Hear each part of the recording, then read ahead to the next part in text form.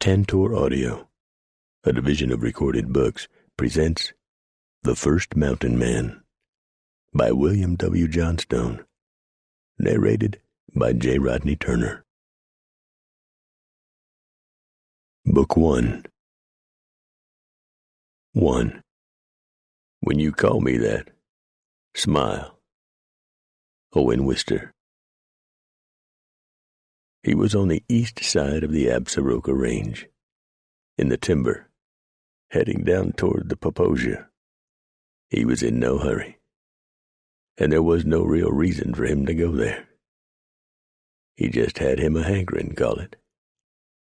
He felt he might run into some old friends around there who, like the lone rider, had felt the calling for companionship. He hadn't been down there in some time.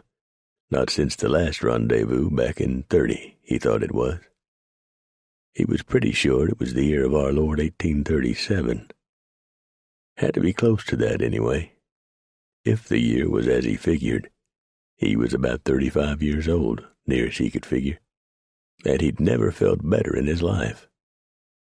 The rider was of average height for his time, lean-hipped and rawhide tough, with tremendous power in his upper body.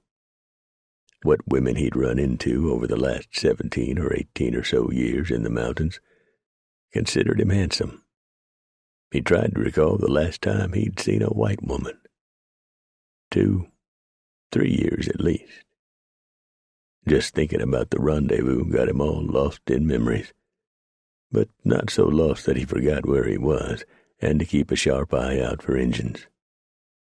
He rode with his Hawken rifle across the saddle horn and had another one shoved into a saddle boot.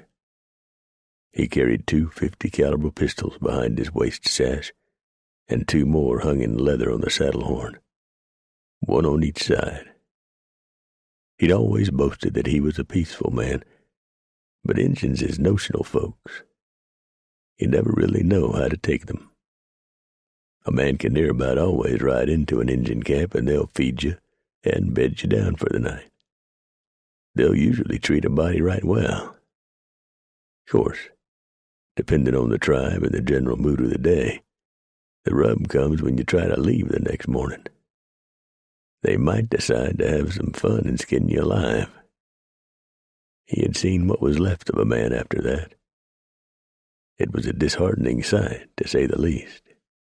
He didn't expect the other feller cared much for it either. The lone rider rode easy, ruminating on this and that. He'd seen a white man up the trail about 5 months back when the snow was thick and he'd told him it was Christmas. That had got him to feeling all maudlin and the like, thinking about folks and family he hadn't seen in years and would probably never see again on this side of the grave. Time gets confusing up in the high lonesome. The months and years just blend together and don't take on a whole hell of a lot of importance. He reined up at a creek and swung down from the saddle, getting the kinks out of his muscles and bones and giving his horse a chance to drink and blow. He rode a mountain horse he'd caught and gentle broke. Called him Hammer for no particular reason. Hammer was a gray, tough as a mountain goat and stood 18 hands high.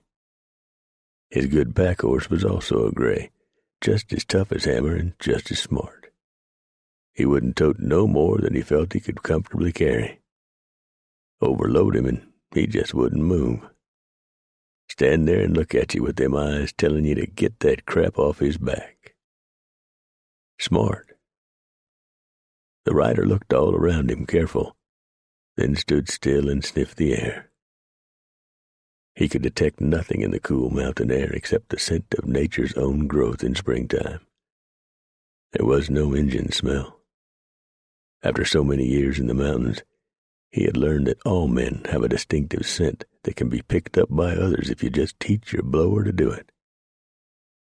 He stretched out on his belly by the creek and took him a long drink of cold, clean water. He thought about taking off his moccasins and sticking his bare feet in the creek and splashing around some, like a kid. But some poor critter downstream that wasn't hurting nobody, and who'd just come out of the woods for a cool drink, Would be sick for a week. He did take off his moccasins and rub his feet, though. Felt good. He rubbed his feet dry on the grass and slipped back into his moccasins. He chewed on a piece of jerky and wished long for some coffee. But he'd been out of coffee for weeks. That was another reason for this trip. He had to resupply with salt and beans and coffee and the like. He also had to get him a new pair of long-handle underwear. His was plumb wore out, and his buckskins were thin. He was known from the Northwest to the deserts of the Southwest as Preacher. He was far from being a man of the cloth, about as far as a man can get, even though he'd been raised in the church as a boy. When he was new and green to the high lonesome, Injuns had grabbed him and was planning on slow roasting him to see how well he stood pain. If he stood it well, they would praise him and sing songs about him. Of course, those songs would be sort of hard to appreciate from the grave. So he started preaching. He preached all day and all night. The Injuns finally figured he was crazy as a lizard and turned him loose. The nickname stuck. Preacher had been in the mountains since he was just a boy. He had run away from a good home and reached the mountains a year later. And while he had left the mountains many times to see what was over the next ridge or river, he always returned to the high lonesome. He had lived with a number of tribes and gotten along with many of them. He'd had him a squaw from time to time and a few offspring. But unlike many of his counterparts, Preacher could see the writing on the wall, so to speak, even though he might have some difficulty reading actual words. The beaver market was glutted. Man was hard-pressed to make a living anymore, that it was only going to get worse. He knew that, while most of the other mountain men did not or would not accept it. Preacher could do a lot of things besides trapping. He could pan for gold. He could scout for the army or for wagon trains. He even knew a little about farming, although he kept that to himself. He cut his eyes to hammer as the horse raised his head and pricked his ears up. He was over to him in a heartbeat, stroking his neck and talking to him low, so he wouldn't whinny and give away their position. He spoke to the pack horse and rubbed his neck. They stood quiet, but they weren't liking what they smelled one damn bit. Then Preacher smelled what the horses had smelled, and he heard them coming. Injuns, and their scent was strong. With it came the scent of blood, fresh blood. He picketed both horses on graze and pulled the pistols from the saddle horn. He slipped to the top of a rise and peeked through the brush. What he saw below didn't sit well at all. 5 young bucks, and they had prisoners. The Injuns looked to be Arapaho, and Preacher never had got on too well with that tribe. They just didn't much like the white man. Preacher lay still, moving only his eyes, carefully checking everything out. But it appeared 5 was all there was. But 5 bucks on the warpath was plenty. He could see fresh scalps on the manes of their horses and on their war lances, and they weren't Injun scalps. The bucks had 2 white women and 2 white men, and from the looks on their faces, they were all plenty scared. And they had a right to be. A lot of wagon trains were pushing west to Oregon or California. Wagons had been rolling to Oregon for several years. Nat Wyeth, Preacher thought it was, took the first immigrants over the Oregon Trail back in 31 or 32. Been a lot of them since then, and a lot of them hadn't made it. Preacher had him a thought that those poor scared pilgrims was part, or had been part, of a small wagon train that just ran out of luck. "The Lord will see us through, brothers and sisters," a man said. "Put your faith in the Lord." Missionaries, Preacher thought. Come to the wilderness to bring Jesus to the savages. Damn fools bringing women folk out here to preach with them. Injuns don't think like white people. It's not that the whites is right and the Injuns is wrong. It's just that they're two very different ways of life. Whites and Injuns don't think alike. Injuns don't steal 'cause they're bad people. It's more of a game to them, and right and wrong doesn't enter into it. Courage and dying well and bravery mean a great deal to Injuns. They can't, none of 'em, abide a coward. Preacher had tried to tell a few missionaries that the Injuns didn't need or want their religion. They had a religion all their own, and they practiced it and lived by it. But you'd have better luck trying to tell a lawyer to shut up than you would with a Bible thumper. Preacher watched as one young buck pulled at himself and grinned at the others. He knew then that one of the young women, and they were both lookers, was fixing to get hopped on right then and there in front of God and everybody else. Then the buck said as much. Preacher spoke some Arapaho and heard him tell the woman what he was going to do. She looked up at him from the log where they'd plopped her, confusion and fear on her face. Then that buck just reached down and run his hand up under her dress.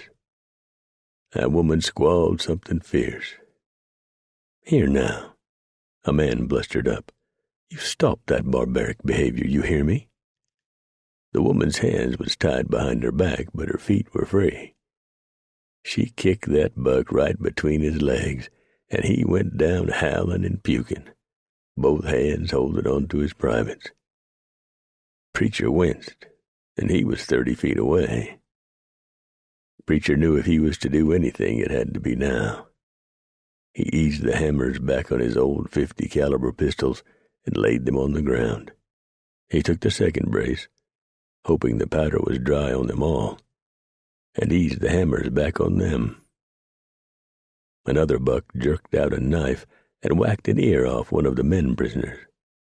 The man screamed and the blood poured. The buck then proceeded to make it clear to the lady, using sign language that an idiot could understand, that if she didn't hike up her skirts and do it real quick, he was going to cut something else off the man, and it was located a mite lower than his remaining ear. "Melody!" the man with one ear hollered. Preacher figured he got the message, too. The buck she'd kicked in the privates was still on the ground, rolling and moaning and being sick all over the place. She had really put her little foot in him. There wasn't any other option left, Preacher. He lifted his pistols with the double-set triggers and let 'em bang. He had double-shotted these, and the first ball hit the buck with the knife in the chest. The second ball hit him in the belly. Both balls from the second pistol hit a brave smack in the face. He was a real mess when he hit the ground.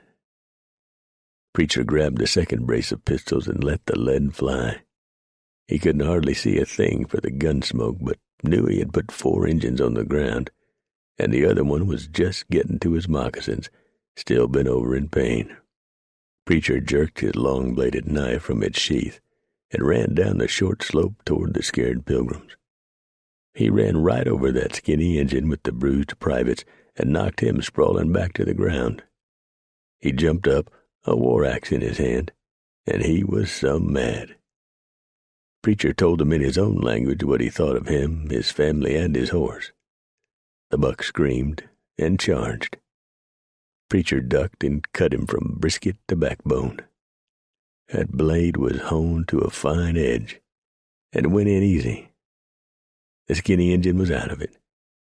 Preacher ran back to his guns and loaded up again as fast as he could. The women were in a shocked silence. The man with one ear looked at Preacher like he was some sort of devil. And Preacher thought, maybe he did look like one. He hadn't shaved in a month or so, and his clothes were made from what he could kill and skin and cure. His hat was so old and floppy it had no shape. Preacher reckoned he did look like a wild man to these city folks. "Praise be!" Melody found her voice. "The Lord has sent us a warrior." "He ain't done no such of a thing," Preacher told her, while cutting her bonds loose. "I just happened to be close by. Now get them others untied and let's get the hell gone from here, for more Injuns show up." The second man put his mouth in motion and stuck his 2 pennies worth in. "We're all Christians, brother, and we don't hold with strong language in front of ladies." Preacher spat on the ground. "That's your damn problem. I don't hold with fools coming into the mountains and stirring up the engines, so I reckon that makes us even." Preacher cut the others loose. He helped Melody to her feet, and she swayed against him for a moment. She was all woman, that one, and when their eyes met, Preacher could see that she knew he was all man. A high flush came to her cheeks, and her smile was tight and her eyes bright, like with a fever. They had a fever, all right, but it wasn't brought on by sickness. Preacher released her hand, and she stepped away, each knowing what the other was thinking, and Jehovah didn't have a damn thing to do with it. "You don't have to worry about the other savages," the man with one ear and bloody face said. Preacher knew then he was dealing with a real pilgrim. In the mountains, a man always worries about Injuns. Preacher grunted in reply. "You see," One Ear said, pulling a fancy handkerchief out of a jacket pocket and pressing it to the side of his head. "The other savages fled in a different direction after the attack." "They didn't flee nowheres," Preacher told him. "They own these mountains. They got no reason to be afraid. All they did was split up to divvy up the booty. But how do you know they didn't plan on meeting up again right here?"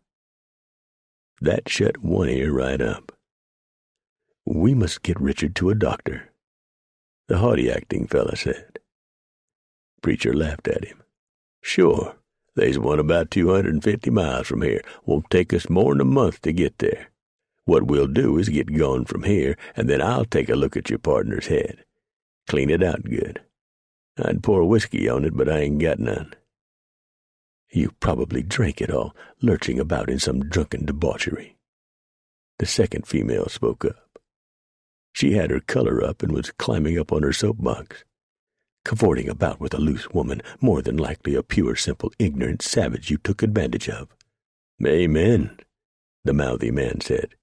"It's not only the savages to whom we must introduce God." Preacher chuckled and shook his head. "For sure I drank the whiskey. As to the second part, no. Let's go. When we make camp, I'll fix up a poultice for One Ear there. You ain't hurt bad, mister, but you're going to be tilting your hat to the other side of your head for the rest of your life. Now all of you move, goddammit."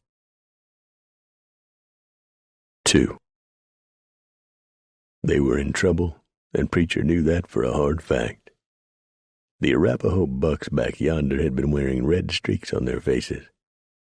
To an Arapaho, the color red could mean 3 things: earth, man, or blood. In this case, Preacher pretty well knew it meant blood, and they weren't in the best of positions either. They were caught with the Shoshone just to the west of them, the Blackfoot to the north, the Crow to the east, and the Arapaho and the Cheyenne to the south, and everywhere in the immediate surroundings. All in all, it was not a good place to be. Preacher, traveling alone, never gave it much worrying time. He knew how to stay alive in hostile country. But with 4 pilgrims, that was quite another matter. And 2 of them females, no less. That only added to the problem. "Get up on them horses," Preacher told them. "We don't have the proper saddles for the ladies," the mouthy man said. "And by the way, my name is Edmund. You know Melody and Richard. This is Penelope." "Well, I am just thrilled beyond words. Now, get up on them damn horses." Nobody moved. With a snort of disgust, Preacher climbed up the gently sloping bank, slid down the other side, and fetched his own animals, leading them around to the others. They still hadn't made a move toward the ponies. He swung into the saddle and led an Indian pony over to the group. He looked at Melody. "Mount up, sister. I'll get you out of here. Move, woman." Melody didn't hesitate. She stepped up on a log, hiked up her skirts, and swung onto the horse's back.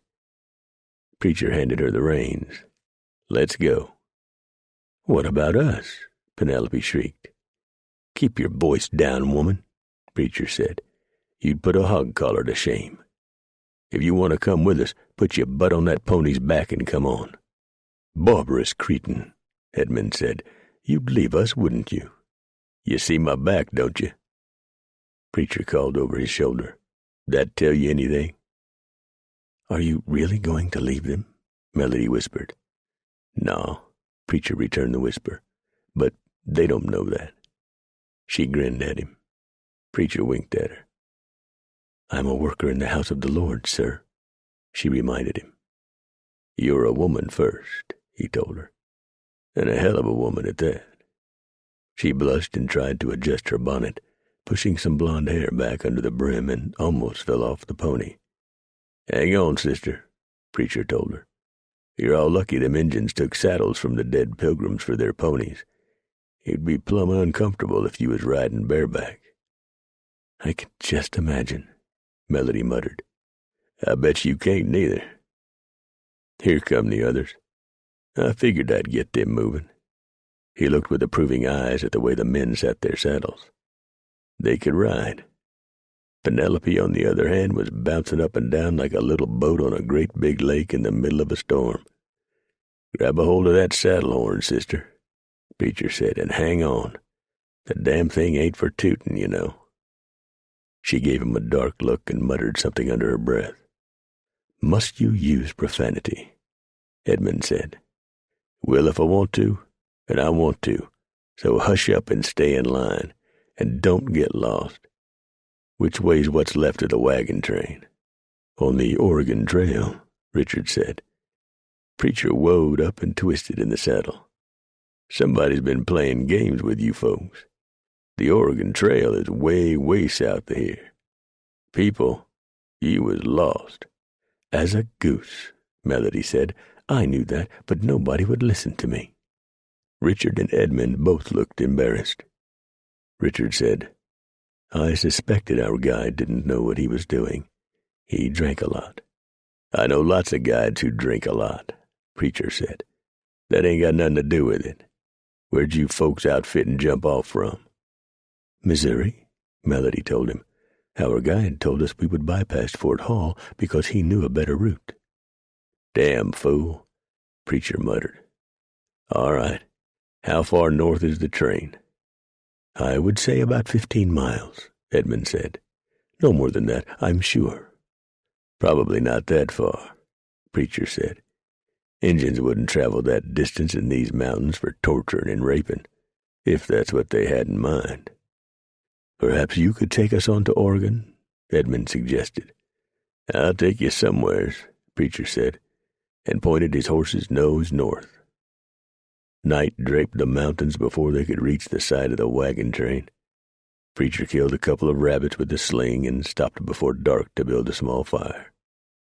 While the meat was cooking, he said, "We'll eat, then move on a couple of miles and make camp for the night. It's going to be cold, so you folks use your saddle blankets for warmth." "But they smell," Penelope complained. "You will too before you get where you're going," Preacher told her. "Like a bunch of polecats, but you'll be alive, so shut up." Preacher let the others eat the rabbits while he chewed on jerky and ate a handful of some berries he'd picked. He was used to lean times. These pilgrims looked like they'd never missed a meal in their lives. He carefully put out the fire and moved them north a couple of miles for a cold camp. Melody was the only one who didn't complain, even though she was just as uncomfortable as the others. She'll do, Preacher thought. She's tough. Their eyes met in the darkness through the dim light of the quarter moon. She blinked first, then laid her head on the saddle. Preacher grinned and rolled up in his blankets. Across the small clearing, Edmund had watched the silent exchange through hot eyes and bristled in anger. They all saw the buzzards long before they reached the site of the ambush and massacre. Those carrion birds who had not yet feasted on dead flesh soared and circled and wheeled and waited their turn in the sky. while the others staggered around on the ground, too full and heavy to lift off. "It ain't gonna be pretty," Preacher warned. "I've seen it before. When you puke, don't get none on me. Where you folks from, anyway?" "Philadelphia," Richard said. "Should have stayed there. This country's too crowded as it is. Can't ride for 5 days without seeing some damn body."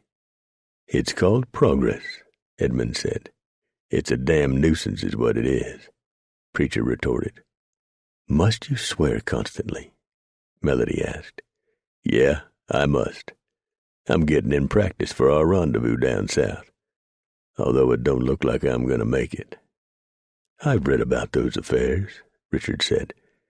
"Then you're a real mountain man." "I am." "What drove you to this horrible existence?" Edmund asked. Preacher turned to look at the city man. "Horrible? What's so horrible about it? I'm as free as an eagle, wild as a grizzly, mean as a wolverine, tough as a cornered wolf, and quick as a puma. I can outdrink, outcuss, outfight, outdance, outsing, ride farther and faster than any man, and tell more lies than any 10 men. And I'm good-looking, too." Melody laughed at his words. "You should be ashamed of yourself," Edmund admonished him. "Why?" Preacher asked. "For being what the good Lord intended me to be. You are what you are, I am what I am. It's just as simple as that." He reined up and let the horses drink. "This here's what we call Shine Creek. I know what your guide was up to now, but he was flat out wrong. He'd been listening to lies about a trail through the wilderness just to the west of us. There ain't no wagon trail through there. He'd have to go north over 100 miles and then cut west. But even then, that would be a tough pull. Winding way. Get caught there in the winter and you'd die. You people were listening to a fool. What happened to him anyways?" "When the savages attacked, he ran away," Melody said. "I watched him leave." "You know his name?" "Jack Harris," Edmund said. "I did not like him. He was a lot like you." "Jack Harris ain't nothing like me," Preacher told him. "Jack's a back-shooter and a coward. Brags a lot about how brave he is. But when it comes down to the nut-cutting, he ain't nowheres to be found." "He claimed to be a mountain man," Melody said. Preacher snorted. "He's a hanger-arounder is what he is. He tell you about the time I whooped him down at Bent's Fort? No, he wouldn't mention that. I whooped him to a fare thee well, I did. He ain't like me to this day." "What was the fight about?" Richard asked. Although the man was in considerable pain, he'd come up in Preacher's eyes by not complaining about his missing ear and by pulling his weight. "He insulted my mother. Now, you can insult me all day long, if you do it in a friendly manner, and I'll just insult you back. But leave my dear sainted mother out of it, or get ready to get bloody." The wind shifted and brought a horrible stench with it, wrinkling the noses of the missionaries. "That's the wagon train?" Melody asked, getting a little green around the mouth. "Yep," Preacher said. "What's left of the bodies, that is. Buzzards'll try for the soft parts first, belly and kidneys. That ain't a real pretty sight. I've seen yards and yards of guts all strung out like rope. Why, I recollect one time I come up on this Pawnee village that had been hit by a band of Injuns that didn't like 'em very much. Nobody likes the Pawnee. And I seen—" Preacher went into great long gory detail until the sounds of retching stopped him. Penelope and Edmund were off their ponies kneeling down in the trail. "What's the matter with you two?" he asked with a very definite twinkle in his eyes. "Something you ate don't agree with you, maybe?" Richard and Melody dropped off their ponies and headed for the bushes when they approached the wagon train. It was evident that the Indians had spent several hours torturing some of the survivors, and many Indian tribes could be very inventive when it came to torture. "Savages," Edmund blurted. "They need the word of God even more than I thought." "Is that right?" Preacher asked with an odd smile. Savages, huh? 'Pears to me I read where they was still cutting off folks' heads in France and drawing and quartering folks over in England. Big public spectacle. Ain't them religious countries? Would you call that civilized? Melody and Richard returned from their hurried trip to the bushes, both of them pale. The stench from the bodies was horrible. Articles of clothing and broken pieces of furniture were scattered all over the area, along with what remained of tortured men and women and older kids. "Where are the young children?" Penelope asked, her voice no more than a whisper, and her face very pale under her bonnet. "There were a dozen or more boys and girls." "Injuns took them to raise," Preacher said. "They do that sometimes. If the child behaves, they'll live. Some tribes won't harm a child at all. Others will kill them outright. Injuns are notional, just like white folks, you might say." "I don't know any white person who would harm a child," Edmund said. "Then you don't know many of your own kind," Preacher told him shortly. "You folks start gathering up clothing you think might fit you and what food and powder and shot that might be found. Get yourself some warm clothing." "Stealing from the dead," Penelope said. Preacher turned slowly and looked at her. "Lady, you are beginning to wear on me. Do you, any of you, know the trouble you're in? I don't think so. We're smack in the middle of hostile Injun country, and from the paint on them dead bucks, they're on the warpath. Something stirred them up, and it's reasonable to think that they ain't the only tribe that's took up their war axes." Preacher knelt down and began drawing in the dirt. The others leaned over to watch him. "Now pay attention," Preacher said. "We're here. Dry Creek is behind us here. The South Fork of the Shoshone is to our west. The Oregon Trail is way to hell down here. Way I see it is like this. We got hostiles on the warpath all around us. We'd be damn fools to try to make it south to the wagon trail." He looked at all of them for a moment, then sighed. "I reckon I'm stuck with you. I can't in no good conscience leave you. Hell, you'd all die. Don't none of you seem to know north from south or what's up or down." "Now see here," Edmund protested. "Shut your fly trap," Preacher told him, "and don't argue with me. I've been making it in these mountains for years. You're just a helpless baby in the wilderness, and folks, if you think this is wild, you ain't seen nothing yet. We couldn't make it with wagons where I'm thinking of carrying you, but on horseback," he shrugged his shoulders, "we got a chance. We're going into the Big Titties." "The what?" Penelope blurted, high color springing onto her cheeks. "Mountain range that was named Les Grands Tetons by a French trapper 'cause they reminded him of big tits," Preacher said, ducking his head to hide his grin. The grin did not escape Melody. "It's wild, people. It's the most beautiful and wildest thing you'll ever see. And it's slow going, but it's the safest way.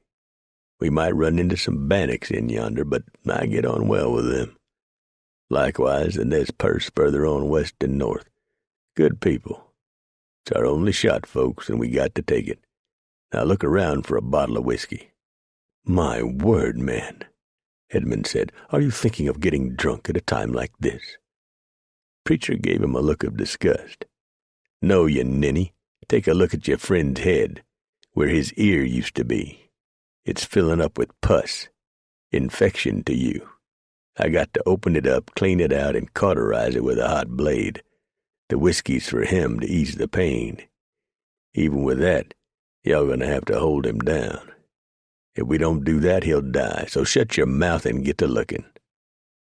Preacher slowly circled the ambush side on foot and concluded that the Indians who had done this had not been back.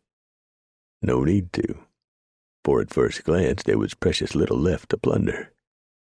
He began searching the rubble, grateful that the Indians had not burned the wagons. They had raped and killed and tortured, run off the horses and mules. They'd eaten the oxen, then lay up in a stuffed stupor for a day or so. But this was a sight that Preacher had seen more than once since Pilgrims began pushing west. He knew all the secret places where folks liked to stash valuables. He found a cache of food in one wagon, including several pounds of coffee. Preacher immediately set about building a small, smokeless fire out of dead wood and made a pot of coffee. "Man, we have to bury the dead," Edmund said. "You bury 'em if you're in that big a hurry," Preacher told him. "There ain't enough left of most of 'em to bother with. You'd best worry about staying alive. The dead'll take care of themselves. I'm fixing to have me some coffee." Preacher drank the hot, strong brew while the others rummaged around, picking up this and that, stepping gingerly around the torn and bloated bodies. "You women find you some men's breeches and get in 'em," Preacher called from the fire. "Be easier riding that way." "I most certainly will not." Penelope squalled in outrage at just the thought. "Either you do it, or I'll snatch them petticoats offen you and dress you myself," Preacher warned her. "I ain't gonna put up with them dress tails getting snagged on bushes and such. My life and your lives are at stake here. Damn your modesty." Preacher looked westward and shook his head. He'd been in the Tetons, but never with a bunch of persnickety pilgrims, and certainly with no females dragging along. "Disgraceful," Penelope said, holding up a pair of men's breeches and shaking them. "Just get in them," Preacher said. "Be right interesting to see what you ladies look like without all them under things hiding your natural charms." "You are a vile, disgusting man," Edmund told him. "Maybe," Preacher said, sipping another cup of coffee. "But I'm the only hope you got of staying alive. I'd bear that in mind, was I you." He looked at Richard standing with the bottle of whiskey Preacher had found. "Drink it down, missionary. Get stumbling drunk." He took out his knife and laid it on the stones around the fire. "This ain't gonna be no fun for neither of us." 3. Preacher had to practically sit on the man to get him to take the first couple of slugs. After that, it got easier, and Richard got sillier and looser than a goose. He passed out right in the middle of his story concerning the time he peeped in on his sister taking a bath. "Lord, what wonders I did behold that evening," said he, then fell backward, out cold. Preacher grabbed his knife and went to work. He opened the wound, let it drain, cut away the infected skin, and applied a poultice he'd made. Long before Richard woke up, Preacher had cauterized the wound with the hot blade. Edmund got sick. "It ain't as bad as it looked," Preacher said. "He's going to have him a numb of an ear. Leastways, his hat won't fall down that side. But he's going to be hard to get along with for a couple of days. As we are, wounds heal quick. Hair so clean and pure. Won't be for long the way folks keep showing up out here," he added. Preacher prowled around some and found more articles he could use, including some soap and some store-bought breeches and shirts that looked like they might fit him. There was a nice lined Mackinaw coat that had only been burned a little bit, and he took that. Best-looking coat he'd ever had. And bless Pat, he found him some brand-new long handles in the bottom of a trunk. In the same trunk, he found him a fancy razor and a new strop and a mug with soap. He was tempted to take some boots off the dead, but he knew he'd worn moccasins for so long, his feet would not be comfortable in anything else. He wandered off down to the creek. "Glory be," Melody said, upon sighting him an hour later. "You are a fine-looking man." "Melody," Penelope admonished her brazenness. Preacher had shaved, leaving only a mustache. He had bathed from top to bottom. He hoped nobody downstream tried to drink out of that creek for a day or two, and had dressed in the new clothes. He really felt a little self-conscious. He took the whiskey bottle and dabbed some on his freshly shaved face. "First time in 10 years I've been without a beard," Preacher said. "Feels funny." He looked at Richard. "He made a sound yet?" moaned a couple of times," Edmund said. "I'm beginning to get concerned about him." Preacher shook his head. "He's just passed out drunk, that's all. I've been that way myself a time or two." "I'm sure," Penelope said, giving him an acid look. Preacher just grinned at her. Penelope needed a good man to roll around in the blankets with her for a night or two. He figured that might change her whole outlook. Of course, he admitted he could be wrong. It happened from time to time. He was wrong back in 26 or 27, he recollected. Rather than break their backs burying the dead, they dragged the bodies to a shallow ravine and then caved earth in over them. Preacher, Edmund, Melody, and even Penelope pitched in to drag small logs and then spent the better part of an hour placing rocks over the mass gravesite. It wouldn't prevent digging and burrowing animals from getting to the bodies, but it was the best they could do under the circumstances. Preacher stood holding a new hat he'd found to replace his old one, and listened to Edmund deliver a long-winded eulogy. 5 minutes passed. 10. The sun beat down mercilessly. 15 minutes, and still Edmund droned on. Preacher couldn't take it any more. "Amen, brother," he shouted and walked off. They pulled out the next morning, heading into a wilderness that only a handful of white men, and no white woman, had ever seen. Richard was in some pain, but he never complained. The man might be a Bible thumper, but he was steadily rising in Preacher's estimation. The man asked sensible questions, trying to learn about the land and its people, and Preacher answered each question as best he could. "Is this the Shoshone River we're crossing now?" he asked, as they forded the stream. "Nope, it's a fork off of it, though. This branch splits off east of what some folks call Heart Mountain. Injuns call it Spirit Mountain. It's sacred to some of 'em. Bear in mind to keep out of Injun burying grounds. That'll bring bad medicine on you. We won't cross the Shoshone this day. Tomorrow, about noon if all goes well." "What do you mean by bad medicine?" Melody asked. "You don't believe in Indian superstition, do you?" "What's the difference in what Injuns believe and what you're trying to bring to 'em? Only difference is the Injuns don't have no book like the Bible. Their religious ways is passed down by mouth, and each tribe has their shamans. They're like you folks, sort of. They believe in the Great Spirit and life after death. That happy hunting grounds claptrap is white man's dookie." Even Edmund and Penelope had pulled closer and were paying attention, and not bitching about this, that, and everything else. For a change. Injuns is real good to their kids, very kind to 'em. Once you get to know them, man, they like you. They're good people. I've lived with them. I've fought them, and I've killed them. And likely I'll do all three things again. And don't you think that most Injun women is loose 'cause they ain't. An Injun father is just like any father anywhere. You start messing with his daughter and he'll kill you. You take the Cheyenne tribe, for instance. Tough, mean fighters. Everybody's scared of the Cheyenne.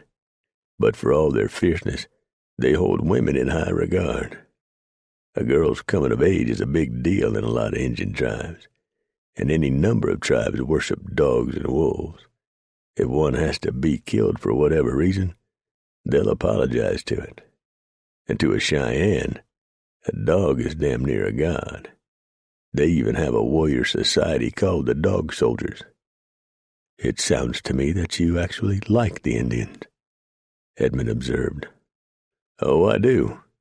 You can't blame them for fighting the whites. Hell, this is their land. It's been theirs for only God knows how long. Thousands of years, probably. If they'd let me, I'd never strike a hostile blow against any of them. He thought about that for a moment. Well, excepting maybe them goddamn Pawnees. When they made camp that afternoon, Preacher figured they were within a half-day's ride of the Shoshone.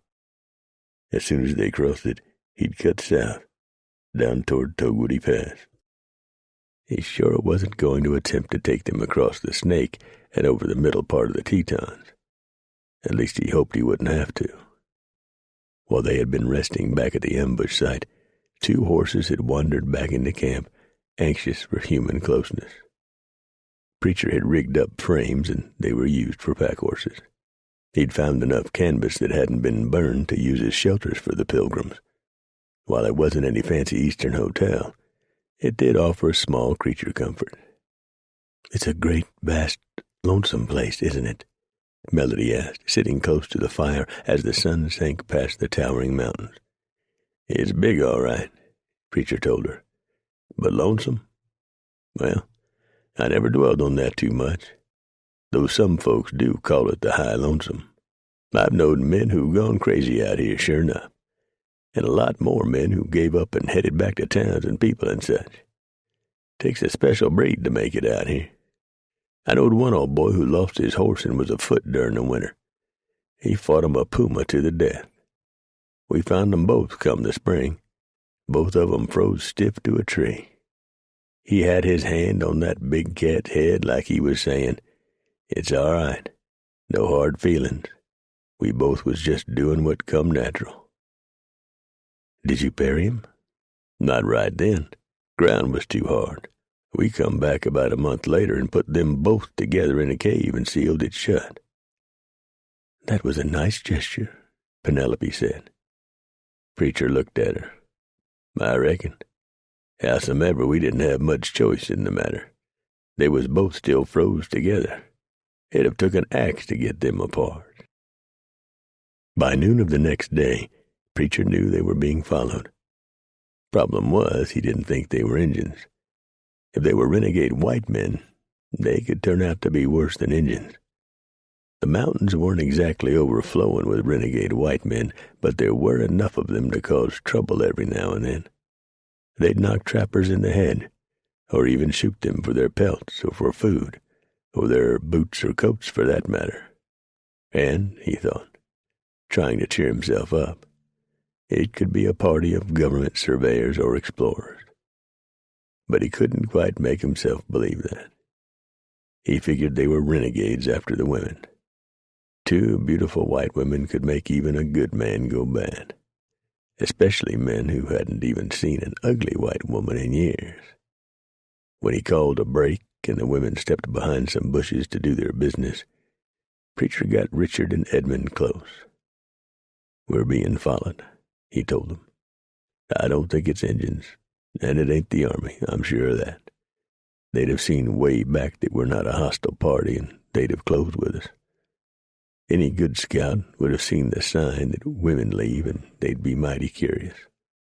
I think we got us some renegades on our trail, and I think they're after the women. So keep your powder dry and be ready to fight and fight quick, 'cause when they come, they'll do it in one of 2 ways. They'll either come real sudden-like, or they'll hail the camp and get in amongst us. That's what we don't want. We can't let 'em get in amongst us. I know you 2 think of yourselves as highly principled men, but you just remember this. There ain't no law out here except the gun, the knife, and the war axe. And if they're renegades, missionaries or not, they'll kill you both and do it without blinking an eye. You got the women to think about. They got to come first. Neither one of us has ever used violence against another human being," Edmund pointed out. "Well, you're about to do so," Preacher said, "unless you want to die. Make up your mind. I don't think we got a lot of time to ponder it." "We should warn the women," Richard said. "I feel they have a right to know about this." "It's only a suspicion," Edmund said. "Why alarm them unduly?" Preacher walked away, leaving the 2 men arguing. When Melody and Penelope stepped out of the bushes, he walked up to them. "You ladies stay put with the men. Rest a while. No fires. You understand me?" They nodded. "Good. I'll be back in an hour or so." He took his hawking and set out at a ground-covering lope. Preacher could run all day and had done so several times during his time in the mountains. He'd had more than 1 horse shot out from under him, by both white men and Injuns, by bullet and arrow, and been forced to run for his life. He ran for a couple of miles and scrambled up on a ledge. He squatted down, studying their back trail. Far below and behind them he could pick out tiny doll figures moving toward them on horseback. He counted 8 riders, and they were not Indians. They had only 2 pack horses, so they were not trappers. They were not dressed in uniform, so they were not military. That left government explorers or renegades. Preacher had him a strong suspicion they were the latter. "Damn," he said, as if he didn't have enough problems without this being added. If that was Bum Kelly's bunch, they were in real serious trouble. Bum had come out back around 28 or 29 and immediately started making trouble wherever he happened to be. He always had anywhere from 10 to 14 thieves and killers and toughs hanging around him, and the gang ranged from the Utah Territory up into the British-held lands. There wasn't nothing Bum and his bunch wouldn't do, and precious little they hadn't done. And all of it bad. He wished he had him a spyglass, but then figured as long as he was wishing, he might as well wish for a detachment of soldier boys and about half a dozen of his good friends, like Thumbs Carroll, Nighthawk, Tennessee, and some others. They'd probably all be way south of his position, though. Might as well wish for the moon, Preacher muttered, and then picked up his rifle. He paused as 4 more riders caught his eye, one of them leading a pack horse. "That's about right," he muttered.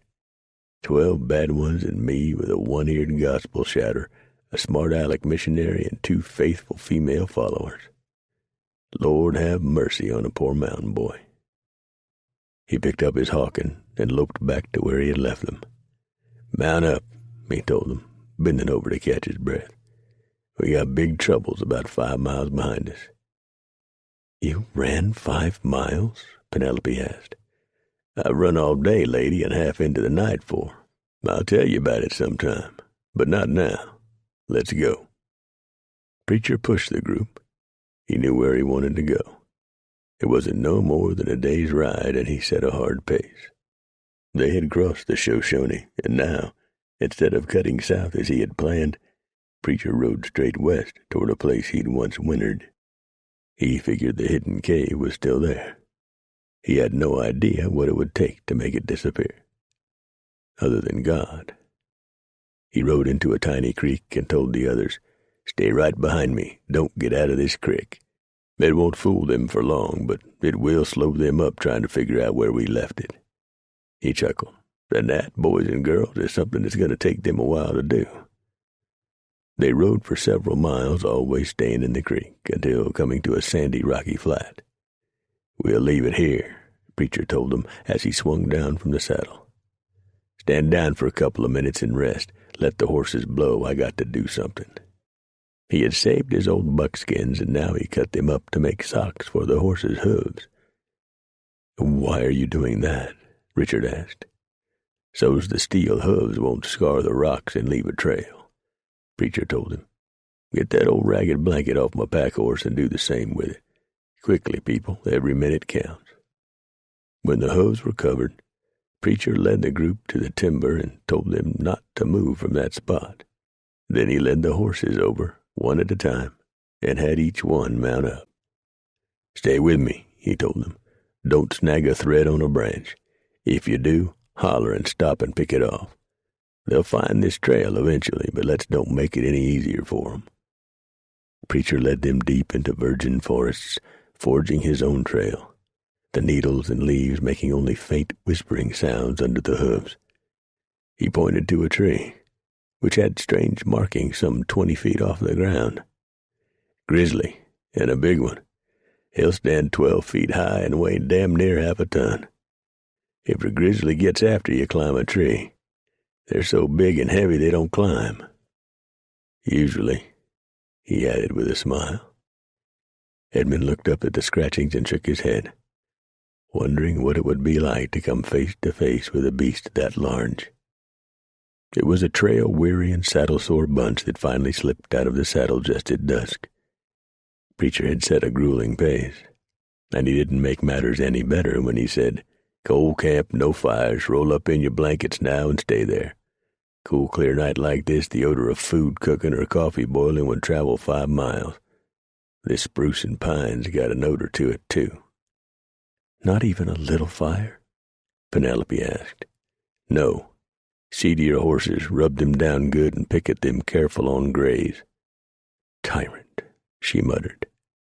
Preacher slept well, but cautiously that night, as he usually did in the mountains. He did not awaken at natural sounds.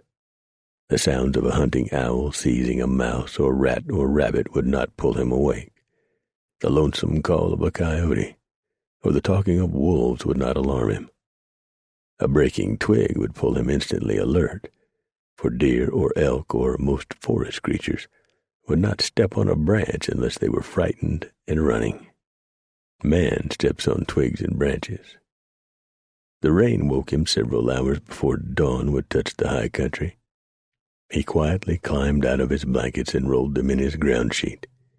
The others slept on, unaware of anything that was happening around them. They would have to learn the woods, or they'd die. With it raining, he would chance a small fire for coffee built under an overhang to break up the smoke. He checked the snares he'd set out the evening before and found 2 fat rabbits. He skinned them out and carefully scraped the meat from the skin and rolled them up from habit. They made good glove linings. He had the meat cooking before the others began stirring. Melody was the first up. She completed her morning toilet and joined Preacher by the small fire, both of them waiting for the coffee to boil and the meat to sear. "We're in trouble, aren't we?" she asked. "It ain't the best situation I ever been in," he acknowledged. "But it ain't the worst neither. I get to my secret hidey hole, and it is a hole. We can all get some rest and figure out our next move. It'll take Bum and them others some time to find us there. They might never," Preacher told her, knowing it to be a lie. He poured them coffee, both of them cupping their fingers around the tin, warming their extremities, for the morning was cold this high up. The others slept on. Preacher met her blues across the fire. "Edmund's sweet on you." "I know, but I don't share his feelings at all. He's not a bad person, really, Preacher. He's just far out of his element. And he's scared, like all the rest of us. Except you. I'd be scared in a big city like Philadelphia. Too damn many people for my tastes." He shook his head. His hair was long, hanging well past his ears, for he hadn't cropped it all winter. It helped to keep his head and face warm during the brutal mountain winters. "You don't act like no gospel shouter I ever seen, Melody. Richard and Edmund, yeah, and Penelope, too, but not you. How'd you get tied up in an outfit like this one?" "Through a society I belonged to. We all thought it would be a grand adventure, and we could help bring the Lord to the savages. I'm afraid we didn't think it out very thoroughly." "You sure didn't. No place for a woman out here, not yet. Someday, yeah. Someday, this country will be ruined with people." The last was spoken with some bitterness. Melody smiled at him across the flames. "It has to be, Preacher. The nation is growing. People want to build new lives, to explore, to expand. Do you know about the steam locomotives?" "The what?" "Locomotives that run by steam. It's true. We've had them for almost 6 years now. Soon the railroads will be running everywhere." "Not out here." "Oh, yes, Preacher, even out here. A true visionary by the name of Dr. Hartwell Carver is proposing a transcontinental route." "A what?" "Coast-to-coast railroad tracks. You wait and see. It will happen." "Stars and garters, I never heard of such a thing. Why, I had a man tell me that no more than 5 or 6 years ago they wasn't but 100 miles of track in the whole United States." "That's true, but I assure you, there are many, many more miles of track than that now." Preacher shook his head. "Makes a poor man like me feel plumb ignorant." She smiled. No, preacher, never ignorant. You've just been isolated, that's all.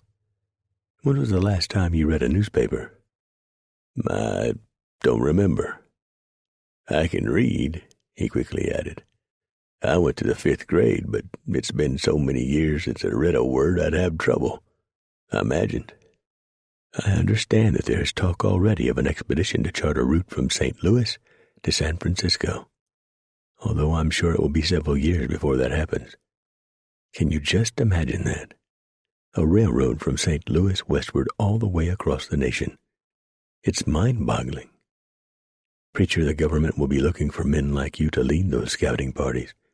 Men like you who know the wilderness that so many of us have only read about. Ignorant, preacher? No, you're far from being that. You've been to California?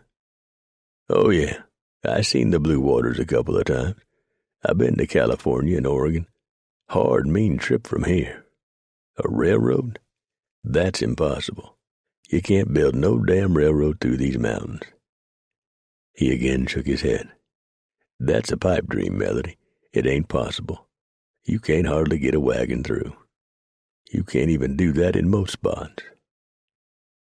But you are going to take us to Oregon, aren't you, preacher? I sure ain't gonna leave you out here alone. He hedged the question slightly. She smiled and kissed him right on the mouth. Startled preacher so bad he spilled the hot coffee right on his crotch, and he jumped up hollering and bellowing and slapping at himself. The others thought they were under attack and went into a panic. Penelope got all tangled up in her blanket, shrieking like a banshee, and Richard jumped out of his blanket, the back flap to his underwear hanging down. Edmund flew out of his blankets and ran slap into a tree, knocking himself goofy, which wasn't that long a trip. Melody and Preacher hung on to each other, laughing so hard they had tears in their eyes. 4. Lost their tracks, the renegade reported back to Bum. He took 'em into that creek yonder. I don't know whether he went up or down. Down if he was smart. Preacher is anything but smart, Bum replied, knowing he was telling a lie. Preacher was as wily a mountain man as ever tracked a deer, and as dangerous as any puma. He remembered that time down on the Poison Spider Creek when an old boy named Jason Dunbar got to needling Preacher about his name. Preacher took all he could stomach and told him to lay off or stand up and get ready to duke it out. Dunbar was a good foot taller than Preacher, and outweighed him by 100 pounds. But when Preacher got through with Dunbar and finally let him fall, Jason Dunbar didn't have no front teeth left him at all. Couldn't straighten up for a week, and only had half of his left ear. Preacher had bit off the top half. Preacher had put a thrashing on Jason that was talked about for years afterward. Bum shook his head. No, Luke, I done told you a tale. Preacher's smart. He's mean, he's tough, and he's quick. And when we catch him, and we will catch up to him and them folks, he won't go down easy. We'll lose some people. Bridger and Broken Hand Fitzpatrick and Carson and Beckworth all speak highly of the man. Them boys don't give praise lightly. Bear that in mind. 2 women out there, another thug said, pulling at himself. White women. Been a long time since I had me a taste of white women. Hell, Slug, another man said. I ain't even seen a white woman in more'n 2 years. Jack Harris was leading them pilgrims straight to us, Bum mused aloud. How the hell was I supposed to know a bunch of Arapaho was waiting in ambush? He cussed and kicked at a rotten branch and it flew into 100 pieces. Damn the luck anyways. And where the hell did Jack get off to? Another questioned. Running for his life, probably, Bum said. He's probably settled down and hunting our trail now. He'll be along. Come on, let's fan out and try to pick up Preacher's trail. South? One of his gang questioned, looking down the little creek. Bum shook his head. No, but now Preacher knows we're tracking him. He ain't gonna do this the easy way. George, you take a few boys and head south a ways just to make sure. Beckman, you take the west side of the creek. Moses, you take the east side. You both work north. The rest of us'll wait here so's not to crap up any sign. Take all. Adam, you build us a fire and we'll boil some coffee. He bit off a chew from a twist and looked up the creek. White women, he muttered. And them men with 'em is toting gold, too. I got a good feeling about this. A real good feeling. Several miles from his destination, Preacher halted the short column and once more sacked the horse's hooves. He then led the group up a gently sloping hill to a jumble of rocks on a ledge. A towering mountain loomed high above them, snow-capped all year round. It gets right close in here, folks, Preacher told them. So mind your feet and knees. He led them into a narrow, twisting passageway that was just wide enough for them to pass with not 3 inches to spare on either side. There was just enough light filtering in from the crag high above them to illuminate their way. Eerie, Melody muttered. With the sacking still on their horses' hooves, the party made very little noise as they moved along. The narrow fissure suddenly opened up into a high, huge, cathedral-like cavern with a bubbling stream running right through it. About 100 feet long and several times that in width. The other end opened up into a beautiful little valley. About 25 or 30 acres of lush grass and a winding little creek. I don't think anybody else knows about this place, Preacher said. Them drawings on the walls was done hundreds of years ago, I reckon. Lord knows I ain't never seen no beasties that look like some of them animals yonder. If you was to talk to an Injun about this place, he'd tell you it was the people who came before who done this. Sounds reasonable to me. Is the way we came in the only way in? Richard asked.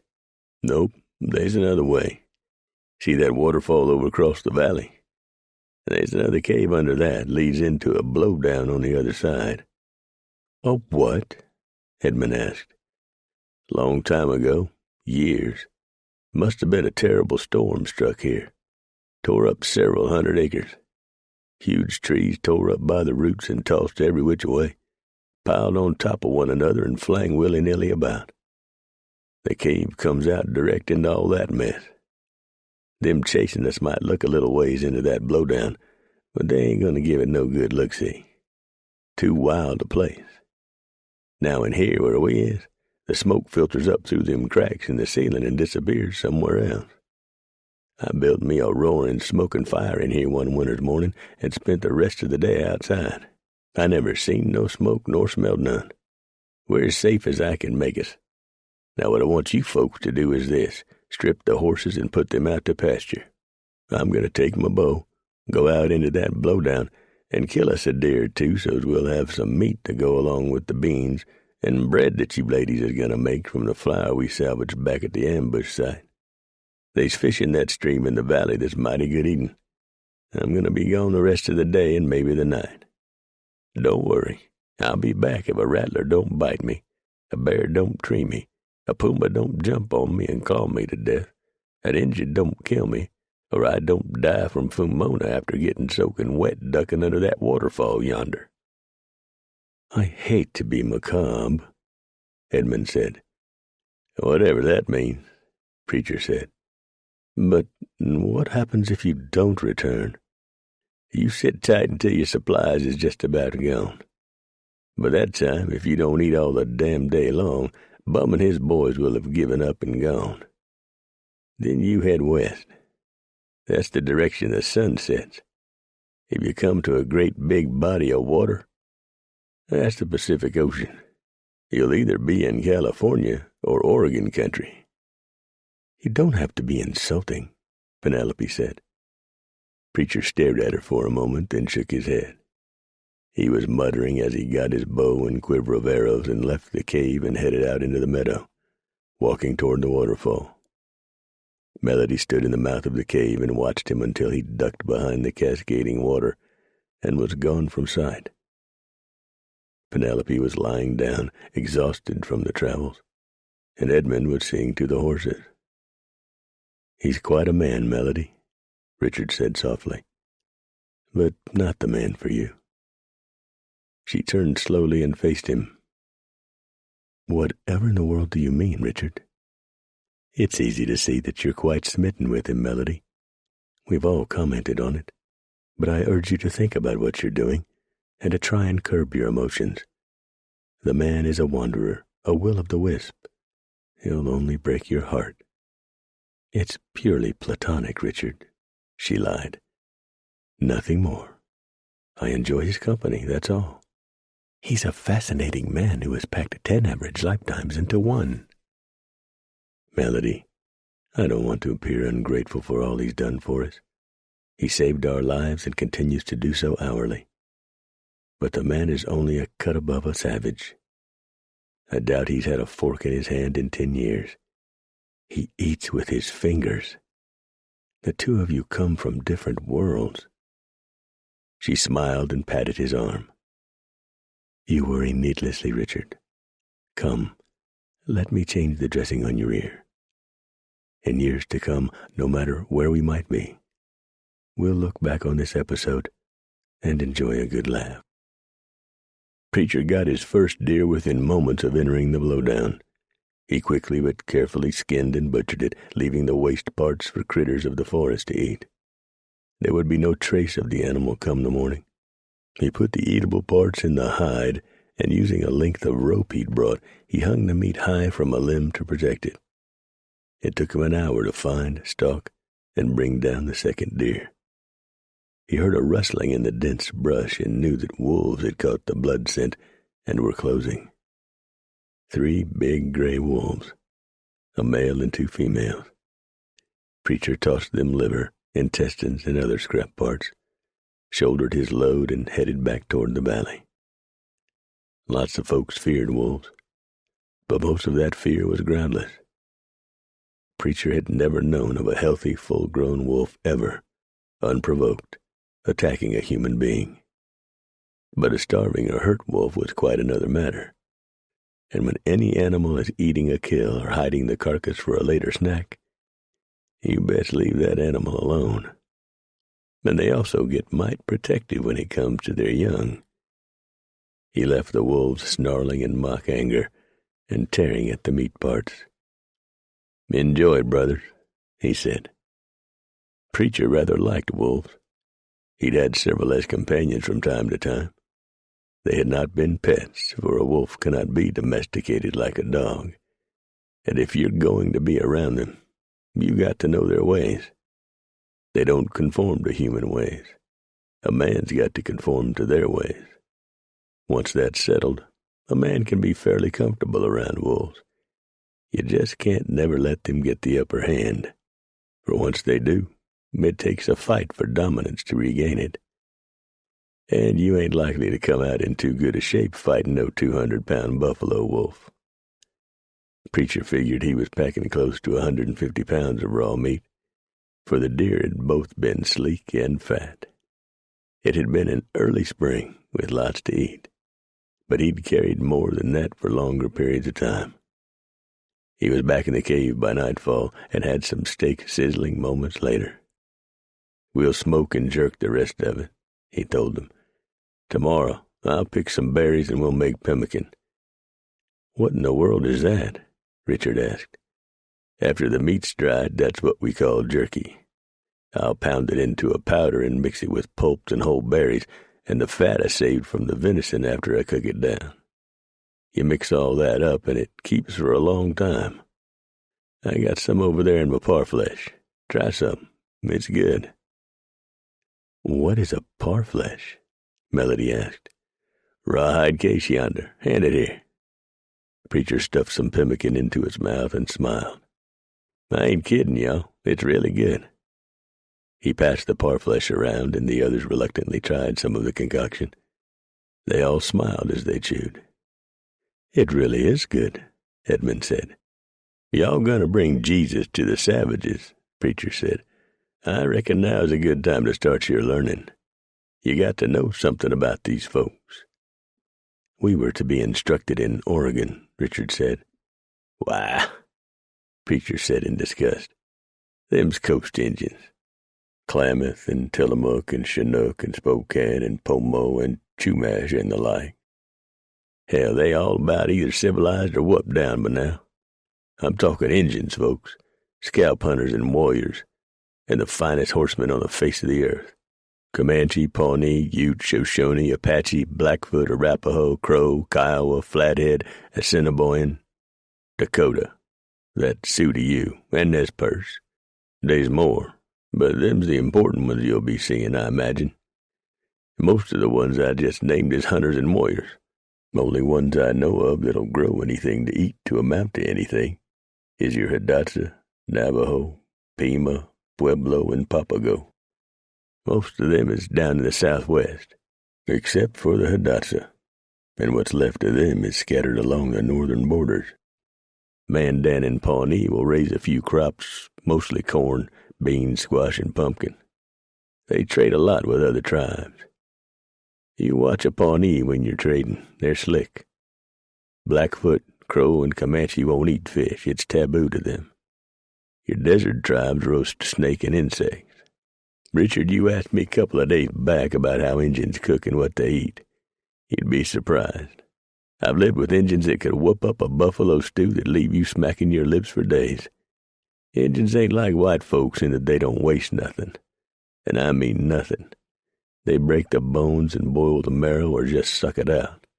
They clean and scrape out the guts and make sausage cases out of them, stuffing them with seasoned meat. They're good with nature's own wild things. They season with sage and wild onions and milkweed buds and rose hips.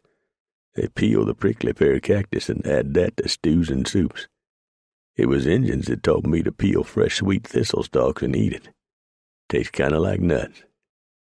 Injuns ain't got pots like we use, so when they make a stew, they use the lining from a buffalo stomach.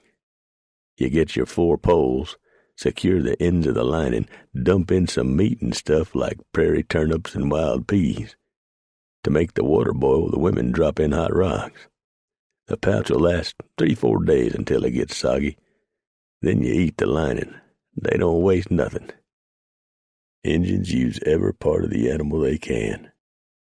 The thick pelt from a buffalo's neck can be made into a shield. Animals killed in winter has a special use because the hair is long and thick. They use them for blankets and robes. Rawhide is made into strings and ropes. Buffalo hair is woven into ropes. Buffalo horns is used for everything from spoons to gourds. Injuns used to make knives out of buffalo bones. Injuns use buffalo hides to make their teepees. And a teepee is not only a home, it's a sacred place to the Injun. The floor means the earth that they live on, the walls which is peaked as the sky. They round 'cause that is the sacred life circle, which ain't got no beginning or no end. Get it? A circle. And Injuns will always burn something that smells good in their teepees. Sage or sweet grass. It's an altar to them. That's where they pray to their gods. An inference that none of the missionaries missed. Preacher took one of the deer steaks out of the pan and fell to eating, with his knife and fingers. Around a mouthful of meat, Preacher said, "The teepee belongs to the Injun women of the plains, and don't ever let nobody tell you no different. The women make 'em, they put 'em up, they take 'em down, they haul 'em around. A man lives there only if the woman wants him to. She can chuck his possessions outside and the marriage is over, and he damn well better scat." "How many hides does it take to make a teepee?" Melody asked. "Anywhere from 7 to 30, depends on the size of the lodge. It's a social thing for the women, kind of like a barn raising to you folks. Say a Cheyenne needs a new lodge. The word goes out and the women gather, among them one woman who's the official lodge maker. After the woman who's needing a new lodge feeds them all good, they start sewing the skins together, usually starting early in the morning. Then they'll eat again, and it's back to sewing and gossiping and giggling and singing and carrying on. Takes a day, and a new lodge is up. Then they have order in their societies? Edmund asked. In a way. The Plains Injuns don't much cotton to someone telling them what to do. Preacher stuffed the last of his meat into his mouth, chewed for a moment, swallowed, then belched loudly. You got to belch after a meal. Means the grub was good. If you don't belch, your host might be offended because he'll think you didn't like his woman's cooking. Always belch after a meal with the Injuns. At least the ones I've been around. Injuns is pretty much free to come and go as they please in the tribe. Contrary to what you probably been taught, the Plains Injuns ain't got no elected nor passed down leadership.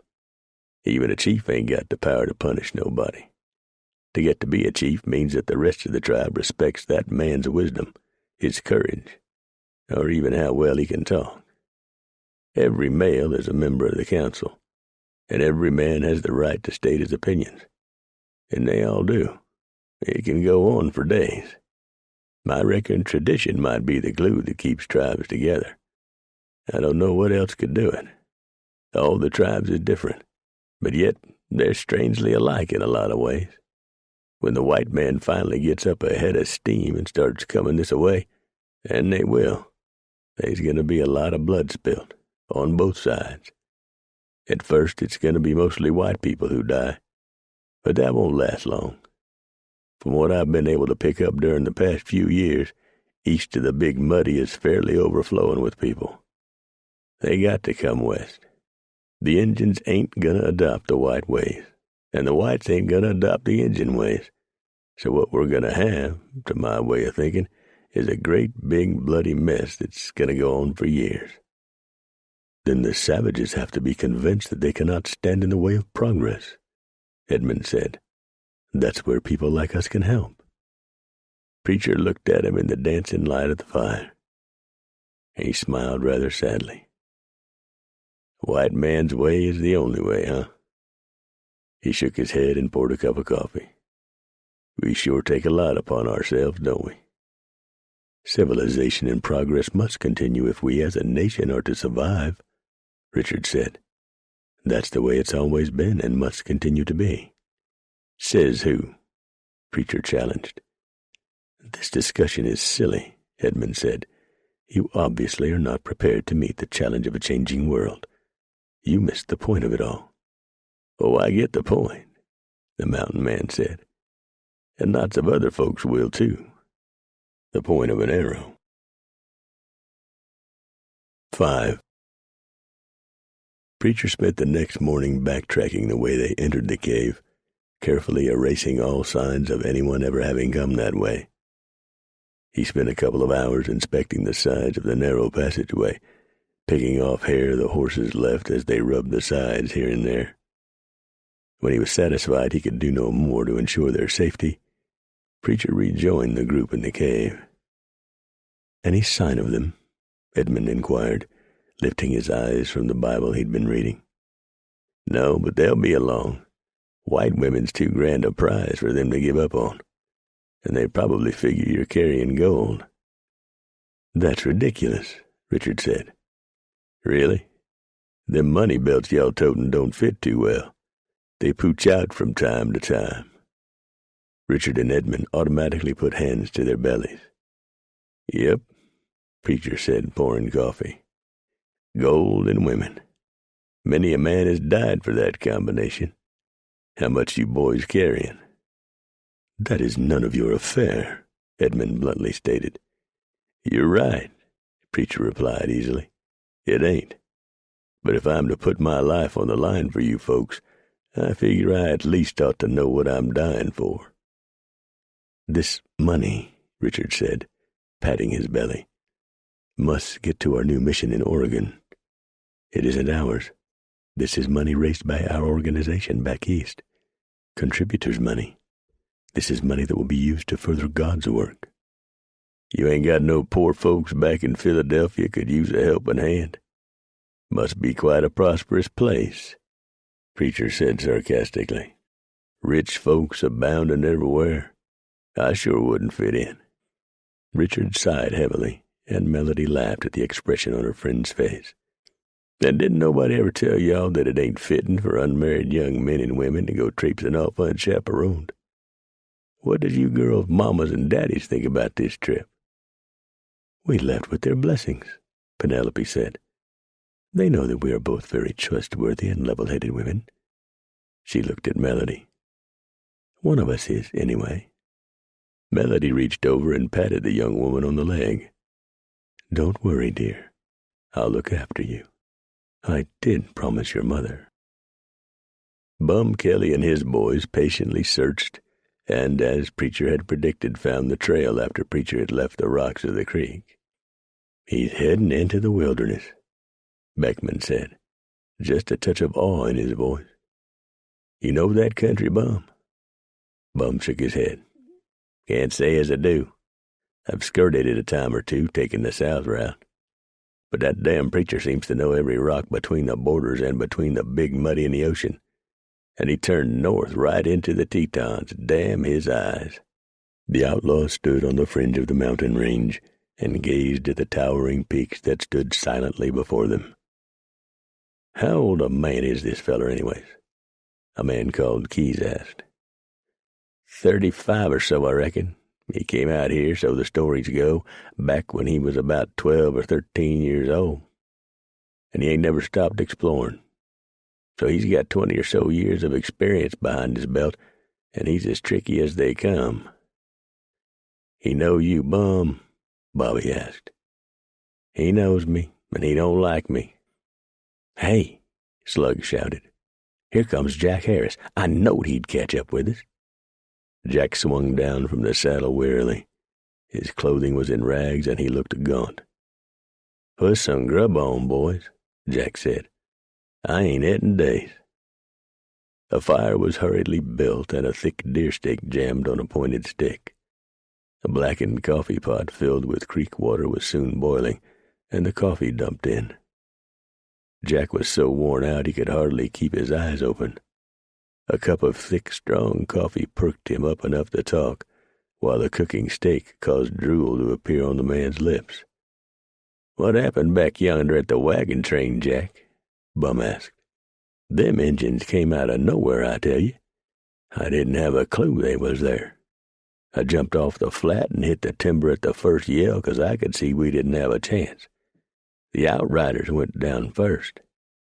I don't know what happened after that. I was too busy flogging my good horse getting away from there.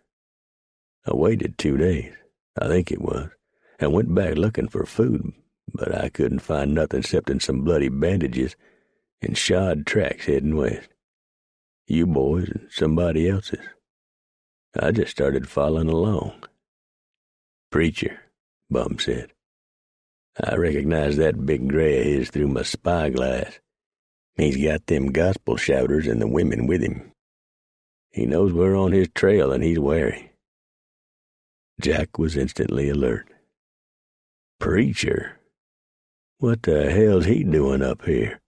He's supposed to be down on the Poposia at the rendezvous." "Well, he ain't. And he's tooken them folks into the wilderness."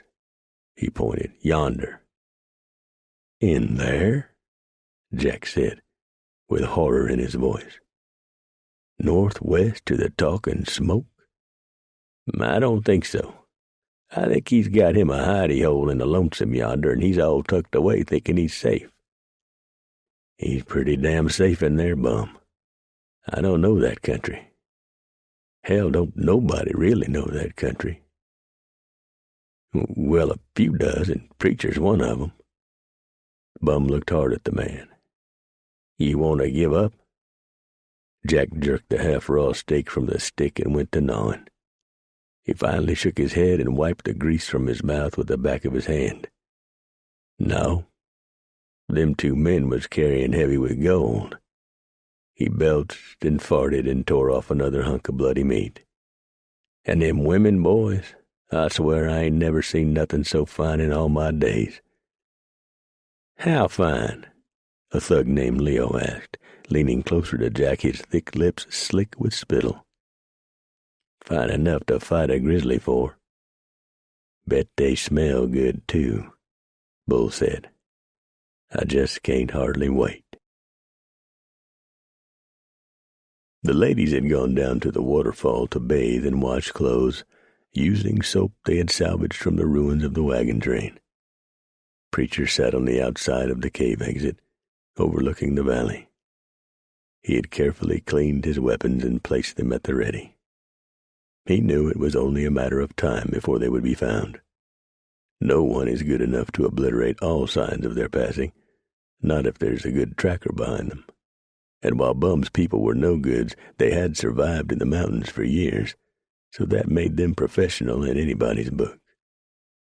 Preacher doubted that Bum's boys would have the patience to explore the blowdown, so the rear entrance was reasonably secure. But one or two of them would be brave enough or curious enough to follow the twisting passageway once it was located. And it would be located, he felt sure of that. So let them come on. They would die in that twisting maze, and the silent rock walls would be their coffins. Preacher had spent the morning rigging deadfalls and other traps in the darkness of the twisting entranceway. He had warned the others not to enter there. To make his point, he had showed them one of his traps and how lethal it was. "Hideous," Edmund had said. "Awful," Penelope whispered. "Such a terrible thing to do to a person," Richard said. "I just hope it works," Melody said. "It'll work," Preacher thought, as he honed his already sharp knife to a razor's edge. The first one to hit the traps will make the others awful cautious. But they'll press on. The second trap will stop them cold, maybe for a day. By that time, we'll be far away and pushing hard. "You didn't just stop here for safety's sake, did you, Preacher?" Richard asked, breaking into the mountain man's thoughts. "What else you think I had on my mind?" Preacher looked at him. "You knew we needed several days of rest," the missionary said, and pegged it right. "My wound needed to heal, and we all needed to lay about and eat and regain strength. But you alone would have been 100 miles away by now. You're risking your life for people you hardly know. You're a very brave and complex man, Mr. What is your Christian name?" "Preacher'll do. Yeah, there's some truth in me wanting to get you folks rested some. When we leave here, we're going to be pushing hard with not much time to rest.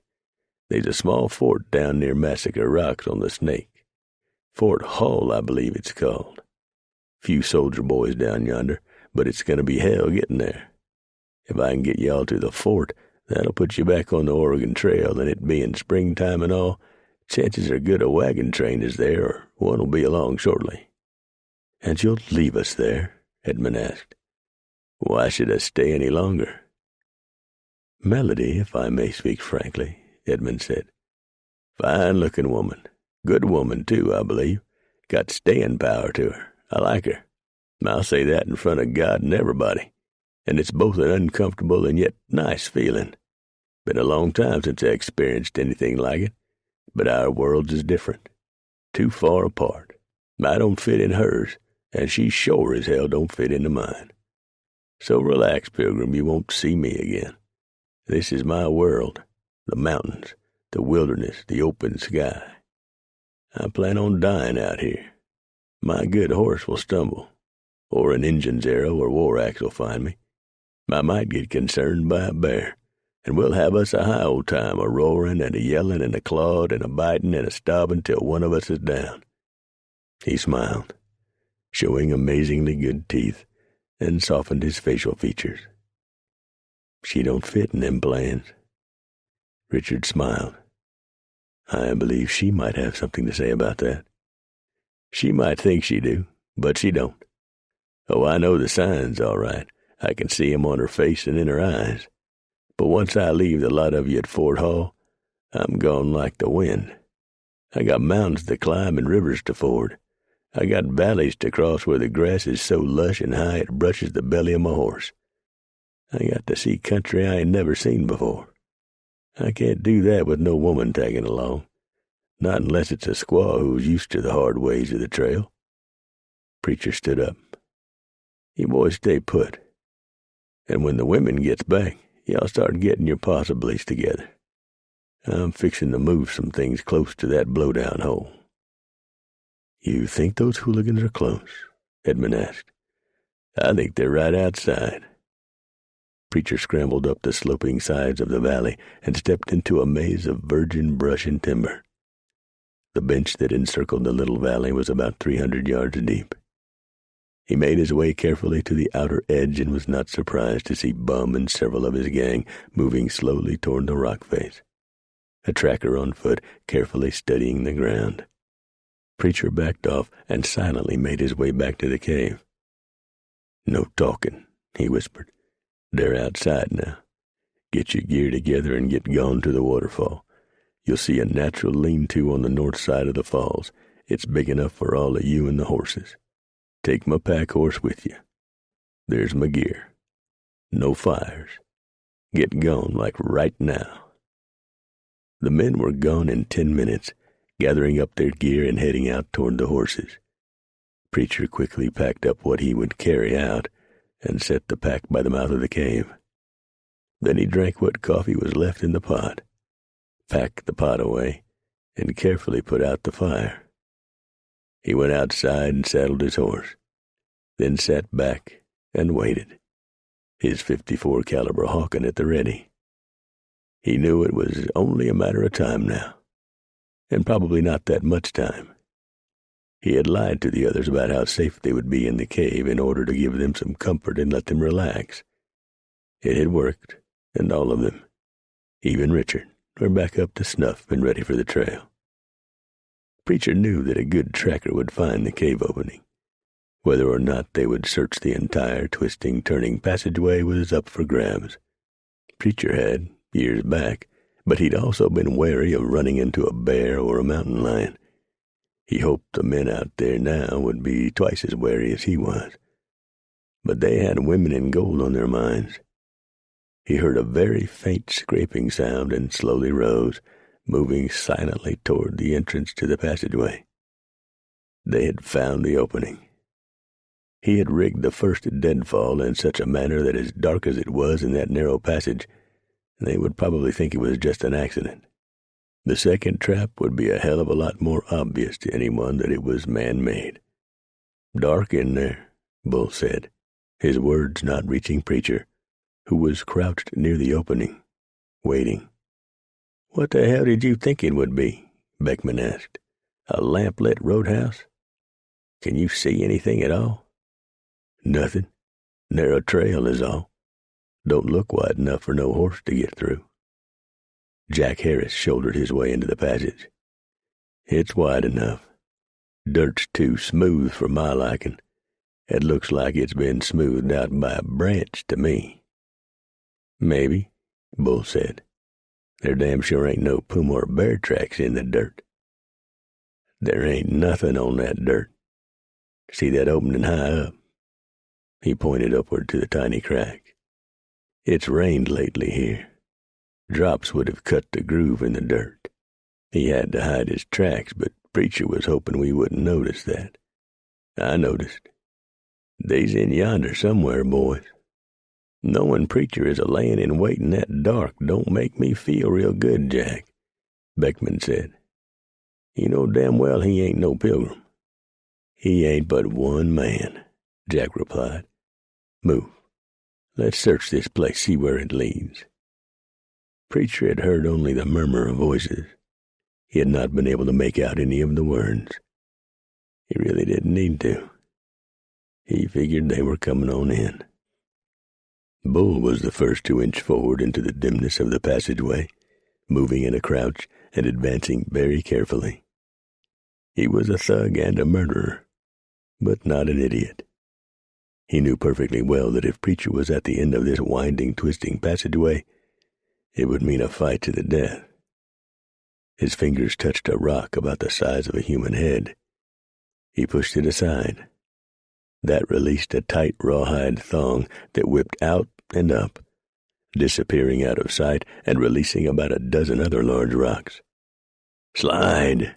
Jack hollered, jumping back as he heard the sound. Bull jerked back, but not fast enough to avoid getting conked on the head by a rock.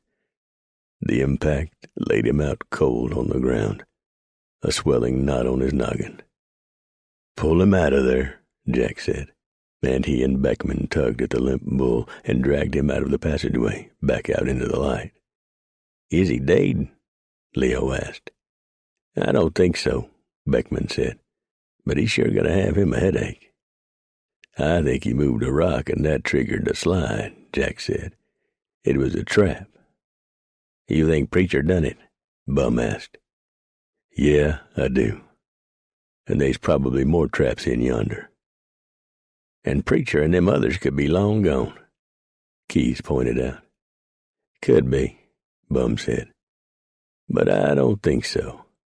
I think they hold up in yonder for rest. One of 'em's hurt. We've all seen the bloody bandages. The size of 'em tells me it's either a thigh or head wound.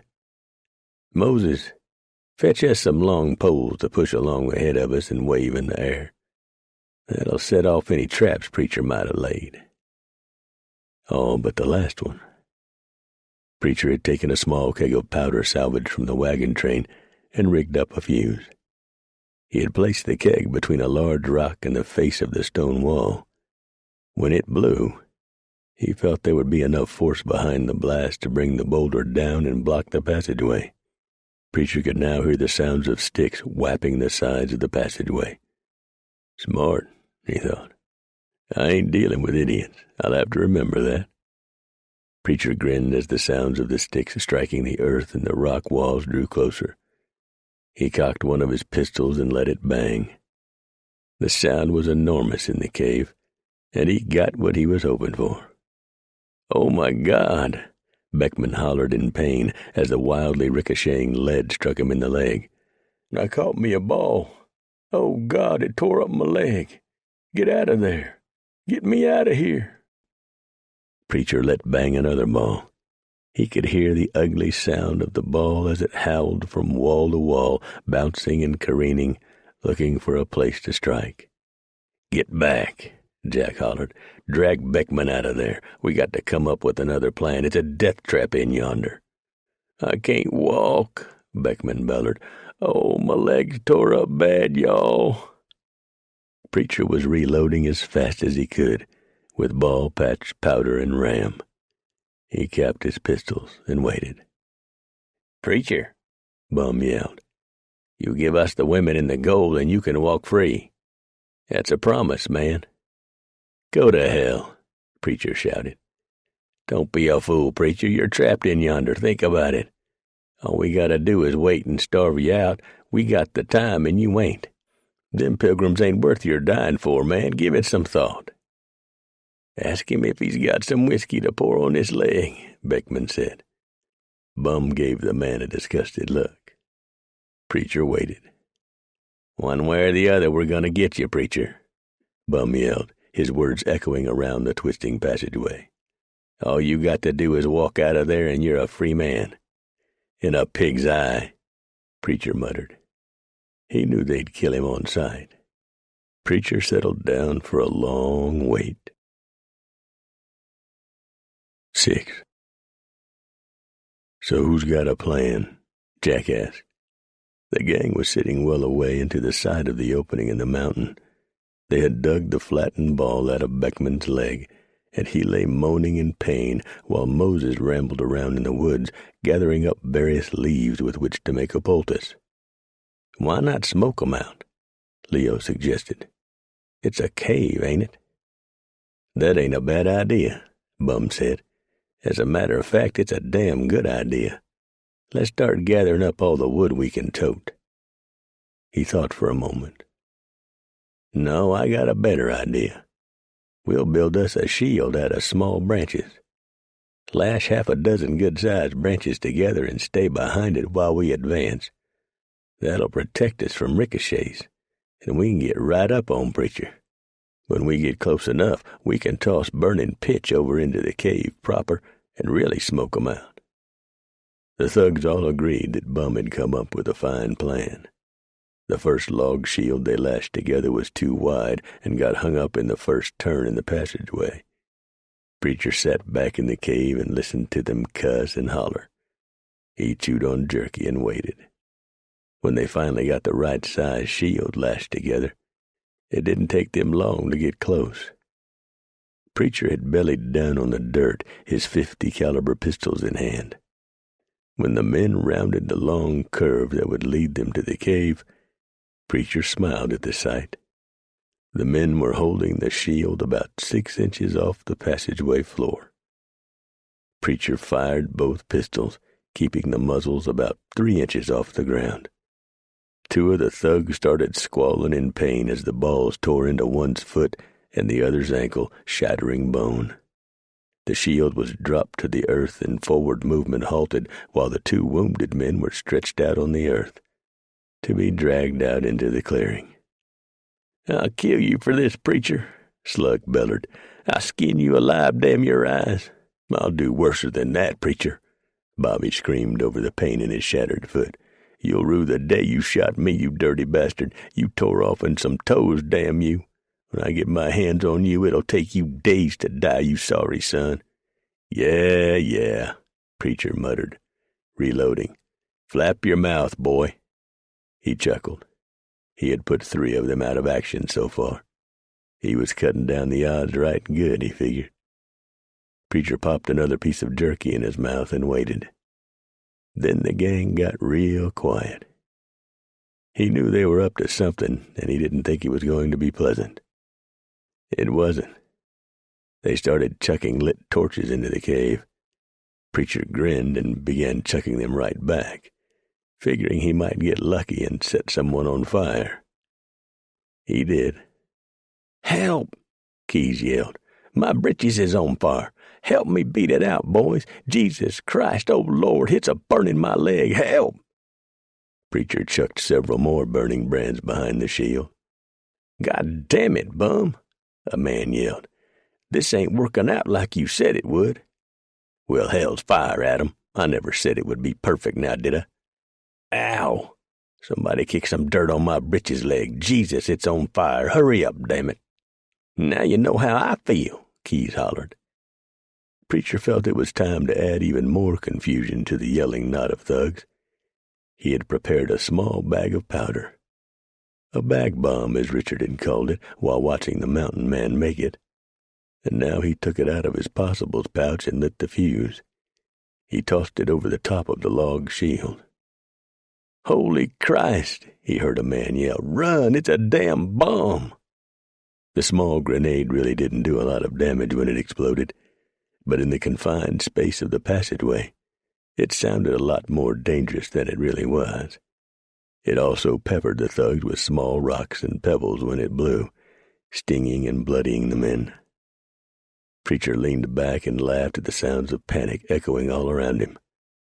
"Damn you, Preacher," George hollered, then immediately fell into a coughing fit due to all the dust. "Why don't you fight fair, man?" "Idiot," Preacher muttered. "There ain't no such of a thing as a fair fight." "Oh, I can't walk," Rod moaned. "The bomb done crippled me. Don't abandon me, boys." "Fool," Bum yelled. "That's Leo sitting on your legs. You ain't hurt." "The whole side of my face is bloody," Adam squalled. "Look at me. Did it blow my face off, boys?" Preacher scooped up a double handful of dirt and wrapped it up in a piece of cloth. He fastened a fuse and lit it. He yelled, "Here comes another one, boys." Then he chucked it over the logs.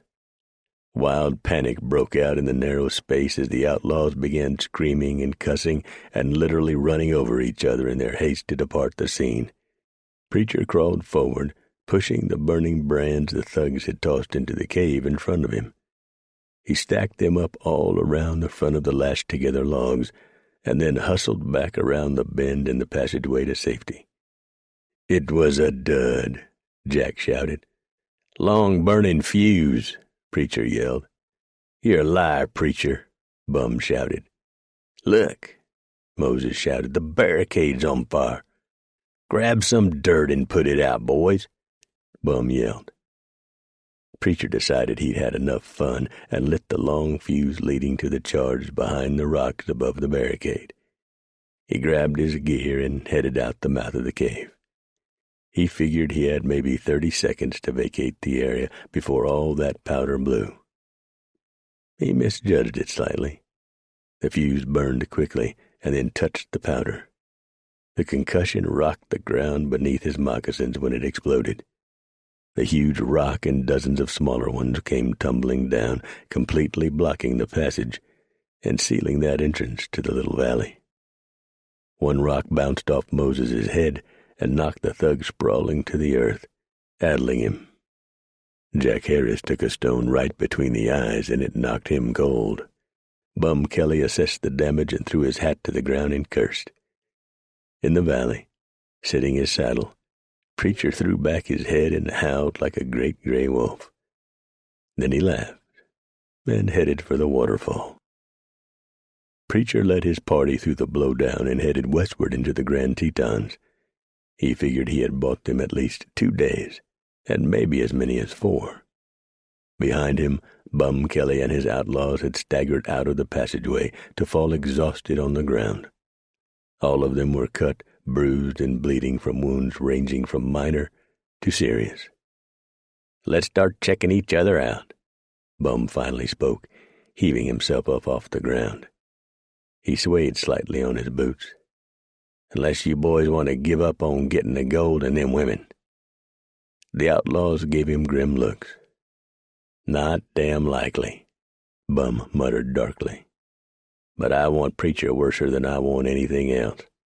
I want to stick his feet into a fire and burn him slow." "Yeah," Bobby moaned the word.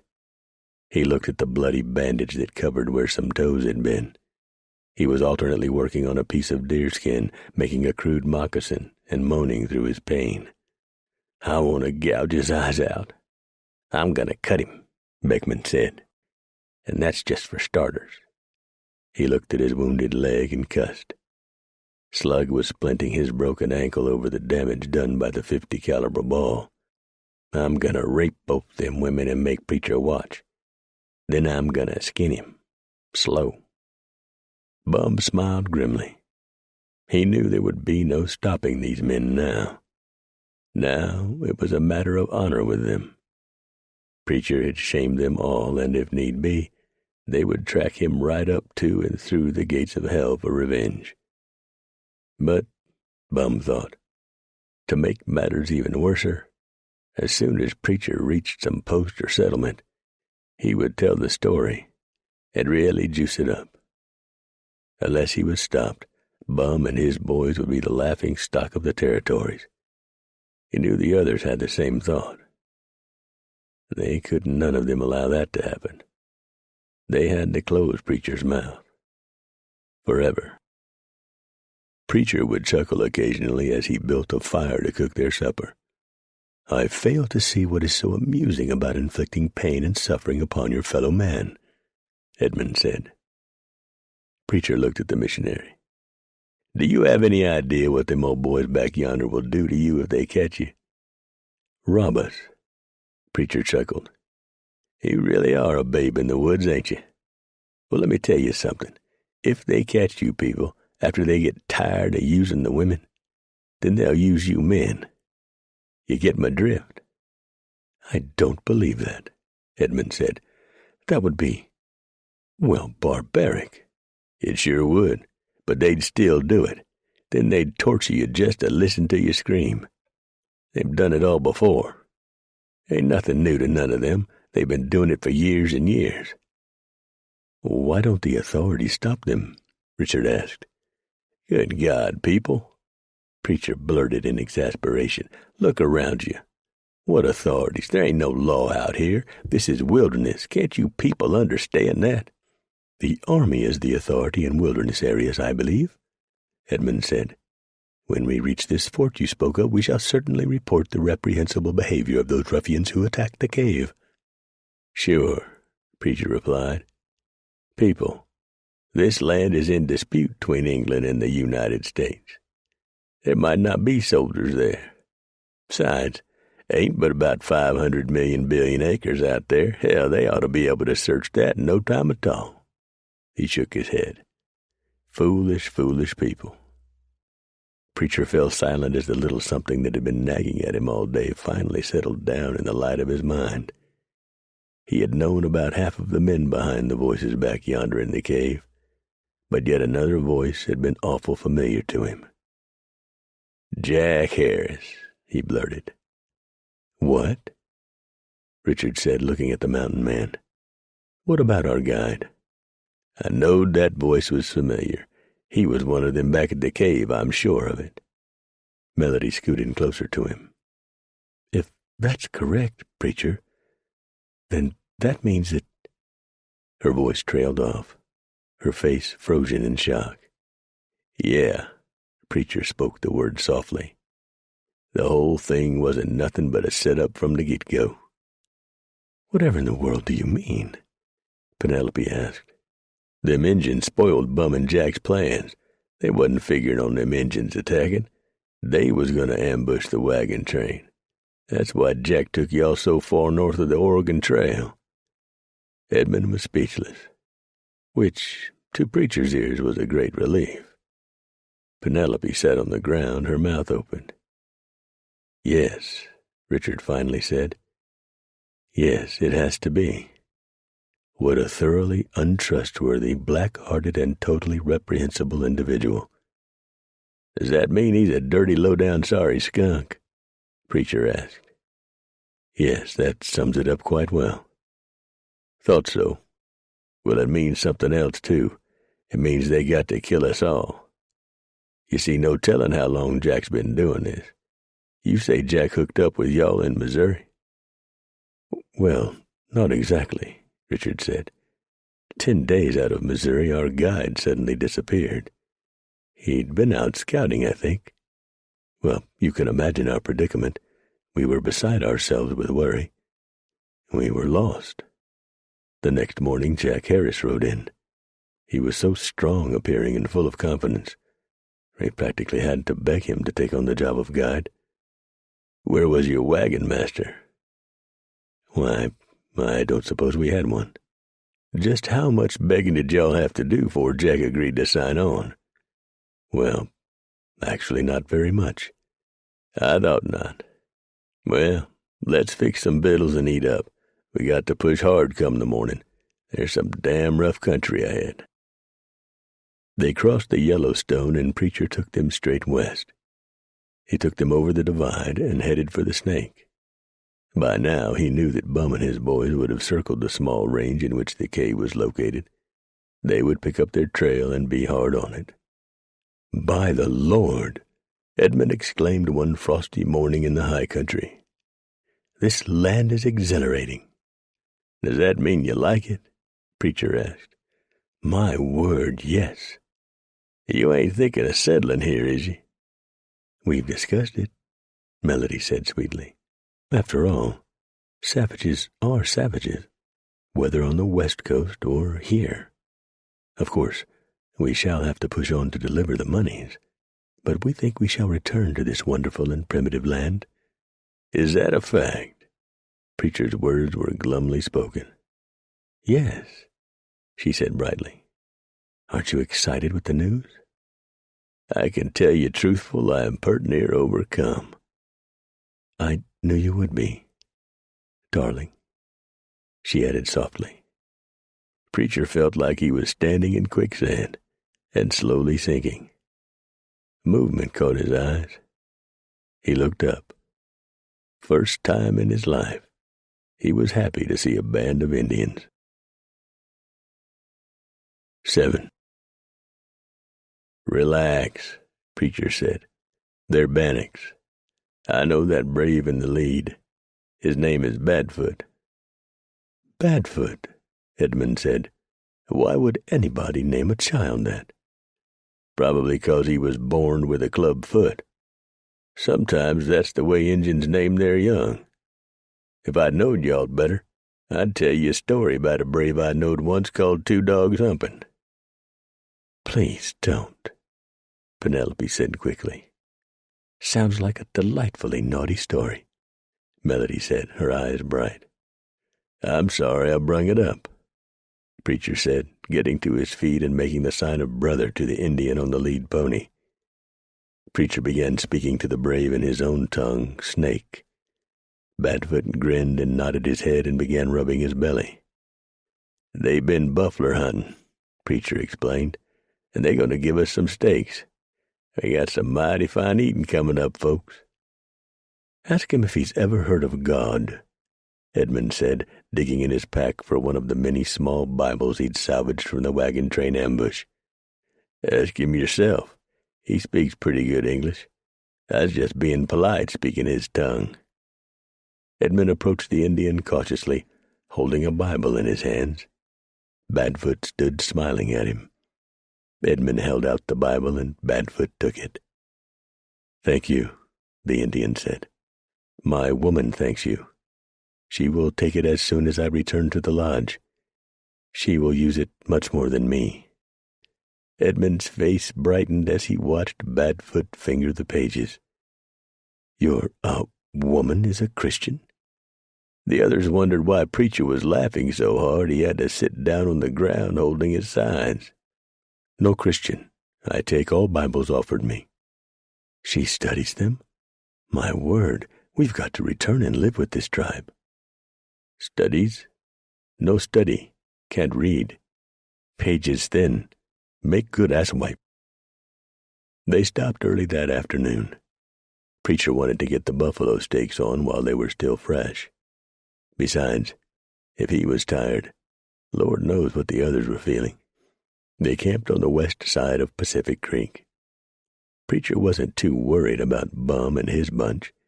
He figured they were at least 3 days ahead of them. They'd eat good this afternoon and just lay around and rest. Give the horses a much-needed break, too.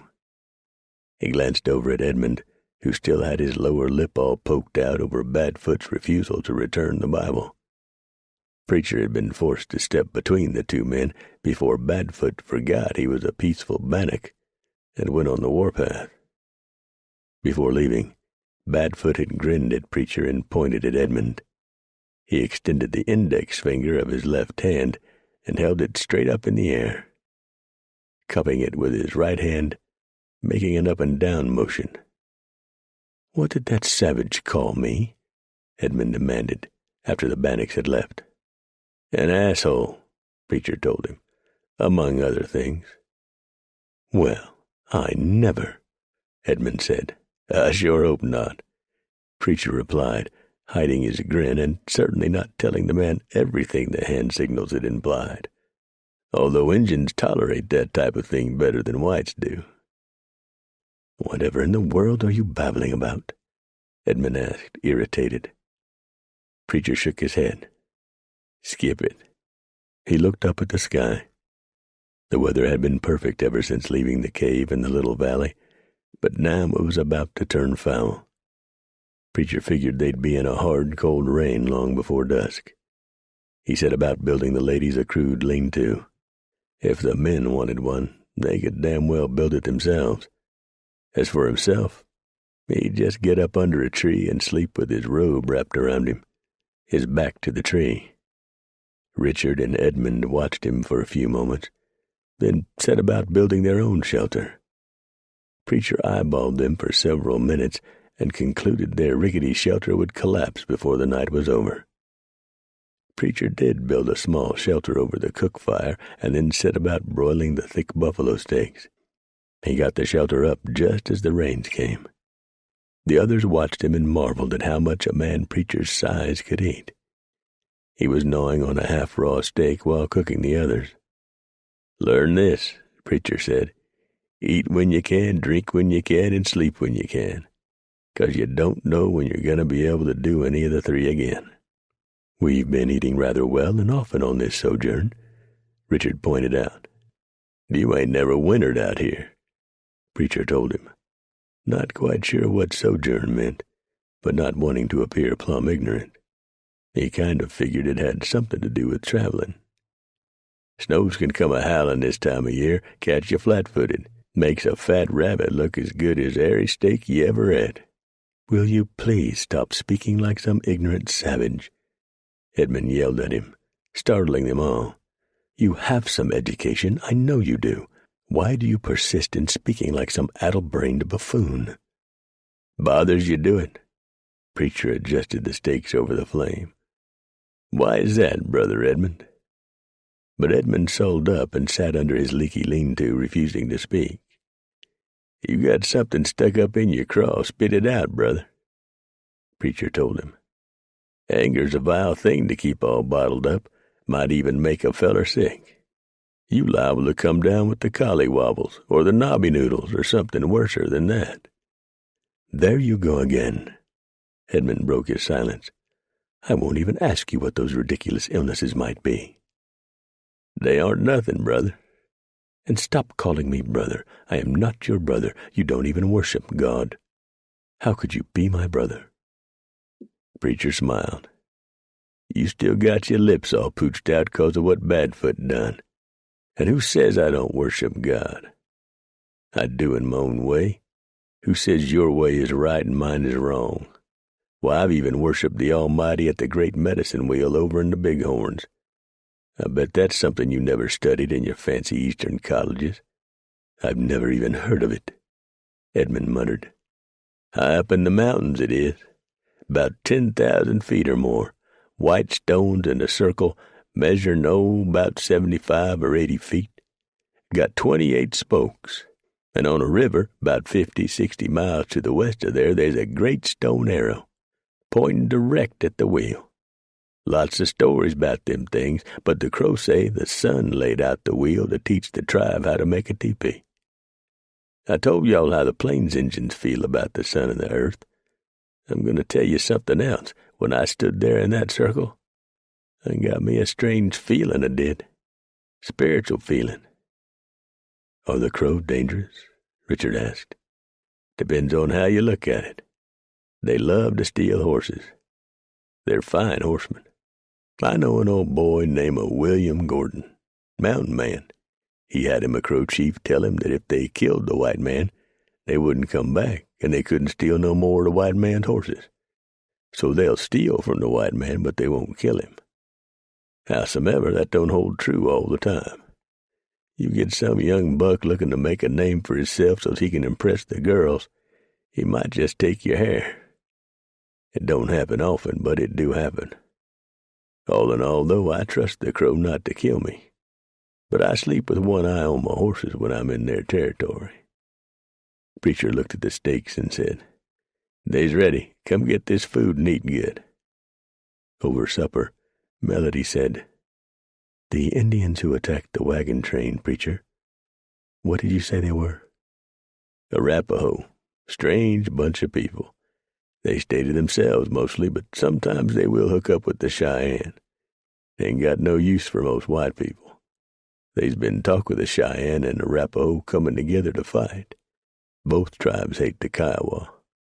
I've been hearing talk that they's gonna band together and head on the warpath against the Kiowa. Odd, 'cause the Kiowa and the Cheyenne used to be friends. I don't know what happened. The Arapaho will tell you he's your friend, but he ain't. Not really.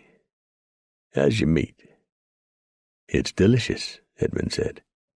And please let me apologize for my earlier outburst. It's been, a trying time for all of us. And it ain't near abouts over, Preacher thought. I can't figure where he's taking them, George said. He's heading straight west. Has to be Fort Henry on the Yellowstone, Bull said. The huge knot on his head had gone away, but the memory of who gave it to him had not. He dreamed nightly of killing Preacher. But there ain't no soldier boys there, Bum said. That's a civilian fort, and that sure ain't getting them folks no closer to the Oregon Trail.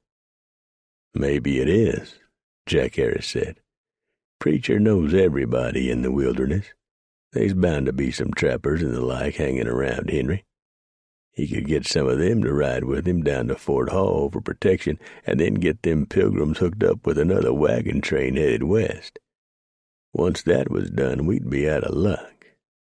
How many days you figure they're ahead of us? Bum asked. Maybe 2, 3 at the most. We're traveling a lot harder than they is, but if we're going to catch up, we got to push harder still. This ain't getting us no closer, Bobby said, lurching to his feet with the help of a branch he was using for a crutch. Let's ride. Slug, also using a tree limb for a crutch, rose painfully to his one good foot. "I'll follow Preacher clear to the blue waters if I have to," he said, his feet tight with the pain from his broken ankle. "I owe him, and this is one debt I damn sure intend to pay." Beckman hobbled to his feet, grimacing at the pain in his wounded leg. "Let's ride, boys. Hell, even if we get to Fort Henry and they're still around, there ain't no law there. Can't nobody do nothing to us. If them pilgrims say we attacked them, it's our word agin theirs. And they's more us than there is them. If anything's said about our wounds, we'll just say we was attacked by Injuns." Moses dumped water on the fire and stirred the ashes. Outlaws they were, but none of them wanted to be anywhere near a raging out-of-control forest fire. "Get the horses," Bum said. "We got to put some miles behind us." None of them, Preacher included, knew whether Fort Henry was still operating. Andy Henry had built several forts, beginning back in 1807 when he built a fort on the Yellowstone at the mouth of the Bighorn.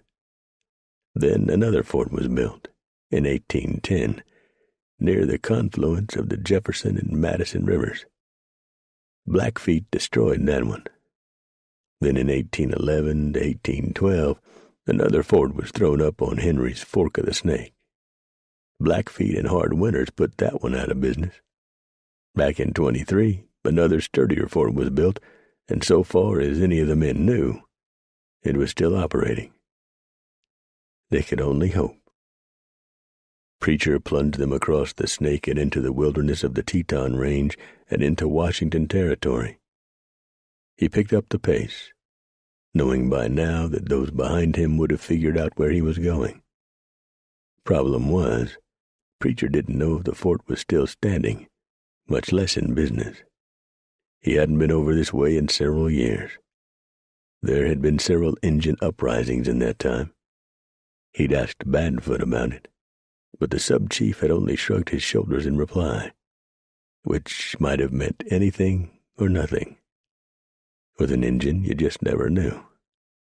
The side of Richard's head was still tender to the touch, but the wound had healed nicely. Edmund had gotten over his mad with Preacher. Penelope was still a bitch, for the most part, and Melody, seeing her advances thwarted, had taken to not speaking to Preacher, which suited Preacher just fine. He didn't have time to fool with some love-struck female. If he had any kind of luck, in a couple of weeks he'd be done and through with the whole damn bunch of 'em, and the entire misadventure would be behind him, with any kind of luck. They rode right into a storm and had to seek shelter from the cold, driving rain that had bits of ice in it. The ice, driven by high winds, cut like tiny knives on bare skin. "These late spring storms can be pure hell," Preacher said, almost shouting to be heard over the howl of the wind as it came shrieking down off the mountains. "We might wake up in the morning and there'll be a foot of snow on the ground. You just never know this high up." "It sounds like the wailing of 1,000,000 lost souls," Edmund said. "I've never heard or felt anything like this." "That's a right good way of putting it," Preacher agreed.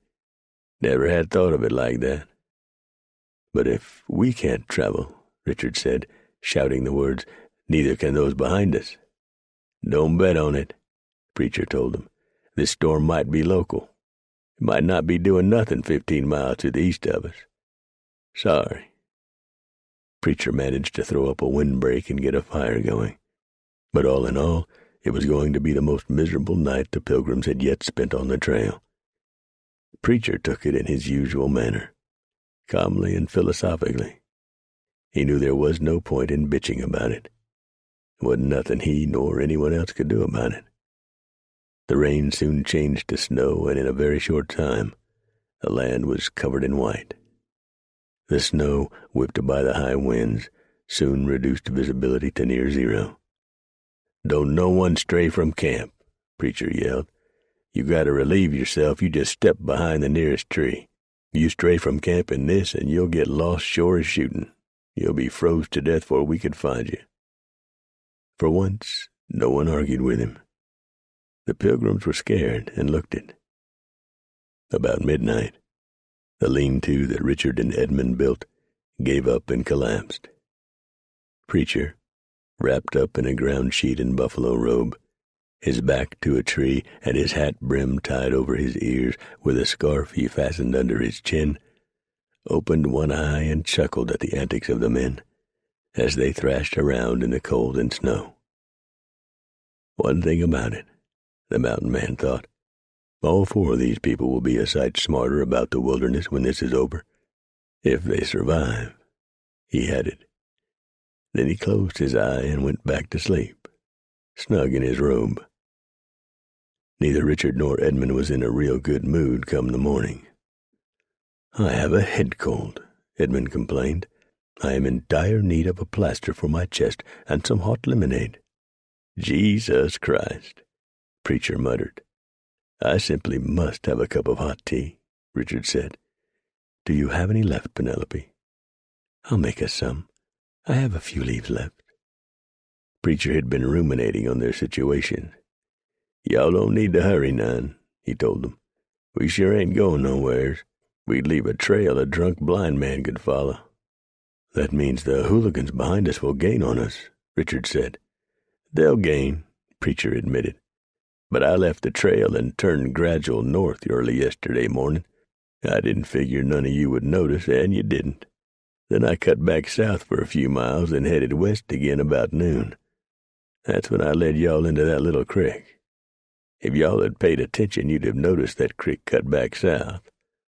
A lot of creeks and rivers do flow that way, he added dryly. Howsomever, Goose Creek does run north. It's a weird creek, but that ain't got nothing to do with us. He pointed. That mountain right there, it's got about 15 different names, but the Injuns call it Mountain That Takes Life. They say it's evil. I imagine what happened was some sort of sickness killed a bunch of 'em years back, and they just figure the mountain is evil and won't go near it. That's where we're going soon as the sun melts this snow. Reason I'm telling you all this is that I took us way, way off the trail. Now with the snow, if we just sit tight and don't build no big fires, Bum and them others won't have no idea where we is. They'll just think we kept on the trail westward, and that's the way they'll go. They might even make the fort, if it's still there, 2 or 3 days ahead of us. Well, what would be the advantage of them doing that? Richard asked. Preacher smiled. 'Cause we ain't going to go to the fort. Soon as the snow melts, I'm taking y'all southwest to Fort Hall. 8. Bum and his party of no-goods pressed on, never leaving the westward trail. They had lost the trail, but were all convinced that Preacher was heading for Fort Henry on the Yellowstone. It was the only logical thing for him to do. South was very rugged country. A dozen miles to the south, Preacher and his pilgrims sat it out until the snow was completely gone. By that time, everyone was well rested, including the horses. Preacher had listened to Edmund bitch about his head cold until he knew if they didn't get on the trail, he was really going to give Edmund something to complain about, like maybe a poke on the snoot. Pack it up, Preacher told him. We got about 100 miles to go. Preacher led them straight south toward Teton Pass. His plan was to take them through the pass, then cut more to the west, leading them through the Caribou Range, staying north of the great dry lake, some called Gray's Lake, cross the Blackfoot Mountains, then on into Fort Hall. That was his plan. But in Indian country, plans were subject to change. Once clear of Teton Pass, Preacher cut southwest and pushed his party hard. They were becoming used to the trail, and Richard had become a fair hand. Preacher began ranging far out in front of them whenever he felt it safe to do so. Safe was his being fairly sure Richard would stay on the trail Preacher fords and not get the others lost. He tried to stay apart from the group as much as possible, for Melody had once more begun speaking to him and batting her blues and shaking her bottom at him. Damn woman was about to drive him nuts. Bum and his bunch had found themselves smack in the middle of a Blackfoot uprising.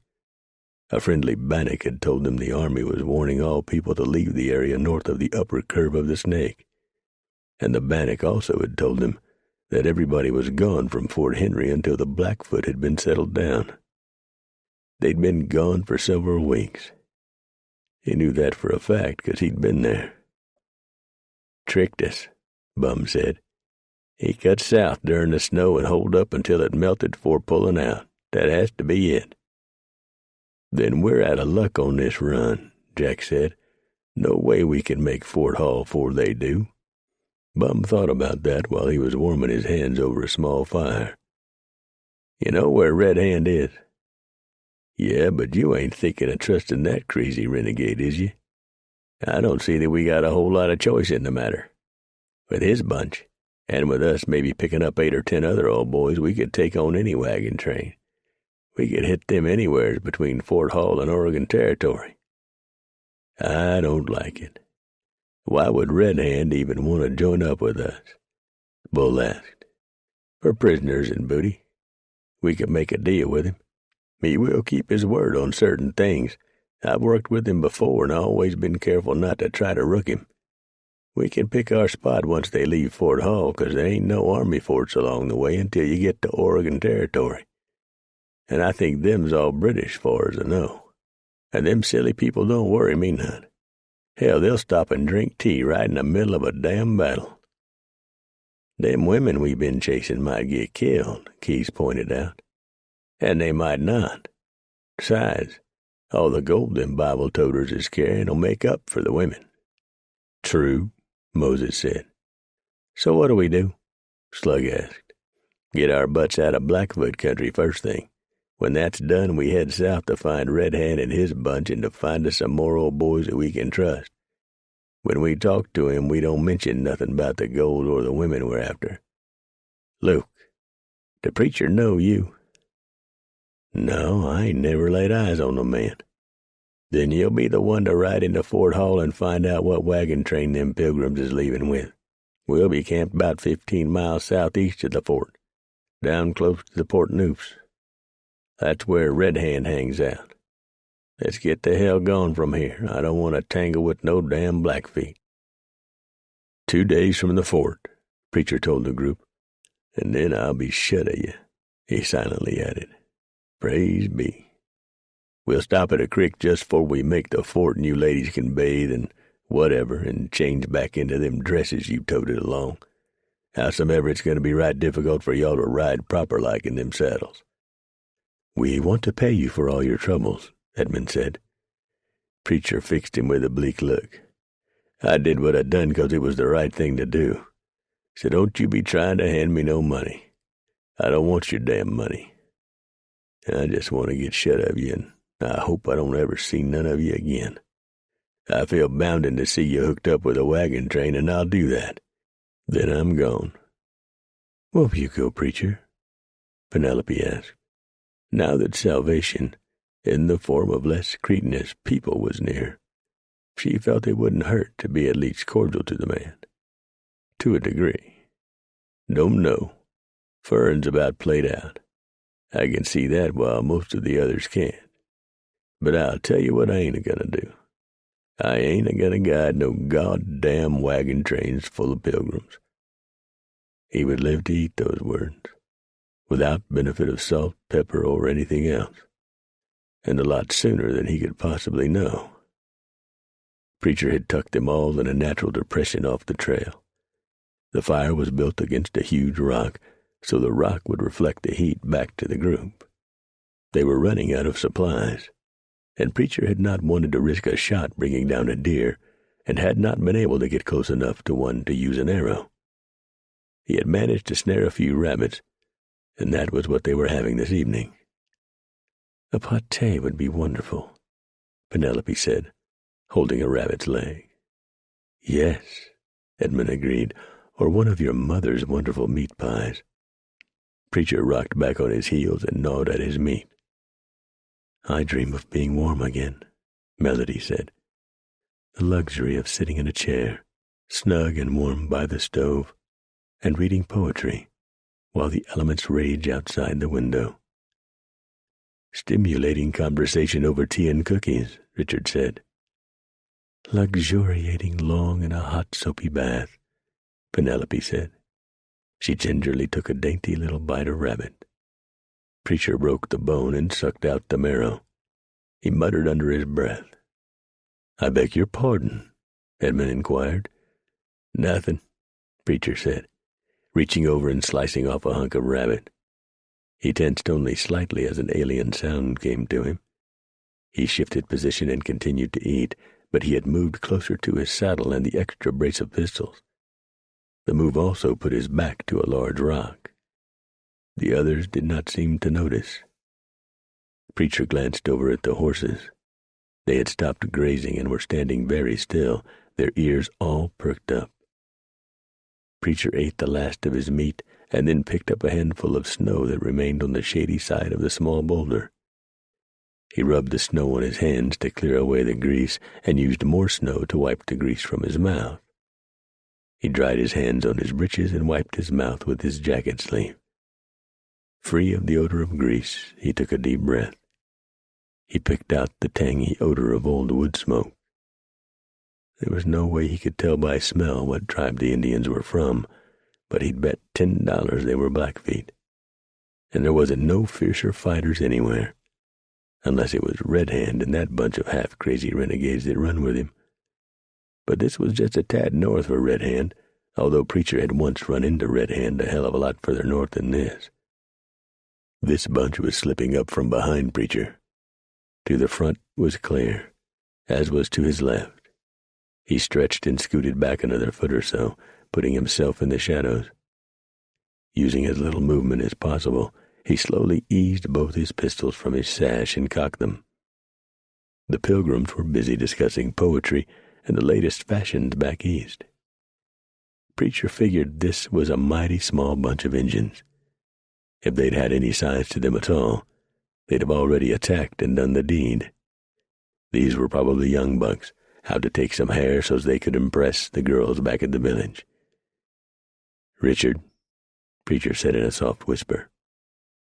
The man cut his eyes to Preacher while the others kept talking, unaware of any trouble. "Real easy like now. Without you saying a word, you put your hand on the butt of your pistol and be ready to jerk and cock and fire." "What? What?" Edmund said. "What's this about discharging a weapon?" Penelope jumped up. "Are we under attack?" she screamed. Melody looked up just as braves came leaping into the camp. She jumped to her feet and let out a shriek that would put a mountain lion to shame. Preacher put 2 bucks on the ground and crippled a third when he fired his pistols, both of them double-shotted.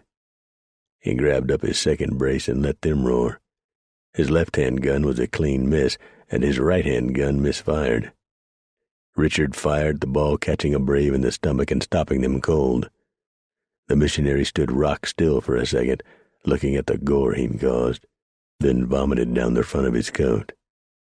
Preacher was on his feet, his long-blade knife at the ready when a buck came screaming at him, a war axe in his hand. Preacher sidestepped the blow from the axe and cut the buck across the back, from his shoulder down to his buttocks, the big blade slicing deep. The Indian screamed and rolled on the ground, coming to rest near Penelope. He reached out and clamped one hand around her ankle. Edmund picked up a rock about the size of a grapefruit and smashed the buck on the head, cracking his skull. Preacher jumped for his Hawken and cocked it, leveling the .54 caliber rifle just as a brave leaped at him. At point-blank range, he fired. The ball struck the Indian in the center of his chest and turned him in midair. He was dead when he hit the ground. "Reload, goddammit!" Preacher yelled, dropping the rifle and hurriedly trying to charge his pistols. "Edmund, see to the horses." A brave leveled his bow and Melody screamed at Preacher. Preacher threw himself to one side, and the arrow whizzed past him, embedding into a tree. Preacher charged the lone brave and clubbed him with his pistol, smashing his head on the way down. Edmund never made it to the horses. He was on the ground, unconscious, and a Blackfoot was grappling with Richard. Richard was holding on to the buck's wrists. "Kick him in the parts, Richard," Preacher yelled. The Blackfoot kneed Richard in his groin, and the man went down, moaning. Melody grabbed up a burning brand from the fire and jammed it against the Indian's arm. He screamed in pain and slapped her in the face, knocking her down. Preacher leveled his pistol and fired, the ball striking the brave in the head and doing terrible damage to the man's face, tearing away part of his jaw and slamming the man to the ground. A young buck, armed with only a war axe, took a vicious swing at Preacher. Preacher clubbed him with the butt of his hawken just as another brave jumped onto Preacher's back, screaming his defiance. He tried to ride Preacher down. Preacher flipped the brave off his back. The buck hit the ground, rolled, and came to his feet just in time to receive the full length of Preacher's knife in his belly, the cutting edge up. Preacher jerked the knife upward, the heavy blade ripping through stomach and into lung and heart. The Blackfoot was dead before he stretched out on the cold ground. The fight was over. If there were any more Blackfeet, they decided their medicine was bad this night and vanished back into the timber. Edmund was getting to his feet with the help of Penelope, and Melody was trying to get Richard to his feet. Richard wasn't having any part of that. He lay on the ground in a fetal position, moaning, both hands holding his privates. Preacher reloaded his pistols, then his rifle. He walked over to Edmund and looked at the man. The missionary had a lump on his noggin, but other than that was unhurt. Melody's face was red and swelling where the brave had smacked her. She'd have a pretty good bruise there come the morning. Penelope pointed to the dead Indians. "What are we going to do with them?" "We're not doing nothing with them," Preacher told her. "We're packing up and getting the hell gone from here. Injuns will come back for them." He shook his head. "Injuns must really have their dander up to attack at night. They don't usually do that." "Why?" Edmund asked, fingering the knot on his head. "Most tribes believe that if they're killed at night, the spirit wanders forever. Some believe that if the body is not recovered and properly buried, the spirit wanders." Preacher inspected each of the dead braves. All young men. "Mosquitoes," he said. "I beg your pardon?"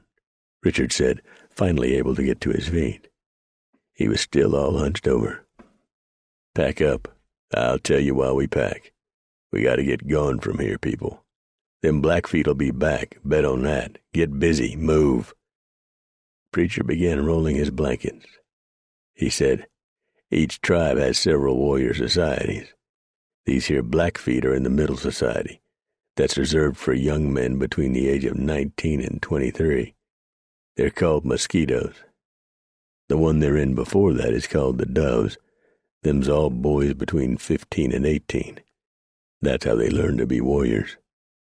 These bucks got so excited about attacking us they forgot their teachings." The Preacher started saddling up, leaving the others to finish packing.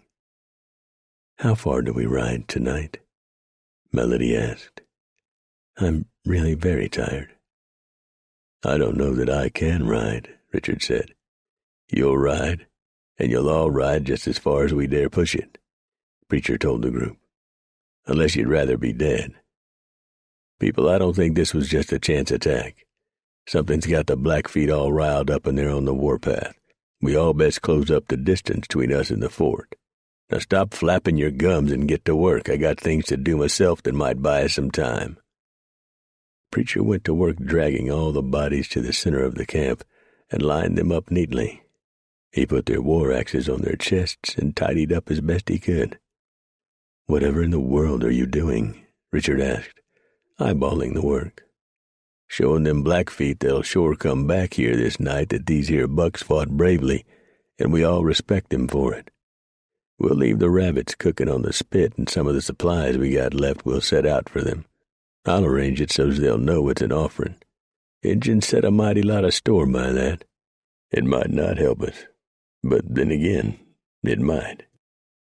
You just never can tell about Injuns. It's best to cover all your bets out here." He looked at the fat rabbit cooking on the spit. Preacher smiled and reached out and tore off a hunk and popped it into his mouth.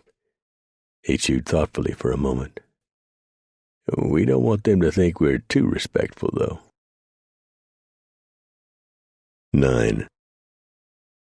When they finally stopped and made a cold camp, Preacher figured it was about near midnight, and he had him a group of tired but weary pilgrims. They were all asleep moments after crawling into their blankets. Preacher checked his pistols and his hawking and wrapped up in his buffalo robe, his back to a tree. He would sleep there, and sleep very lightly. Just before he closed his eyes, Preacher reminded himself that he'd better stock up on copper caps for his rifle at Fort Hall. He slept well, but lightly, and was up long before the others. He made a small fire and used up the last of their coffee. With the distance they'd traveled during the night, Preacher figured to see the walled stockade called Fort Hall by late that afternoon, providing the Blackfeet didn't make another appearance. Richard rolled out of his blankets and joined Preacher by the small fire. Not far now, right, Preacher? As the crow flies, just about 2 hours. It'll take us 8 or 10. Did I teach y'all anything out here, Richard? Richard smiled and poured a tin cup full of coffee. More than any of the others will probably ever admit. At least to you. This is the last of the coffee? That's it. Enough for everyone to have a cup and then some. We're sitting right on the western slope of the Blackfoot Mountains. The Snake makes a big curve not too far ahead. We'll cross it, and then about 10 miles further, there's a creek where the ladies can bathe and get all gussied up. I know a spot where there's plenty of privacy. After that, it's the fort. Richard studied the man for a moment, peering at him over the rim of his cup. He'll be glad to be rid of us, won't you, Preacher? The mountain man sighed. Tell the truth, yeah, I will. We've been lucky, missionary. I can't tell you just how lucky we've been.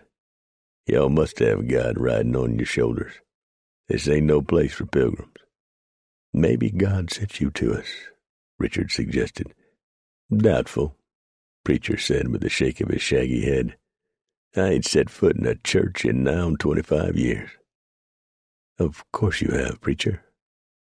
All this, he waved a hand at the lonesome splendor, is God's work. His cathedral. My word, but I can feel his presence out here more strongly than I ever experienced it in my life. Are you a minister? Yes, but not a practicing one. I graduated seminary, but administration is my field. Edmund is the one who was called. How much money are you carrying, Richard? We're each carrying several $1,000s. Preacher whistled softly. That's a fortune.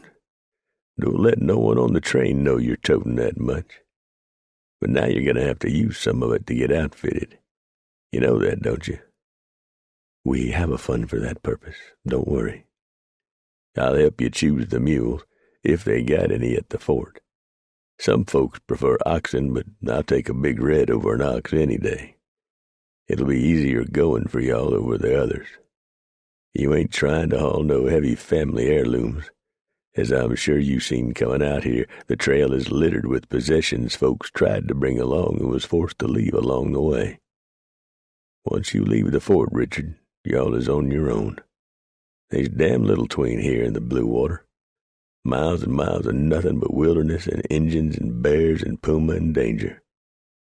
But you folks is toughened up considerable. You'll make it, I'm thinking. After we leave the fort, how far to the next settlement? Fort Vancouver. Unless there's others built that I don't know about.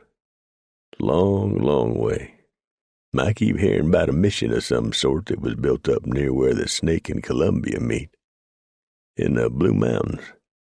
But I ain't talked to nobody yet that's been there and seen it. So don't count on it. The others began rising stiffly from their blankets. and Preacher noted with some amusement that they were a bedraggled-looking bunch. A lot of the haughtiness had been drained right out of them. The wilderness can do that to folks who try to fight it. You can't fight the wilderness. You got to work with it. You got to know the rules and stick by them. But men and women and whole families was pushing west, and they was bringing their civilized Eastern ideas out into the wilderness. That's why so many people was already buried alongside what was being called the Oregon Trail. And they'd be hundreds, maybe thousands more buried along the way before it was all said and done, Preacher figured. Preacher noticed that the hands of the ladies was all cut and dirty and the nails broken, but that was all right. It showed the females had toughened, and that's what it took to make it out here. And they'd get tougher before they reached Oregon Territory. They'd either get tougher mentally and physically, or they'd die. And that was all there was to it. Preacher watched as the ladies poured coffee and sat down quite unladylike by the fire. They just plopped down on their rear ends. He hid his smile as Penelope reached out and tore off a leg from one of the rabbits he'd snared during the night and was now cooking over the fire. It wasn't quite done, but she didn't seem to pay that no mind. Melody, too, ripped off a hunk of meat and fell to gnawing, eating with her fingers. Even Prissy Pants Edmund was eating with his fingers, just like he'd been doing it all his life, and it was the natural thing to do. And maybe it was, Preacher thought. None of us was that far removed from the dog-eat-dog ways of our ancestors, and it sure didn't take a body long to fall back on those ways. He'd missed these folks. He admitted that to his mind. It had been right pleasant to have folks to palaver with, at least part of the time. And Preacher was some sorry he hadn't taken Melody into the blankets for a night or two. But that would have only complicated things, and he'd probably have never gotten shed of her if he'd done that. She'd make someone a good wife, but that someone would not be Preacher. She lifted her blues and looked at him across the fire. She reached out and cut off a hunk of meat and offered it to him. He nodded his thanks and took the offering. Preacher ate the rabbit and then abruptly left the fire and walked to his horses, holding the bit of his good riding horse under his coat to warm it before he tried to put it in Hammer's mouth. How'd you like to have an ice-cold hunk of steel jammed into your mouth? He spoke to his horses for a moment, then saddled up Hammer and fixed the frame on his pack horse. He glanced back at the forlorn-looking group. 15 minutes, people, then we ride. The day turned warm and pleasant. The miles passed quickly and uneventfully, and by the time Preacher led the group up to the creek several miles from the fort, he figured the water would be plenty warm enough for a bath. For the others, not for him. "Y'all go," he told them. "I'll stand watch." Before the women did anything, they shook out their dresses and hung them up on bushes to get some of the wrinkles out. Then they peeled right down to the skin and hit the water, rag and soap in hand. Preacher hadn't heard such giggling and carrying on in his life. Richard and Edmund wasn't no better. They was ducking and ducking each other, and altogether the whole bunch was acting like a gaggle of school kids. Be a hell of a time for a bunch of Blackfeet or Arapaho to show up. The Pilgrims showed up about 45 minutes later, looking a whole hell of a lot better than the last time Preacher had seen them. The men was all duded out in suits and white shirts and ties, and the women was gussied up to the nines. Then damned if the men didn't grunt and strain and work to arrange the women proper on the saddle, with one leg hooked around the horn. "Ain't that uncomfortable?" Preacher asked. "I will not ride into the fort astride this mount like some common whore," Penelope said. "Nor will I," Melody echoed. "If we have to make a run for it, y'all are going to fall off smack on your behindies," Preacher told them. "We shall cross that river when or if the need arises," Penelope informed him. "Oh, my God!" Preacher pointed, jumped about a foot off the ground. let out a wild whoop, and ran for his horse. "Injuns!" he squalled. Penelope and Melody jerked up their skirts and undercoats, exposing some right shapely ankles and knees, and a lot of milky white skin that was further up, and wasn't never seen by no man, and was astride their horses before Preacher could reach Hammer. Preacher laid down on the ground and kicked his feet up in the air and hoo-hawed with laughter. "Fooled you," Preacher said, wiping the tears from his eyes. "That was a right good sight to see, ladies." "You, sir, are no gentleman," Penelope said. Preacher chuckled, getting to his feet. "No, I reckon I ain't. I've been called a lot of things, but never no gentleman. He looked up the little valley. "Oh, shit," he hollered, leaping onto Hammer's back. "Come on, people, rake them cayuses. Here comes a whole passel of Injuns. Move, damn it, this ain't no joke." "Now see here, sir," Edmund protested. "I must insist that this sophomoric behavior you are displaying cease immediately.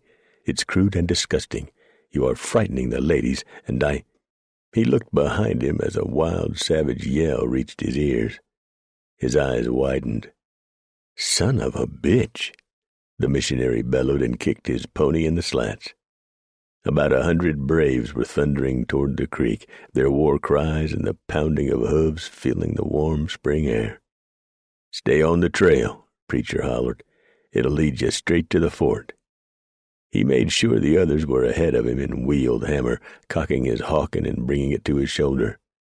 He compensated for the distance and squeezed off a round.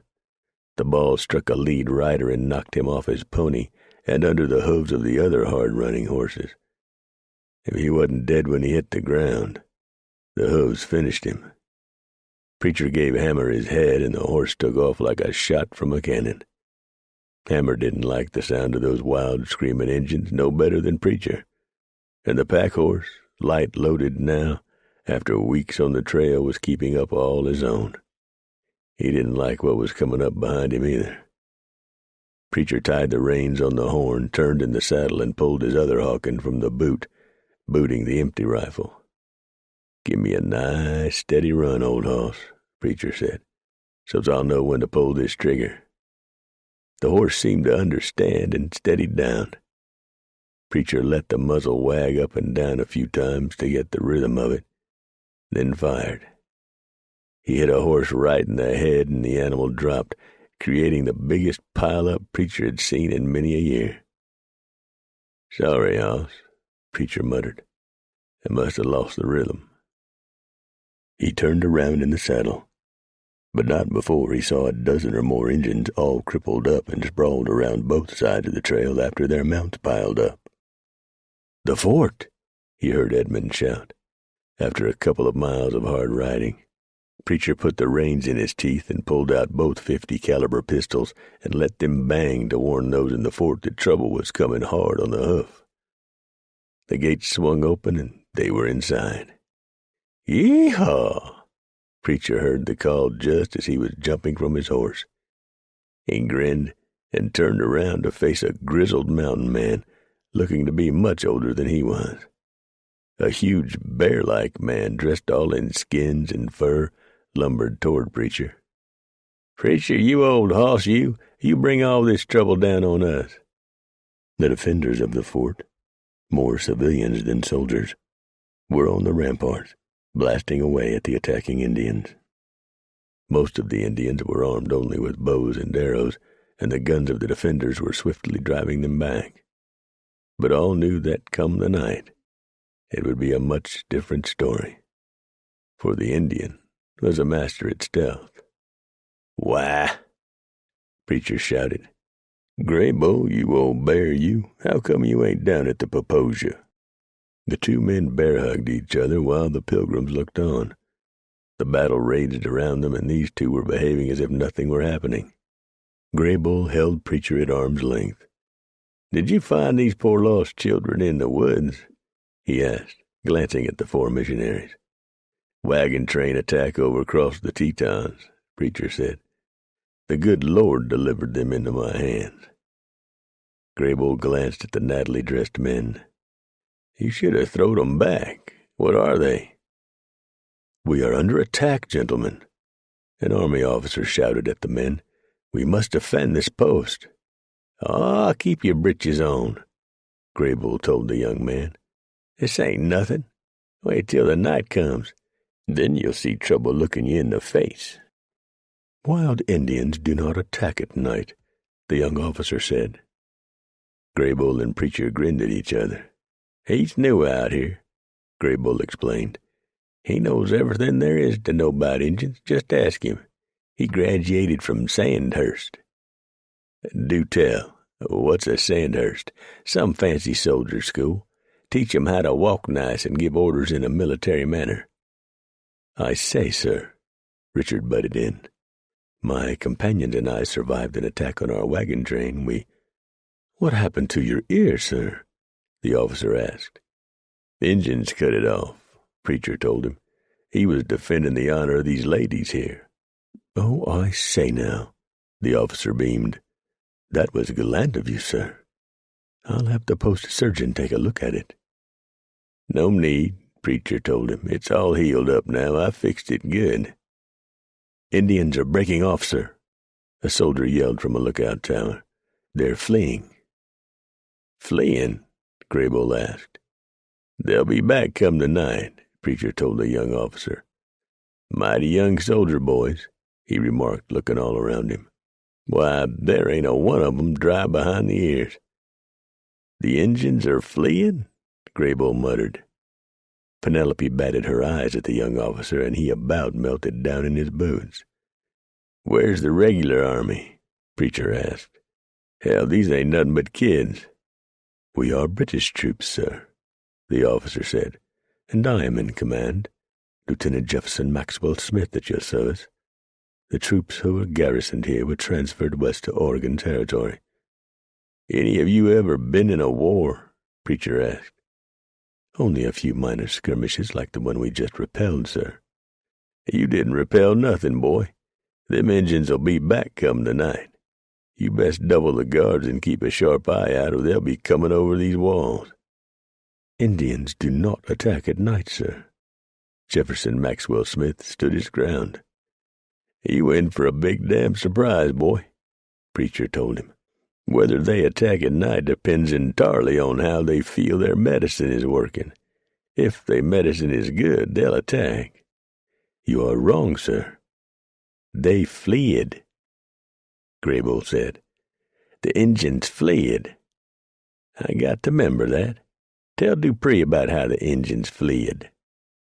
"Incredible," Maxwell Smith said, looking at the huge mountain man. "They're going to be fleeing back here in about 3-4 hours," Preacher said. "Come on, Graybull. Let us flee over yonder to the sutler's store for a drink of whiskey." "Sure won't be time for drinking tonight," Graybull said. "Not once them Injuns flee back at us." "Come, ladies," the lieutenant said to Penelope and Melody. "Let's see about making you comfortable in quarters. I assure you, you are quite safe here. The savages have gone and will not return." "They fled," Graybull said. "Yeah," Preacher said. "Right over that damn hill yonder to make more medicine." 10. At the sutler's store, a dark and crowded low-beamed building, the men each ordered a cup of whiskey and settled down at a table. "So how you been, Preacher?" Graybull asked. "I ain't put eyes on you. How long? 2 years? Sounds about right. I think it was over on the Powder, wasn't it?" "I believe so. About the time Lazy Bob got scalped by them renegades of Red Hand." Preacher drank his whiskey down and chuckled. "They jerked Lazy Bob's hair off his head so fast they didn't even check to see if he was dead. He run into Red Hand about a year later and scared that Injun so bad Red Hand turned around and run screaming off into the woods." Preacher got Graybull another cup of snakehead whiskey and sipped on his first one. "Bring me up to date on the Injuns' uprising. Don't nobody seem to know what kicked it off, but the Blackfeet is damn sure on the warpath. We got 3 wagon trains backed up here, and the wagon master's done quit on 2 of 'em. The one bossin' the 3rd one is about to quit. One train already tried to get through this spring. Didn't none of 'em make it. I led the party out to what was left of it. Turrible sight to see. You scouting for the army now?" Graybull shrugged his massive shoulders. "Got to do something. Beaver's about gone. I notice your pack horse ain't carrying no heavy load of pelts." "Sure ain't," Preacher said morosely, looking down into his cup. "You like scout work? It beats starving to death." "I reckon. What you planning on doing, Preacher?" "I ain't made up my mind. But I ain't gonna work for that damn kid lieutenant bossing this garrison. Graybull, that youngster ain't got no sense. He got some growing up to do, for a fact, and out here, he'll either do it quick or get dead." "Yeah, but how many others is gonna get killed with him?" There were a lot of Flathead Indians and some Mandans living close to the fort, but they had long since been tamed and posed no threat to anyone. The Methodist Church had sent missionaries several years back, in April of '34, with Nat Wyeth's second expedition. The mission of the church was to find the Flathead Indians and to live with them and wrest the heathen nation from the clutches of Satan. It had proved to be a major undertaking. Preacher knew several of the Flatheads and squatted down to palaver with them about the Blackfoot uprising. Both the Flatheads and the Nez Perce were, for the most part, friendly to the white men, and neither tribe cared for the warlike Blackfeet.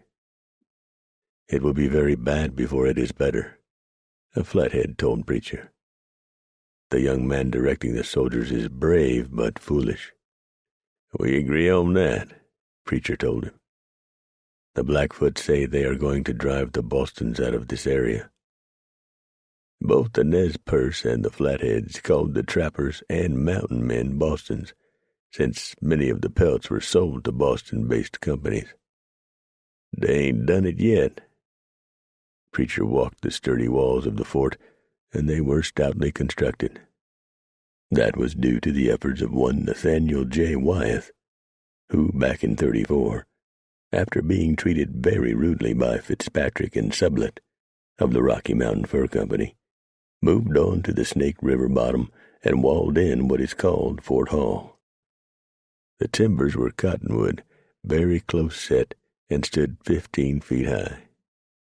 He built bastions, a log storehouse, and many cabins. That troops were here was a surprise, for the garrisoning of troops at company forts, while not rare, was not customary. Well, even green troops were better than nothing, although not by much in Preacher's mind. He walked outside in the waning light and shook his head at the slapdoodle manner in which the wagons were placed. "Idiots," he said. "You can't tell a pilgrim nothing." He stalked around the wagons until he found the one remaining wagon master and confronted the man. "Tell them pilgrims of yourn if they want to live through the night they'll circle their wagons, stock inside the circle, and keep weapons at the ready and a sharp lookout this night. You ought to have had sense enough to know that. How many wagon trains you ramrodded?" "This is my first," the man said stiffly. Preacher spat on the ground. "Then whoever hired you was a goddamn fool." He walked back inside the fort. He found the young lieutenant, and the young man's manner had changed noticeably toward Preacher, probably due to talking with Richard and Edmund. Preacher put a hand on the young officer's shoulder. "Son," he said, even though he was probably no more than 10 or 12 years older, "I got to say this to you. You might feel hard towards me afterward, but I still got to do it. What you know about Injuns is mighty thin, about as thin as frog hair. You'll learn, but that ain't helping you none now. Them Blackfeet's gonna be back. If their medicine is good to 'em, it'll be tonight. Forget all that about Injuns not fighting at night. Sometimes they do, sometimes they don't. You're thinking war as a white man. Injuns don't think like us. Injuns think like Injuns." "I'm beginning to understand, sir. I feel rather like a fool not listening to Graybull from the start. I'm afraid my behavior has been boorish, to say the least." "I don't know what that means, but I do know this. We got to get ready for an attack, and we ain't got a whole lot of time to get set." "Tell me what you want done, and it shall be done." "Fine. This is what we'll do." Preacher left the lieutenant readying his troops, while he and Graybull concentrated on the outside, where both of them intended to be when the attack came. And both of them felt an attack was not far off. They helped hitch the teams and pull the wagons into a box, with the rear of the box against the walls of the fort. "Fill all your buckets and barrels," Preacher told the pilgrims. "The Injuns will be sure to use fire arrows to set the canvas ablaze." "Our children?" a woman asked. "Inside the fort if they'll go. If not, under the wagons we got in the center of this box. I can't believe y'all come all the way from the Big Muddy to here without no Injun fights." "The wagon masters all said we were very lucky," a pioneer stated. Graybull shook his shaggy head. "Damn sure was that," he muttered. Like Preacher, the mountain man was loaded down with weapons, and after the wagons were in place, he and Preacher went off into the gathering gloom of evening to find a good spot from which to fight and to check their weapons. "The lieutenant's took a liking to you, Preacher," Graybull said, once the two had settled down near a wall. "I bet he'd hire you on if you'd ask." "I ain't made up my mind," Preacher said. "I never worked for nobody but me in all my life. I don't know how I'd be taking orders from fresh-faced kids. It ain't so bad. The lieutenant the kid replaced was a real horse's butt, though. You'd have killed him for a fact. I damn near did." "What was his problem?" "I just told you. He was a horse's butt." "Oh." "I say, gentlemen," Lieutenant Maxwell Smith said from above them. The mountain men looked up. The young officer was standing on the rampart looking down at them. "Get down, Smith," Preacher told him. "Your noggin makes a dandy target all stuck up there. In case you ain't noticed, they's timber all around us. Speak through the gun slits."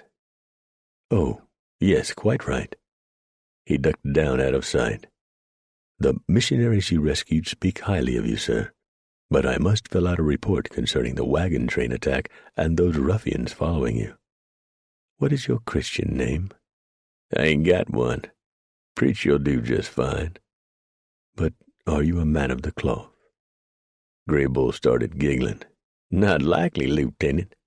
I've been knowing him over 20 years and never knowed him to go to church yet." He scratched his head and frowned. "Course, there ain't been no churches out here till recent. That might have something to do with it." Jefferson Maxwell Smith walked away, muttering under his breath. "You didn't say nothing about no one following you, Preacher," Graybull said. "Bum Kelly and his gang. Jack Harris is hooked up with them, too."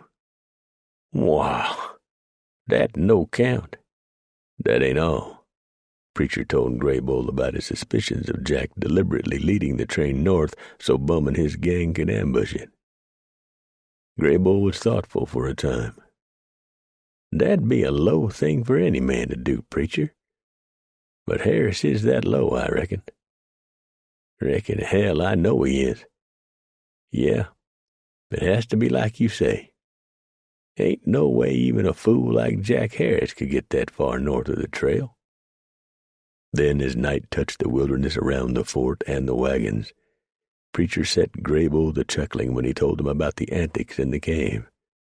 "He's got to kill you, Preacher. Bum and all the rest of them bad apples.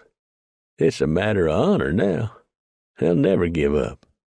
And I hope you ain't forgot that Bum has been in cahoots with Red Hand and his renegades more'n one time in the past."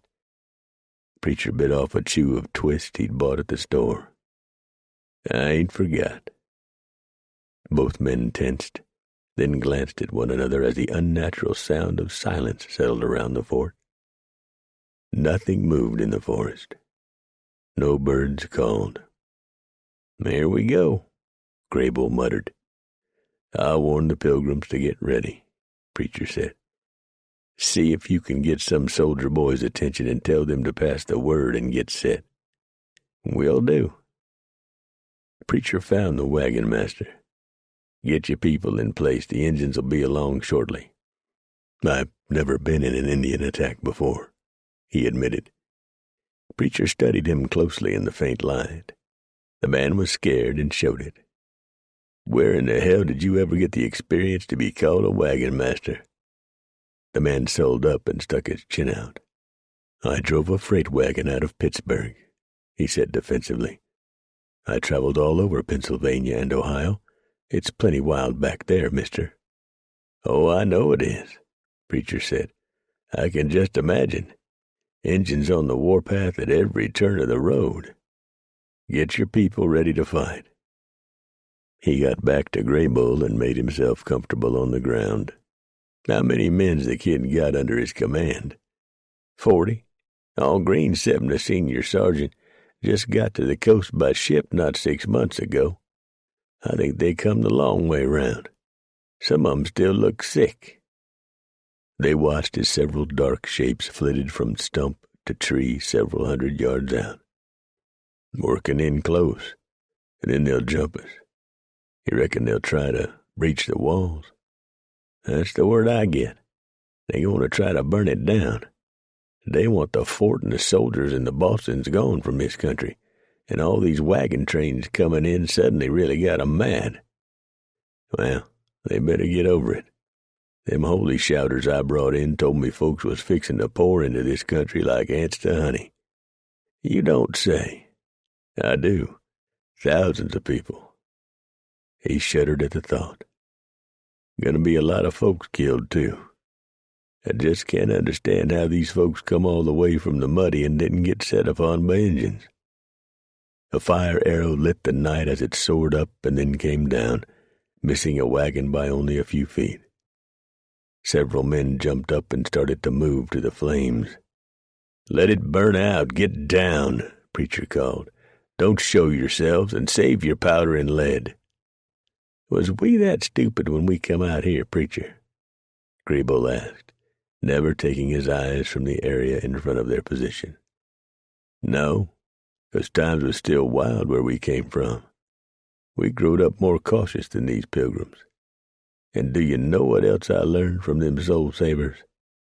"What?" "They's people in the big cities back east putting crappers in their houses." "You mean like a chamber pot?" "No, I mean like a regular room where they go to take care of business." Graybull blinked. "You mean to tell me they shit in their house? Right next to where they sleep? I can't believe it." "That's what them folks told me. I think it's disgusting. Who'd want to do something like that?" "Surely not me. Why, I never heard of nothing like that in my life. And I bet they's some of them same people that say folks like you and me ain't civilized 'cause we live in the mountains. Tisk, tisk, tisk." "Look sharp now, Graybull. They's working closer. See that stump over yonder? It wasn't there 2 minutes ago." "You're right. You want the honors?" "I believe I will." Preacher pulled his hawk into his shoulder, took careful aim, and let her bang. The stump grunted when the ball struck him. A war axe went flying up into the air, and the brave fell forward and lay still. "Here they come!" Graybull roared, and the fight was on. 11. The Indians became darting shapes in the night, utilizing every bit of cover as they worked their way closer to the fort and the wagons. So far, although 24 shots had been fired from the defenders, Preacher was the only one to have scored a hit. "Don't fire until you're sure of a target," Preacher yelled. "God damn it, save your powder and shot. This ain't St. Louis. You can't go to the store and buy more." He dropped back down beside Graybull. "Damn pilgrims anyways. I'd hate to be saddled with guiding them fools." Another fire arrow lanced the night, and this one landed on the canvas of a wagon, igniting it almost instantly. Gray Bull drilled the Indian who fired the arrow, and the brave doubled over, mortally wounded from the .54 caliber Hawken. Men and women ran to put out the fire, and the Indians showered them with arrows. One woman was struck in the throat and died horribly, the life gurgling out of her, and a man went down screaming with an arrow in his stomach. Children were laying under their parents' wagons, many of them screaming in fright. "Welcome to life on the frontier, folks," Preacher muttered without malice.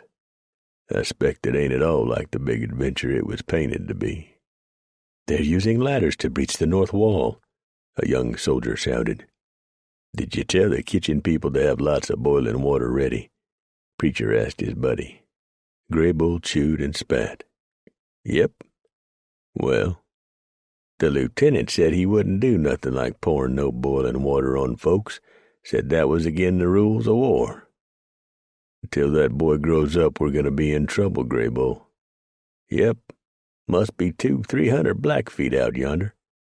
Both men were lifting their rifles to their shoulders. "At least," Preacher said. "Wait a minute," Gray Bull said, lowering his rifle. "What the hell's that chanting?" Preacher listened for a moment. "Them back over that ridge is singing their death songs." "But why? And why the rush to attack us? Ain't none of this making no sense, Gray Bull." From out in the darkness, far away from the light of the burning wagon, came the angry, shouting voice of a Blackfoot. Gray Bull and Preacher listened intently to the hard words. "My sweet Jesus," Gray Bull whispered. "Is he saying what I think I'm hearing?" "Yeah," Preacher told him, his words hard and grimly offered. "He damn sure is." Preacher tapped on the logs of the wall. "Can anybody hear me in yonder?" he called. "Right here, Preacher." A trapper he knew slightly said, "I heard them words, too. Get to using an axe, Jim. Get some men chopping and make us a space big enough to get folks through and do it quick. And get the lieutenant over here." "Right, Preacher." Only a few heartbeats passed before the voice of Maxwell Smith came through the logs. "Yes, Preacher." "Now listen to me, Lieutenant," Preacher said, steel in his words. "I ain't going to say this but once. Don't let no Injun come over the walls. Don't touch none of 'em. We got to get all these pilgrims inside the walls and keep the Injuns out. Now you get them goddamn pots filled with water and keep it hot. When they try to come over, you dump it on 'em. You got all that, Lieutenant?" "I hear you, Preacher." Boiling water poured on the flesh of those poor wretches out there. "But can you give me a reason for the barbaric behavior?" "Them's their death songs they singing out yonder, boy. The white man's done brought smallpox down on 'em. Whole villages has been wiped out, and them out yonder got it too. They want to die in battle, but not before they infect us. Now, is that good enough for you?" "I'll get right on it," Maxwell Smith said, his voice filled with horror. "You do that." He turned to Gray Bull. "Them on the other side'll be through in 2 jigs. Soon as the hole's cut. I'll start working them pilgrims over here. We got to do this fast." He handed him his Hawken. "Little extra firepower, Gray Bull. I'm gone." The wagon was almost burned down to smoldering char as Preacher made his way into the knot of men and women. "They're through," Gray Bull called. "Get to the wall," Preacher told the first bunch. "Grab what you can and run like hell. Move, people, move." "What's the meaning of this?" The wagon master confronted him. "I give the orders out here." "Not no more, partner," Preacher told him. "If you want to live, you do what I tell you to do." "I don't take orders from you, you smelly, shaggy reprobate." "Then you can go right straight to hell," Preacher replied. "I ain't got the time to fart around with someone as dumb as you." He shoved the man out of the way. The wagon master grabbed him by the shoulder and spun Preacher around, his fist drawed back for a blow. He never got the chance to throw it. Preacher put him on the ground, butt first, and a hard left and right to the jaw. Then he went about his business of gathering up those pioneers who would go into the fort. And not all of them would. "I don't believe you," one man said, "and I'm not leaving my wagon out here for the savages to plunder and burn." "Then stay here," Preacher said, and pushed past him. It was cold on the mountain man's part, but he was doing what he felt was necessary, and he didn't have much time. And he also knew what smallpox could do. He'd had it, and survived it, as had Gray Bull. They'd been with some Mandans when it struck their village, and it was a horrible sight to witness. About half of those in the wagon train chose to leave their wagons and run for the fort.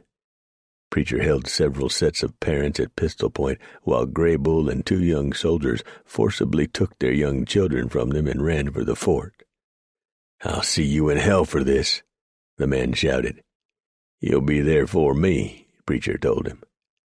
Then the enraged Blackfeet struck the fort, and there was no time for anything except survival, as the infected and sick and dying Indians threw themselves against the thick walls of the fort. They came out of the night in silent waves of fury and hate. The first wave was repelled by shot. On the heels of that one came another with makeshift ladders. Boiling water was poured on them, and they ran shrieking into the night, burned horribly. Those pilgrims who had refused to leave their wagons fared not well at all. It did not take the Blackfeet long to overwhelm them, and the Indians were in no mood to take prisoners for slavery or barter. The screaming of those being tortured played hell on the nerves of the defenders inside the fort. "What are they doing to them?" Edmund asked nervously, standing beside Preacher on a rampart. "Injuns can get right lively with their torture," the mountain man replied. "And if they're a mind to, they can make it last for days. Each tribe has its own favorite way of torture, and there ain't none of it very pleasant." "What happened to the tame Indians who were living around the fort?" "They run off before the Blackfeet got here in force." Flames from the burning wagons illuminated the night, highlighting the bodies that littered the ground around the walled fort. Moaning from the wounded mingled with the screaming of those being tortured. A man from the wagon train came stumbling out of the night, his head on fire and his hands tied behind his back. His shrieking was hideous. Preacher lifted his hawken and shot him dead. "My God, man," Edmund said. "I put him out of his misery," Preacher said. "They'd gouged out his eyes and set his hair on fire. You ever see a man whose brains was cooked? No. It ain't a nice sight." An arrow whizzed between them and fell to the earth on the grounds inside the walls. "When we whoop them," Preacher said, "and we will do that eventually, we got a real problem.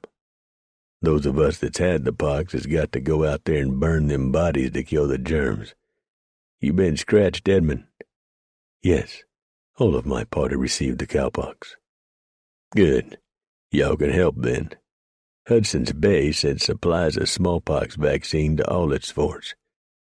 The lieutenant said his people had been vaccinated." Gray Bull came hunched over to him. "From what I've been able to pick out of the night, the Blackfeet's lost a lot of people. Whole villages wiped out. A Mandan just slipped through, and he's saying that all along the Missouri there ain't nothing but death. His whole tribe was wiped out. He says that folks is running away from it heading west, and that's how it got here so fast. He says that people of his tribe is killing themselves right and left. Said the talk is it started over at Fort Union, brought in by someone on a keelboat." Preacher nodded his head. "Listen to that," he said, as the chanting and singing grew louder, coming to them from out of the night. "Them Blackfeet's gone crazy. They're working themselves up into a killing rage." "Can't say as I blame them," Gray Bull replied. "I'd rather die quick than linger in pain for days with the pox, having the skin rot off me." Edmund shuddered. "You are rather graphic in your description, sir." He paused. "A thought just occurred to me. Those savages we encountered the night before we reached the fort, do you suppose—" "Yeah, they probably had it, or suspected they did. But you all been vaccinated, so you ain't got nothing to worry about. What you got to worry about is right out yonder." The singing and chanting stopped. The sudden silence gathered all around them. "What does that mean?" Edmund asked. "It means they coming straight at us," Preacher said. "Like right about now." He lifted his hawken and blew a hole in the chest of a running brave. The ground on all sides of the fort was suddenly transformed into a mass of charging Blackfeet, some of them carrying makeshift ladders. They threw ladders against the log walls and began climbing up. Buckets and pots containing hot water were dumped on the Indians, scalding them.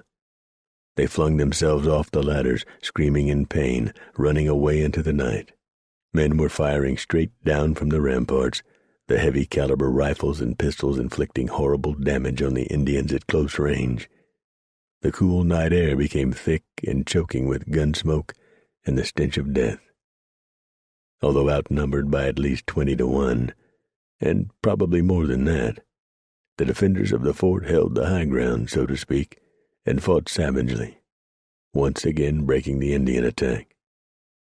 Lieutenant Maxwell Smith made his way along the ramparts to Preacher.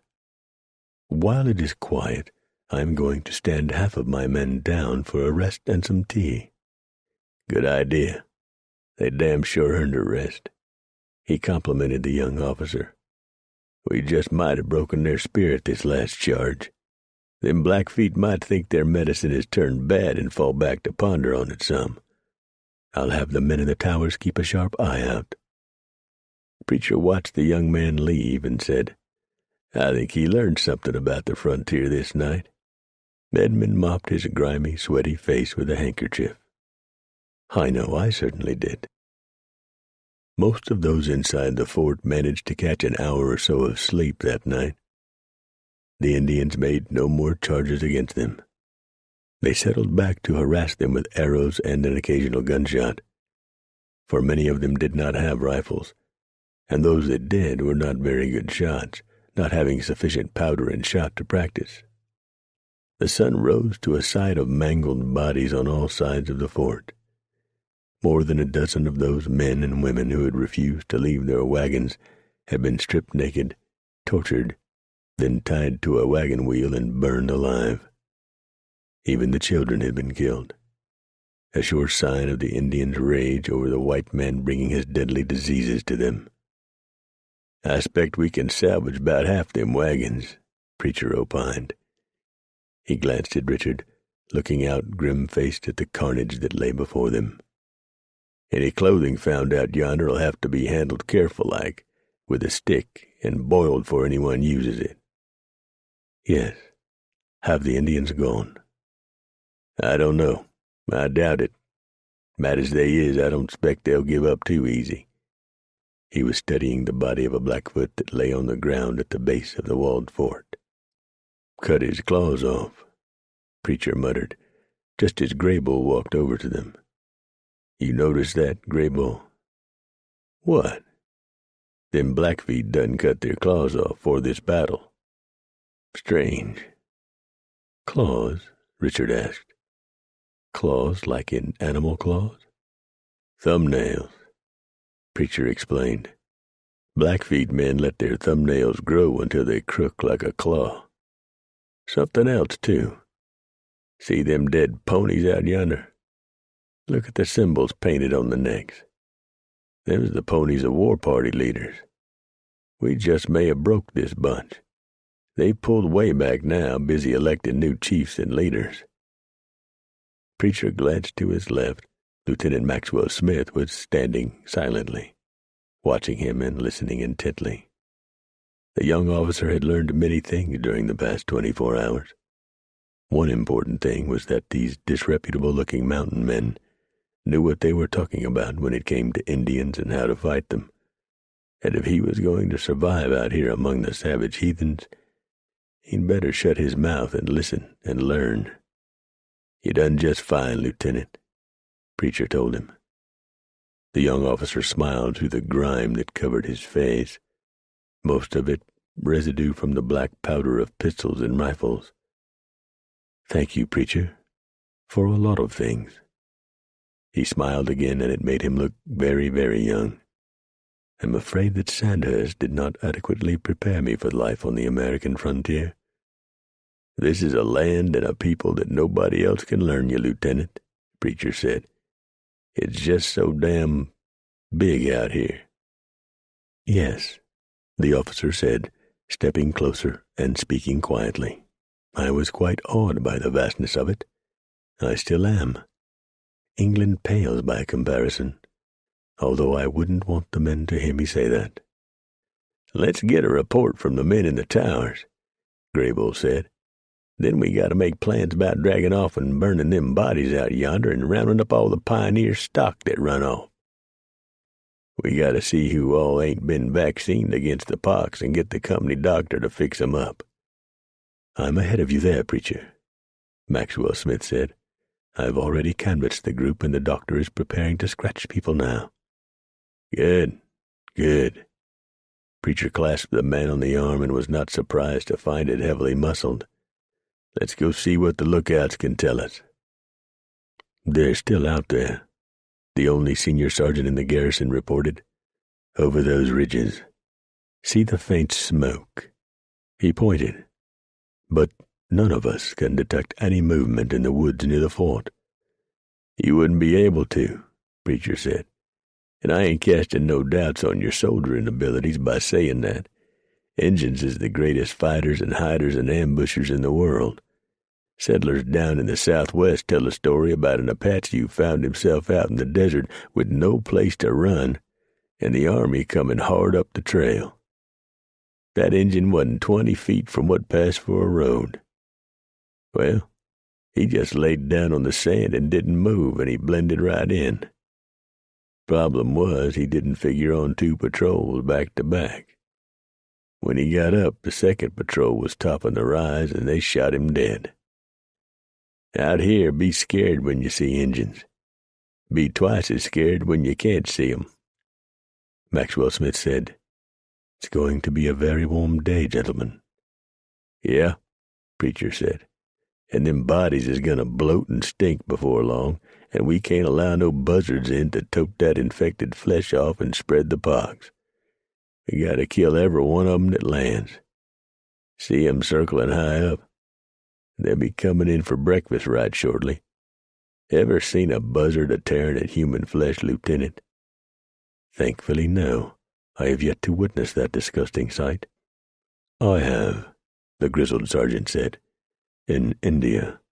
I hate the filthy buggers. No need for that, Preacher said. They're just doing what God put 'em on earth to do. They don't know no better. I don't much care for rattlers, but I don't hate 'em. Human beings now, that's another matter. We got a brain, and God give us the power to think and reason things out. But there ain't no earthly reason for a human person to do bad things. I ain't got no use for human trash, none at all. I'd just as soon shoot 'em as have to look at 'em, and have, more'n once. Law out here in the wilderness is, primitive, to say the least, Maxwell Smith said. Preacher cut his eyes to him. What it is final. 12. By noon, the health hazard was becoming a real concern. The day had turned out unusually warm, and the bodies were beginning to bloat and stink. Not one Indian had made a sound that the defenders could hear, shown himself, or fired a ball or arrow. The defenders had stayed busy killing the buzzard that had swooped in to dine on the dead. Finally, Preacher made up his mind. I got to go out there, he said to Graybull. Either you or me, the mountain man replied. And I think it ought to be me. I'm taking money from the soldier boys to scout. It better be me. You're as big as a damn grizzly bear and as clumsy as an armadillo. You'd stumble around out yonder and them Blackfeet would be sure to catch you, and I don't want to have to spend the rest of the day and night listening to you holler. You beller like a damn constipated hog. Mayhap you be partly right, the huge mountain man said. Even if they catch you, You so damn ugly and miserable looking they'd probably feel sorry for you and run you off before you frighten their horses and cause their women to go barren. You can make yourself useful whilst I'm gone by gathering up some ropes and getting ready to drag them bodies off a ways so we can burn 'em. I know if I don't tell you what to do after I'm gone, you just sit around looking like a fat, dumb child and do nothing. Them Injuns is over that ridge, preacher. Graybull pointed and continued the insults. That's south. As foolish as you are about directions, I want you to keep that double-humped ridge to your skinny rear end at all times. That way you might find your way back here by this time next week. Thank you kindly for the consideration. It's nice to know somebody cares. Oh, I don't care a twit for you, Graybull told him. I'm just trying to keep you alive long enough so's you'll pay me that $15 you borrowed from me 10 years ago over on the Platte. It was more like $2, and it was on the Missouri, you ox.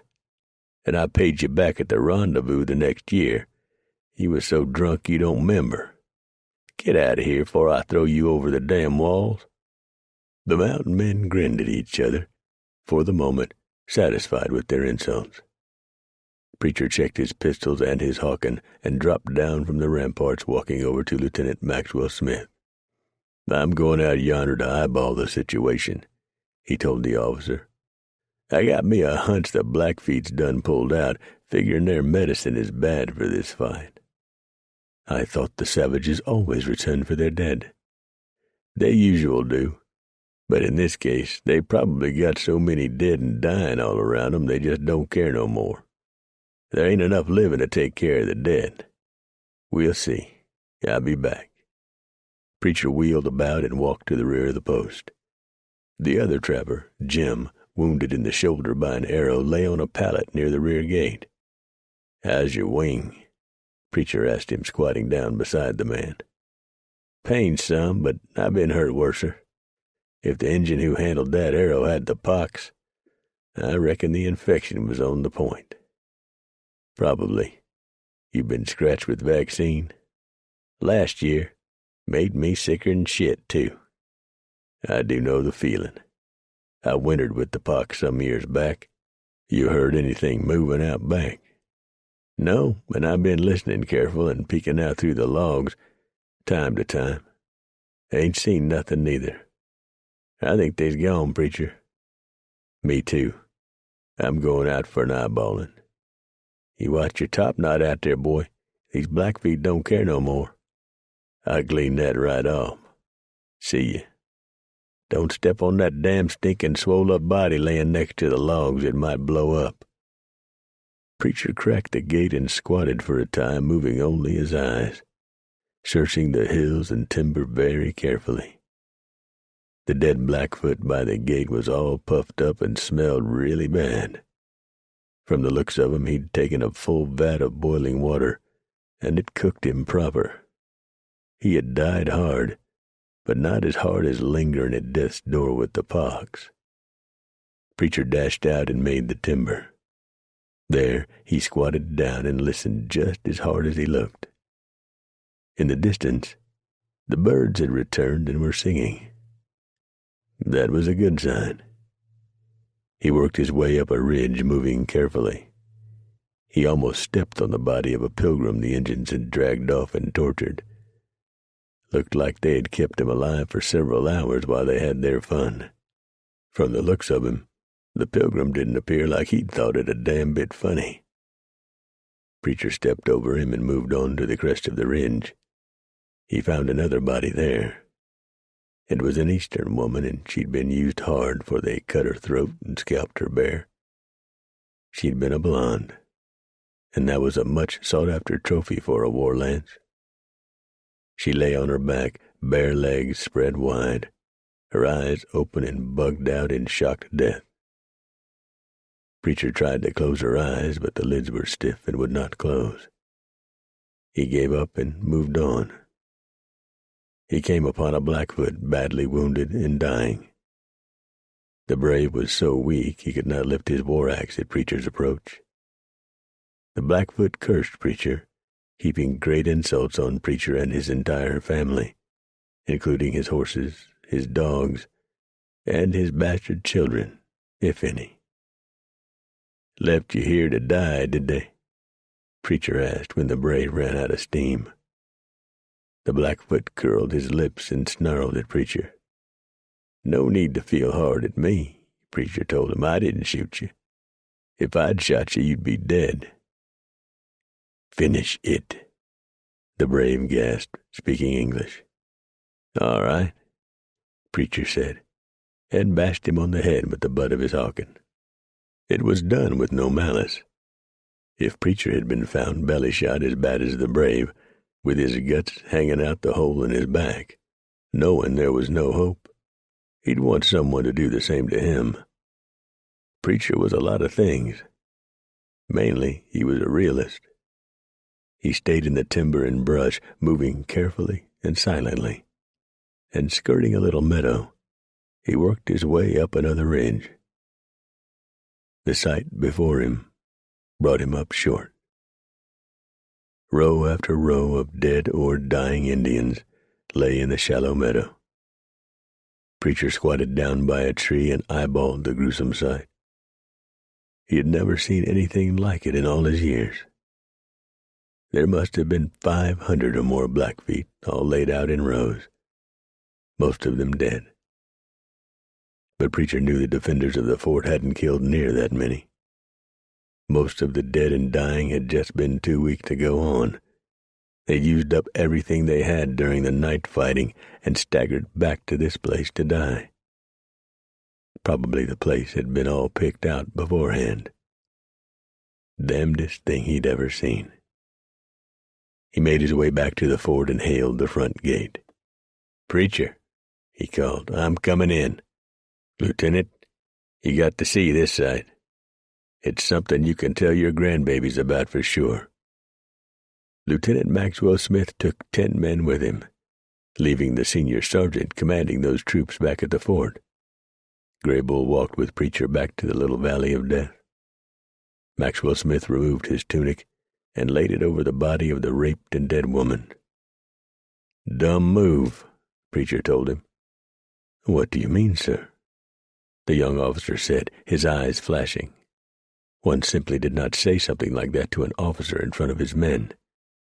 "She'd been hopped on half the night by Injuns dying with the pox. Pox germ stays alive a long time, so I'm told. Now you've got to fetch your jacket back with a stick and boil it out good before you even think about putting it back on."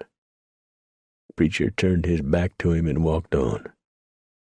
Maxwell Smith arched one eyebrow and slowly smiled very ruefully. Indeed. "Yes, quite right. Come on, men," he said to his troops. They stood on the crest and looked down into the small valley. "Incredible," one of the enlisted men said.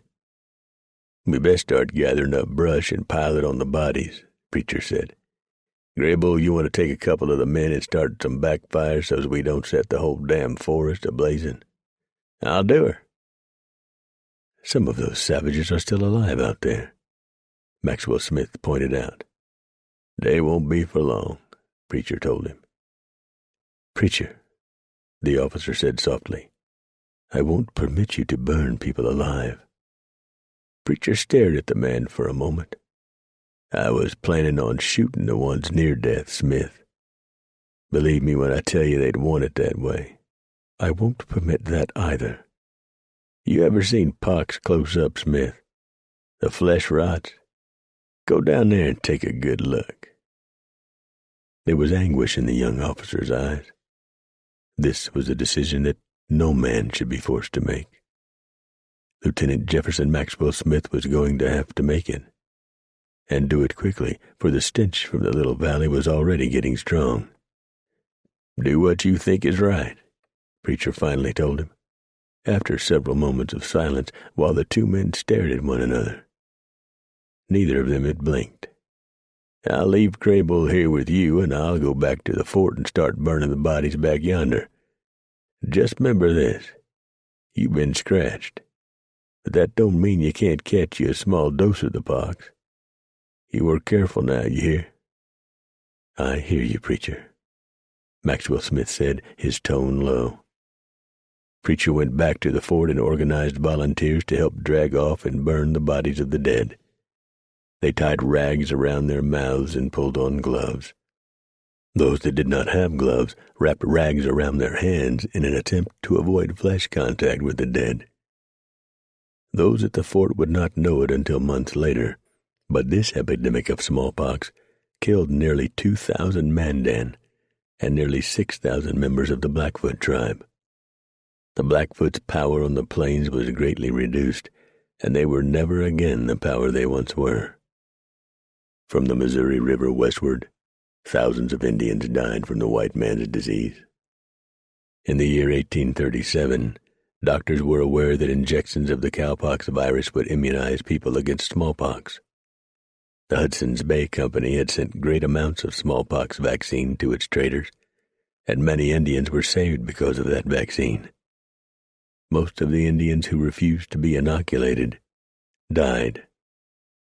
At the fort, Preacher and the others worked swiftly to drag off the bodies of the dead and burn them, while others stood guard, attempting to frighten away, or, as was usually the case, killing the many buzzards that angrily fought to tear and rip at the dead and bloated and infected flesh. Women kept huge vats of water boiling constantly, for every bit of clothing had to be boiled and sterilized. The smallpox virus could survive for months in the most unlikely of places. Knowing that, nothing could be left to chance. Before the epidemic would run its course, entire tribes would be wiped out, or very nearly so. Some of the Indians attempted to combat the disease by rolling in fire, giving everything they had to medicine men, taking sweat baths.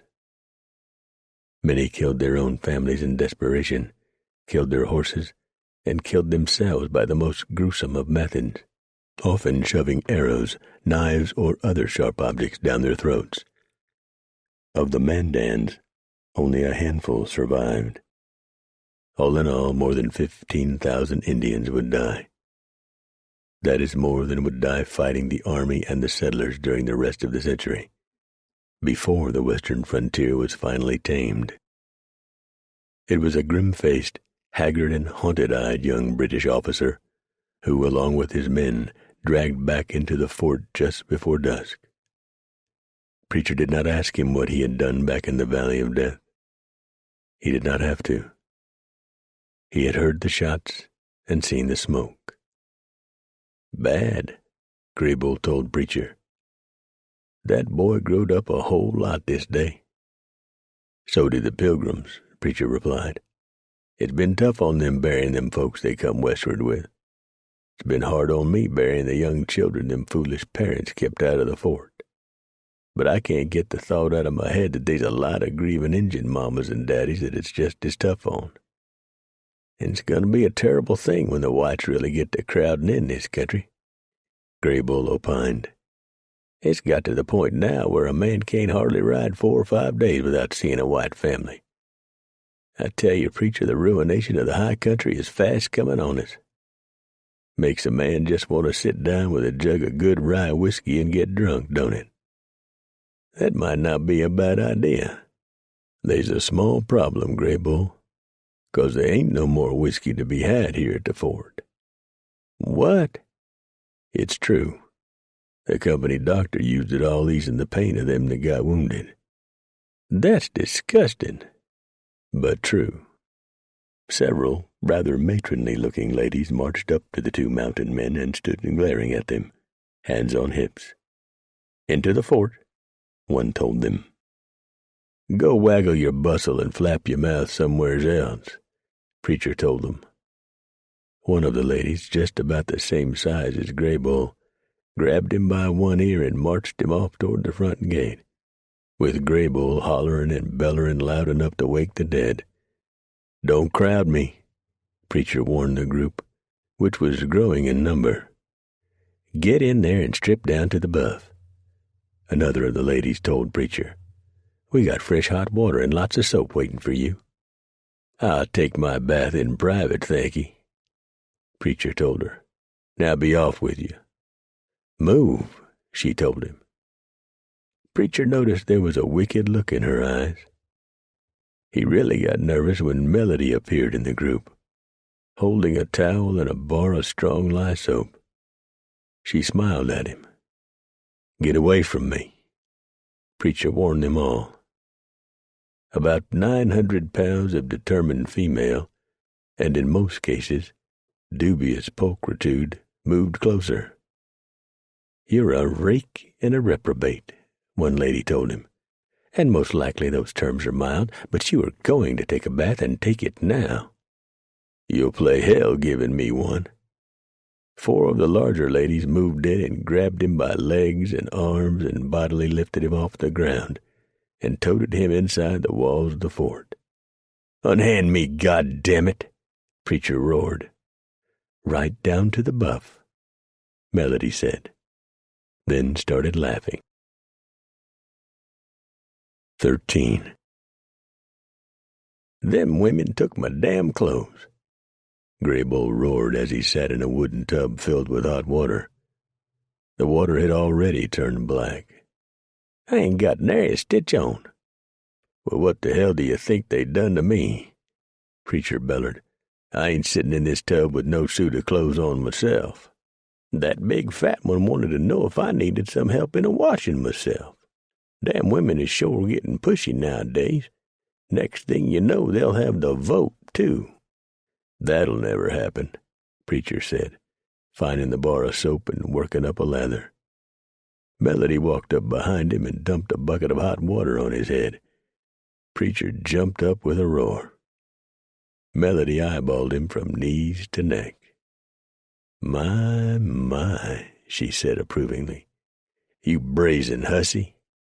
Preacher hollered. "You about as much a missionary as I is President of the United States." Laughing, she strolled away, humming and swinging the bucket, among other things. "That woman's got her bonnet cocked your way, Preacher," Graybull warned. "You best make tracks quicker'n a coon can wash his supper, at least as soon as you get your clothes back. And sit down. You ain't no sight to behold in your altogether." When a nearby gaggle of women started pointing at him and giggling, Preacher sat back down in the tub. He was red with embarrassment from his nose to his toes. "I reckon I was some dirty," Graybull said, looking down at the dark water which had dead fleas floating in it. "Lye soap was hell on bugs. I ain't never knowed you when you wasn't." "Preacher?" "What?" "When I come out here, a feller by the name of Jim Madison was president. Who is now, you reckon?" "Last I heard, when I was in St. Louis 4 or 5 winters ago, it was a man named Jackson. I reckon he still is, but I can't rightly say. That woman that's got her eye on you, she really a missionary?" "I don't much think so. I never seen no Bible thumper that sassy. Where in the hell is our clothes?" "They burned 'em," Graybull said mournfully. "Burned 'em? Why didn't they just boil 'em good? I ain't had them clothes on more'n a month." "I'd had them skins of mine on considerable more than that," Graybull admitted. "I reckon they was kind of greasy. You feel all right, Preacher?" "Oh, hell, yes, Bull, I'm fine. I'm sitting here naked as a jaybird. A gaggle of females done burned my clothes, and a half-crazy woman is making improper advances toward me. I never felt better." "That ain't what I meant." "Oh, yeah, I'm all right.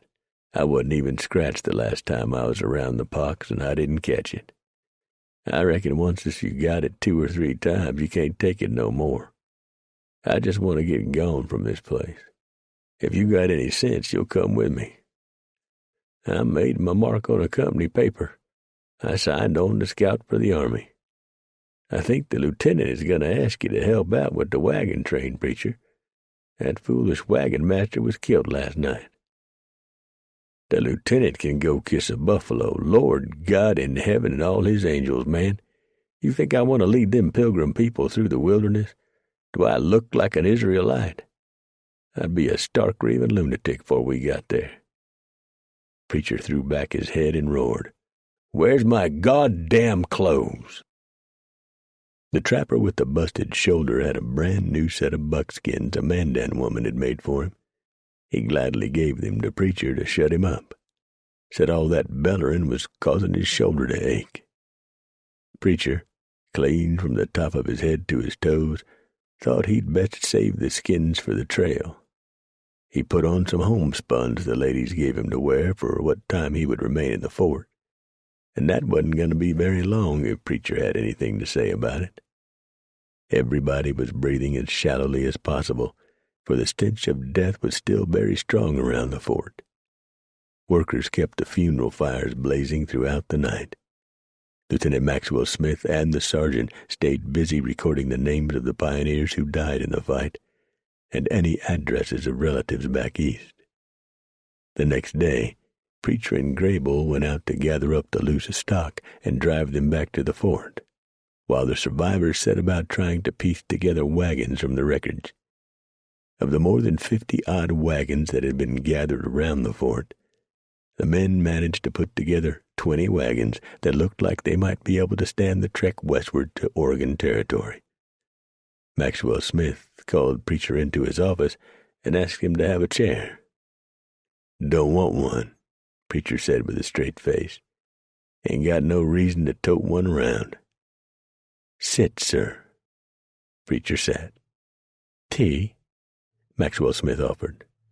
"Whiskey'd be better, but I reckon coffee will do. I ain't never developed no real taste for tea." "As you wish." The officer asked his orderly to bring them refreshments. He and Preacher sat and stared at one another until the coffee was poured and the tea was steeping. "What you got on your mind, Lieutenant?" "You are aware, sir, that you are in British-held territory." "The land's in dispute. I reckon it'll soon be in American hands." "Don't count on that, sir. You colonists might have a fight on your hands." "Y'all tried that a couple of times, as I recall. Seems like you'd learn after a while." The lieutenant's smile was very thin indeed. "Be that as it may, sir, I am in command here, solely in command. I give the orders, to both civilian and military personnel who are at this fort." Preacher stood up. "I'll be gone before you can blink." "Preacher, sit down, please." Preacher sat. "I need your help, Preacher." "I ain't guiding no damn wagon train." Maxwell Smith leaned back in his chair and smiled. "I can promise you more pay than any guide ever received before you." Preacher slowly shook his head. "I ain't got no use for riches. What am I going to spend 'em on? Hell, man, I know where they's gold nuggets big as your toe. I got a sackful out there in my possibles bag. They's enough gold in that bag to last me the rest of my years. I ain't got the patience to guide no bunch of hollerin', squallin', runny-nosed kids and whinin', complainin' women and foolish men. You got Graybull on the payroll. Give the job to him." "We have to keep him here." "What is that man's Christian name?" "I got no idea. He got his name 'cause he nearly drowned in the Graybull just west of the Bighorns."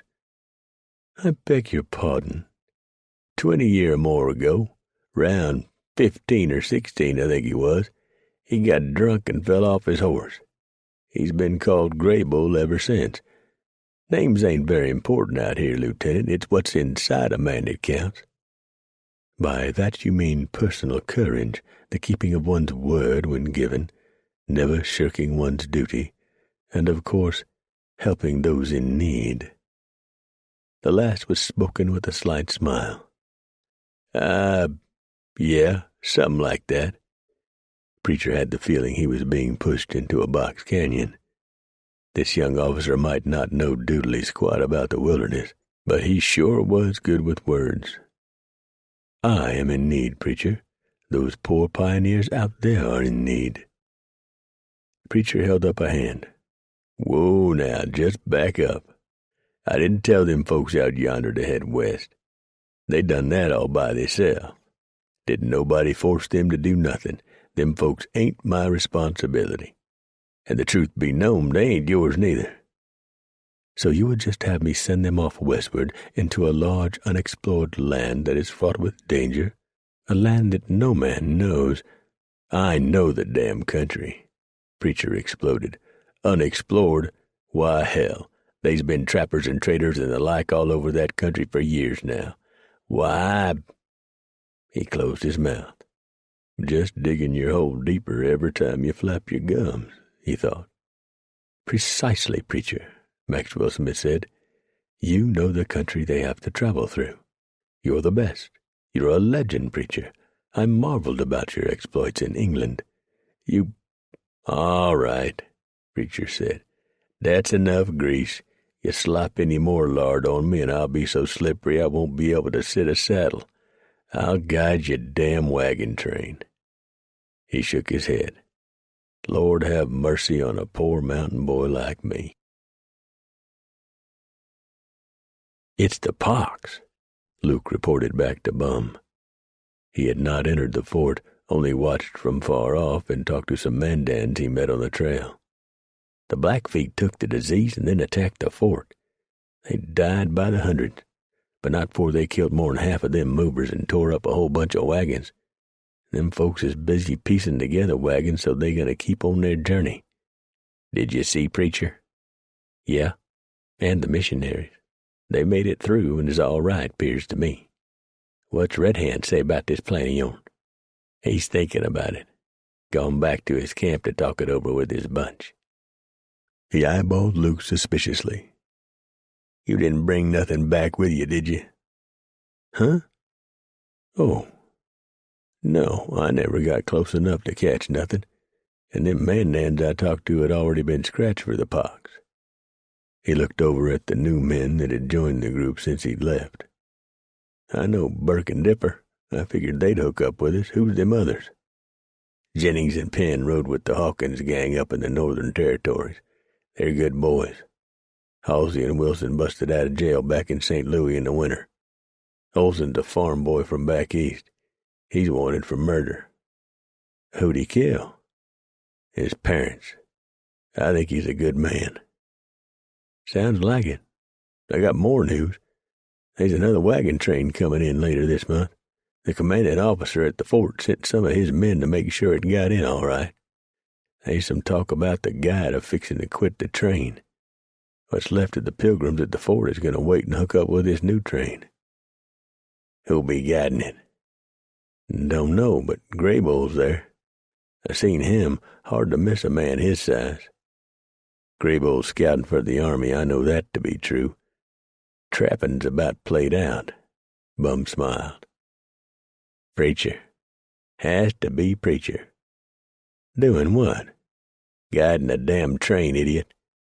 Everything is working out just right. We'll get the gold, the women, and have Preacher to torture.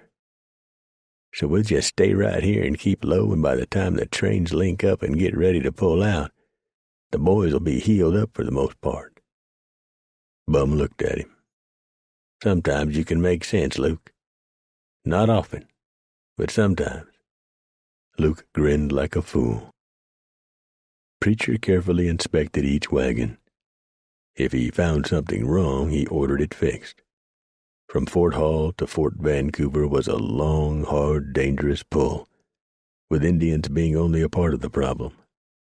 There were rivers and streams to cross, and many of them would be running over their banks this time of the year. There would be broken bones and sprained limbs and squabbles among the movers. And Bum Kelly and his gang. There would be wagon breakdowns. Wheels would come loose and have to be repaired.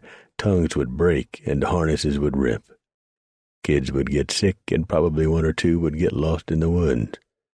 A couple of these silly females were pregnant, and that meant they would probably birth along the trail. And Bum Kelly and his boys would surely be cooking up something unpleasant to spring somewheres along the way. He would have to see that additional canvas was brought along, 'cause sure as shooting, some pilgrim wouldn't have his lash down proper, and come a high wind it'd go sailing off to China. Better lay in a stock of nails and shoes for the animals and make damn sure there was plenty of powder and shot and lead and copper caps and spare bullet molds. There would be weapons aplenty, what with the ones taken from the dead pioneers. And he wished he knowed where Bum Kelly was planning on staging his little surprises, and whether he had throwed in with that damn no-good Red Hand. Preacher paced the lines of wagons and went over them again. The men and women and children watched him in silence, the kids big-eyed. He knew what he looked like to them, all dressed out in skins from his feet to his jacket. He looked like some grim-faced wild man, with pistols and knives hanging all over him as he prowled up one side of the line and down the other, never speaking to anyone. He stopped when he came to Richard and Edmund's wagon. The wagon was loaded with new supplies, but none of the quartet was anywhere around. One of the teenage boys in the train was sitting on the seat. "What you doing up there, Tadpole?" The boy, maybe 14 at the most, red hair and freckle face, grinned at Preacher. "Mr. Richard employed me to drive the wagon through the wilderness, sir." "Did he now?" "Yes, sir, he did. And the money'll come in handy when we get through the wilderness and start the homesteading." "I reckon so. Your parents don't object to you doing this, do they?" "Oh, no, sir, not a bit." "You figure on handling that team of mules all day by yourself, do you?" "I'm going to try. We had mules back in Missouri, big reds, just like the ones I'll be driving here." He frowned. "The ladies don't know how to drive a team. I never heard of anything as silly as that, but Misters Richard and Edmund said they would spell me from time to time." "That's right considerate of them. What are they going to be doing?" "Riding their mounts, sir. I believe they said something about assisting you." Preacher choked on his baccy and coughed for a spell. He spat and said, "They's planning on doing what?" "Assisting you, sir." "Assisting me doing what?" "Scouting, sir, I suppose." Preacher looked at the lad, blinked a couple of times, and walked off, muttering, "Sweet baby Jesus. Them two couldn't find their ass ends if their britches was on fire." He spied Melody heading his way and ducked between wagons. Preacher sighed. It was hard to believe that about 6 weeks back he was heading down to rendezvous without a care in the world. Now he was saddled with a wagon train load of pilgrims, with more coming in, a gang of outlaws on his trail, and dodging a love-struck female who could raise the temperature of a room by 10 degrees just by walking into it. He had even offered Graybull 2 of his gold nuggets to take the train westward. "Not for that whole entire poke of yourn," the big mountain man told him. "And I'm sorry, 'cause I'll probably never see you no more after you pull out." "What are you talking about, you big ox?" "Why, hell's far that blue-eyed, honey-haired missionary lady's got marriage on her mind, and you're the man she plans on hitching up with. She's going to have you out hoeing gardens and plucking petunias and toting her little bag while she shops and the like. Have you lost your mind? I ain't going to marry nobody, you mule-brained, goat-headed giant." "Yep, I can see it now," Graybull said somberly and sorrowfully, but with a definite twinkle in his eyes. "You clerking in some store, straining your eyes, sorting ribbons and socks and drawers and the like. You be going home to the little lady after work. Only by this time she'll probably weigh about as much as a buffalo and have 7 or 8 kids a-crawling around on the floor, a-squalling and a-dirtying their diapers and a-hollering for their daddy and—" The pioneers stood in shocked silence, wondering what was going on as Preacher chased a laughing Graybull around the fort, the smaller man waving a tomahawk and cussing at the top of his lungs. 14. Preacher had done everything he knew to do to make the wagon train ready for the trail. Oddly enough, he felt good about what he had done. Even Graybull and another trapper, Jim, had noticed the subtle change in the mountain man. "You've changed, Preacher," Jim pointed out. "I can't put no finger on it, but there's something different about you." Graybull smiled. "I think it's 'cause he knows there's love at the end of the trail." Preacher sighed and held his tongue. Even though several weeks had passed since the pox had struck the Blackfeet and their bodies had been burned, the smell of death still hung faintly over the area, for not all bodies had been found and burned. "The patrol that just come in says the second train is about 5 days out." Graybull wisely changed the subject, not wanting to be again chased around the fort by a tomahawk-wielding preacher. 25 or 30 wagons. With them 3 wagons that rattled in last week, you'll have near about 60 wagons to guide through the wilderness. The soldier boys say anything about the guide and the wagon master? Preacher inquired.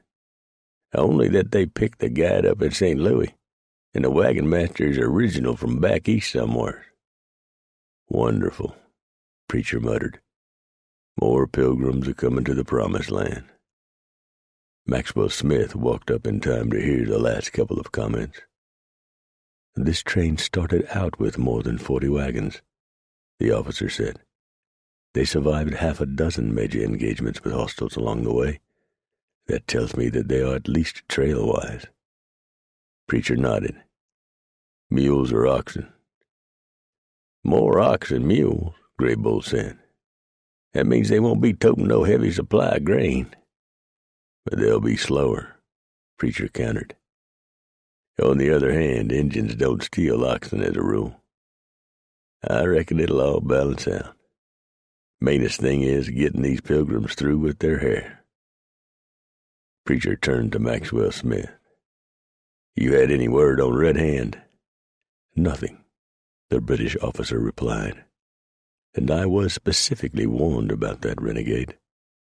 That worries me, Preacher admitted. You think Bum may have hooked up with him?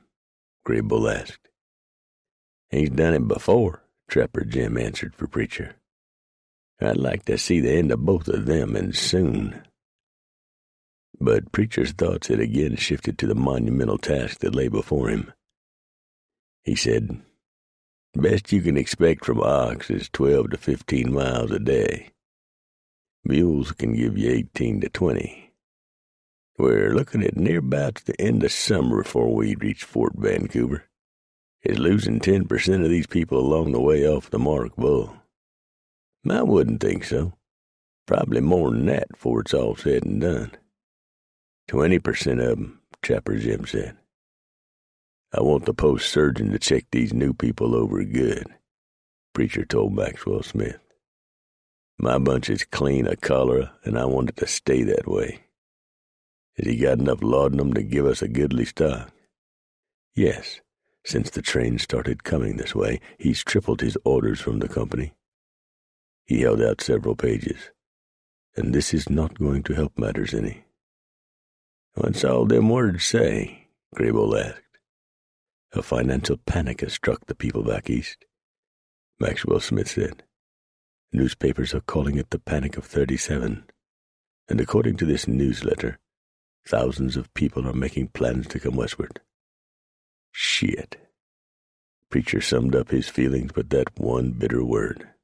There is more, the British officer said, and none of it is good.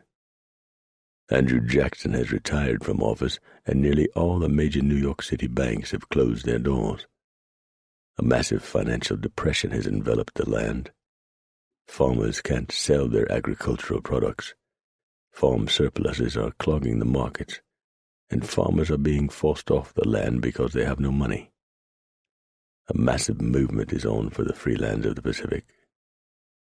That's the end for us, Graybull said.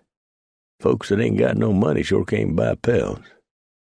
You was right in what you said 2 years ago, Preacher. You said the end was in sight and we'd all better brace for it. Them that laughed at you is eating mighty bitter words now. Being right don't make me feel good, though, Preacher said. He looked at Maxwell Smith. What else is writ on them pages? I know that ain't all. Your jaw is hanging low enough to touch your boots, so let's have it all. Sickness. Back east there are epidemics of typhoid, dysentery, tuberculosis, scarlet fever, and malaria. New Orleans is very nearly quarantined. Cholera is being brought over from Europe and is trekking westward with the human movement. Ain't they nothing good at all in them pages? Preacher asked. I'm afraid not, preacher. Someone among the wagon started singing, the voice liltingly Irish. Will you go, lassie? Go to the braes of Balweather, where the blackberries grow, 'mang the bonny Highland heather. I've tried to tell these folks about this Northwest Trail, preacher said. Tried to talk some sense into their heads. But they don't want to listen. Old Joe Walker blazed one trail back in 32 or 33. I went over it with him. That one was hell, boys. Pure hell. This one is only slightly better. Fools and dreamers, Graybull said quietly. But, hell, wasn't we the same when we pushed out here, preacher? I was at Pierre's Hole back in 32 when one of the first bunch of colonizers came a-staggering in. John Wyeth was one of 'em. But he tried again, and I was told he made it. You'll get them through, preacher. I kind of wish I was going along. Please, feel free to take my place, preacher said dryly. Preacher laid around the fort for the next several days, waiting for the second train to roll in. Then he would carefully inspect the wagons and give the people a good eyeballing. Besides, them folks would be trail-worn and suffering bad from the wearies. They'd need some rest. He didn't have to work at avoiding Melody now. She'd changed her tactics and had latched on to Lieutenant Maxwell Smith, hoping to make Preacher jealous. The lieutenant squired her about, with her hanging on his arm, shaking her bustle and batting her eyes at him.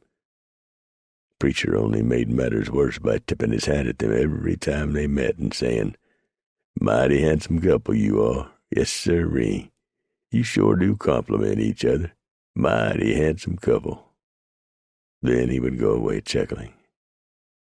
You trying to get the lieutenant killed? Trapper Jim asked one afternoon, after Preacher had tipped his hat and Melody had bared her teeth at him like a mad puma. The boy needs some excitement in his life. Preacher jerked his head toward a man over by the company store. You know that hombre over there? I ain't say that I do. He drifted in last evening. Name's Luke. Trapper? No traps or pelts on his pack horse. I don't much cotton to him, preacher. He's a tad shifty-eyed to suit me. What's he riding? Big gray with a reworked brand. Of course, that don't mean nothing. As many folks that's been killed trying to come west, that horse could have belonged to anybody. Yeah, Preacher said, but he was unconvinced. After Jim had wandered off, Preacher walked over to the store to eyeball the man called Luke. He stood on the rough-hewn log porch and stared at the young man. Luke smiled at Preacher. He did not receive a returning smile. You want something? Luke asked in a nervous voice. Preacher was known from the Big Muddy to the Blue Waters as a man of body had best not mess with. Preacher didn't immediately reply. He was busy studying the clothes the young man had on. He had a feeling he'd seen that jacket somewhere before. Yeah, he knew he had. But where? Then it came to him. At the ruins of the ambushed wagon train. He'd tried that jacket on himself and found it too tight across the shoulders. Of course, that didn't mean the feller had done anything wrong. Preacher had taken clothes there himself. Only a damn fool leaves usable clothing to rot in the weather if he's able to put them to use. But not to sell or barter. A man had to draw a line somewhere. Luke's right hand drifted to the pistol tucked down behind his belt, a movement that did not escape the eyes of Preacher. Then something else returned to Preacher. Edmund had known the man who owned that coat. He had found his body and put the coat on over his tortured flesh before they dragged off the bodies and caved the earth over 'em. That meant, "Goddamn grave robber," Preacher told the young man. "What d'you mean, Preacher? How'd you know who I was?" Preacher demanded. I asked and somebody told me. Who? I disremember exactly. You're a damn liar. Lieutenant Maxwell Smith and Melody came strolling by about that time. They both was going to have to buy new shoes if that second wagon train didn't soon get here, and they all could get gone. Here now, Maxwell Smith said, what's going on here? Look closely, Melody, Preacher said. You recognize the jacket this grave robbing scum is wearing? Why, she peered at the frightened Luke. That's the suit coat we buried poor Mr. McNally in. Edmund put it on the poor man himself. That's right, Preacher said grimly. Luke grabbed for his pistol and Preacher kicked the young man on the knee, knocking him off balance. Preacher stepped forward and busted Luke on the side of the jaw with a big hard fist. Luke went down, addled to his toes. Preacher jerked the pistol out of the man's breeches and looked at it. The name Blaylock was carved in the butt, along with Boston, Mass., 1832. Graybull had come at a running lumber and jerked the now very badly frightened Luke to his feet, holding him by his neck with a huge hand. Where'd you steal this, boy? Preacher said, holding up the pistol. I ain't stole nothing, it's mine. My pa give it to me. What's your pa's name? Wilbur Mason. From where? Maryland. Preacher smiled. Do you know what's carved here, boy? He traced the words with a blunt finger. Yeah, my pa's name. Where was your pa back in 32? In the ground dead. Fever got him and my sister. Then how come this pistol's got the name Blaylock carved on it, along with Boston, Mass., 1832? Luke shut his mouth and shook his head. I thought you told me you couldn't read words, Melody asked the mountain man. I lie on occasion, Preacher told her, and I didn't say I couldn't read. I said it'd been a long time since I had, that's all. What else have you lied about? She pressed him. This ain't the time to go into that. Preacher looked at Luke. You ride with Bum and his trash, don't you? You come in here to spy for him, didn't you? I don't know no one named Bum Kelp. Luke's eyes darted from person to person like a child caught with his hand in the cookie jar as he realized he had, more than likely, just stuck his head into a hangman's noose. He knew the British had issued death warrants against Bum and anyone who rode with him. Then how did you know his last name? Maxwell Smith asked. I heard it one time, Luke told him. But I don't ride with no gang. I ain't done nothing wrong except taking this here coat off on a dead man. Critters had pulled him out from under the cave-in in the brush and had been eating on him. I took his coat 'cause I needed it, and then I buried him proper. Took me the better part of an hour to dig the hole. I even spoke words over the grave.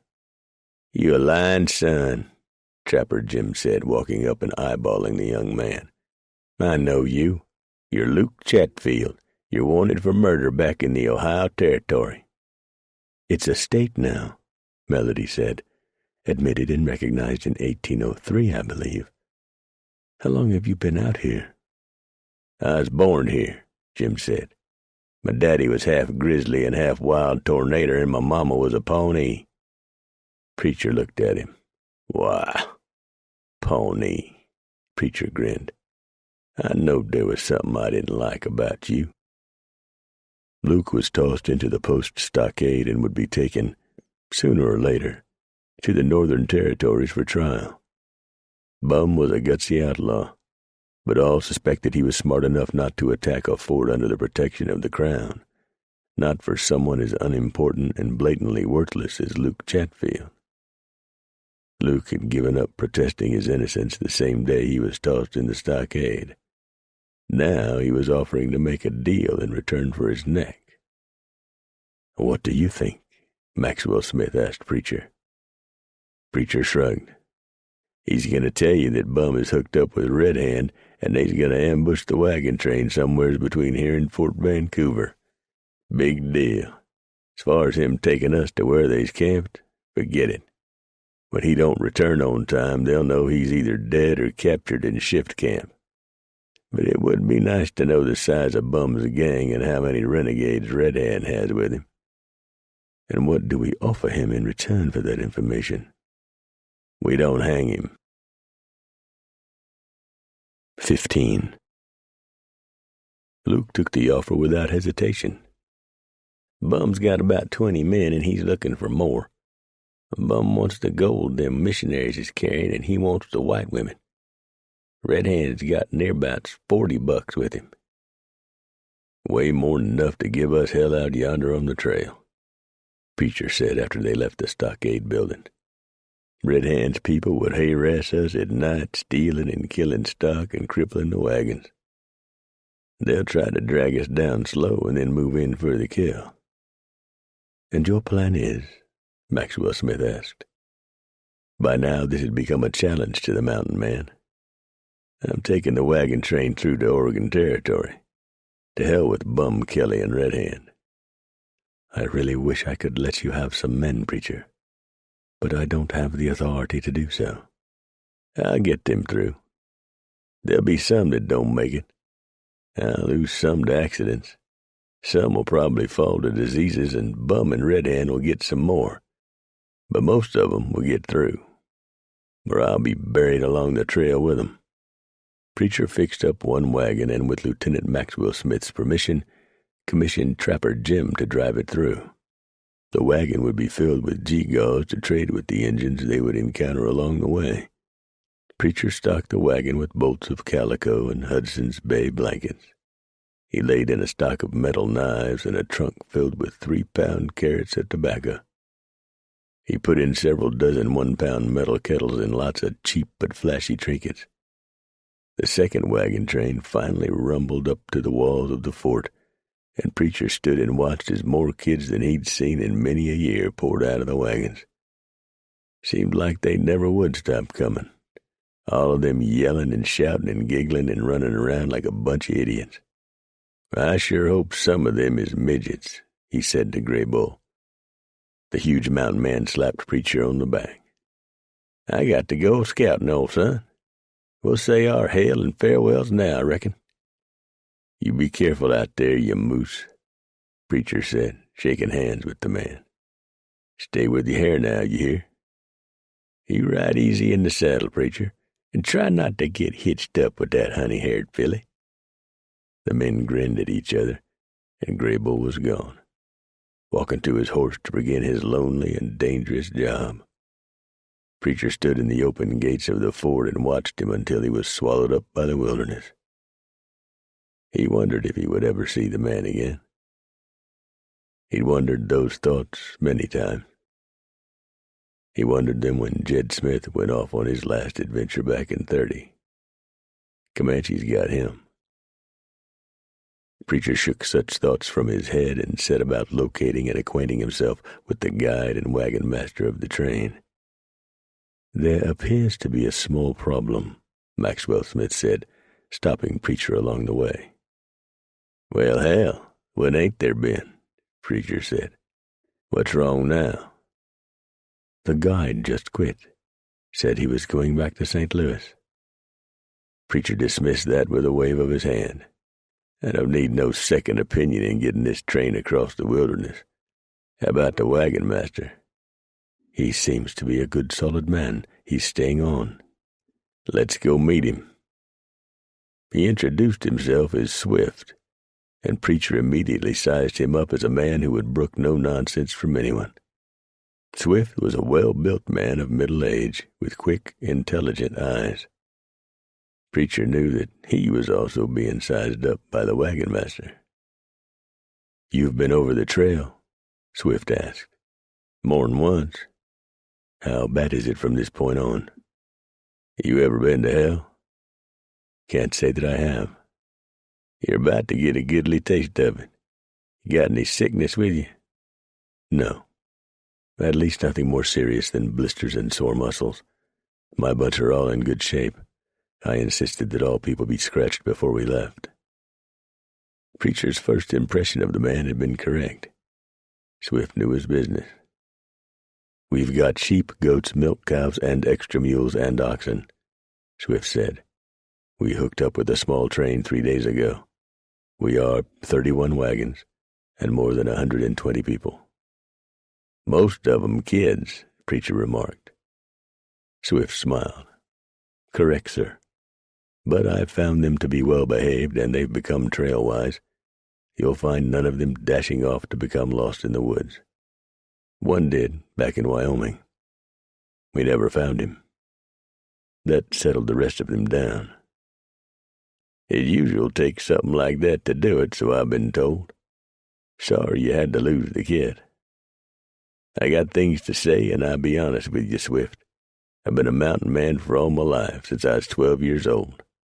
I come out to this land, 15 years after Mackenzie. I wasn't the first, but them that was first, they left. I stayed. Blackfeet probably wouldn't hate the white man so much if Lewis hadn't shot one he caught stealing rifles. A crowd of people from the fort and both wagon trains had gathered around, listening to this buckskin-clad, shaggy-haired, wild-looking man of the mountains. But they ain't nobody blaming Lewis. He'd done what he had to do. But the Blackfeet still tell the story about how, not too long after that, one of Lewis's own party accidentally shot him in the ass. Lewis had to be toted around on a litter for some time. Blackfeet still get a big laugh when they tell that story. Now I'm getting to what it was I was originally going to tell you, Swift. I know the trail. I've been over it and back. But I ain't never guided no wagon train filled with females and squalling kids. I ain't got no patience with young'uns, so I'll stay shut of the train as much as possible. One more thing, and then I'm done. Don't cross me when I tell you something to do. If I tell you to gather the wagons, you give that order right then and there. If I tell you we're stopping early in the day, I got a reason for it. And I warn you now that we got a bad bunch of outlaws on our trail, and they've hooked up with some renegade Injuns who's headed by a Blackfoot called Red Hand. And so's I won't have to answer a bunch of goddamn foolish questions, Red Hand was named because there's a big birthmark on his hand that's red." Preacher caught Penelope's eyes and said, "Kind of like them 2 dogs I was telling y'all about." "Well," Penelope tossed her curls and marched off. "I beg your pardon?" Swift leaned forward. "Did I miss something?" "No. Where was I?" "Oh, that's about it, I reckon. You folks have put some hard miles behind you, and you've got some hard ones ahead of you. You folks get busy checking out your wagons and the like. We'll start whenever you people have rested and resupplied. Until then, don't bother me. I don't have the patience for a bunch of damn fool questions from a pack of pilgrims that should have stayed to home in the first place." Preacher nodded his head at Swift, then wheeled about and stalked off without another word. "What an ill-tempered, sharp-tongued, savage man," one woman observed of the mountain man. Maxwell Smith smiled and said, "Be thankful you have him to guide you, madam. There is no more qualified man in all the western lands. However, he does take some getting accustomed to." Melody looked at the young lieutenant and rolled her eyes at what had to be the understatement of the year. Preacher squatted on his heels and with a stick drew a crude map in the dirt for Swift and a handful of men from the newly arrived wagon train. "We're here, on the Snake. Once we leave here, we'll dip south just a mite, then start angling some north and west. What's left of the Blackfoot is north of us. Also north of us, but that don't mean a whole lot, 'cause Injuns is roamers. They apt to pop up anywhere, so don't never take nothing for granted. Also is the Nez Perce, the Flatheads, and some Crow and Shoshone. Over here," he jabbed the stick, "is the Bannocks, and here is where you'll find the Paiutes. The Yakimas is all over this area here. Don't worry about the Paiutes, they's pretty peaceful Injuns. War ain't very high up their list of things to do. In their society there ain't no glory or honor in fighting and killing. When a Paiute hears a bunch of whites is coming, they've been known to hide their kids in brush piles or run off in a panic. Shoshone ain't quite that kind to the white man. I get along with 'em all right, though. I ain't never had no problem with the Washos, neither. Tell the truth, I ain't expected much in the way of Injun troubles. This is probably going to be the largest wagon train most Injuns west of here has ever seen. Injuns ain't foolish. They ain't going to attack nothing that they think is going to beat them back or cause a lot of deaths and injuries. Them that attacked us here at the fort did so out of rage and desperation. It's Bum Kelly and Red Hand that's going to be causing us the problems. My people will be ready to go in 2 days, Swift said. Preacher stood up. That's when we'll stretch 'em out, then. On the morning of the pullout, Preacher rolled out of his blankets while the stars were still bright overhead. He saddled a hammer and rigged up his light-loaded pack-horse. Most of his things were in the wagon, and tied the reins to the back of the wagon driven by Jim. Richard and Edmund had made their appearance in their new trail gear the day before. Preacher had been wondering about those two, so he was not surprised when they showed up all in buckskin. They'd arranged for one of the Flathead women who'd returned to the fort to make the skins. Damnedest looking sight Preacher believed he'd ever seen in all his days.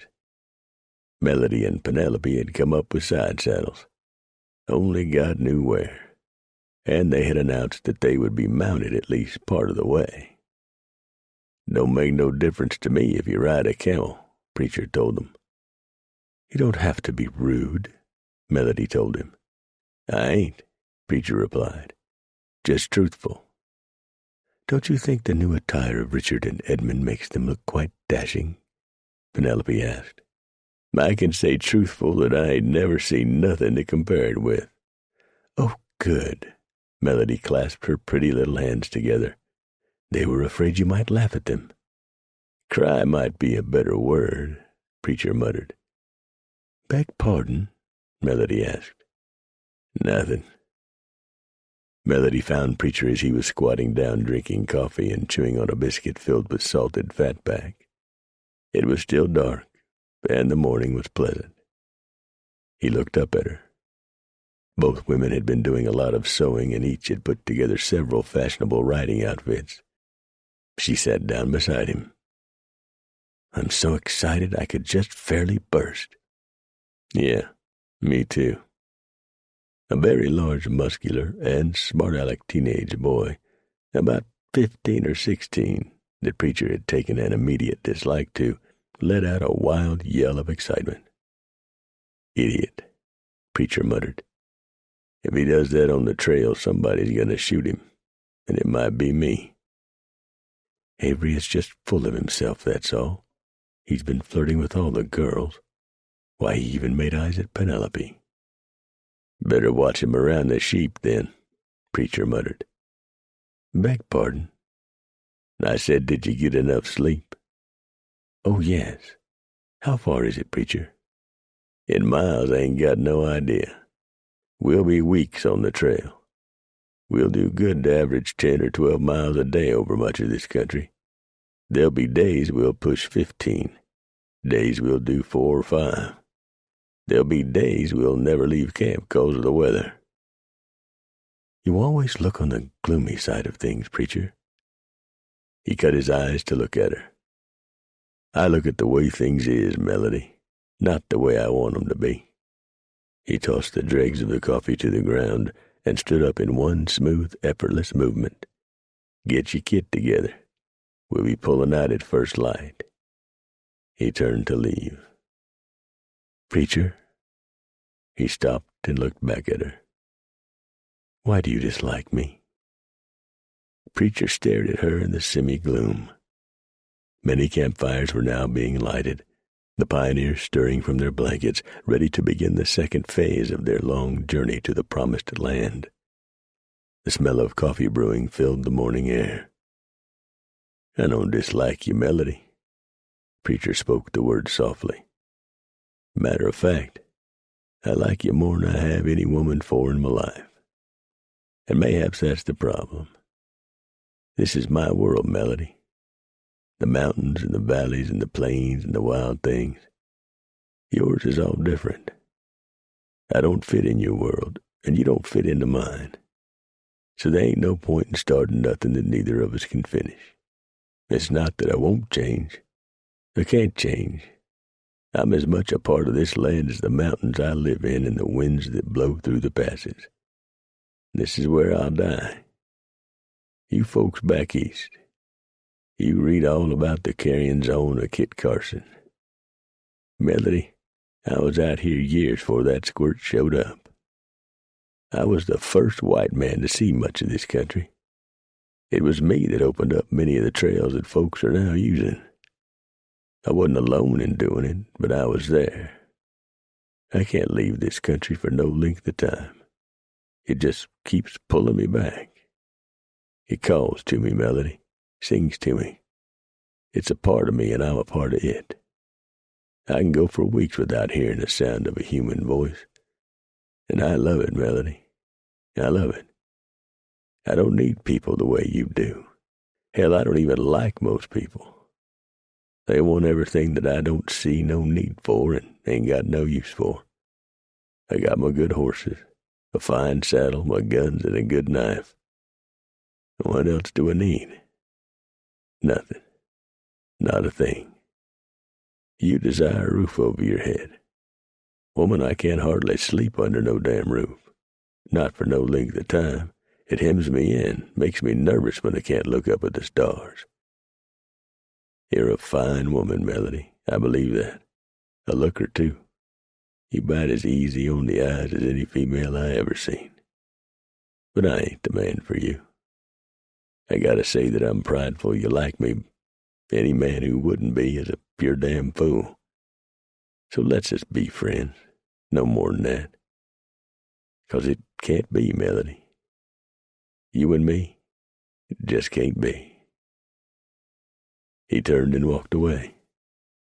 Richard stepped out of the shadows, moving quietly in his fringed buckskins. Melody turned to face him. You heard, Richard?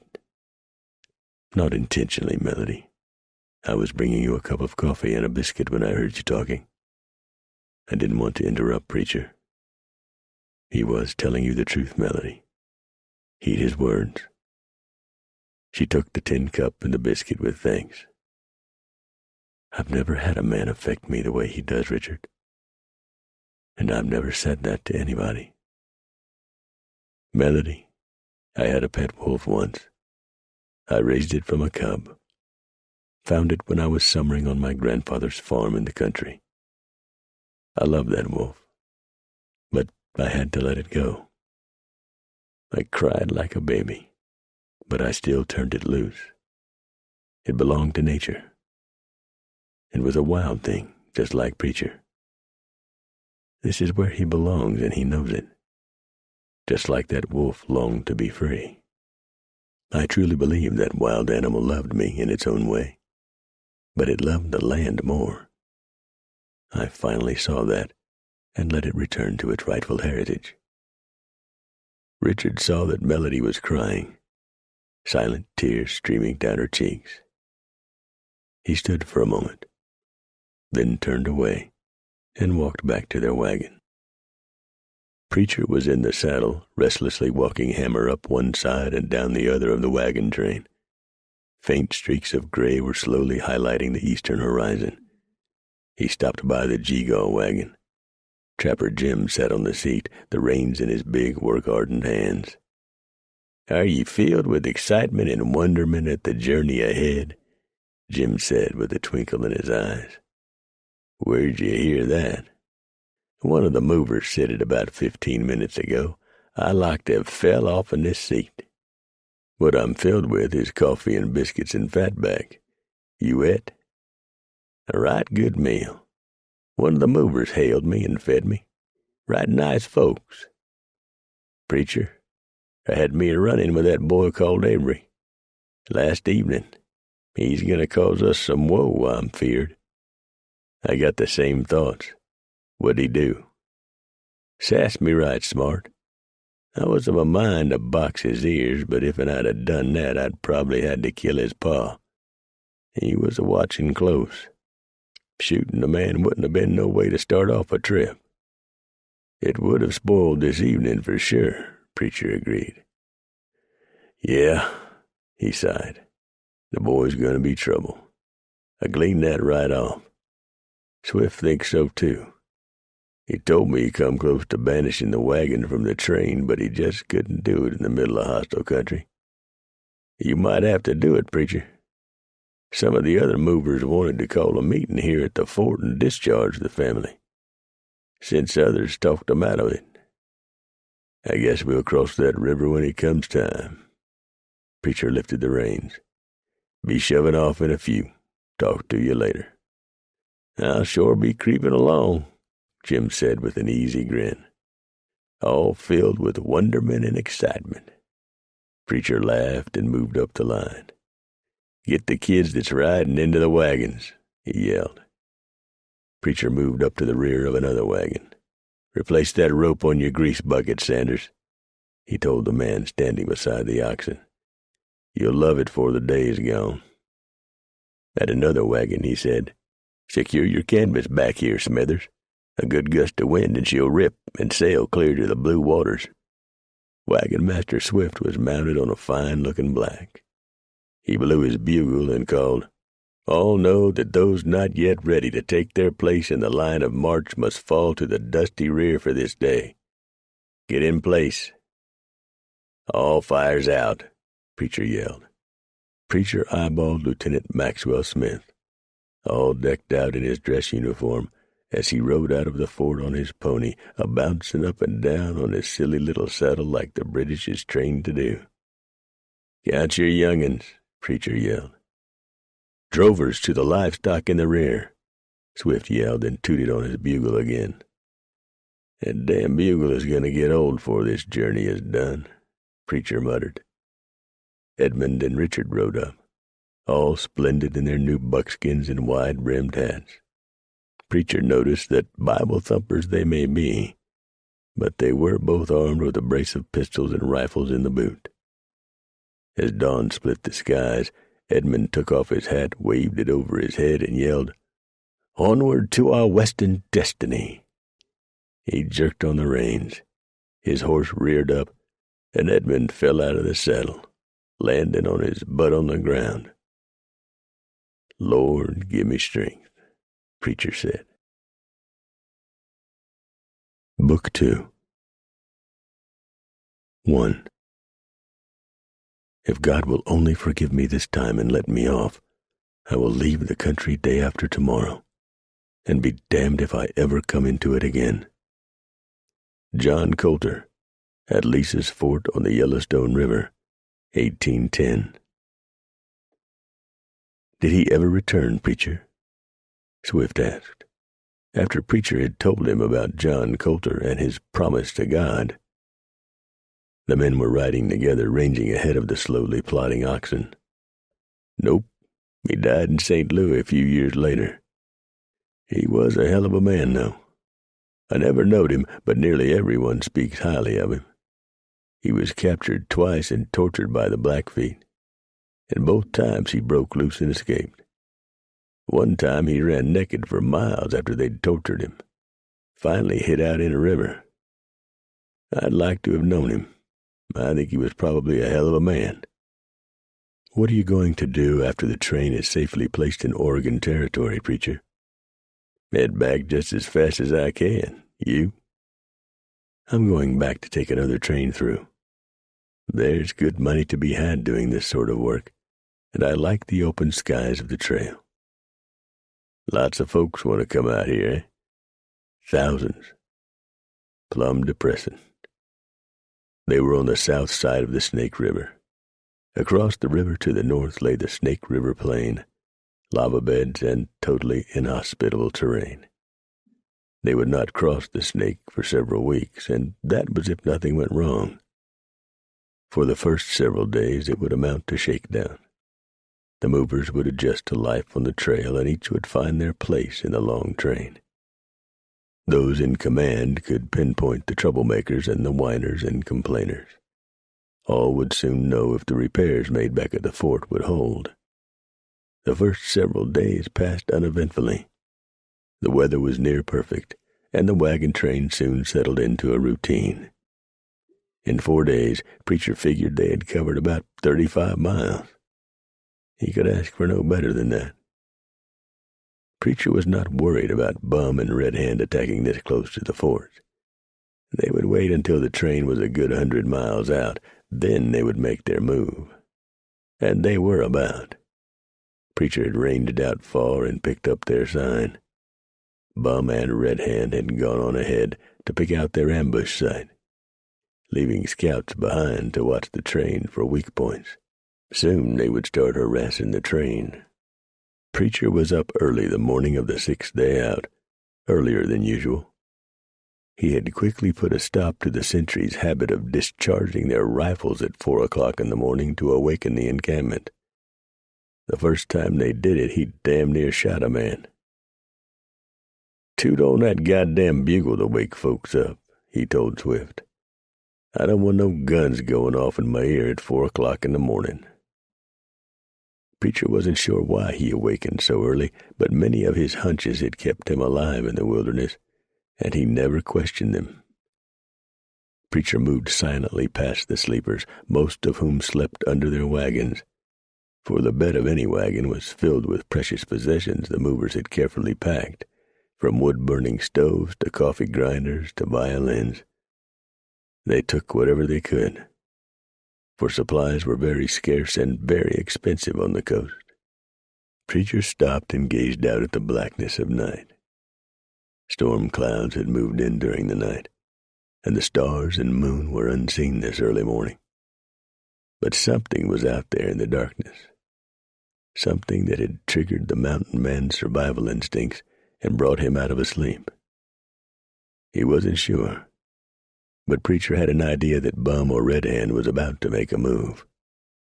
Probably to slip in, cut a throat, or grab a child, and leave without disturbing anyone's sleep. There. Preacher's eyes focused on a very slight movement in the gloom. Was that object, whatever it might be, there the night before? No. He stood motionless just outside the circled wagons, standing beside one of the nearly 6-foot-high rear wheels, nearly 2 feet higher than the front wheels. The front wheels were smaller to allow for sharp turns.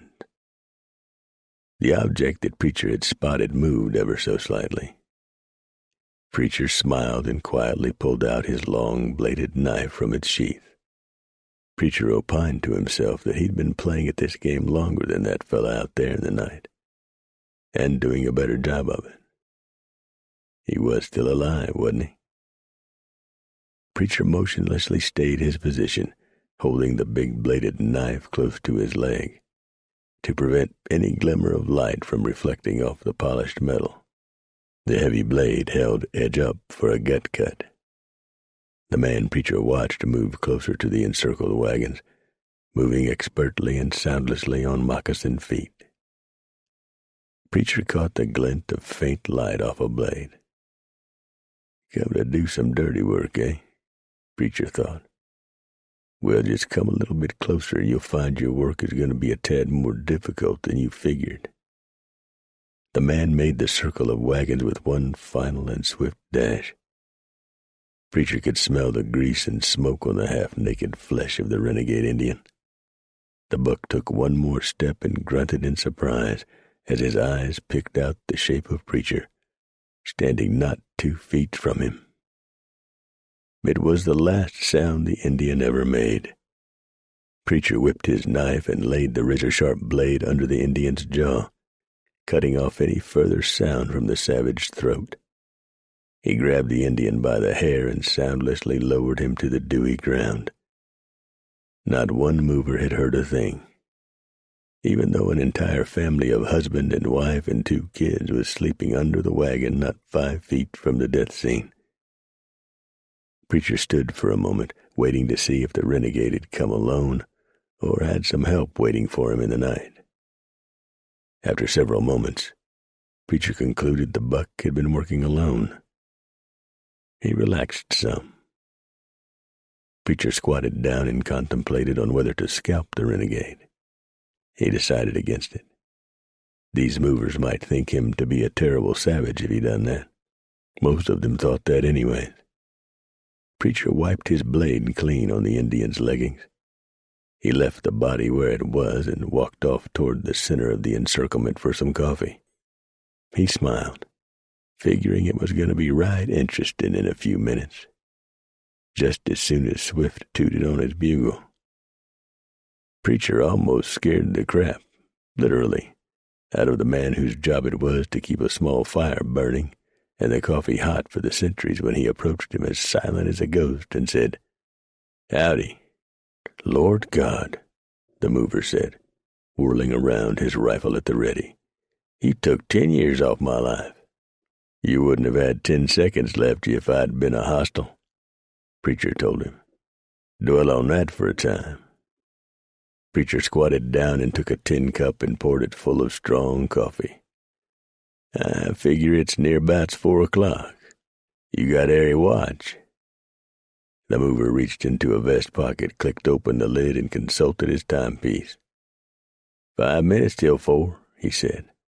"My woman made pan bread last evening. It's there," he pointed, "and there's some jam to spread on it." "Kind of you," Preacher said, helping himself. "Where y'all from?" "Ohio. Lost my farm when the Depression struck. Couldn't sell my pigs. I went bust. Had to do something, and this seemed like the thing to do." "Going to the promised land, eh?" "Beats watching my woman and kids starve." "I reckon. What's your name, Pilgrim?" "Prather." "Well, Prather, let me give you some advice about guard work. Don't stand in one spot for very long. Move around, and when you're stationary, stay in the shadows. Move your eyes, not your whole body. We got people after us that can come into a camp like this, cut a throat, and be gone, and won't nobody know they's done it till the body's found." "I do not believe that, sir." "Is that right?" Preacher did not take umbrage at the words. One of the many things he'd learned about these Eastern people was that they thought they could flap off at the mouth and not be held to account for their remarks. "Well, I reckon in about 2 minutes you're going to have to be eating them words." "We'll see," Preacher chuckled. "I see nothing amusing," Prather said. "Neither will them folks sleeping warm in their blankets under that wagon yonder, I expect. But it might just teach 'em a hard lesson." "You're a strange man, Preacher." "I've been called worse." Preacher ate his pan bread and drank his coffee. "Just about now," he said, as Swift tooted on his bugle. "Holy Christ!" a man yelled, and his wife began screaming, and the kids rolled out from under the wagon. Preacher guffawed and slapped his knee. I called it right, didn't I, Prather?" "There's a body of a savage over here," the mover yelled, "and his throat's been cut." Preacher looked at Prather. "Don't ever call me no liar again, Pilgrim. I don't like it. It's bad business out here in the wilderness. I cut that Injun's throat, cut it 'fore he could cut yours or grab some child or jerk the hair off a woman. You got a lot to learn about this country, mover. You folks think you're going to a city that's got boardwalks and street lamps and the like." He laughed. "You're all in for a surprise, you are." Preacher rose and walked over to the wagon, stepping over the tongue and pointing to the dead Indian. "Red Hand's got a dozen different tribes in his bunch, all of 'em bad poison. But this one's a rogue Kiowa. See that raggedy sash hanging over his shoulder? That means at one time he was a principal dog, one of the 10 bravest men in the tribe, or wanted Red Hand to think he was. If he was a dog, he must have done something terrible to get kicked out of the whole damn tribe." "How could he get this close without one of the sentries seeing him?" a woman asked. Preacher smiled at her. "You traveled 1,200 or so miles and still don't understand, do you, ma'am? The good Lord alone only knows how you folks made it this far." Preacher shook his head and walked away. "Here now, sir, what about this dead savage?" a man called after him. "You want to bury him, hop to it. Was it up to me, I'd just roll him about 50 feet away from the wagon and leave him lay. Some of his own will come fetch him. If they don't, the buzzards or varmints will take care of him." "That's disgusting, sir," a woman called. "Practical is what it is." Preacher called over his shoulder and kept walking. In the years ahead, when thousands of movers would attempt either the Oregon or California Trail, they would not be so kind to their own dead. Between 1837 and the late 1860s, more than 500,000 people would try those trails. It is not known exactly how many died, but 20,000 would not be an unlikely number. Many times wagon masters simply would not halt the train for a lengthy funeral, and the bodies were buried in very shallow graves, if they were lucky, or simply stretched out alongside the trail for the elements and the varmints. Old diaries have writings in them telling of the callousness toward the dead. People rolling or riding, or in most cases walking across the trail, have written of witnessing human hands and feet, and even heads sticking up out of the ground. And still they came. But the great adventure illusion had long been shattered. It was either broiling hot or bone-chilling cold. Across the plains the dust would pile 3 or 4 inches thick inside the wagons. Animals and humans alike dropped dead from exhaustion, or lack of water, or disease. Wheels splintered and wagons collapsed on people, crushing them to death, or shattering bones so badly that the movers had to be knocked on the head, held down, and the limb crudely sawed off before gangrene set in. And still they came, by the thousands. In what is now Wyoming, the ruts of their passing wagons are still there, visible after a century and a half, hundreds of miles of them. Silent ghosts of the past, of humankind's insatiable urge to move, to settle, to strive for a better life. They rode and drove and walked through dust storms so violent they could not see the wagon in front of them. Cholera struck them hard, due in no small part to crowded campgrounds where bacteria thrived on mounds of garbage and excrement. Cholera killed by horrible degrees. Violent dehydration, uncontrollable diarrhea, vomiting, sweating, death. When cholera struck on the trail, many times those afflicted were abandoned by their fellow movers and left to die alone in the vast stillness of what many called the Big Lonesome. And still they came. Those who took the route to California faced hardships not known on the northern route to Oregon Territory. They faced deserts seemingly so cruel, many thought they had been guided straight to hell. Tongues became so swollen from thirst, people actually tore their lips off in panicked frenzy. Christianity received a lot of converts on the way west. Starvation took its toll. Canvas rotted or was ripped away, and when the oxen or cattle dropped dead, they were skinned and the hides used as a roof over the ribs of the wagon, until hunger drove the people to tear down their roofs and eat the hides. On occasion, some of the graves were dug up by scalawags in a train coming close behind, and the bodies robbed of rings. On very, very rare occasions, some reverted to cannibalism and dug up the bodies and ate them. But still, they came. 2. "He ain't a-comin' back," Bum said to Red Hand. "Preacher got him. Bet on it." The renegade Indian looked into the distance and was silent for a moment. Red Hand was no friend of Preacher. Their paths had crossed on more than one occasion, with Red Hand coming out the loser each time. Red Hand knew from bitter experience that the mountain man called Preacher was a savage fighter and could be totally ruthless toward his enemies. Red Hand turned to face the outlaw Bum Kelly. "He was a dog warrior, one of the best in my band. I sent him to test Preacher, to see if he had lost any of his skills. He is not. The Indian smiled. Now you sent one of your men to kill Preacher on the trail while he scouts. Bum knew he was being tested by the renegade whose own people had banished him from the tribe. If he didn't send someone after Preacher, Red Hand and his men would just leave. And he needed the force of Red Hand's group if any attack against the train was to succeed. Bum had picked up 2 more men who were running from the law in California, Waller and a man named Seedy. He suspected Luke had sold them all out back at the fort. Not that the fool had much to tell anybody. You're right, Bum told Red Hand. That's what I'll do for a fact. When? The Indian demanded. Today. Red Hand smiled. Good. Good. Then when your man does not return, we shall be even, won't we? Goddamn strange Injun logic, Bum thought, but managing not to lose his smile.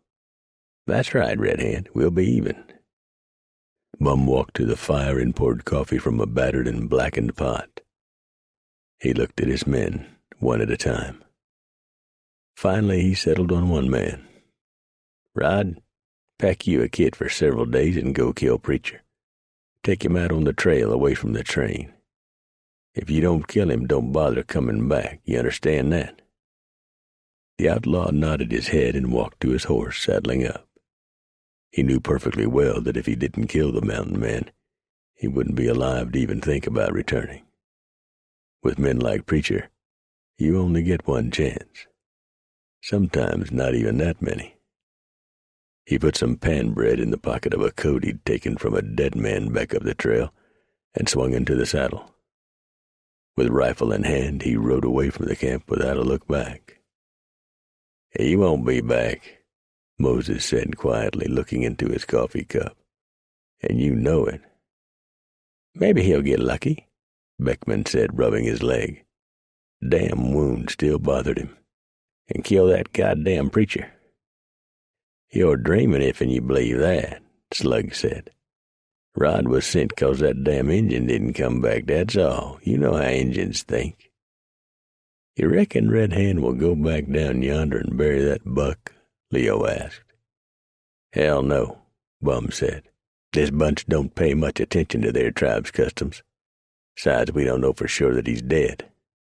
He's dead, Beckman said flatly. And we all know it. He went on a fool's mission with Preacher prowling around the train, and don't sell Trapper Jim short neither. He can be as mean as a cornered puma. Shut up, Bum warned him. Preacher's just a man, Bull said. He's just one man. That's all. Why, a mover asked Preacher as the train rolled along, would one Indian attack an entire wagon train? Yes, another asked, walking alongside Preacher's horse. Why, that's foolish. If he'd been lucky, if his medicine had been good and he'd brung back a scalp or a woman for them to hop on, he'd have been a big man in his bunch, Preacher told them. Injuns slip into each other's camps all the time and steal horses and people. They've been doing it for hundreds of years. Slipping into an Injun camp is tough. Slipping into a wagon train full of pilgrims is easy. Unless someone like you is around. That's a fact. Preacher stood up in his stirrups. Little bit of a river up ahead. We got to cross it. It won't be no problem unless it's over the banks, and I don't think it is. See you, boys. He rode up to the head of the train and walked his horse alongside the mounted Swift. Hold the wagons here, Swift, so's the animals won't smell the water and act up with it so near. I'll ford this river and check it out. You can rest your folks some while I'm gone. As rivers go, it wasn't supposed to be much of a river, but there had been a lot of rain that spring, and the winter had been terrible harsh with a lot of snow, so the rivers were running over their banks. Well, Preacher said to Hammer, we're going to be here for a couple of days, old hoss. He rode back to the train to break the bad news to Swift and the others. "Is this the best place you know of to cross?" Swift asked. "Yep. Banks is too steep for miles up or down, and I've been up and down for miles." He looked at Swift. "Come on, have a look-see. Then you can decide whether you want to build rafts or try to rope and float them across." "I say," Richard said as he and Edmund rode up, "may we accompany you men?" Swift shrugged his shoulders. "Suits me. Let's go." The river was high and full and running very fast. "Rocks?" Swift asked. "No," Preacher told him. "Like I said, Injuns been using this spot to cross for hundreds of years, and whether you believe it or not, they're some of the best engineers in the world." "What do you mean?" Edmund asked. "Most of the roads in the United States started out to be Injun trails. Then the white man come along and widened them for wagons. The white man makes the mistake of thinking that Injuns is dumb. Injuns is far from being dumb.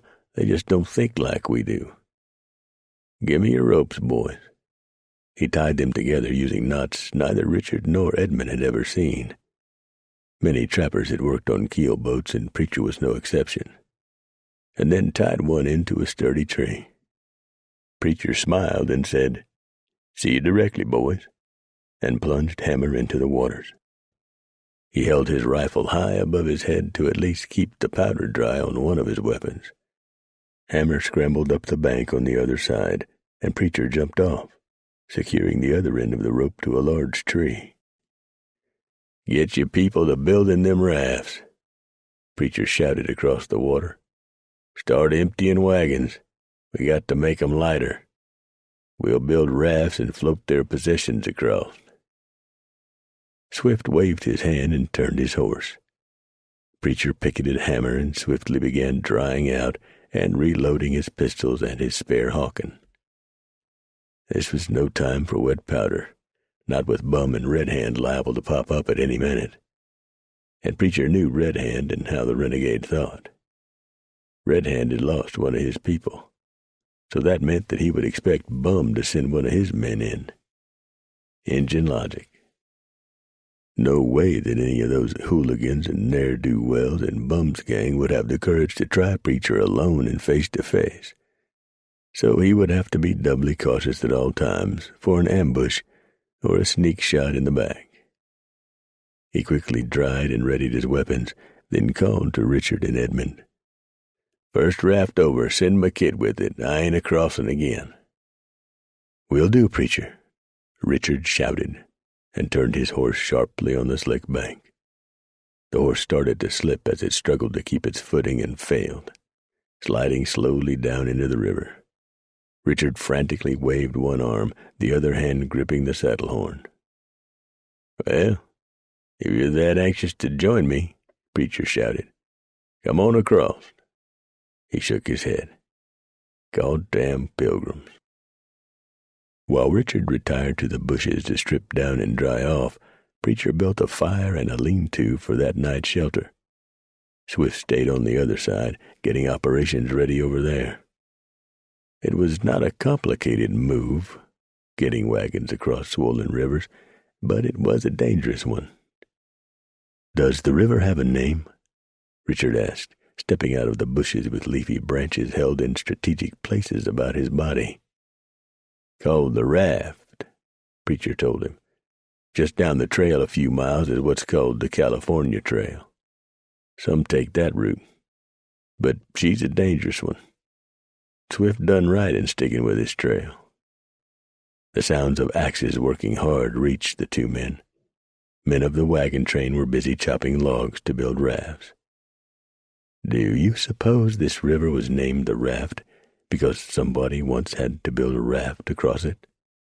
Richard asked. Preacher paused for a moment, a quizzical expression on his face.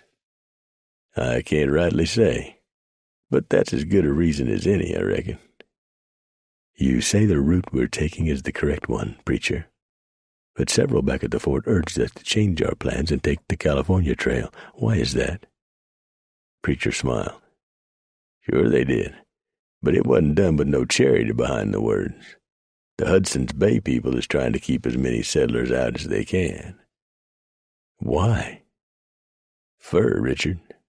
They don't want to see pilgrims coming in and settling up the fur country. But when they told y'all this route was a bitch kitty, they wasn't lying about that, old hoss. But it ain't nearabouts as bad as the California Trail. If we was to take the Southwest Trail that leads a body through rocks, sagebrush, greasewood, and smack into that god-awful Great Basin. And that's over 500 miles of hell. Dry, Richard. Salt and baked clay. Mountains all around it that act like a damn white-hot mirror. Then you reach the Humboldt. It don't flow, it oozes. You eat dust instead of drinking water.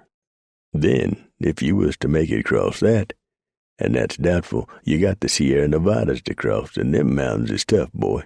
Mighty tough.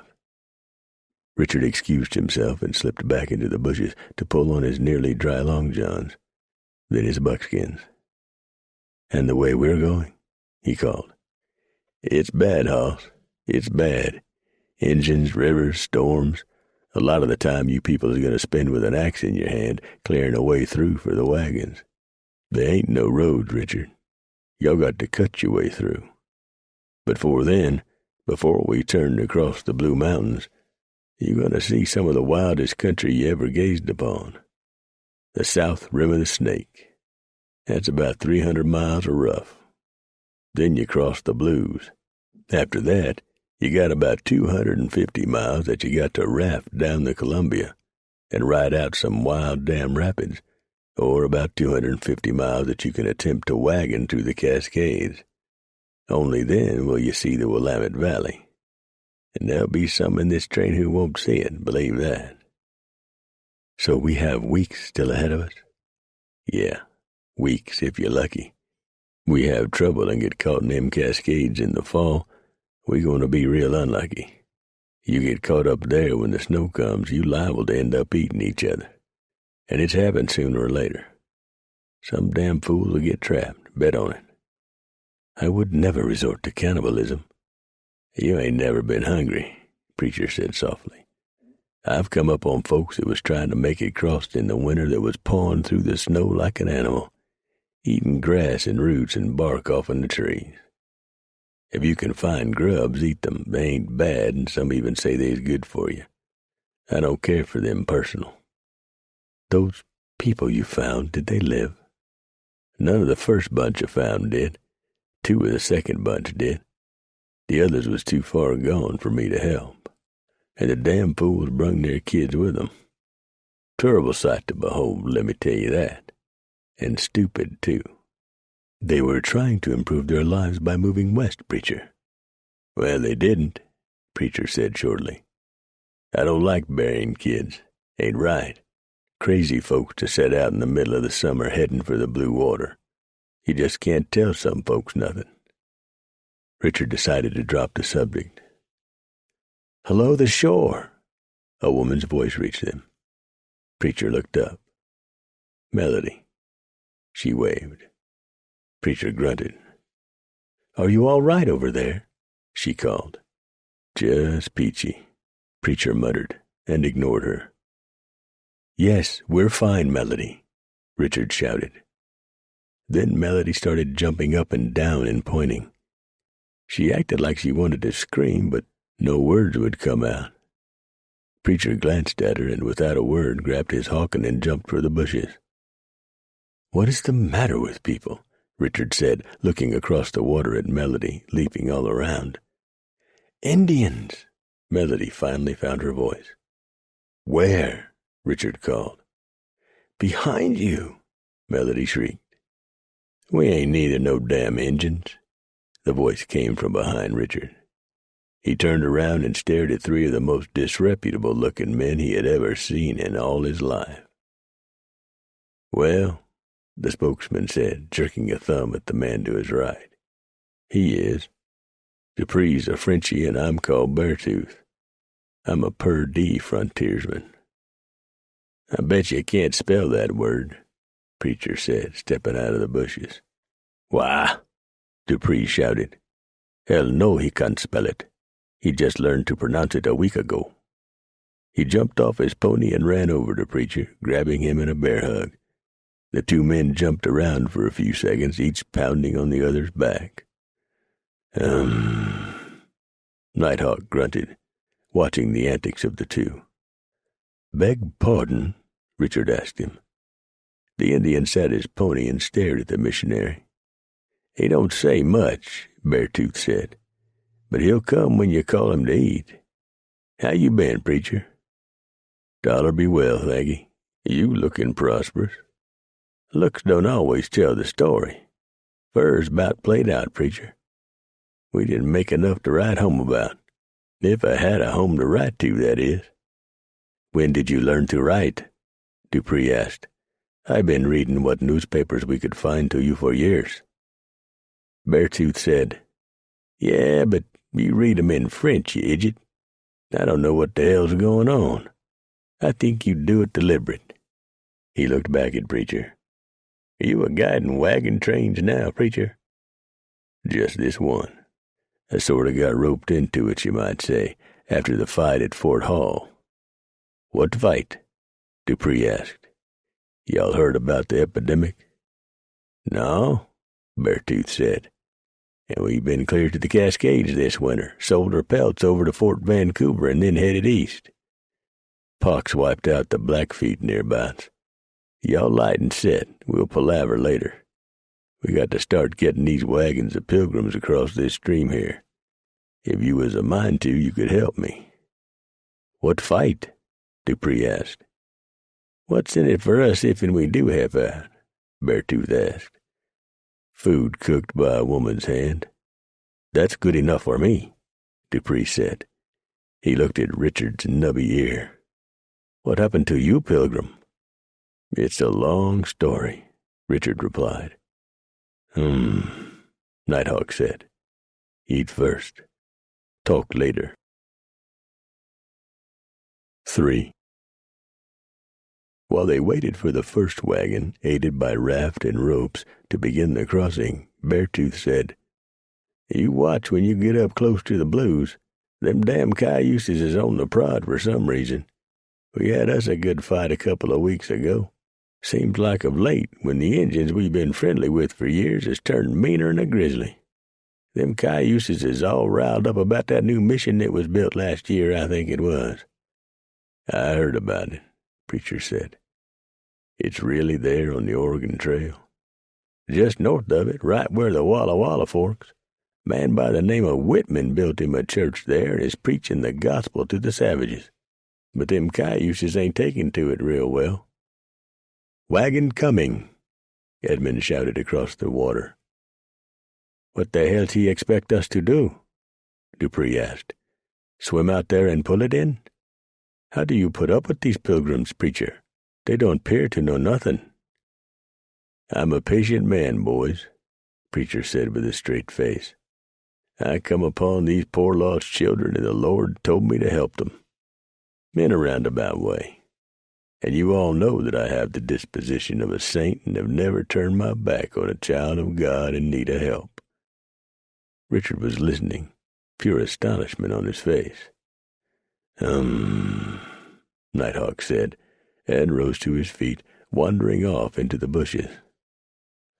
What you is a lie, Beartooth told him. You the most cantankerous, ornery, sold up, and mean-spirited man I ever met. I bet you got you a skirt on that train. That's what I think. Wagon coming, Edmund shrieked, panic in his voice. Preacher looked up. Crap, he said, for the raft had broken free of the ropes and was turning round and round in the swirling waters. The mountain men jumped into the water and grabbed the ropes, straining with all their might to hold the raft. Richard, who was showing more savvy every day on the trail, grabbed the loose end that Dupree tossed him and quickly secured it to a tree. Preacher, Dupree, and Beartooth muscled the raft around and got the other end secured. Nighthawk jumped his pony into the water and trailed another rope across the small river so the fording could continue. This rope's been cut, Dupree said, after climbing out of the river and shaking himself like a big dog. The mountain men and Richard gathered around and looked at the rope. "Cut halfway through and the strain done the rest," Preacher said. "But who?" He lifted his eyes and looked across the river. The young troublemaker, Avery, stood on the other side, smirking at him. "Everything all right over there?" Swift shouted. "Yeah," Preacher called. Up to now, all the kid had done, and that was aplenty, was nonsense stuff. Just pranks, but mean pranks. He hadn't actually hurt anybody, but this was different. This could have resulted in a family losing everything they had, and maybe even lost alive. "Preacher, you know who cut this rope?" Nighthawk said, stringing together more words than he had all day. "I got me a pretty good idea. That smart aleck boy standing right yonder. He's going to get somebody killed before this trip is over. I got me a good notion to hog-tie him and dump him in the back of his daddy's wagon for the rest of the trip." "Wagon coming across," Swift hollered. Preacher waved it on, then turned to Richard. "Richard, you cross over and you and Edmund keep your eyes on that Avery boy. He's going to get somebody bad hurt or dead if this keeps up." "You don't know that he did it, Preacher, although I certainly wouldn't put it past him. Let's just say he's a likely candidate. Go on, let's get some wagons across this stream, and tell Swift to send a team over next. We can't muscle these damn wagons up this slope." The men worked all the rest of that day and managed to get 10 wagons, teams, and personal possessions across the river. As nightfall approached, Preacher called a halt, and the mountain men sank wearily to the ground. "This is too damn much like work to suit me," Beartooth complained. "I'm so hungry I could eat a raw skunk." A woman placed a heaping plate of meat and potatoes and dried apple pie in front of him. Beartooth grinned up at her and fell to eating. "'Bout the only thing that'll shut his mouth," Dupree said. "Tell us about the fight and the sickness and them that's after you, Preacher." After they finished the first huge plates of food, Preacher told his friends all that had happened, right from the beginning, when he had found the missionaries. "Mayhaps we could hire on this here train," Beartooth said later, after thanking the woman for bringing him his third plate of food. She had looked at the bearded, shaggy-headed, and buckskin-clad man and walked away, shaking her head in disbelief. "Tell you the truth, we could use the money." "I don't know that they could pay much," Preacher leveled with him. "These folks are all pert near broke. What money they got, they have to dole it out careful. They got to have a poke to get by in the promised land till they get a crop in." The 3 mountain men looked at each other and reached a silent agreement. "Oh, hell, Preacher," Dupree said. "You know we ain't going to ride off and leave you in this mess alone. We'll just tag along for the victuals, if that's all they can pay." "What you gonna do when the grub runs out?" Preacher asked with a grin. The mountain men had all been observing carefully the silent play between Melody and Preacher, mostly on Melody's part. She had pitched a fit to get over to be near him. Beartooth said, "Well, we'll be like you, I reckon." "How's that?" "Live on love." They worked for another full day and a half before all the wagons, teams, and possessions were across the river. The rest of that day was spent reloading the wagons and getting them trail ready. "We been lucky that no Injuns ain't fell up here on us," Dupree said, as the men sat over a small fire on the morning of the pull-out from the banks of the river. "Or some of Bum or Red Hand's people. Preacher, you get the idea that someone is a-watching us?" Few others were awake except the sentries. "Yeah, I get me a tingly feeling in my back when that happens, and I've had one since yesterday." "Not Indians," Nighthawk, the big crow, said. "White man, wears long coat, fine thread." "Well, damn your mean eyes," Beartooth told him. "Wasn't you going to tell us?"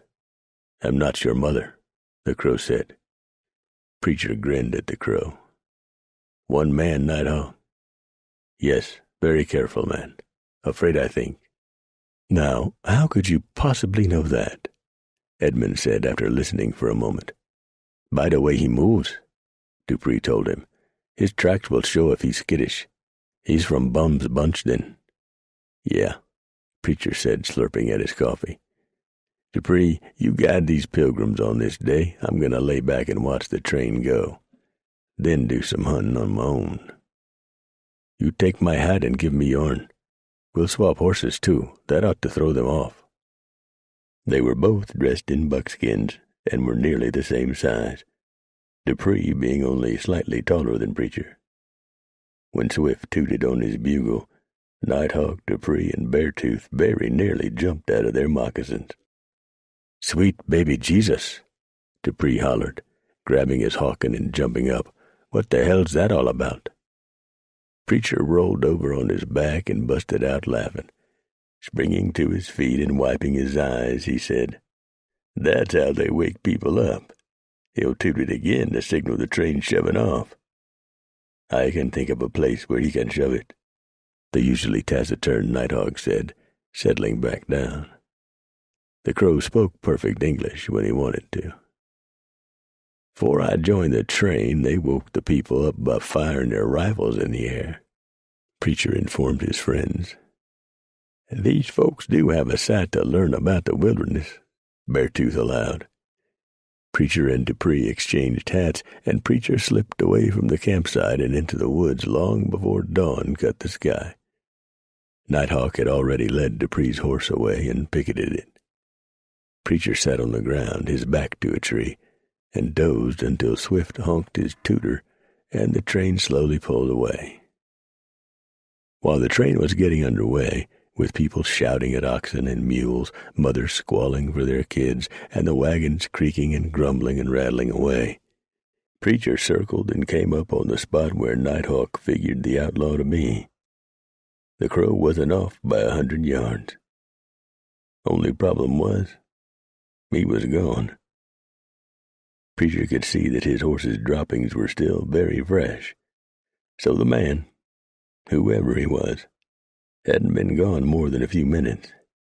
He had made a cold camp and had eaten some biscuits. "Sloppy eater," Preacher muttered. Preacher ran back to his horse and swung into the saddle. Mounted, he backtracked and picked up the outlaw's trail. The mountain man rode with his rifle across the saddle horn, all senses working hard. Preacher soon found that the man he was tracking was either very sure of himself or just downright stupid. At no time did he find where the man had reined up just to listen and look around him. He just plowed on ahead. In the wilderness, that was a damn good way to get captured by Injuns and get slowly and very painfully dead. Preacher found where the man he tracked watered his horse and himself, propping his rifle up against a tree some yards from the stream. No way he could reach it with a single jump. This feller was downright ignorant. The man he tracked left the cover of timber and brush and moved his horse onto the trail the wagons were taking, and making as they went. Preacher swung in behind him, walking his horse. He was in no hurry to kill the man. It wouldn't be long before the train would hit the south rim of the Snake River. Actually, they were already in it, but the going was still relatively easy for the route, though that wouldn't last long. If Bum and his people were going to attack, they would either do it before the train hit the rugged south rim, or wait until they were between the rim and Blues. Preacher figured it would be the latter, probably in the Blues itself, so's any patrol that come up on the ruins would blame it on the Cayuses.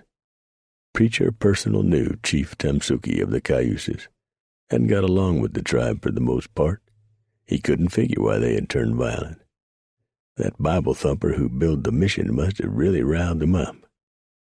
Preacher rode his horse and studied the tracks.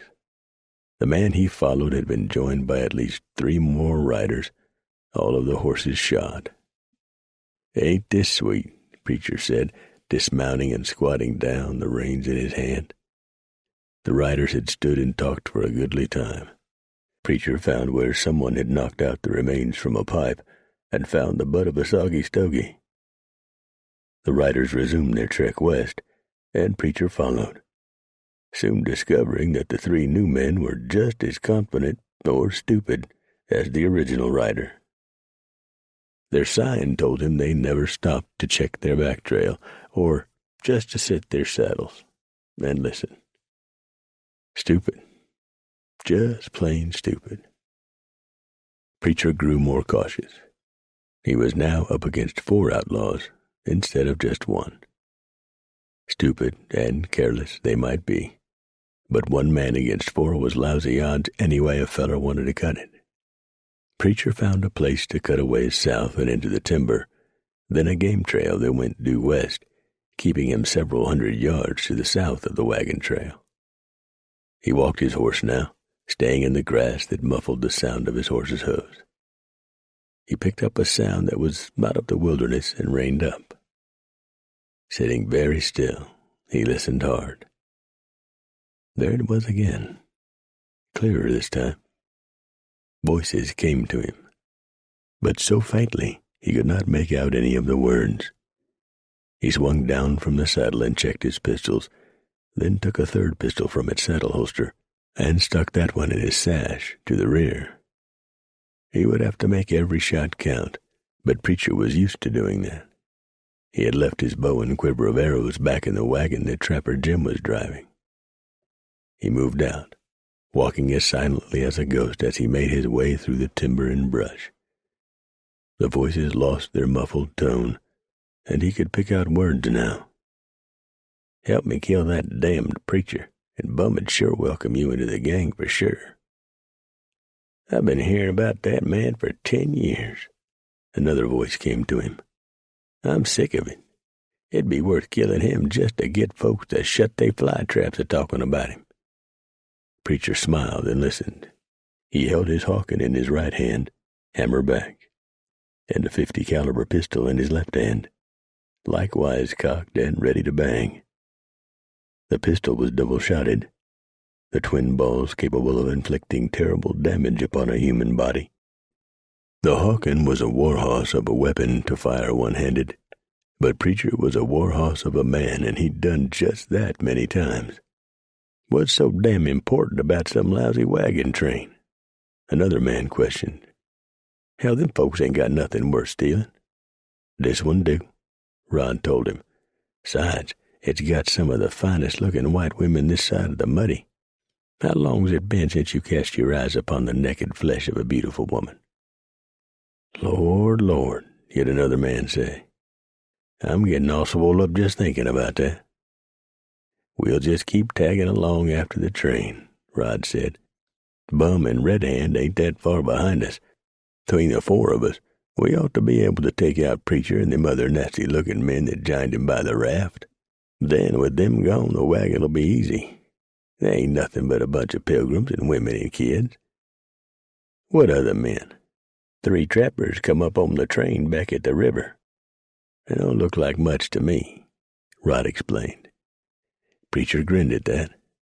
Nighthawk and Beartooth and Dupree had roamed the mountains together for years. They were 3 of the toughest men Preacher had ever known. Besides Jedediah Smith and himself, Beartooth was the only other man Preacher personally knew who had actually killed an attacking grizzly with just his knife.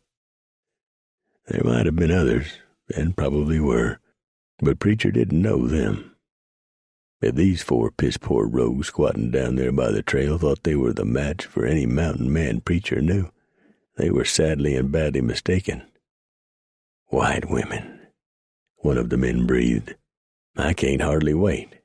After we get through with them, we can swap them to the Injuns for horses and pelts. What about the kids? Another asked. Bum and Red Hand says we kill 'em. You boys got any problem with that?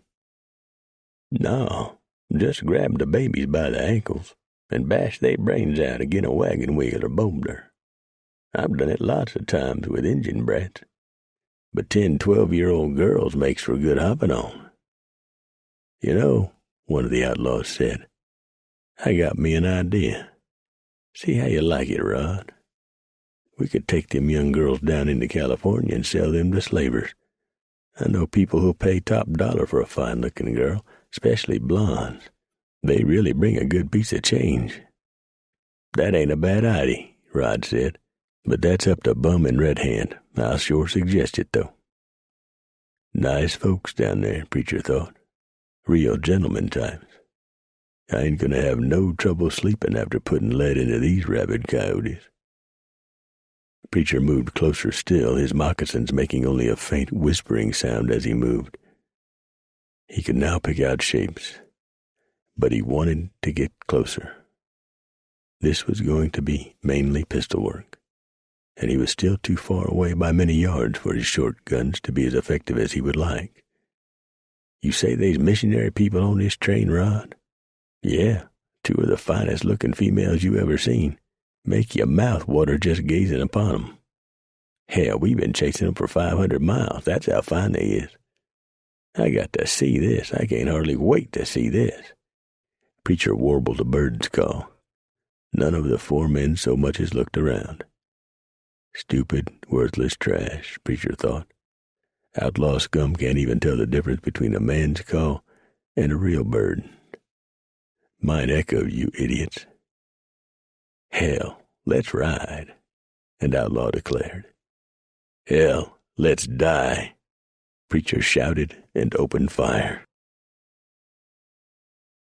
4. Preacher's yell startled them all. When he shot a big lard-butted, pus-gutted ruffian in the belly with his .54 Hawken, that really got their attention. The outlaw folded up like he'd been kicked by a mule and hit the ground, squalling and bellowing, both hands holding his tore-up belly. Preacher fired his double-shotted pistol, and the muzzle exploded in fire and smoke. Both balls struck Rod in the face, and suddenly the outlaw no longer had a face. He fell back dead without uttering a sound. Preacher dropped his Hawken and jerked out a pistol. It misfired, and he found himself facing 2 pistols ready to discharge. Preacher leaped back into the brush just as the outlaws fired. He rolled fast, then came to his feet holding his last charged pistol. One of the 2 remaining outlaws threw good sense to the breeze and came hollering and crashing and cussing into the brush after the mountain man. Preacher opened him up from belly to gullet with his knife. He wiped the blade on the dying man's jacket and charged his weapons. He took his time, working fast but carefully. The dying man watched him and used some of his last breath. "He's here, Jason," he managed to gasp. "He done me in, I say. Oh, it hurts something fierce." Preacher glanced at him and winked. "Have a pleasant journey to hell, child raper. Damn your cold black heart." But Preacher was gone, slithering away soundlessly, working his way north of the last man on the trail, who by now must be getting real nervous. "Who are you?" the last outlaw shouted. "Some brigand? Hell, join us. There's no point in any more shooting." Preacher was standing about 20 yards from the man by a tree. The man he'd belly shot with the Hawken was jerking and crying on the ground, but his cries were becoming weaker. "It's Preacher." The outlaw Preacher had opened up with his knife hollered weakly. "I know I'd seen him somewheres afore. Kill him for me, Jason. Avenge me, boy. Avenge your old partner." Preacher lifted his freshly charged and cocked pistol. "Yeah, Jason," he said. "Why don't you do that?" Jason whirled, his face pale with fright and with a very nervous trigger finger. His shot went wide. Preacher's did not. Preacher coolly fired, the ball striking the young man in the chest. He screamed, dropped his pistol, and went down, both hands holding his bloody chest, covering the mortal wound.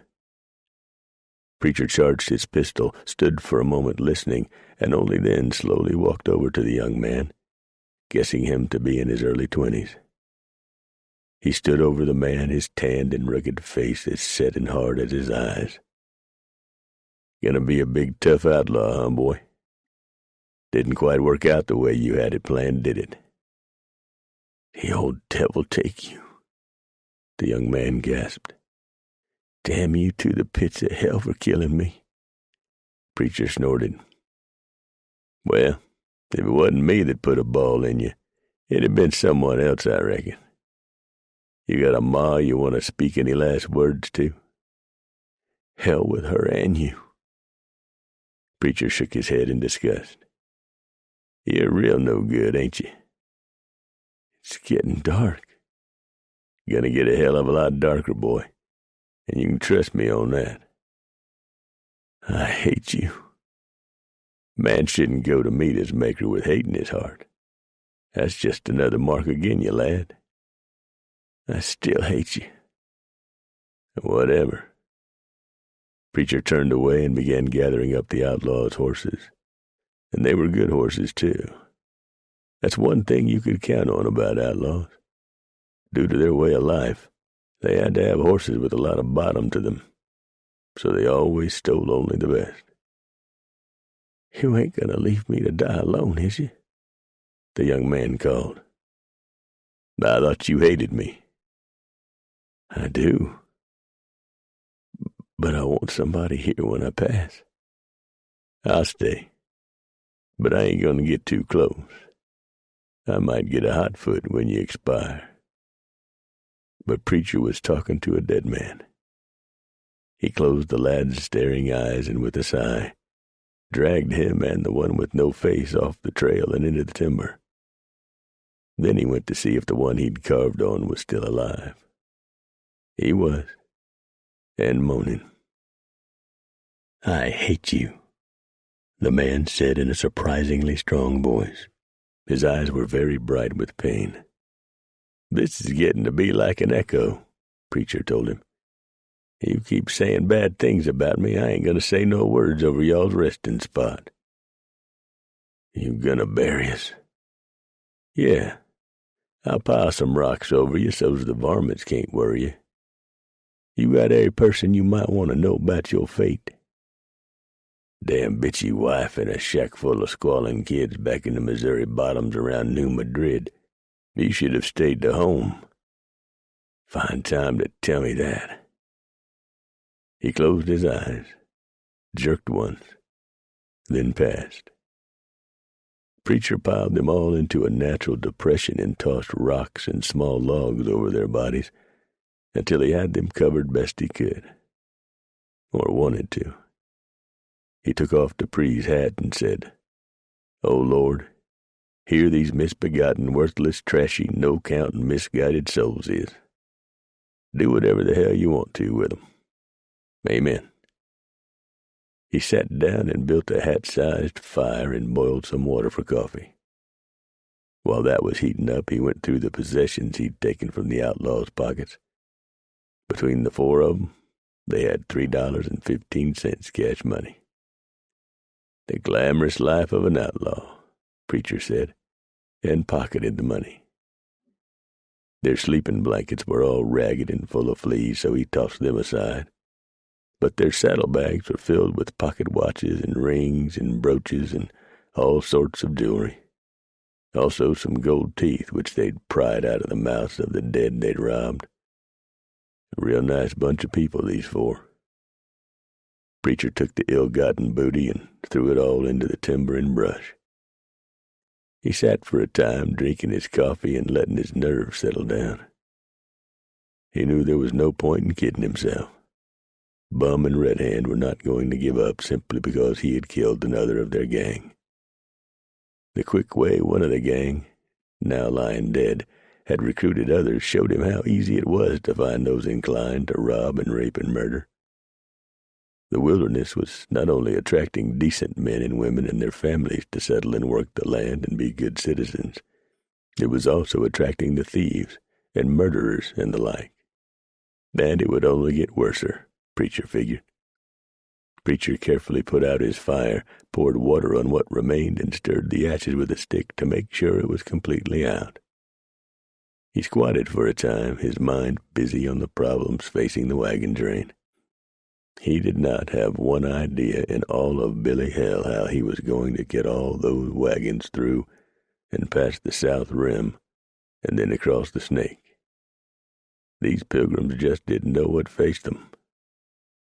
Preacher knew that the missionary Whitman had tried it, and he guessed succeeded the year before. But he'd been forced, so Preacher had heard, to abandon his wagons and transfer everything to pack animals. But these folks Preacher was guiding wasn't about to give up their possessions. It was all they had. Well, he thought with a sigh, he'd just have to find a way. That was all there was to it. "That's some fine-looking horseflesh there, Preacher," Dupree said, inspecting the animals Preacher brought into the encampment. "The rider decided to walk the rest of the way, and just given them to you, eh?" "Something like that," Preacher replied, giving Dupree back his hat and settling his own on his head. He took the plate of food handed to him by a settler woman and sat down on the ground to eat. Nobody asked him anything until he had finished filling his stomach. Mealtime was serious business, and there was no point in chit-chatting until the man was done eating. When he'd set his plate aside and hottened up his coffee, Preacher leaned back against a wagon wheel and told the others what had happened. "The wilderness is filling up with scalawags," Beartooth opined. "I knowed when towns started up they'd be filling up with foot-padders and back-shooters and the like." "What towns?" Preacher asked. "Over in Oregon and Washington Territory. Why, I seen one town this last trip had more'n 24 buildings. Dupree said one of 'em had a ladies' dress shop that was spelled with 2 P's. "Why?" "Damned if I know." Beartooth scratched his woolly head. "How many P's is it supposed to have?" "Boys," Preacher said, "how in the hell are we going to get these wagons across the South Rim and over the Snake?" "I talked to Tom Fitzpatrick not long ago," Dupree said.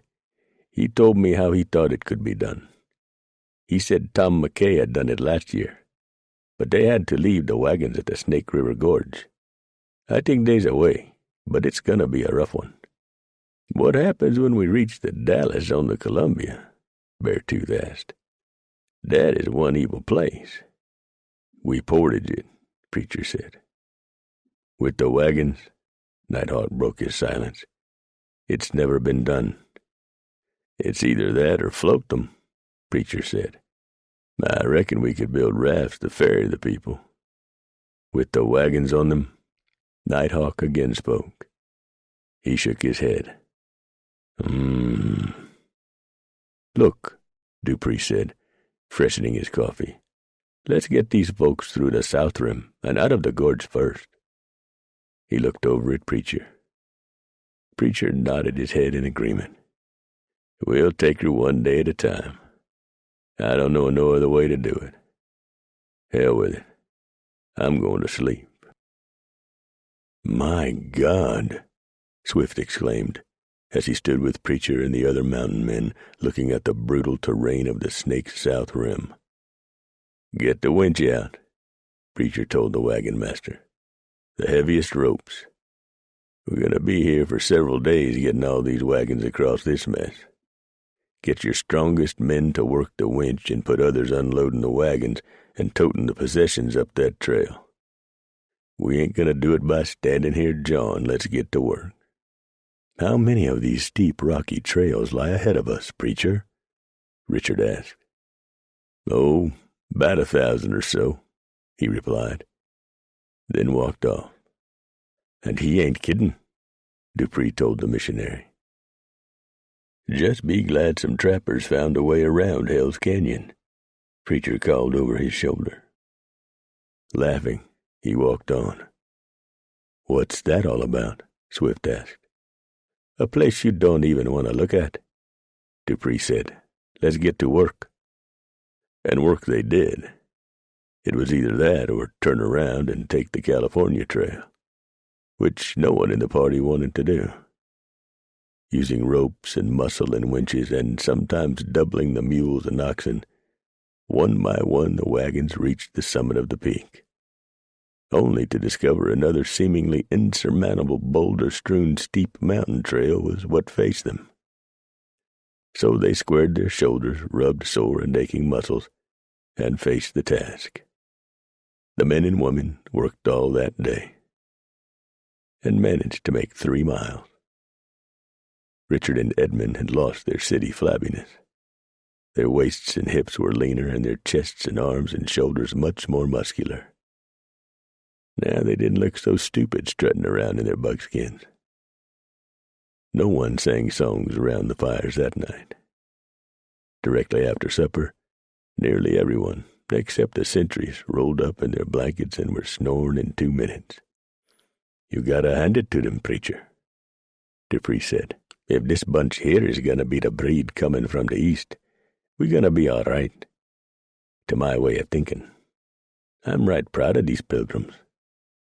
Preacher nodded his head in agreement, but he was still deep in thought. "Spit it out, preacher," Beartooth said. "We're going over the Cascades," Preacher said. Nighthawk looked across the dying fire at the mountain man. "Still got the fast water to cross." "Rafts. We'll take the wagons apart. I'm talking about right down to the box. We'll make the box waterproof with tarps and tallow. From this moment on, save the candle drippings. We'll use that to fill the small cracks and holes in the beds of the wagons. That way, should a raft get ripped apart, the wagon beds will still float." "You a genius, preacher," Dupree said. "Hell, I'd have never thought of that. But why not just stay on the rafts and head on down to Columbia? Bum Kelly and Red Hand, and them Warren cayuses. We'd be sitting ducks a-bobbing around in the river. Besides, if the cayuses is up in arms, the Snakes and others will be too. I've made up my mind. We go over the Cascades. It's a hard 250 miles through them mountains," Beartooth reminded his friend. "And nobody ever took no wagon train through them, neither," Dupree added. "Well, boys," Preacher said, standing up and stretching, "the likes of us has been the first to do a lot of things. We've climbed up through mountain passes that no other white man ever done before us, and gazed upon land that was wild and pure. We've seen the erupting steam holes in the high-up country, and we've crossed the wild deserts to the south of us. We've drunk our fill from cold, pure streams where no white man ever bellied down afore us. We're the ones who blazed the trails and forded the rivers and laid it all out and made it easier for them others we knowed would come a-snorting and a-blowing after we blazed away. How many nights has we laid up in our buffler robes whilst the snow blowed all around us and was the first white men to be sung to by the wolves and the coyotes? We were, boys. Us. The very first mountain men. Nobody else except us. And there ain't never going to be no one else like us. Bet on that. How can there be? We already done it. It was us who was the first to make friends with the Injuns, them that would let us, and the by God first to do near bouts everything else that's been done by white men out here. We was the first. So the way I look at it, why, hell, boys, this little adventure we looking at now won't be nothing compared to what already lays behind us." "Damned ain't that purty," Dupree said. "You sure do talk nice when you're a mind to do so." Beartooth was so moved he wiped a tear from his eyes. Nighthawk grunted, getting to his feet to head for the bushes. Speaking of getting moved. 5. "He ain't coming back, Bum," Slug told the outlaw leader. "And them Injuns is getting jumpy. They ain't liking moving so far out of their territory." Bum nodded his head. He was rapidly getting a gutful of the mountain man called Preacher, but the thought of calling off the chase never entered his mind. He could not, however, afford to lose the support of Red Hand. Without Red Hand's braves, they would have no chance against the wagon train. Bum knew Slug was right. Rod was not coming back. But that didn't necessarily mean he was dead. He might have developed a yellow streak and went the other way rather than face Preacher alone. But Bum didn't think that was what happened. Rod just got careless, and Preacher finished him. Bum went to see Red Hand. He had been working out a plan in his mind, and now was the time to see if it would work. "I wouldn't blame you if you took your people and run back to the Portneufs," Bum told the renegade. "That's a mighty mean man we're chasing. Lots of folks is scared of Preacher, so you take your boys and run away if you're a mind to." Red Hand drew himself up tall and glowered at the outlaw. Red Hand does not run away from an enemy. The Blackfoot spoke the words contemptuously. "Why would you think I would even consider such a cowardly act?" "Well, I don't know. Just come to me, that's all. You getting so far away from home country, I reckon. And we ain't been doing so good again, Preacher." "You worry about the cowards among your own group," Red Hand told him. "And do not ever again question my courage or the bravery of my people." "Fine," Bum said, ducking his head to hide his smile. "That suits me, Red Hand." The Blackfoot stalked away, his back stiff from the insult against him. Bum went back to his own group. He squatted down by the fire and poured coffee. "How'd it go?" Beckman asked. "Red Hand wouldn't quit now no matter what happens or how far we have to travel. He's in it all the way." "When do we hit the train?" "Between the Blues and the Wallowa. Right along the Powder. I'll toss it to Red Hand, and before it's over he'll be thinking he suggested it." "Why don't we hit 'em on the Columbia?" Moses suggested. "You know they got to take the river." "Maybe not. Preacher ain't never done nothing the easy way, so I've been told. I got it in my mind that he's going to try to take them across the Cascades." "That'd be plumb stupid," Bull said. "Ain't nobody ever took no damn wagon across them mountains. Ain't nobody ever going to, neither." "I don't know of no one who ever tried it," Bum said. "But if anyone can do it, it'll be Preacher." "So when do we ride for the Blues?" "I'll give Red Hand an hour or so to get over his mad and talk to him. I imagine we'll pull out in the morning. We'll get there in plenty of time to lay out an ambush site and get all rested up." "I liked Rod," Keith said. "He was a good man." "Obviously not good enough," Seedy said. The traveling got rougher for those in the wagon train. The terrain was terrible and the mosquitoes worse. Great thick hordes of them fell on the wagon train, and soon everybody was slapping and cussing and scratching from the bites. The weather was just as miserable as the terrain. One day it was 90 degrees, the next day it was cloudy and cold. Bands of Digger Indians would line up on either side of the trail to stand in silence and watch the wagon train. Many of them begged for food. "Don't give 'em nothing," Preacher warned the movers. "If you do, they'll wart you forever. Them's the sorriest tribe anywheres. They'll take crickets and roaches and make a stew of it. They eat rats and the like. Most disgusting bunch of people I ever met in all my days." "But they're hungry," Penelope said. "They won't do for themselves," Beartooth said. "They beg and steal. They'd rather starve than work. Ignore 'em, missy. They just ain't worth your pity." The wagon train rolled on, following the snake over rough and rocky ground. The wagon train stopped early that day, due to several broken wheels. The ground was so rough, one woman fell off the seat and busted her head wide open. The wound was not serious, but like all head wounds, it bled freely for several minutes, giving the pilgrims a good stare. "Everybody off them wagons and walk," Preacher passed the word up and down the line. "My wife is with child, sir," a mover yelled in defiance. "Should have thought of that before you started, fool," Preacher muttered in disgust. They crossed Goose Creek the next day, straight up and straight down. Most movers lost articles out of their wagons. The ground was the worst they had experienced thus far.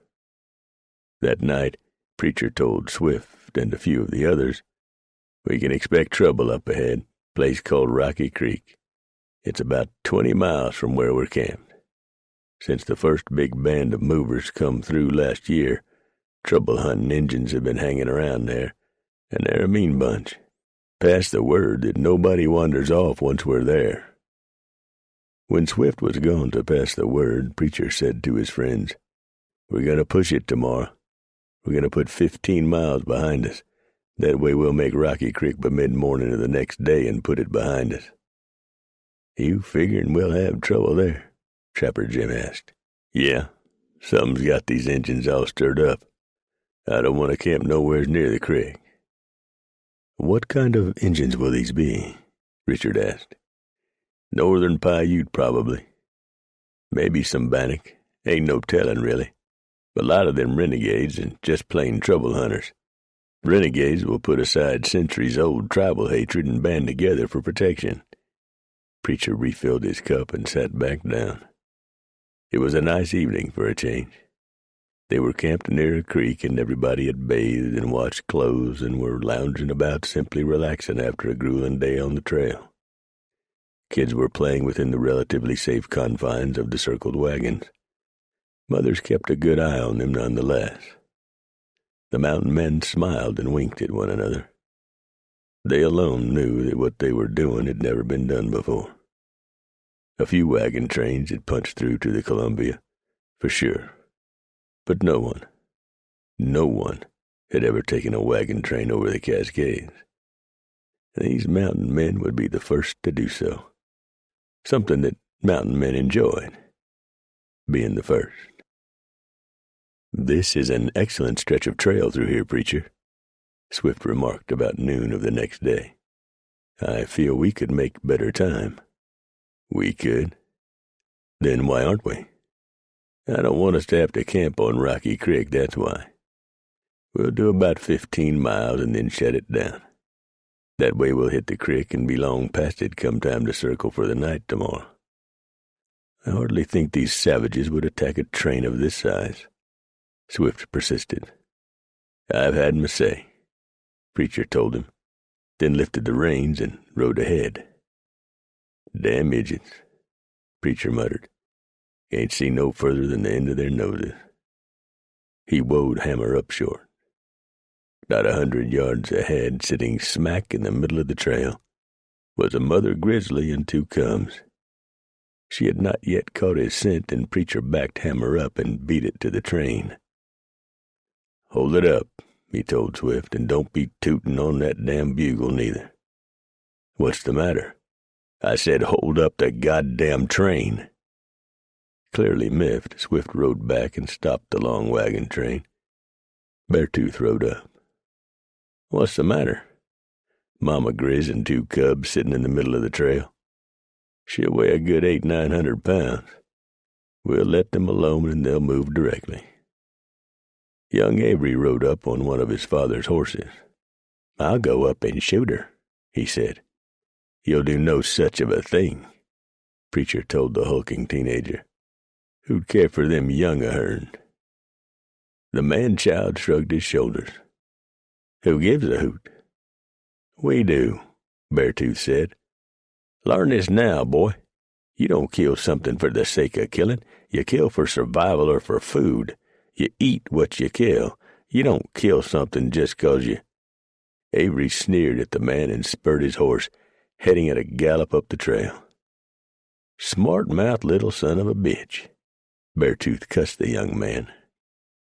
Preacher touched his moccasins to Hammer, and the big horse leaped forward, easily overtaking Avery. Preacher reached out and slapped the young man clean out of the saddle. Avery hit the ground and bounced on his butt a time or two. "Pa!" he squalled. "Get your butt in the saddle and get back to the train," Preacher told him. "My pa whoop you," Avery said, climbing back into the saddle. "Doubtful," Preacher told him. "Move." "I'm fixing to kill me a bear," Avery said. "And you can go to hell." Preacher jumped his horse forward and knocked Avery out of the saddle with a hard right fist to the smart Alec's mouth. The blow was a brutal one, and it smashed lips and brought blood leaking down onto the young man's shirt. Beartooth galloped up at that point and settled a loop around Avery's shoulders just as he was getting to his feet. Beartooth jerked on the rope, and Avery went down again. "Larn you some manners, Squirt," the burly mountain man said. He turned his horse and began dragging the youth back down the trail to the train. Preacher grabbed the horse's reins and led him along. Avery was cussing just like a full-grown man, which he very nearly was, and struggling to get to his feet. Every time he did, Beartooth would jerk on the rope, and down he would go again. "By the Lord, you'll pay dearly for this," Avery's pa, a man called Wade, yelled furiously upon witnessing his pride and joy being dragged down the trail at the end of a rope. "Shut your trap, or I'll dab a loop around your shoulders," Preacher told him. "You step down from that horse, and I'll give you a thrashing you're not likely to forget for the remainder of your days," the man said. "Wah!" Nighthawk shouted. "There's to be a tussle," someone in the train yelled. "You a damn fool," Dupree told the man. "Preacher'll clean your plow before you can blink, Pilgrim." "I fought Cornish all my days," the mover told him, as Preacher slowly dismounted. "I'm not worried." "Back away, mover," Preacher cautioned the man. "Your boy got what he deserved and no more. It's nothing to be fighting about." "You and that snot son of yours have been nothing but trouble since Missouri," a woman yelled from the train. "We should have voted to abandon you before reaching the Rockies." A great majority of those gathered around loudly agreed with her statement. Avery's father was rolling up his shirt sleeves and flexing his muscles. He did a little footwork in the trail to limber up. Preacher was paying no attention to him. He had walked over to Swift to report what had taken place between Avery and the mountain men. "Preacher," the wagon master said, "you'd best be wary of the man. He's a rough fellow. He ran taverns back east." "Is that right? What do you expect I best do? Run off somewheres and hide?" The wagon master smiled. "Look at him carefully, Preacher. The man's a brute. He's big and all right. I bet he'll make the ground tremble when he hits it. On his butt." "My boy's been cut and bruised," Wade hollered, "and he says you struck him in the mouth and face, Preacher. By the Lord, you'll pay for this. Turn and face me, Preacher. Receive your trashing like a man." "Hee, Beartooth giggled. "Pilgrim says he's going to thrash you, Preacher. His one or two friends on the train says he's a mighty tough man. I'm afeard for your safety, Preacher." "I just can't watch it," Dupree said. "The sight of blood makes me dizzy-headed." "Hell, that's your natural condition," Preacher told the Frenchman. Wade was drawing a line in the trail with the toe of his boot. Preacher watched the man, amusement in his eyes. Nighthawk was watching Wade, puzzlement in his dark eyes. White people sure did some odd things. "Be you warned that to step across this line means you are ready for the fight," Wade said. "Is that what it means?" Preacher said with a laugh, as he took his pistols from the sash and handed them to Swift. "Now I expect you're going to tell me there's rules to this here fight." "That is correct, sir," Wade said. "Mr. Swift will keep the rules and shout out when to break." "When to do what?" Beartooth asked. "To give a man time to recover from a knockdown," Wade told him. "Each man will retire away from his opponent once the other man is down. The fight will continue until one man yields or is knocked unconscious." "Is that the way they do it back east now?" Preacher asked. "That is correct. Now toe this line," Wade said. "Yeah, Preacher," Dupree said. "Step up here and receive your thrashing." Preacher suddenly screamed like a panther and leaped at the bigger man. One foot shot out and slammed against Wade's face, knocking the man down to the dirt. Preacher looked down at Wade, looking up at him, a startled expression on his face. "Now, tell me again where it is I retire to," the mountain man asked. 6. Wade slowly got to his feet, an angry red splotch on the side of his face where Preacher had kicked him. He was trembling with rage. "You, sir, are no gentleman," he ground out. He lifted his fists and began dancing around. "Oh, my," Preacher said. "Now I know what you want to do." He jumped over, and before the mover could throw a punch, Preacher grabbed Wade's wrists in an iron vise. Wade, red-faced in embarrassment, tried to break free. He could not break loose from Preacher's powerful grip. Dupree, Nighthawk, Trapper Jim, and Beartooth began clapping their hands in unison as Preacher danced the man all around the trail. "You dance good, Wade. This is fun. Somebody get us a fiddle and a squeeze box. Let's have us a party. Circle round and dipsy-do, up on your toes and turn real slow," Beartooth chanted. "Twirl your partner around there twice, back again, and ain't that nice?" "You goddamn heathen, unhand me," Wade bellowed. He struggled in vain to break free of Preacher's grip. Dupree grabbed the first woman he spied and began dancing around the trail. Others soon joined in. Someone found a fiddle, and another man took out a squeeze box. Still others began clapping their hands. Up the trail, the grizzly sow lifted her huge head and grunted at the strange sounds. She moved her cubs off the trail and into the timber and stashed them safely in thick brush. Then Usris horribilis went lumbering down the trail to investigate the strange noises in her woods. All 900 pounds of her. Nighthawk was doing a little jig on the trail with several little boys and girls dancing with him. Richard and Edmund, while taught to mightily forbid dancing as the devil's own work, were getting into the action, patting their boots to the rhythm. Melody and Penelope were shaking various parts of their anatomy to the beat. "Turn me loose and fight, you bastard!" Wade shrieked. "I'd rather dance," Preacher hollered. "Ain't this fun?"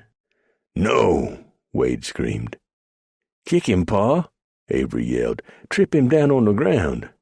The mover just couldn't resist the opportunity. He leaned out from his wagon seat and conked Avery on top of the head with the handle of his bullwhip. Addled to his toes, the rash young man sank to the ground, both his eyes crossed from the blow. "Yee-haw!" Preacher yelled, dancing around and around with his very reluctant partner. The grizzly sow reached the top of the hill and looked down at the goings-on below her. She had never seen anything like it. She wasn't afraid of it. It is not known whether grizzlies are afraid of anything, yet something in her brain told her that this should be avoided at all costs. But not before she told the strange animals below here that this was her territory, and to get the hell gone. She reared up, standing about 9 feet tall, and roared. Horses, mules, cows, dogs, sheep, oxen, goats, and about 40 cats panicked. The horses and mules reared up and fought their harnesses. The cow bellowed and squalled. The goats and sheep bleated. The dogs barked. The cats howled. The oxen did their best to turn the wagons around, right there in that narrow trail, and everything got all jumbled up. The grizzly sow took one more horrified look and ran at full speed back to her cubs. She gathered them up and headed for another more peaceful part of the timber. Preacher had danced Wade to just the right spot. He released the man and gave him a little shove.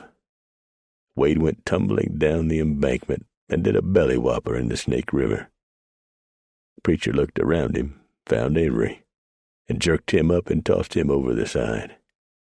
Avery rolled down the hill and slammed into his father, just beginning his climb back up the embankment.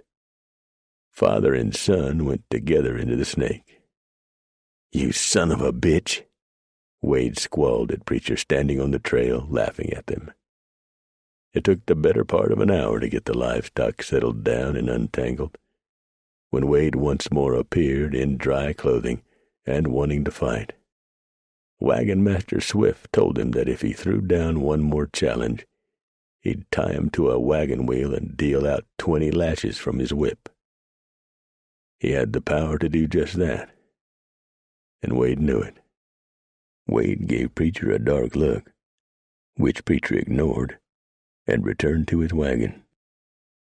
Swift tooted on his bugle, and the wagon train moved out, with everybody except Wade and Avery feeling better.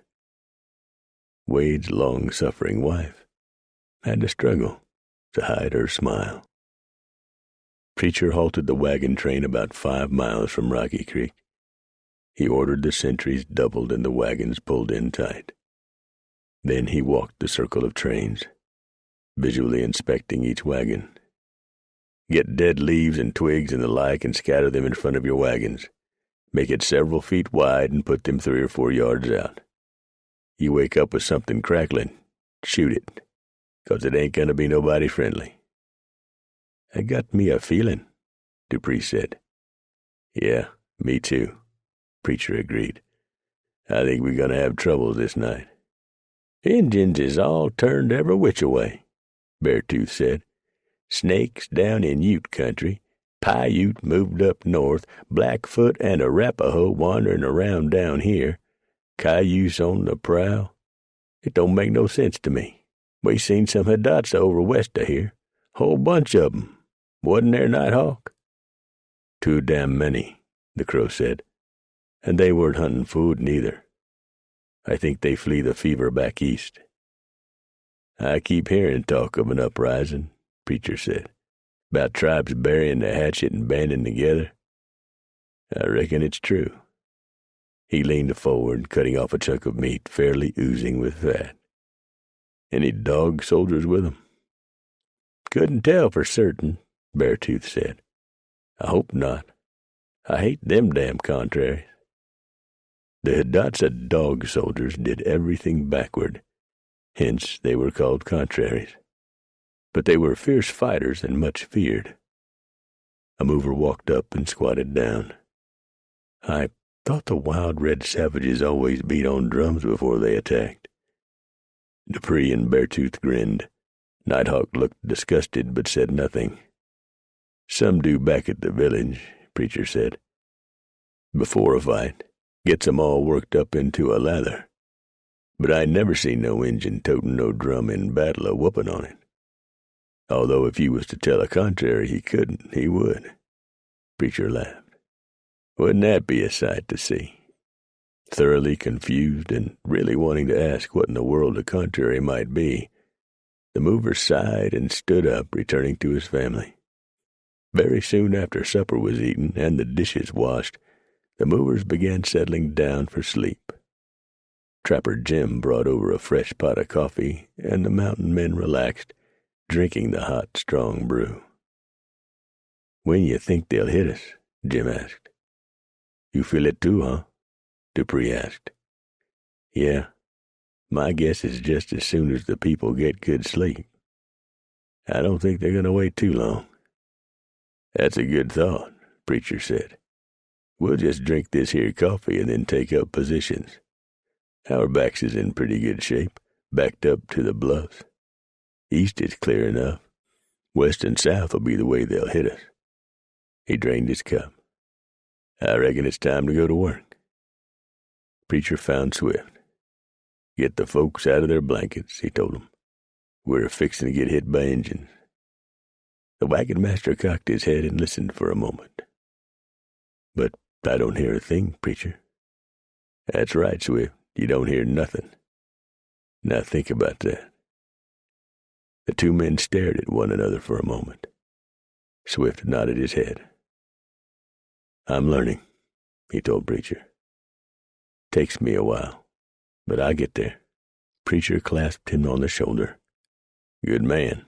Now get them movers up and ready. I see something out there, a woman told Preacher as he walked by her wagon. Several somethings. They're not trying to hide. Preacher angled over to her and stood gazing out into the night. He called out in Snake. 1/3 of your horses and mules. The harsh voice came back to him, speaking in English. and 1/3 of all your supplies. Then you may pass through." "Forget it," Preacher returned the shout. "And don't tell me you're hungry. There's game aplenty out there this summer. We ain't bothering you, so there ain't gonna be no tribute paid. You will die then, all of you. Sing your death songs." The Indians shouted out some very uncomplimentary and very uncomfortable suggestions to Preacher. Preacher heard Beartooth laugh. "Your horse wouldn't like that either, Preacher." "You have that stinking, cowardly Crow-Puke Nighthawk with you?" the Indian shouted. That prompted a long stream of invectives from Nighthawk. He told the snake where to put his bow and arrows, his horse, his wife, his kids, his mother, his father, and all his friends. "Wah," Dupree said. "Talk about a tight fit." A bowstring twanged and the arrow thudded into the bed of a wagon near Preacher. The shapes that the woman had seen had long disappeared as the snakes prepared to attack. "Only cowards attack women and children," Beartooth shouted. "None of you are fit to be called braves. I say you is all stinking coyote vomit. Bear Killer will not die well, I am thinking." The snake's words came out of the darkness. Preacher had hunkered down. His eyes had found a shape on the ground that was unnatural to the terrain. He lifted his hawk and sighted it in, squeezing the trigger.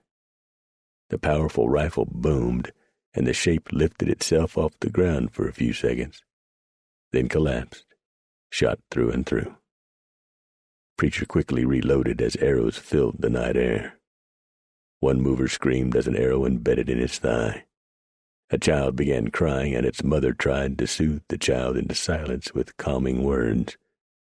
Nighthawk's rifle crashed, and another snake went down, shot through the stomach.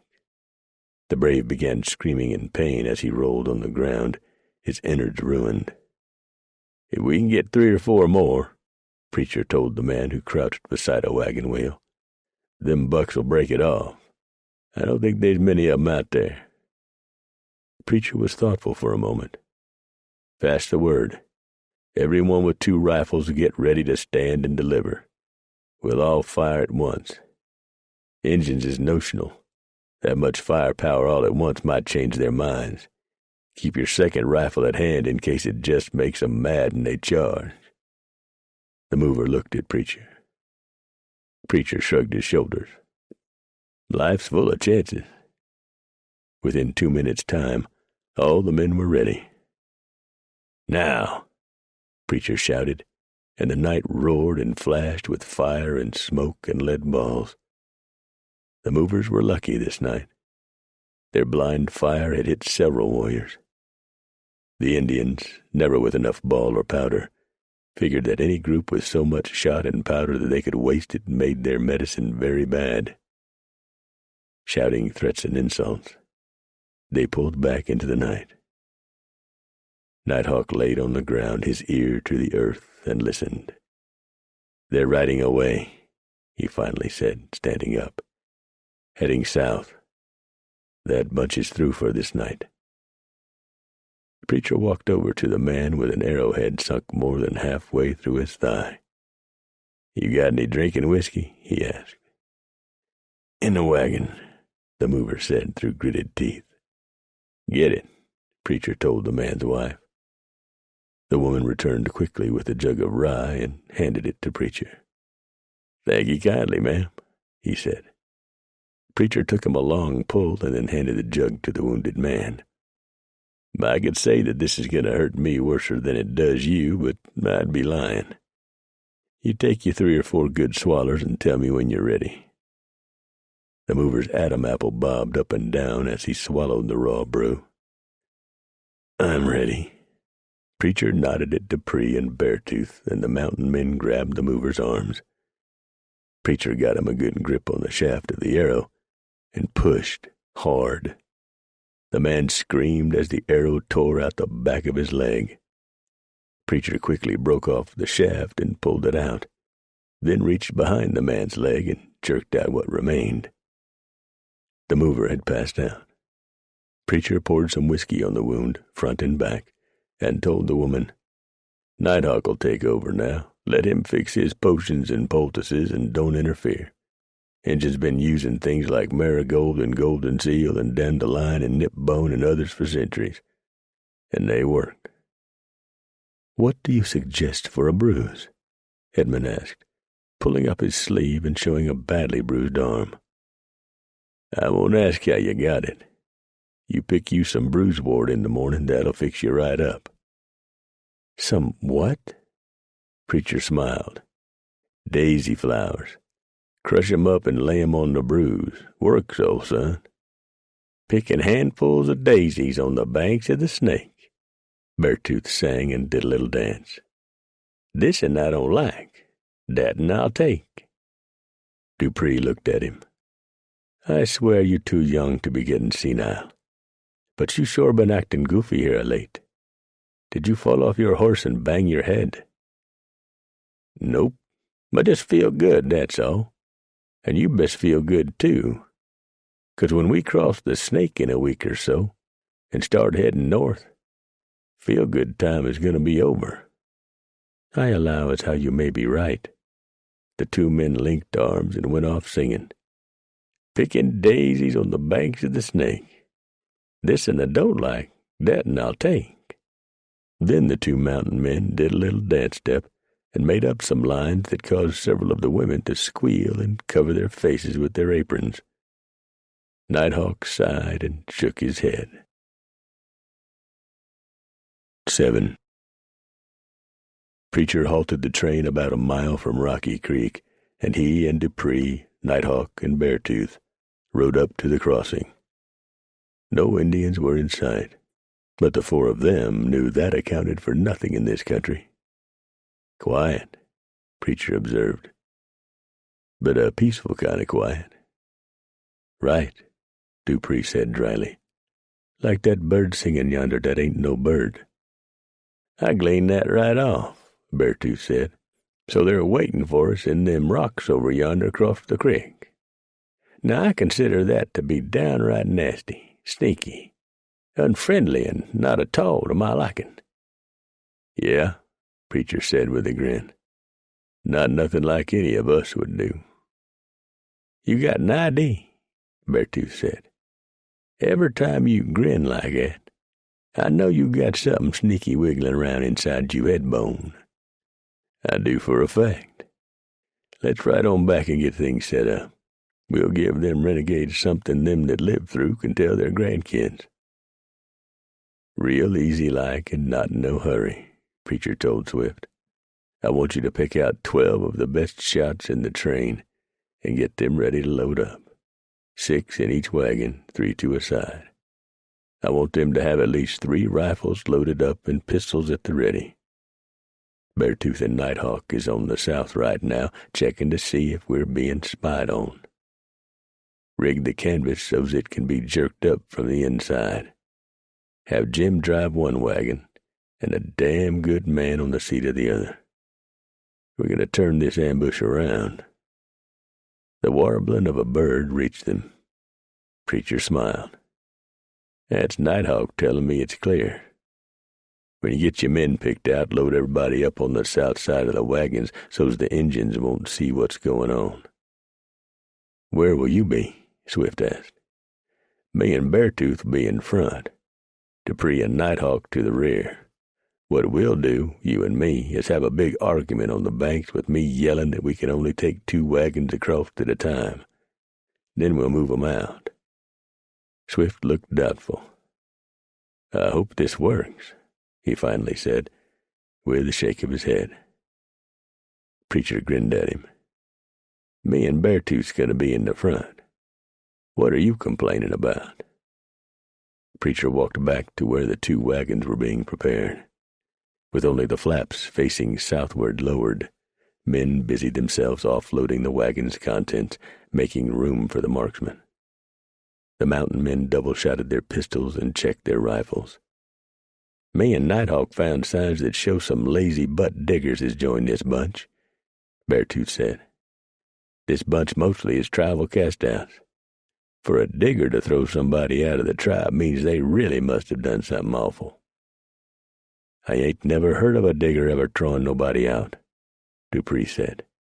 Most of 'em's too damn lazy to take the time for a meeting. Preacher told Swift, "Make your people ready for an attack. We can't circle here, so keep everybody in the wagons or right near them. Guns ready." "We're ready," Trapper Jim called. "Come on, Swift," Preacher said. "Let's us walk down to the bank and have a quarrel." The two men stood on the banks and shouted at each other for several minutes, with a lot of finger pointing at the other side of the creek.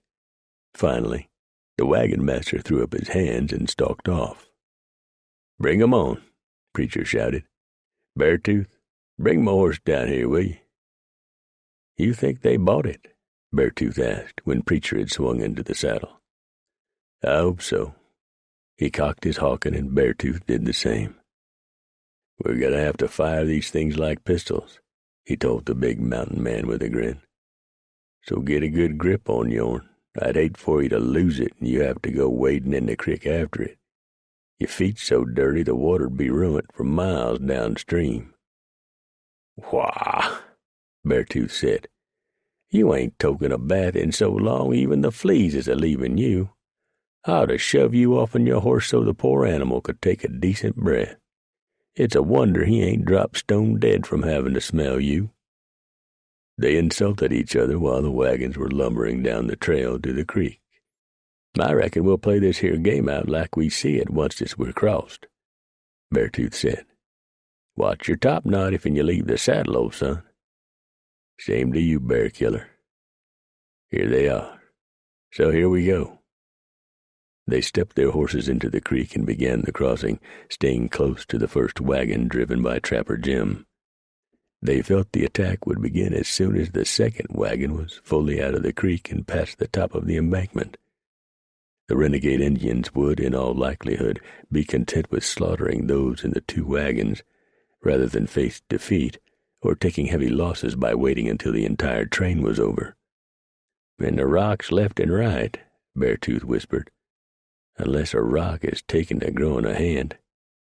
"Yep, that's a careless Injun. Tell you what, just as soon as the last wagon's crossed, we kick these hammerheads into a gallop and get past them boulders. I'll swing left and you swing right. That's the side your furthest leg is on," he added with a grin, "and we'll come up behind 'em." "I would tell you to keep low in the saddle," Beartooth responded with a smile. "But you so damn scrawny and poor as it is, if an Injun gets an arrow in you, it'll be pure luck. Never seen a man afore that has to stand in the same spot twice as to make a shatter. Don't worry none about taking no arrow points, Beartooth. They's so much lard and blubber on you it won't do no damage to amount to much." They stepped their horses onto the bank and started up the slight incline. "The only place Beartooth might take an arrow is in his butt," Trapper Jim called. "Way it hangs out over the sides of that saddle makes a right tempting target." "I don't know why I associate with the likes of you people," Beartooth said. "Way you continue to heap insults upon the poor head of this humble child of God." "Wah," Preacher said, then spat. "You bring it all on yourself. Any man who'd winter with the squaw as ugly as that female you took up with back in '31 is beyond redemption. I thought you'd took up with a bear first time I come up on you, too. What was her name? She who frightens the sun?" Beartooth grinned. "She cooked good and was right cozy in the robes, though." "I expect she were that. Course you had to kill 9 deer to get enough skins for her dress. First time that woman reared up in front of me, I jumped 10 feet in the air. I thought I'd done come up on a Sasquatch. I allow as to how she were a queen compared to that Assiniboine you took for a bride back in '28. I had to marry up with her," Preacher said. "It was either that or they was going to kill me. I'm telling you, her father was desperate to get shut of that girl. He didn't name her squaws a lot for nothing. First time she hollered at me, the whole damn teepee fell down." The second wagon reached the crest of the bank, and Preacher let out a wild whoop and Hammer took off like he'd been shot out of a cannon. Preacher cut left and Beartooth cut to the right just as the rocks on both sides of the trail were suddenly swarming with rogue Indians. The canvas on the wagons was jerked off, and the riflemen inside leveled their weapons and cut loose with a volley. These Indians never had a chance. Taken completely by surprise, they were cut down, and their blood began staining the rocks and boulders by the creek. Preacher left his horse and slammed into a buck, knocking him to the ground. He sprang to his feet with a knife in one hand and a pistol in the other. Preacher shot him at nearly point-blank range with the Hawken, and the ball passed right through him, the impact knocking the brave off his moccasins. Preacher used his rifle like a club, cracking the skull of a buck who came screaming at him. Dropping the Hawken, Preacher jerked out 2 pistols, double-shotted as usual, and took 2 more out with him, the balls doing fearful damage to the braves. A brave jumped at Beartooth, and the huge man grabbed him by the neck and hurled him against a boulder, breaking the warrior's back with a horrible cracking sound. Nighthawk turned as a renegade Sauk, identified by his distinctive necklace of grizzly bear claws, cursed Nighthawk for a mangy crow dog. Many of his tribe had been pushed west by the ever-moving and encroaching whites. Nighthawk lifted a pistol and drilled the Sauk through the heart, then ran to help his friend Dupree, who was struggling with 2 Indians who wore Sioux markings. Nighthawk clubbed one with the butt of his pistol, smashing the man's skull. Dupree threw the other one to the ground and shot him in the head. Trapper Jim had left his wagon seat, a pistol in each hand, and 2 dead Indians lay at his feet. "It's over," Preacher shouted. "Stop firing, it's over." Men coughed nervously and rubbed at eyes that watered and smarted from the thick gray smoke from their black powder weapons. The mountain men went about the grisly task of finishing off those warriors who were badly wounded. "Stay in the wagons," Preacher told the movers. "This ain't nothing you need to get involved in. It's just something that has to be done. Reload all your weapons. That'll give you something to do." He shook his head, but he was proud of the movers. They had conducted themselves well. Nighthawk knelt down beside a badly wounded, gut-shot cayuse and spoke in his own language. "You are dying. Do you want me to hasten death?" "I want you to do nothing, Crow Puke," the defiant warrior told him, "except leave so I do not have to look upon your stupid, ugly face. I do not want that to be the last thing I see in this life." Nighthawk rose. "Then I shall certainly abide by your wishes, Cayuse Vulture Shit." He walked away, leaving the buck to die alone. "You ever see so many damn tribes in one spot?" Dupree asked, as the mountain men met back on the trail. "I counted 8 tribes. They's a dead Cree over yonder." "Worries me," Preacher admitted, as Swift yelled from the other side. "When do we cross?" the wagon master yelled. "Bring 'em on over," Trapper Jim shouted, waving at the man. He climbed back on the seat and pulled his wagon on ahead, the second wagon following. "Worries you?" Nighthawk said, pointing to a dead Indian. "That's a Crow over there. I knew him as a good man. It's hard for me to believe that a Crow would join up with such a band of puke and maggots." The men gathered their horses and got off the trail as the wagon train began its crossing of the creek. No one asked if the mountain men were going to bury the dead Indians. By now they knew they would not, but they did help drag them out of sight so the women folk wouldn't have to look at the mangled and bloody bodies. The wagons lumbered across slowly, the creek crossing going well until a wheel came off and dumped some of the wagon's contents into the now muddy water. "Don't try to drive them wagons around it," Preacher hollered out the warning. "They's rocks on one side and a drop-off on the other." "Rig a skid," Swift shouted. "Helpers down here, boys. Let's step lively now." Melody walked her horse across the creek to sit side saddle and watch the proceedings. She wrinkled her little nose at the smell of death that hung heavily around the ambush site, and very pointedly ignored Preacher. "That woman wants to share her blankets with you, Preacher," Dupree said. "She's a looker," Beartooth said. "I'd sooner bed down with a coyote," Preacher said. "I done told that woman 15 times to leave me be. It's like trying to get shed of a hungry bear when you're toting fresh-killed meat." "Why don't you bed her down and then just ride off?" Dupree suggested. "If I done that, she'd be following me around forever, toting a bedroll. I can just see it now. All the rest of my days I'd have this female following me across the plains and the mountains. No matter where I might wander, she'd be right behind me calling out, 'Come back, Preacher, Preacher, come back.' Lord, I'd be the laughing stock of the West." He shook his head as his friends broke out in laughter. Melody cut her eyes to the group of mountain men, unaware of the Indian who was only a few yards from her. He had not moved during the ambush. He lay between a rock and a small bush. He was one with the earth, conspicuous to anyone who might glance his way and actually see what lay before them. But the Indian knew that while whites look at many things, most of them actually see very little. All around him movers strained and grunted and swore as they finally got the wagon with the broken wheel out of the creek and up the grade. No one saw the lone brave. He was going to die, and he knew it. It didn't matter. He had sung his death song hours before. He moved only his eyes as he planned out his final few minutes on this earth.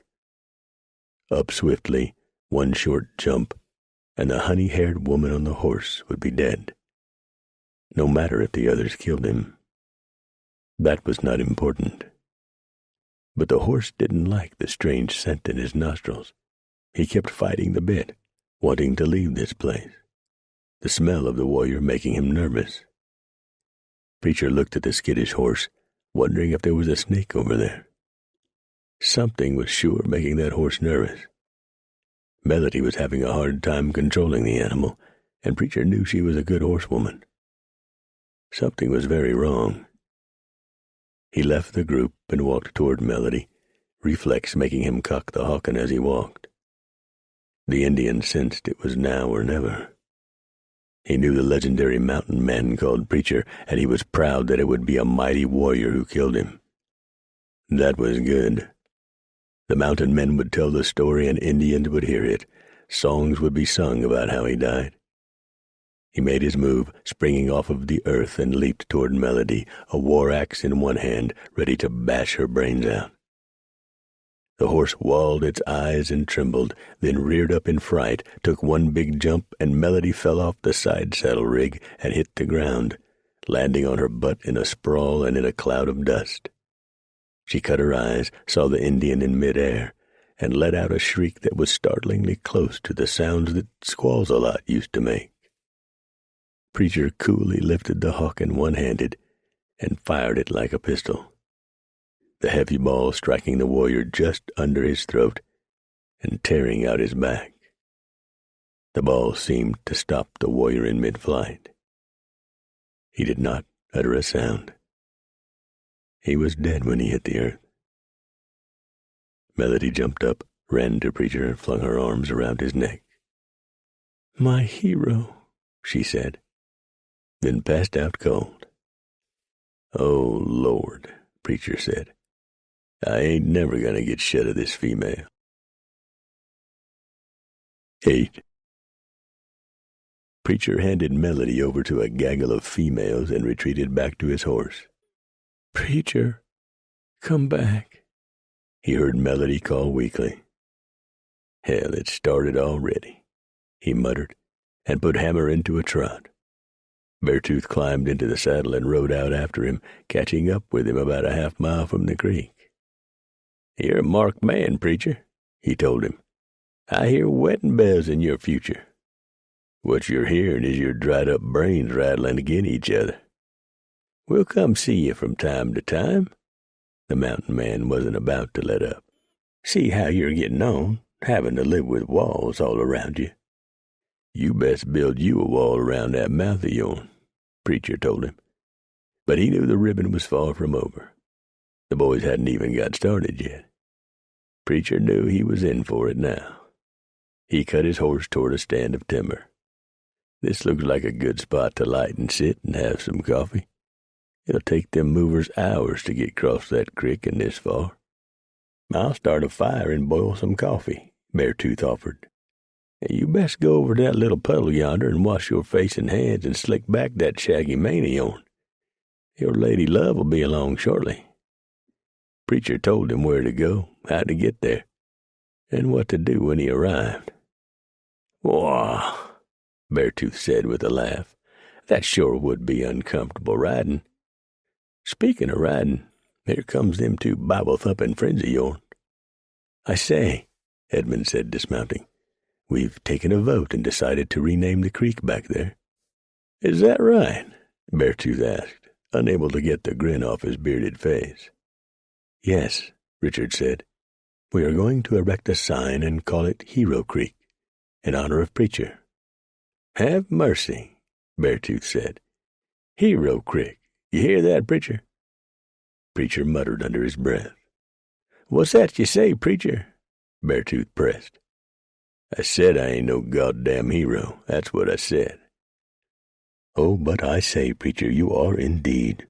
Why, Miss Melody would have been killed if it were not for your brave and heroic actions and quick thinking," Edmund said.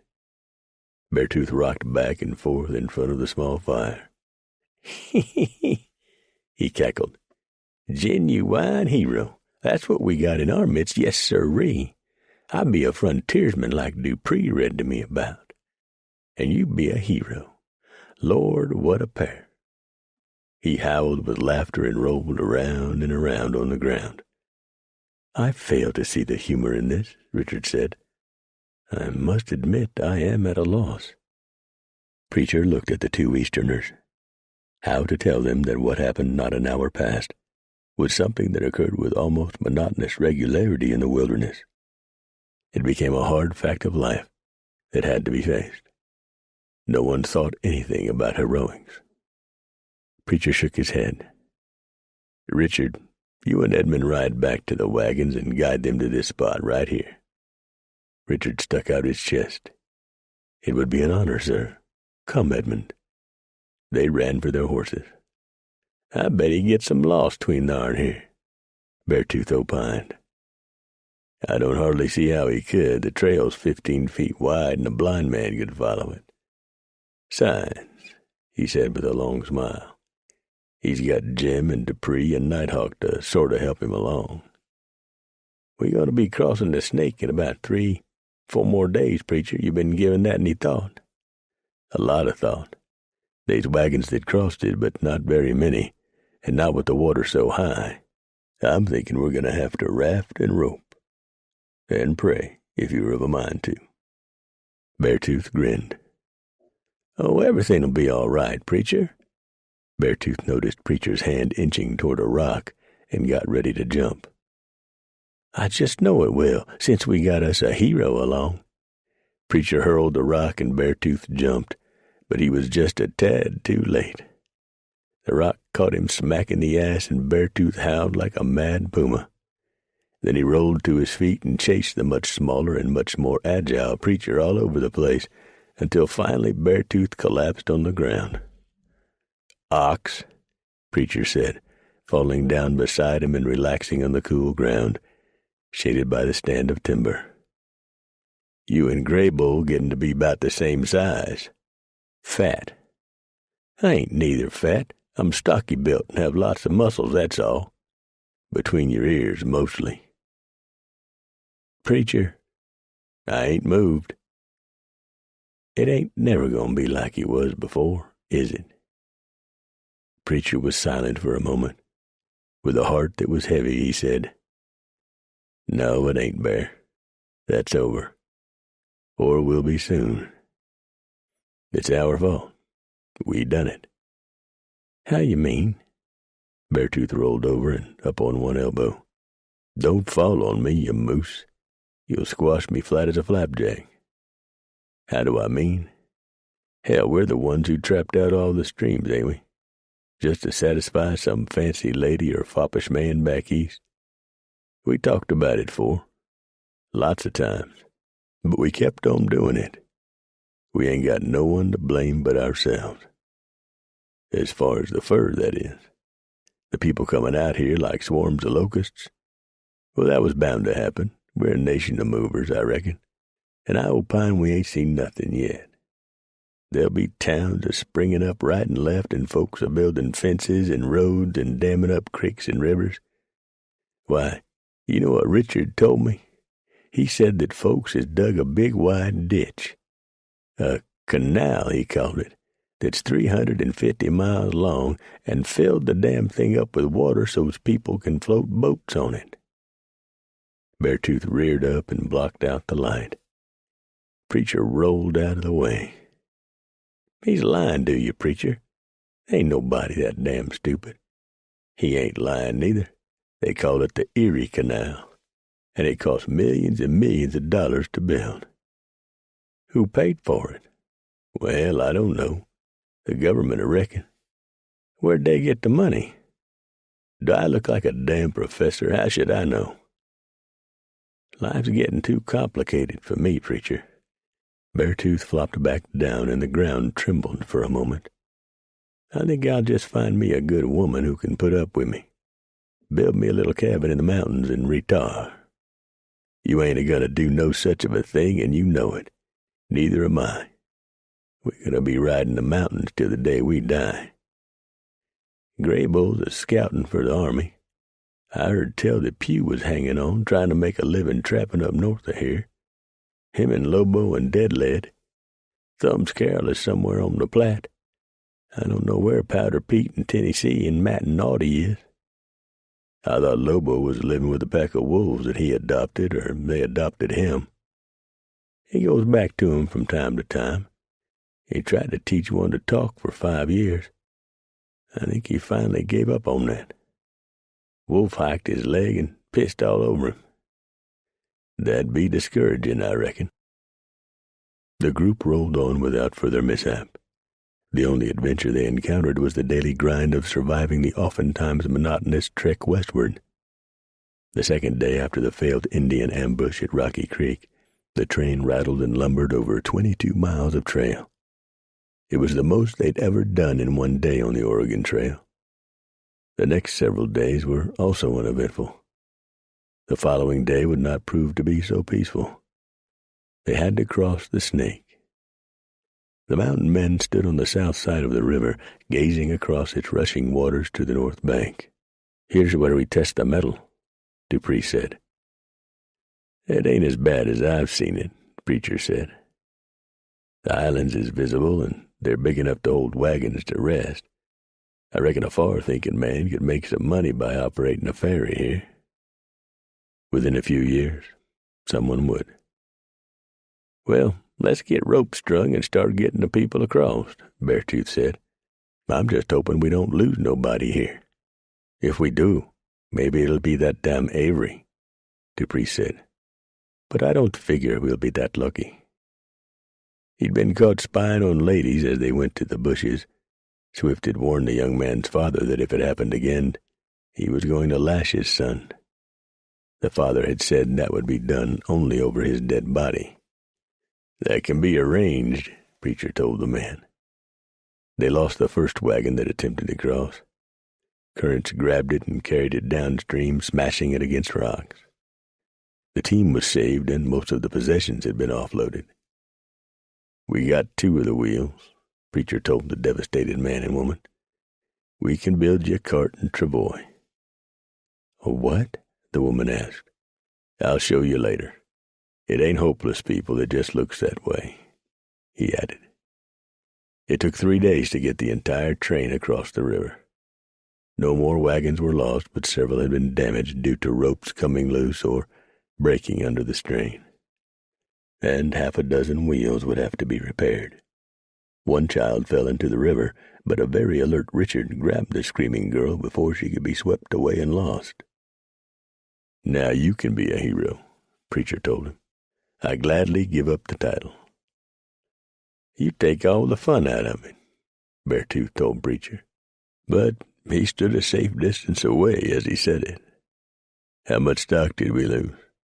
Preacher asked Swift. And we were very lucky. We only lost a few head, and no milk cows. There'll be a tragedy here some day, I'm thinking. That's a wicked crossing. Preacher's smile was grim. You ain't never seen the Dalles on the Columbia. The train rolled on, now taking a more northerly course as they put the Snake behind them. No one missed it. Indians came down out of the mountains to watch them, standing or sitting their ponies and silently watching the long train as it pushed north and west. Relax. Preacher passed the word for the first time the Indians appeared. Them Nez Perce. They ain't gonna bother you if you leave them alone. I hope, he silently added. He rode over to stand in front of a mounted sub-chief and made the sign of friend. I speak your language, the Indian said. So it is as we were told. The white man comes like ants to honey. Looks that way, Preacher told him. And I ain't liking it no more'n you. Preacher has never lied to us, so I will be truthful to you. The Cayuses are making war talk, and Red Hand has joined with a large band of whites and now waits in the Blues. Is it you they are after? Yeah. How many is they? The sub-chief shook his head slowly. Plenty. 25, maybe 30. Maybe more of the white outlaws. Red Hand has gathered a large force to follow him. Bad Indians whose tribes ran them from the village. Killers all. Maybe 75 of them. White haters. You are going the way of the trappers, through the Blues? Right through them. Blues to the west and the Wallowas to the east. The Nez Perce nodded his head gravely, his eyes expressionless. May the gods ride with you, Preacher. He made the sign of friend, and he and his party were gone. Preacher rode back to the train and reined up beside Dupree and Nighthawk. If that Nez Perce can count, we're looking at maybe 100 or more of Red Hand's and Kelly's people. In the Blues? Nighthawk asked. Yep. You remember where the Powder makes that big wide curve? It's a bad crossing there. We'd be tied up the better part of 2 days. That's where they'll hit us. Bet on it. When we're all split up, half on one side and half on the other, Dupree said. Red Hand and Bum might be worthless, but they ain't stupid. You got it. Preacher looked thoughtful for a moment. Well, we can't do nothing to change it, so let's concentrate on just getting there. That was beginning to be a problem. The wagons had but hundreds of tough miles behind them, and they were all beginning to show signs of wear. Wheels were shattering nearly every day. Tongues were breaking, and the pace of the trek had slowed considerably. Preacher did not push them. He made daily inspections of the wagons and knew that the movers had to set their own pace. He could only guide them, not make them move faster. They pushed on, crossing Canyon Creek, and several days later, camping near Lucky Peak. From there, Preacher turned them westward for a time and plunged deeper into the wilderness. Do you reckon there's some boys going to be up here at the fort? Preacher asked Dupree. They wasn't when we went out that way, but that was some months back. If they is, they gonna be plumb shocked to see this bunch come a-rattling in. And be busy calling us 9 kinds of fools for bringing 'em too, Beartooth added. Richard came a-fogging up, lathering his horse. Preacher, a child is gone. Little Patience Lander. Swift has halted the train for a search. Had to happen, Preacher muttered, and turned his horse riding back to the hysterical mother standing with a group of other women by the wagons. This was brush and low hill country, perfect for ambushes and for Indians to sneak in and steal a horse, cut a throat, or grab a child. But neither Preacher nor any of the other mountain men believed Indians grabbed the little girl. None of them had seen any sign of Indians since Preacher talked with the Nez Perce several days back. But that possibility could not be discounted. We're getting real close to Cayuse country, Dupree reminded him. Yeah, that is a fact, Preacher said. Let's start circling for sign. We'll find her. The mother's wailing had grown louder. He turned to Swift. Somebody calm that female down before she works herself into the vapors. Preacher left his horse and set out walking, slowly working in an ever-widening circle. He took the terrain to the northeast. Bogus Basin lay only a few miles away, near the edge of the Salmon River Mountains. The thing that bothered Preacher most was that some of Red Hand's people might have been spying on them and seen a chance to grab a kid and done it. The young age of the girls wouldn't make any difference to a renegade, white or red. They'd mount her and then kill her. Behind him, he heard someone shout wildly, Lord, Lord, everybody, Mary Ellsworth's gone into hard labor. She's going to give birth any time now. Wonderful, Preacher said. He paused, his eyes picking up on a track. He knelt down and studied it, his skin growing clammy. Moccasin tracks. He carefully inspected the find. 4 sets of engine tracks and 1 set of little girl prints. They had her. If it was a Cayuse or even Blackfoot, they wouldn't harm the little girl. They'd adopt her into the tribe. Her life would be hard, but she'd be alive. They might beat her, but they wouldn't rape her. But Preacher had him a hunch these were renegades from Red Hand's bunch. That put a whole new light on it. 9. He looked back.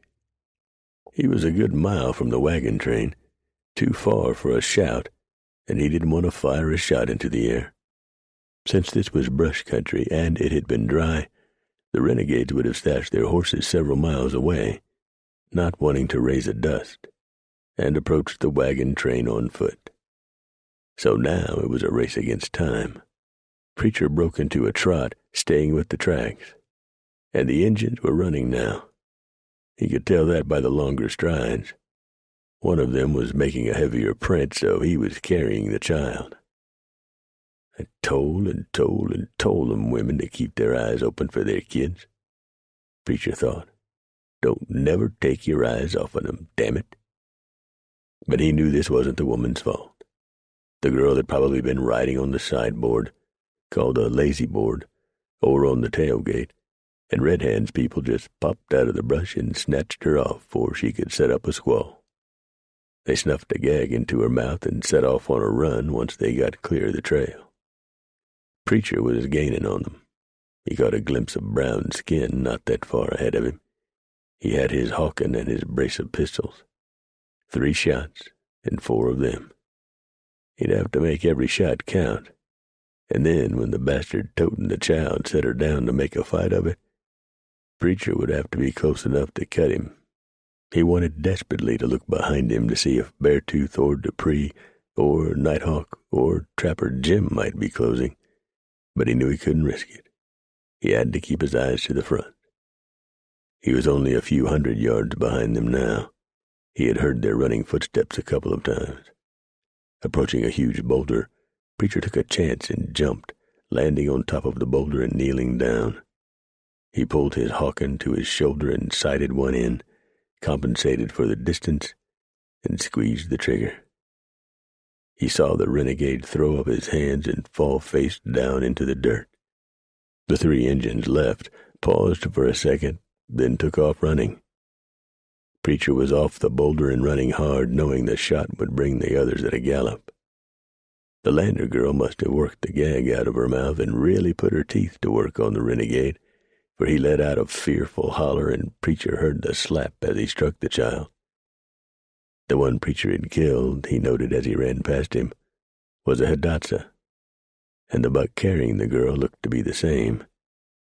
Preacher hollered out, "Beater of little girls! Does your nightmare in the blankets taste run to little boys, too?" The brave stopped and turned around, his face a mask of war-painted hate. Preacher didn't let up. He continued running toward the three Indians, now all stopped, hurling insults. "No wonder you are all lovers of men. No woman would look up such ugliness for fear of being struck barren." The Hidatsa threw the girl to the ground, and Preacher shot him stone cold dead with one ball from a pistol. It caught him in the heart and knocked him down. "Run to yonder horseman, girl," Preacher shouted. "Run like the real red Satan was after you personal. Fly, child." One of the other renegades, a Crow, Preacher noted, lifted his rifle. Preacher hit the ground, rolling behind some rocks and working frantically to reload his pistol. The ball from the Indian's old Kentucky rifle wanged off the rocks as Preacher rammed home shot and powder and patch. Now his pistols were both double-shotted. He chanced to look behind him and saw where Nighthawk had swept the girl up in his arms and was riding back toward the wagons at a gallop. Dupree and Beartooth were slowly circling Preacher's adversaries, cutting them off. The two remaining renegades had disappeared, dropping to their bellies in the brush, hoping to slip away. And Injuns being what they were, the chances were good they'd do just that. Dupree and Beartooth were staying in the saddle, scanning the area around them from that better vantage point. "You all right, Preacher?" Dupree called. "Dandy. Watch your butts, boys. There ain't nothing more dangerous than an Injun who's in a trap. I told Hawk to tell them others at the train to stay put. We'd take care of this. He's coming back." Preacher had a pistol in each hand, the hammer's back. He heard only the faintest of brushing sounds on the other side of the boulder. He quickly backed up and hunkered down amid some smaller rocks. He heard the rustling sound again and put it together. The buck was trying to snake up the other side of the huge rock. Preacher smiled as he heard a rifle boom. Dupree or Beartooth had spotted him, and that was that for another of Red Hand's crap and crud. Preacher slipped from the rocks just as the last renegade rounded the boulder, a war axe in his hand and a look of raw hatred on his face. He screamed at Preacher, and the mountain man put 2 lead balls into his chest, the impact knocking the buck back and flinging him dead against the boulder. He slid down, his blood smearing the stone. "That's it," Preacher called. "For the time being," Beartooth added. When they returned to the wagon train, Richard met them with a grin on his face that a charge of blasting powder couldn't have removed. "It's a girl," he said proudly. "Mary Elizabeth just gave birth to a girl." "Wonderful," Preacher said. "Something else for me to have to worry about." "Naturally, we'll have to camp here for a day or two until the mother regains her strength," Richard said. "Oh, naturally. It wouldn't do to move on, not at all. It makes sense to stay here close to them 4 dead bucks out yonder in the brush, seeing as how some of their own might decide to come after them for burial and spot us here resting and decide to attack. That makes a lot of sense to me." He walked off, muttering to himself, but the wagon train stayed put for 2 days. While they waited, Preacher thought about the recrossing of the Snake. Not that many more days ahead of them. He just didn't know how it could be done without taking days to build some rafts and ferry the wagons across. "Got to be," Dupree agreed. "There ain't no other way to do her." Preacher looked at Jim and Nighthawk. They both nodded their heads in agreement. "But I got my doubts these wagons will hold together over the Cascades," Dupree added. "You give any thought to that?" "I've been giving lots of head rumination to that. I've been using parts of my brain that I ain't put to work in years. Makes my head hurt, too. Let me put it to y'all this way. If we can beat back and put a good enough whooping on Bum and Red Hand in the Blues, we could chance a run down to Columbia. But that's a mighty big if, boys. There might be some old boys camped on the Boise that lend us a hand," Beartooth said. "If and might don't feed the bear, boys." Preacher sighed and took a slug of coffee. "I agreed to see these people through, but that's what I'll do, or they'll bury me out here in the wilderness." "We'll get them over the Cascades then," Nighthawk said. I know trails. But he smiled and shook his head. Yeah, Preacher said glumly. But when the train reached the crossing where the Boise juts off from the Snake, there was evidence that trappers had been there. But only one man remained, a trapper who'd taken an arrow in his leg and it had gotten infected. He was near death when Preacher found him, propped up against a tree, waiting stoically for death to take him. You don't look so good, Ballard, Preacher said. He struggled to maintain his composure, for the stench of the rotting leg was very strong. I feel a damn sight worser than I look, Preacher, the dying man said. And you can bet on that. He cut his eyes to the wagon train, just then coming into view. I heard y'all coming for a long time. Didn't know what the hell it might be. How come you didn't let 'em take your leg, Ballard? I ain't never knowed no one-legged trapper. Be kinda hard to sit a horse, wouldn't it? Might be. Never gave it much thought. They's missionaries in the train. I can get some of 'em to pray over you if you'd like. It'd beat the sound of my own voice, I reckon. It's all I've been hearing for a week. I thought I'd be long dead for now. Why don't we make an event of it? We can have singing and shouting and preaching and praying.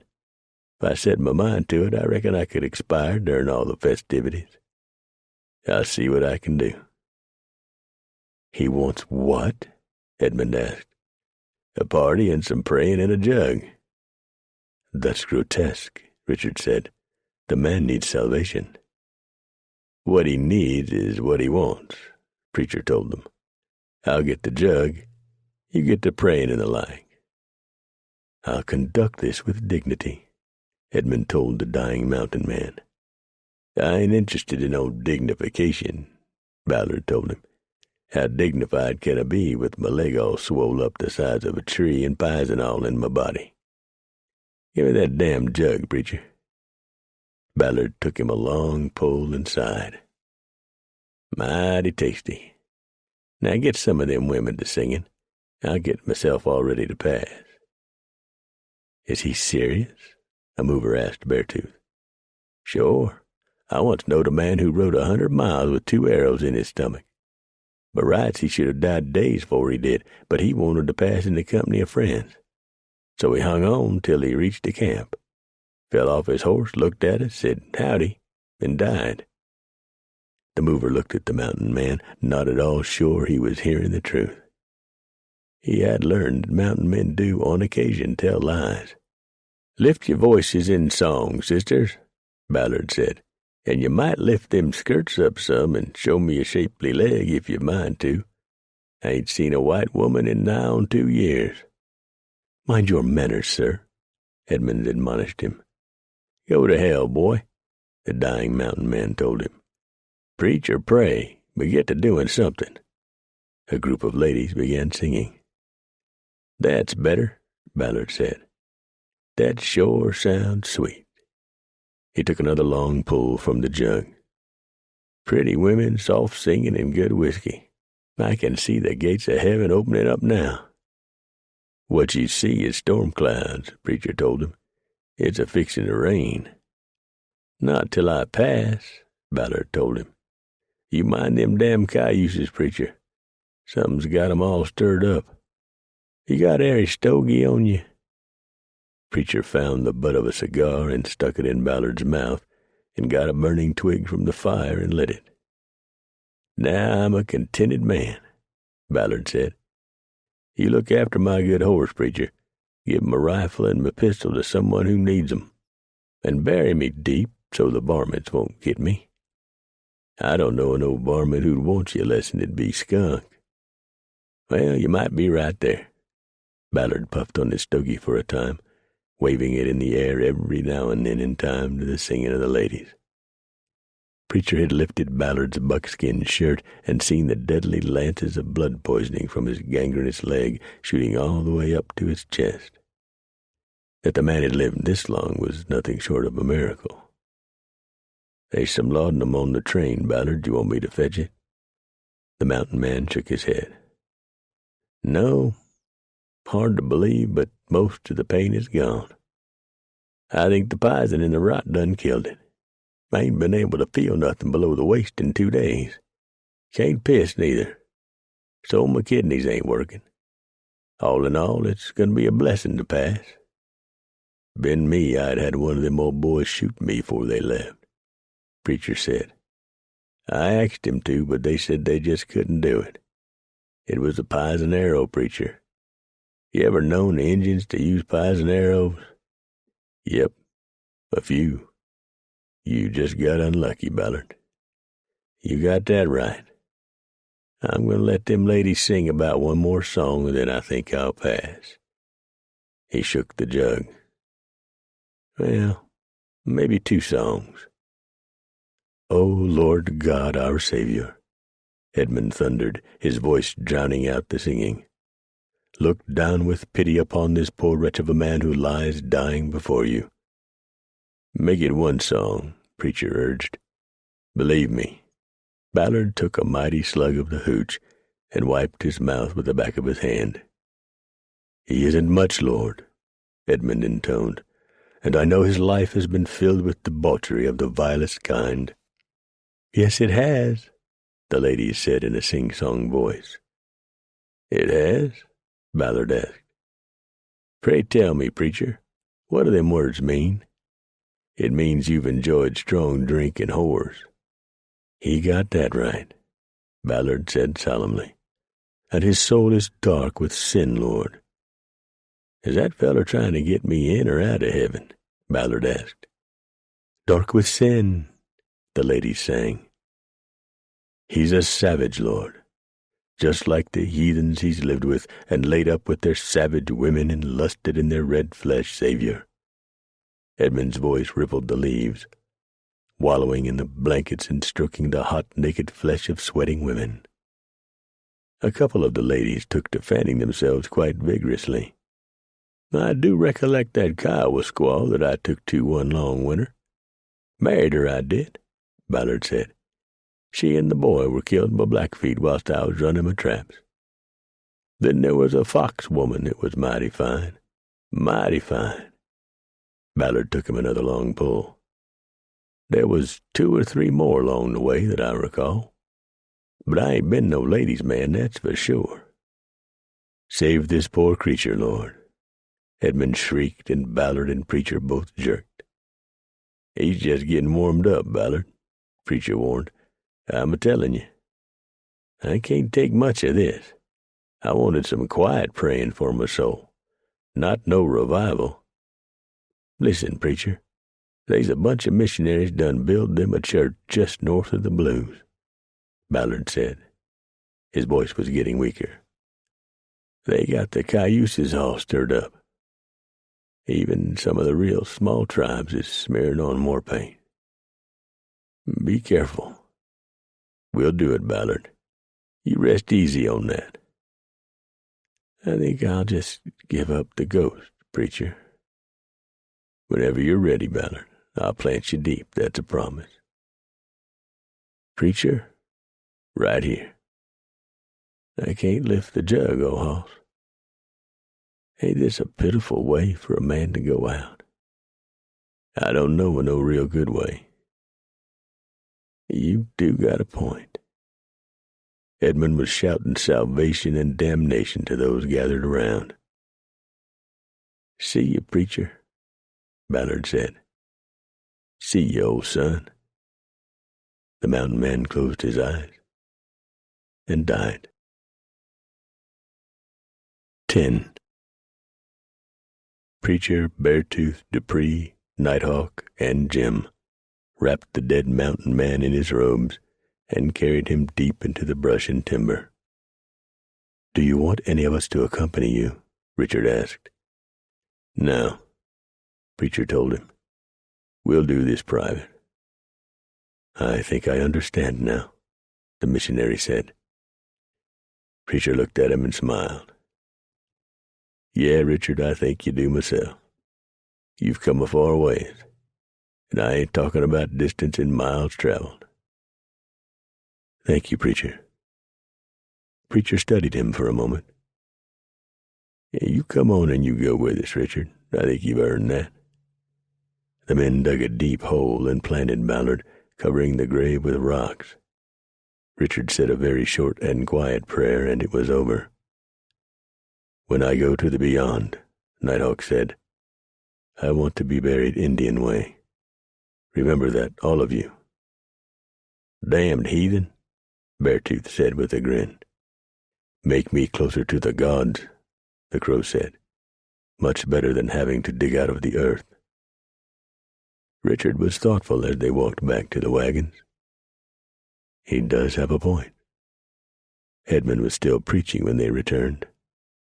"Long-winded feller," Preacher remarked, "but the folks seemed to be enjoying it. Never took to no lengthy sermons myself. I recollect my pa saying that he figured more souls was won in the first 5 minutes of a sermon, and more souls was lost in the last 5 minutes. Richard was in quiet agreement with that. "Too much talk about gods and spirits makes head hurt," Nighthawk said. "Let's take a long look at this crossing," Preacher said, "'cause it sure ain't gonna be easy." It took 5 days of brutally hard work to build the rafts and get across the flood-swollen river. There were a lot of cuts and bruises and badly strained muscles, but fortunately, no broken bones. Within a few more years, the Hudson's Bay Company would have one small ferry boat operating there. The movers would pay $3 a wagon to cross. By then, most of the area Indians would be tamed, with only an occasional uprising and massacre of the settlers, and the Indians would swim the river with the stock, moving them along. But that was years ahead. On the afternoon of the first day past the river, Swift galloped up to Preacher. "2 families have pulled out, Preacher.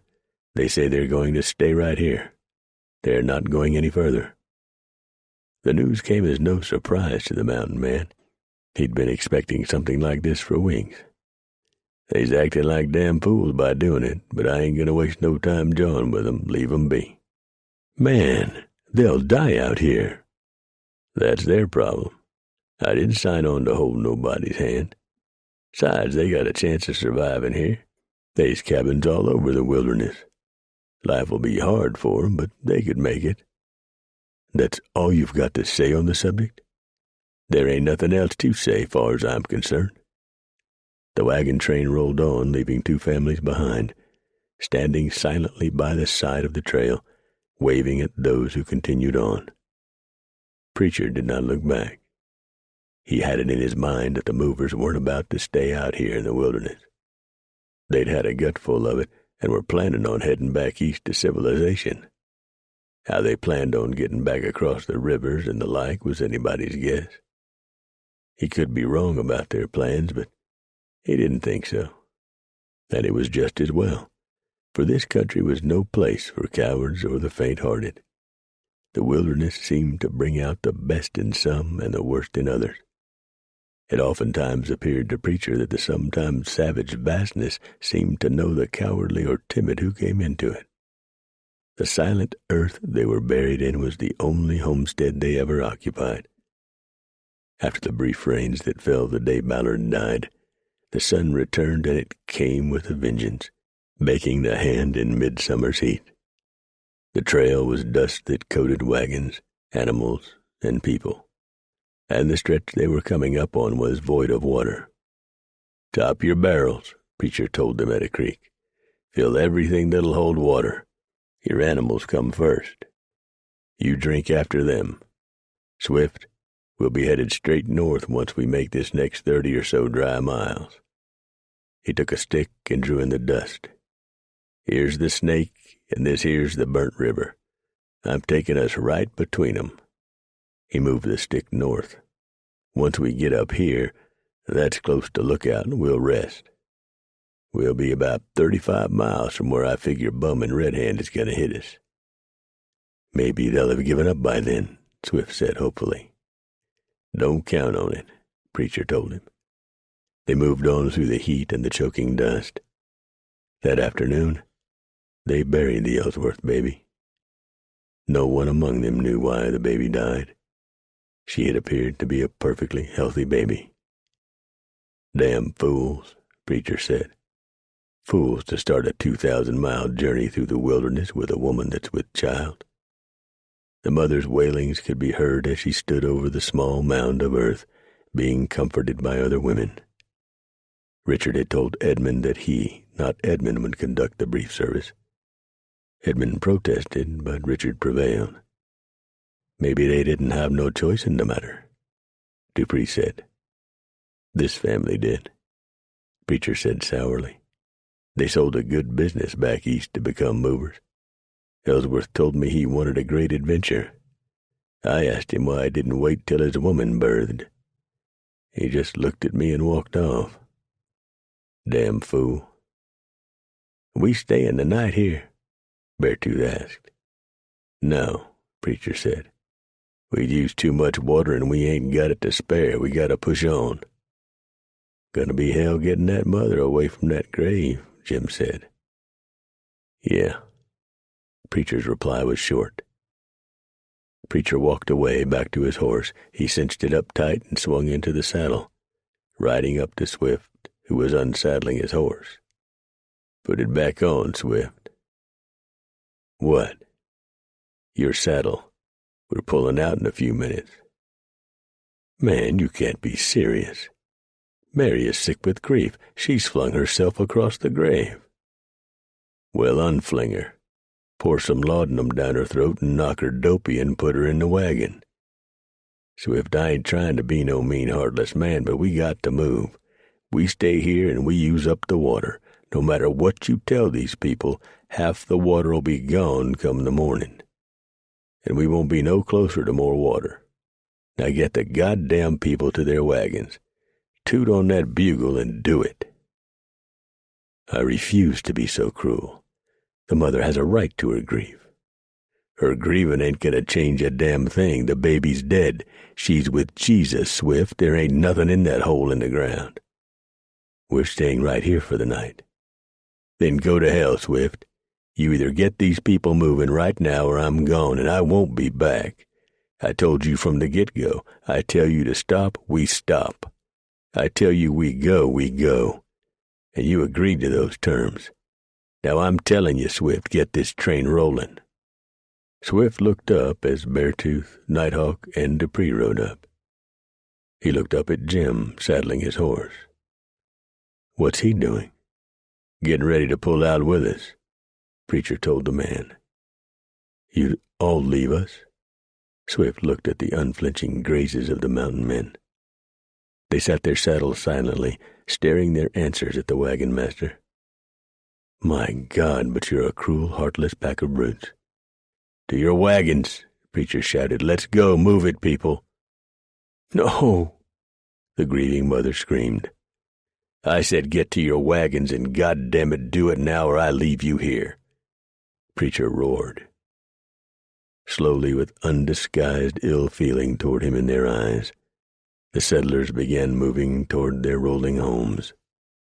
Mary screamed, and Ellsworth fought his wife.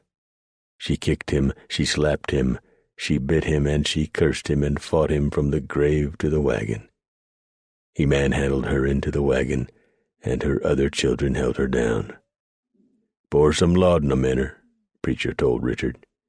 Force a whole bottle down her, knock her out, get her drunk, and tie her in. He looked at Swift. Toot that bugle, wagon master. Toot it loud and toot it now. Preacher sat his horse by the side of the trail and watched the wagons roll past, following Nighthawk, Dupree, and Beartooth. He wanted to be damned sure they all headed out. The hot looks he received bounced off him like raindrops off his fringed buckskins. When the last wagon passed, followed by the livestock, Preacher rode back to the head of the column.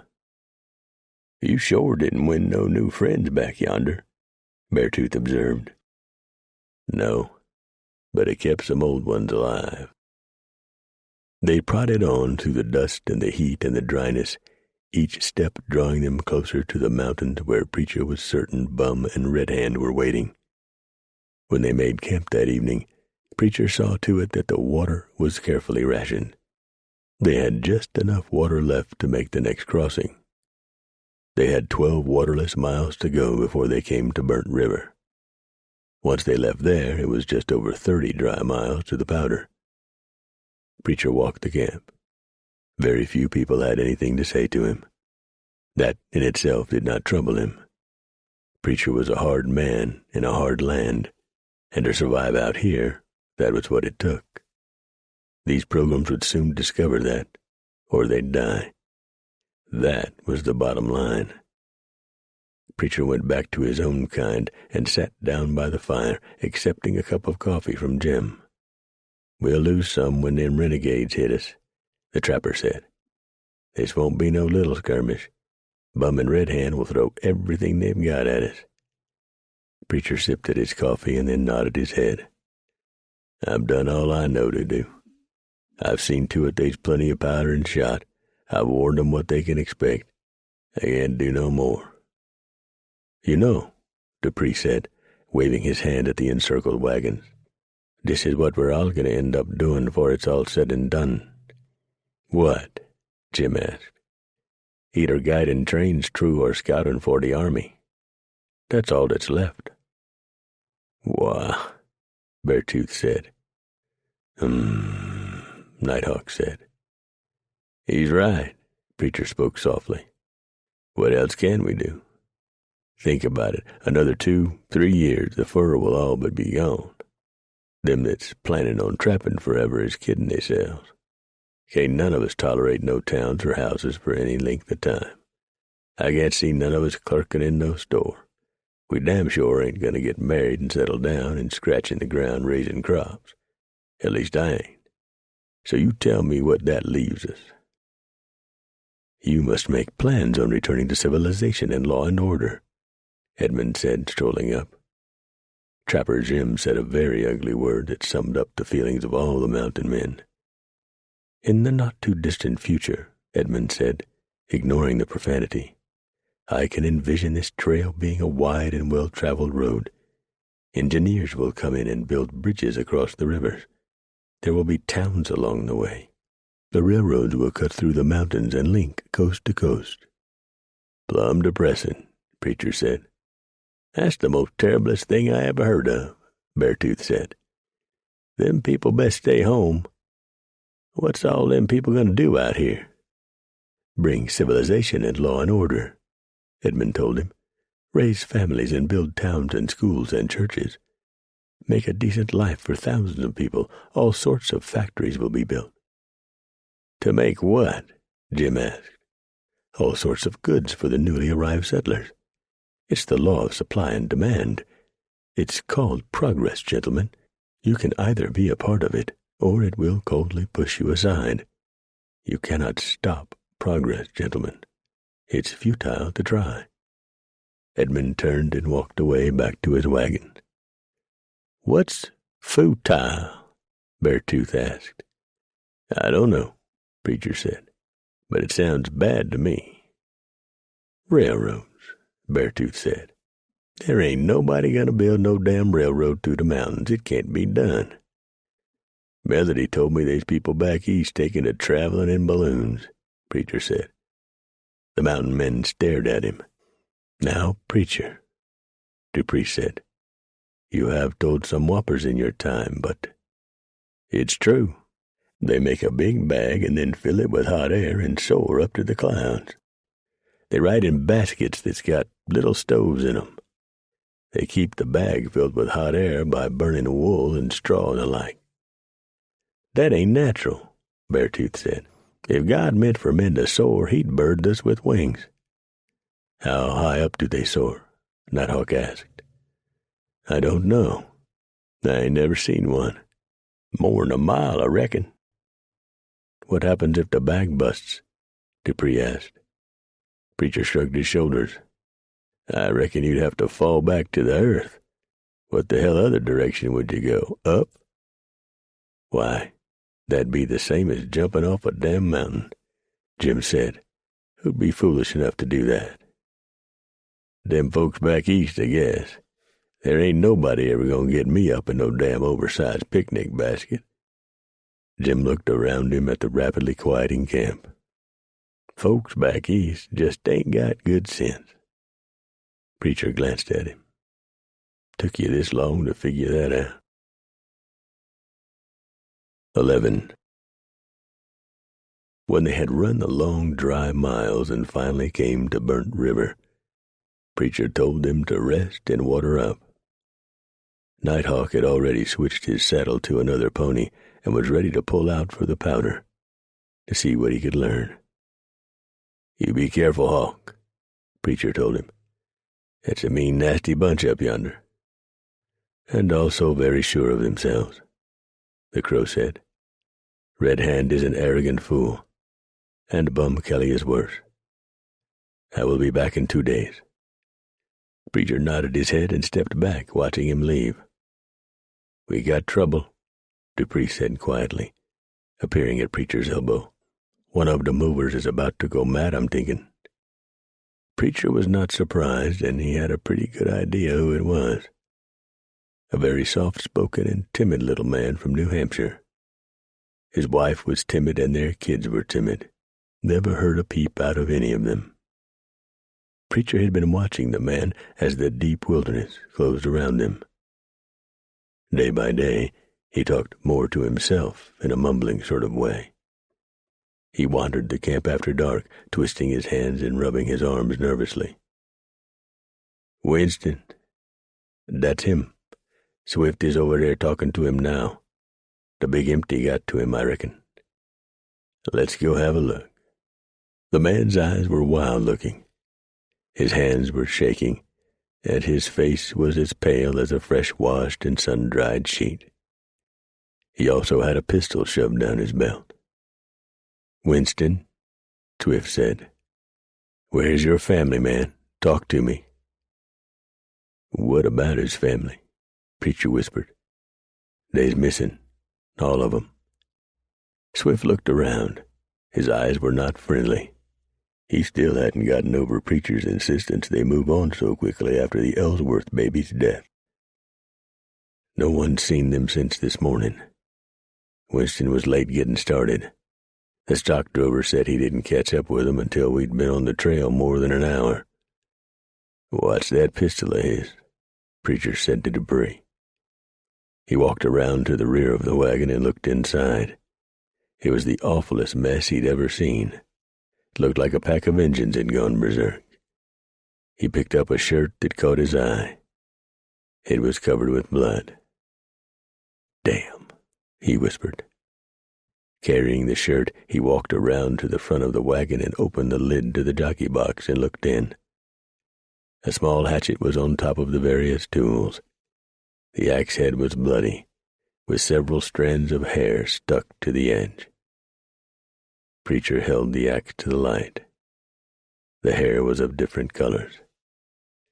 "Take his pistol, Dupree," Preacher called. The mountain man reached down quickly and jerked the pistol from Winston's belt. Winston offered no resistance. "What'd you find, Preacher?" Preacher walked around the wagon and held up the blood-stained shirt and the bloody axe. "This." Winston screamed and jumped up. Swift popped him a good lick that put the crazed man on the ground, stunned but not out. "The voices told me to do it. They've been talking to me for days and days now. I could resist them no longer. I had to do it, I say. I had to." "Where'd you do them in, man?" Swift asked. "Back at last night's camp, after the train pulled out this morning." Preacher turned to Trapper Jim. "Saddle us some horses and rig up 3 pack horses. We'll bring the bodies back when or if we find them. It'll be long dark before we get there, but it's got to be done. Dupree, you ride with me." The mood of the settlers very quickly grew dark, and some men were talking about a rope in the nearest tree limb. "Chain Winston to a wagon wheel," Preacher told Swift. "We'll be back sometime tomorrow." The mountain men rode easily back down the trail. There was no need to hurry.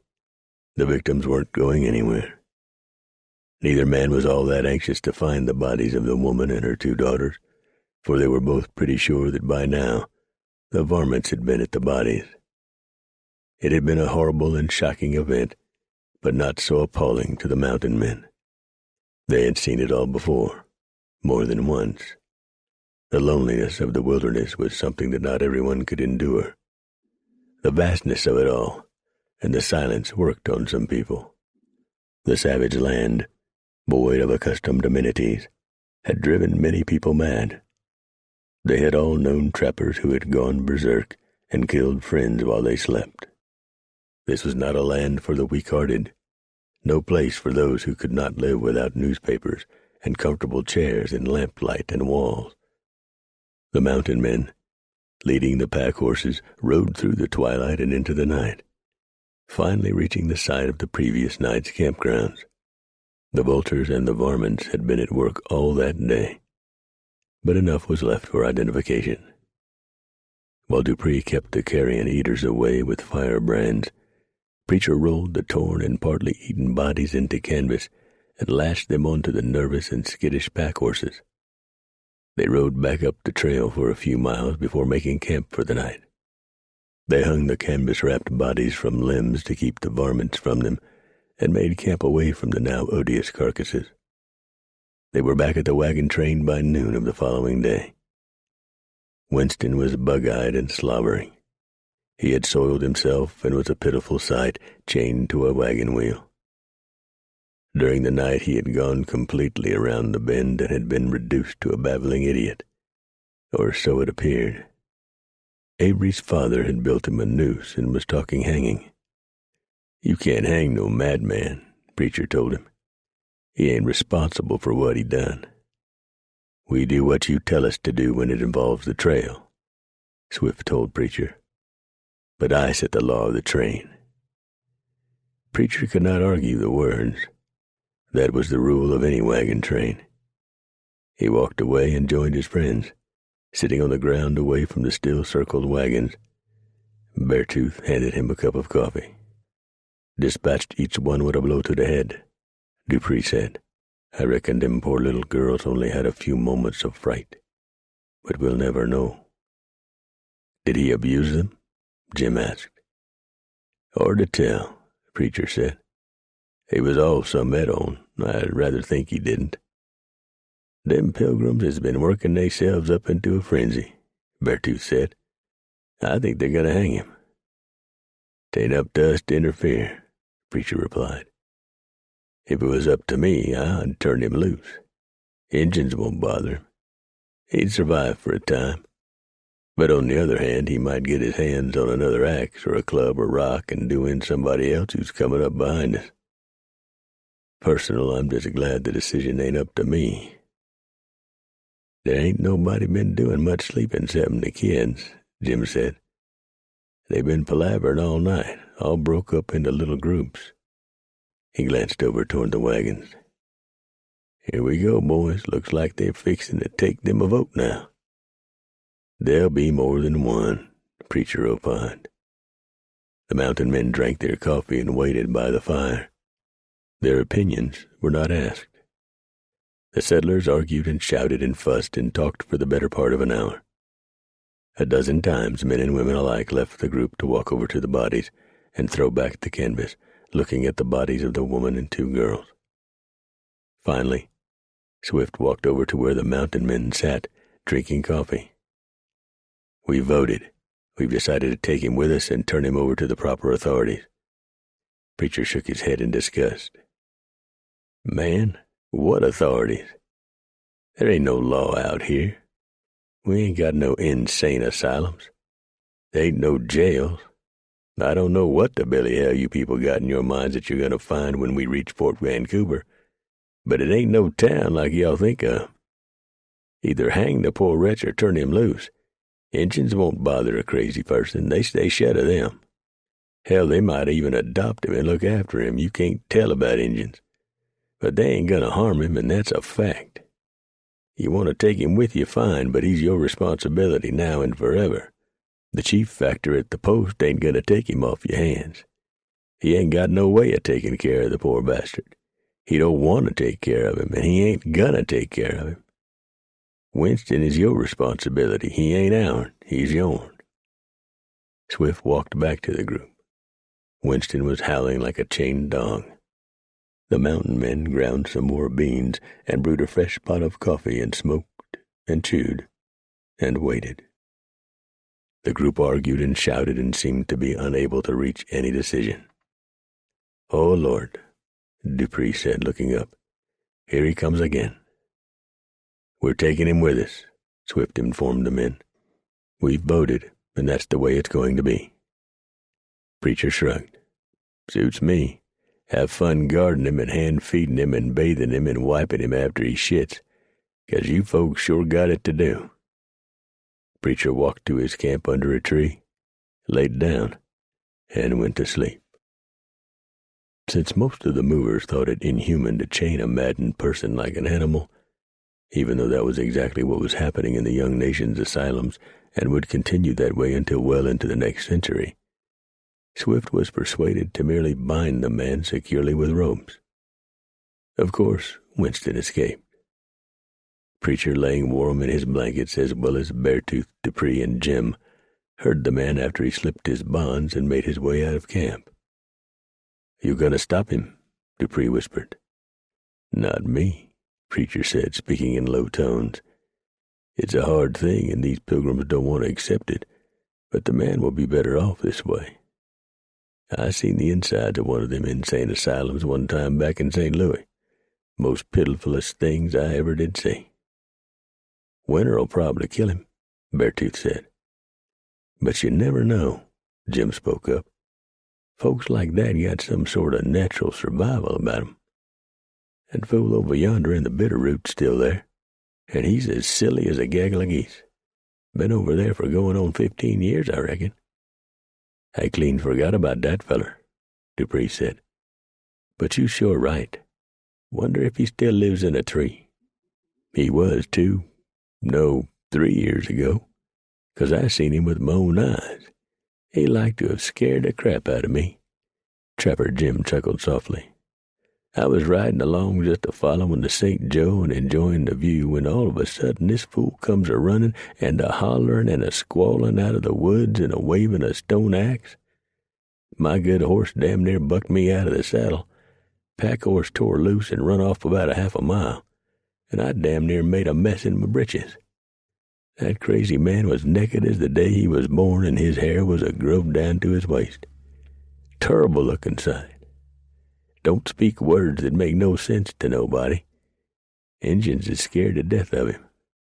I talked to Mark Head last year, and he told me he seen old Crazy clear down to the Red Rock one time. Old Crazy do get around." "Mark ain't got much more sense than Winston," Preacher said. "That boy takes too much chances," he chuckled. "I was at the rendezvous back in 33 or 34 when old Bill Williams scolded Mark for cutting buffalo meat across the grain." "I heard you fit Mark once," Dupree said. "We had us around one time. He told me shortly after he left the sublet party back in 32, I think it were, that he'd been in the mountains for 10 years. I gleaned right off that the boy was a greenhorn, and he was Storian, and I told him so. Although not that kindly. He was a good scrapper even then, but I whooped him, and then we was friends and still is. If he ain't dead." "He ain't," Beartooth said. "At least he warn't last year. He fit a grizzly over on the Grand River. The grizzly won, but Mark, he lay still as a log, and old Grizz figured he was dead and wandered off.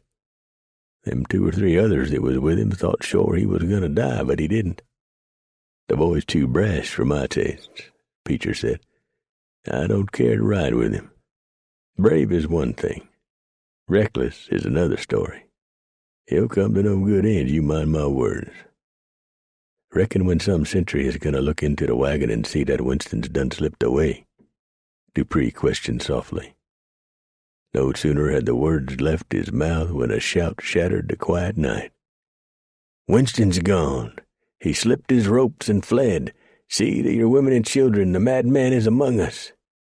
"Oh, hell," Preacher said, throwing off his blankets.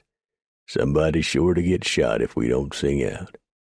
"He's gone," Beartooth hollered, "so y'all just calm down." Swift ran over, looking rather foolish, wearing his long handles and nothing else. "You saw him leave?" "Sure," Preacher said. I'd say it was a good hour ago. He had enough sense to take a pack and a poke with him, so he ain't as crazy as you might think. Why didn't you stop him? 'Cause we're better off without him, that's why. Now go away and let me sleep." Swift sputtered and stuttered, so angry he could not speak. He finally stalked away into the night, yelling for a search party to be formed. "Some of them is going to get lost, sure as we're laying here," Jim said. "You want to volunteer to lead 'em out there in the night?" Preacher asked. "Nope." "Then shut up and go to sleep." 12. Preacher lay in his warm blankets but did not return to sleep. He figured that in about 20 minutes, someone would yell that someone else was lost and he'd have to get up anyway. "George Wilson is lost," came the shout, just reaching the campgrounds. "Oh, hell," Preacher said, throwing back his blankets. "I knowed it." "Paul Davis is alone and lost in the wilderness," another mover shouted. "Naturally," Dupree said, standing up and putting on his hat. He nudged Beartooth in the rear end with the toe of his moccasin. "Get up, Lardbutt. The rescuers and the searchers done got theyselves lost in the woods." "Well, why don't they just sit down on the ground and wait till morning?" Beartooth grumbled. Jim stuck his pistols behind his sash. "No, they got to go blundering around in the timber in the dead of night, looking for a fool who's probably 5 miles gone from here by now." "Oh, hush up and come on," Preacher said. "Them folks will be sure enough lost if we don't go in there and take 'em by the hand and lead 'em out like lost children in the wilderness. I wish to hell they'd all stayed to home." "Caleb Potter is lost in the woods," a man shouted. "Everybody just stay where the hell you is," Preacher shouted the words into the night.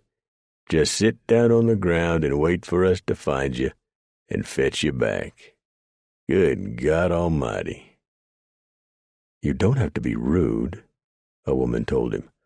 "Oh, hush up, woman." "Well," she said indignantly, and flounced away.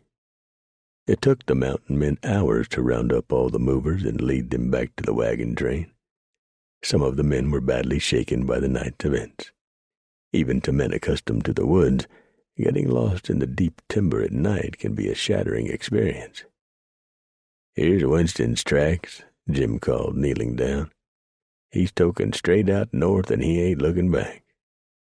"I wouldn't either," Preacher said.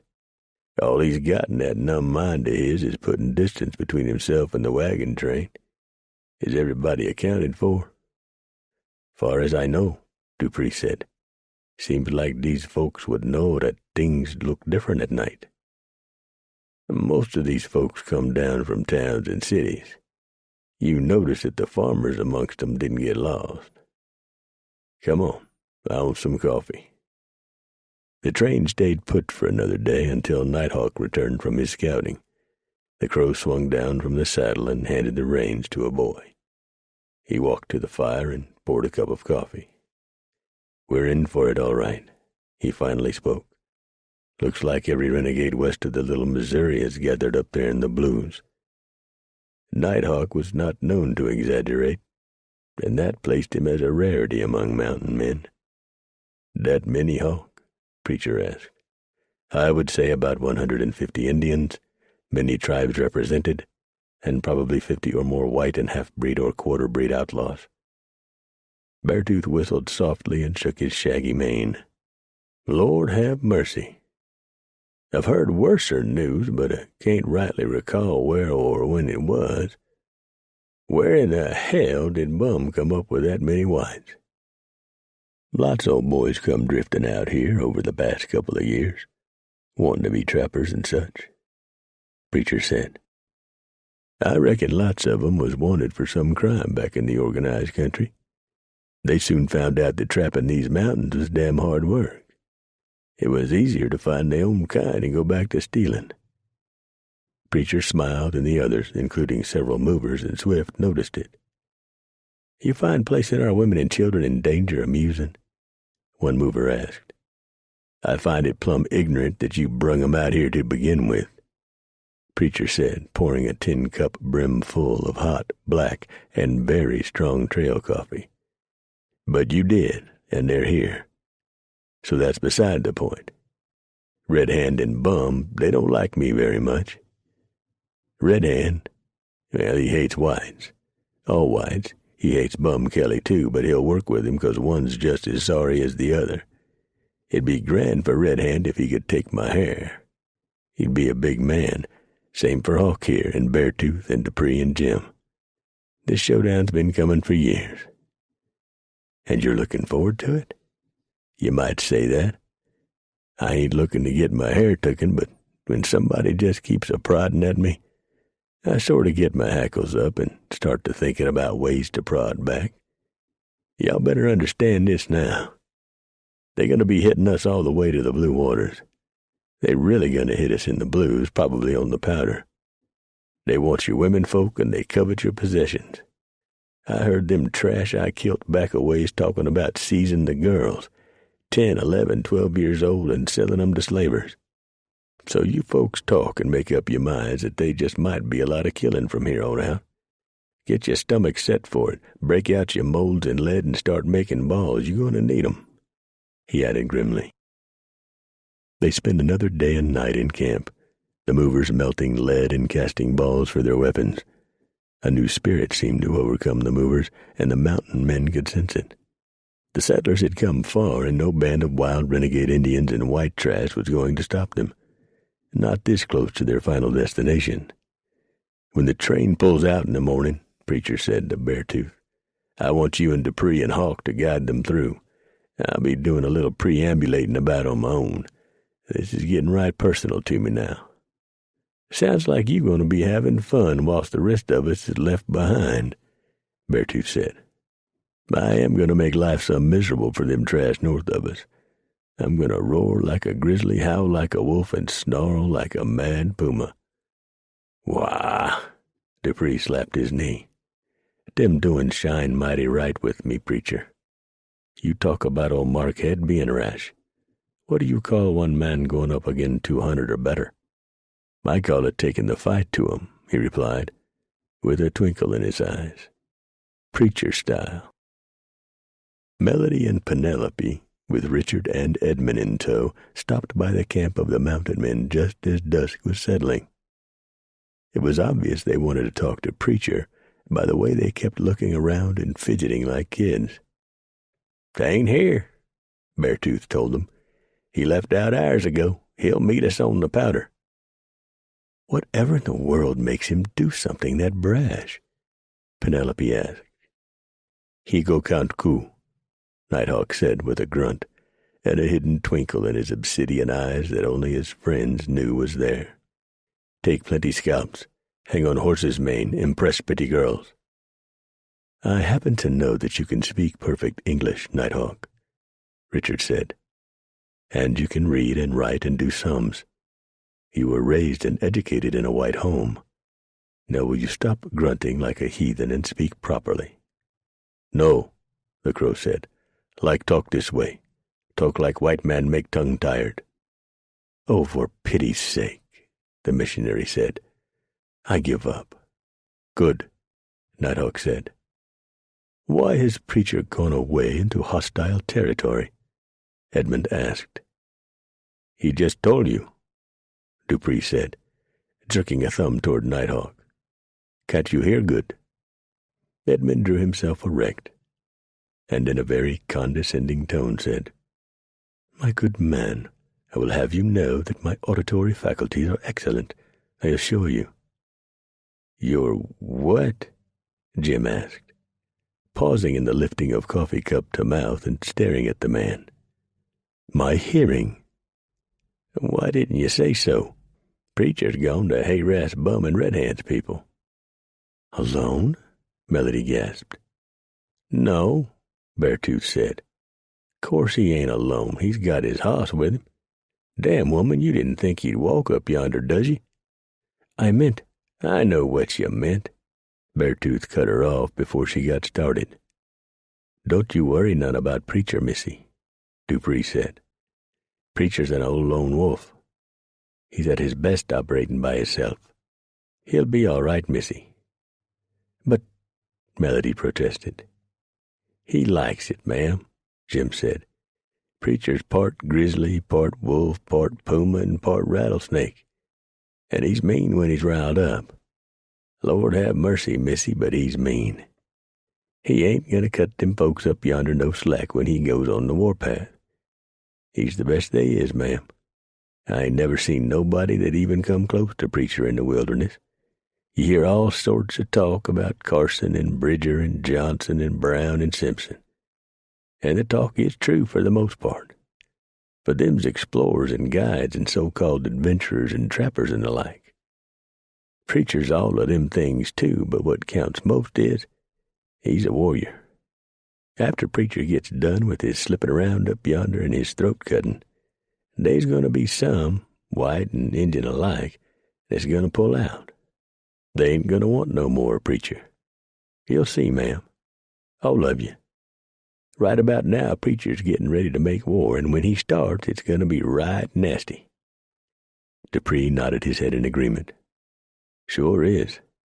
I'd give my possible sackful to be there, too." He chuckled. "Old Preacher gonna be sneaking up on some right about now.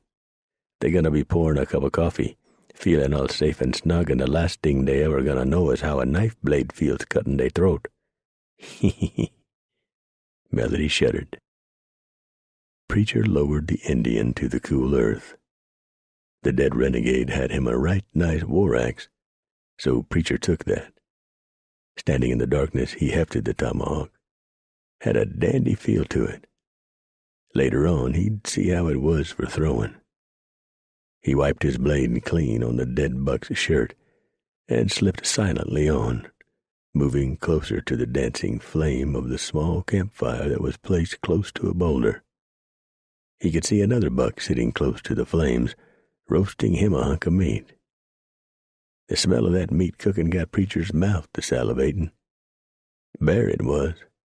He could tell that even from this distance, and it was just about ready for gnawing on. He worked his way closer to the fire and stood quiet for a time, moving only his eyes.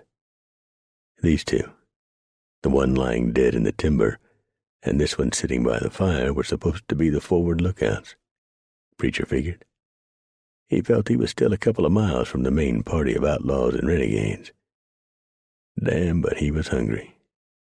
He judged the distance, hefted the war axe another time or two, and let it fly.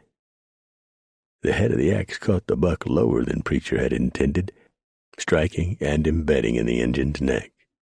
But it was a righteous throw.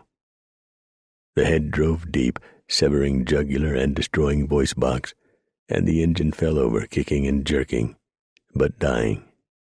Preacher hoped he wouldn't kick too hard and cause the meat to fall into the fire. The brave tried to get up, but it was all for naught. His blood poured out, weakening him, and he finally jerked his last and lay still. Preacher moved quickly. He scalped the buck and mutilated the body, just like he'd done with the renegade in the woods, then grabbed up the meat and slipped back into the timber. He left Hammer picketed deep in the timber with good graze and a bit of water, so's he wouldn't get restless. Preacher squatted down about a mile from the now still and bloody camp and ate the bear. Preacher silently apologized to the bear for its death, then complimented it for it being right tasty. "Ah-ee!" He heard the faint shout and knew that the bodies had been discovered. He smiled. Now the fun was really going to get good. They'd be coming at him hard now, with vengeance on their minds. He'd mutilated those two pretty bad, and to make matters worse, had killed them at night. That meant to their tribe that they'd forever wander the land, unable to attain the great beyond and rest in the land of plenty. Preacher finished the bear meat and wiped his hands on his buckskins. He wanted to belch, but was careful not to. He couldn't afford the noise. There were Injuns out yonder that were just as good in the timber as he was, and they'd be moving toward him at this very moment. He stood up slowly and carefully and listened for several heartbeats. He now had 2 war axes, having taken another one from the careless buck by the fire. He carefully shifted locations, moving as silently as death's own hand through the brush and timber. He came to a little fast-moving creek and followed it for a time, working his way north, staying just at the edge of the timber, just inside the wallowas. Preacher froze by a huge old tree as his ears picked up a very slight sound on the other side of the creek. He moved his eyes left and right. One brave. And he was a big one, much larger than the average Injun. He made his silent way toward Preacher's location. Sensing the way the Injun moved, Preacher felt he hadn't been spotted. The buck would have tensed slightly if he'd spotted Preacher. The Injun stopped and stood tall and silent for a time, sniffing the air probably, Preacher thought, for an Injun and a non-Injun smell different to those who have trained their blowers to tell the difference. The brave would have to get a lot closer than he was before Preacher dared make even the slightest motion. For at this distance, the renegade would disappear before Preacher could use knife or axe. He sure didn't want to risk a shot and have the whole damn bunch of them down on him. The renegade slowly turned his head, and in the very faint moonlight filtering through the trees, looked right at Preacher. 13. Preacher lowered his gaze to the brave's chest. He knew that looking directly at a person can sometimes bring to life a sense that ordinarily lies dormant. Preacher remained as still as the tree he stood by. He willed himself to be a part of the tree, to be as one with the earth. It worked for him most of the time. This time it didn't. With almost a silent cry of jubilation, the brave spotted him and jumped for the creek and Preacher. Preacher stepped away from the tree and flung the war axe. The heavy head took the brave in the face, embedding in his skull. The renegade threw up his hands, dropping his own axe, and fell without a sound to the ground, landing on his back. "Pretty good axe," Preacher muttered, as he went to work mutilating the body with his knife. He scalped the Indian and stuffed the hair behind the wide leather belt that, for this night, replaced his bright sash. He worked the axe out of the Indian's skull and wiped the blood away on the dead man's leggings. Satisfied with his work, Preacher moved warily but quickly away from the death scene, working his way toward where he believed the main body of hostiles to be camped. He had left his rifle in the boot, for he did not want to be hampered by a long gun this night. He had his pistols, but this was a night for knife and axe.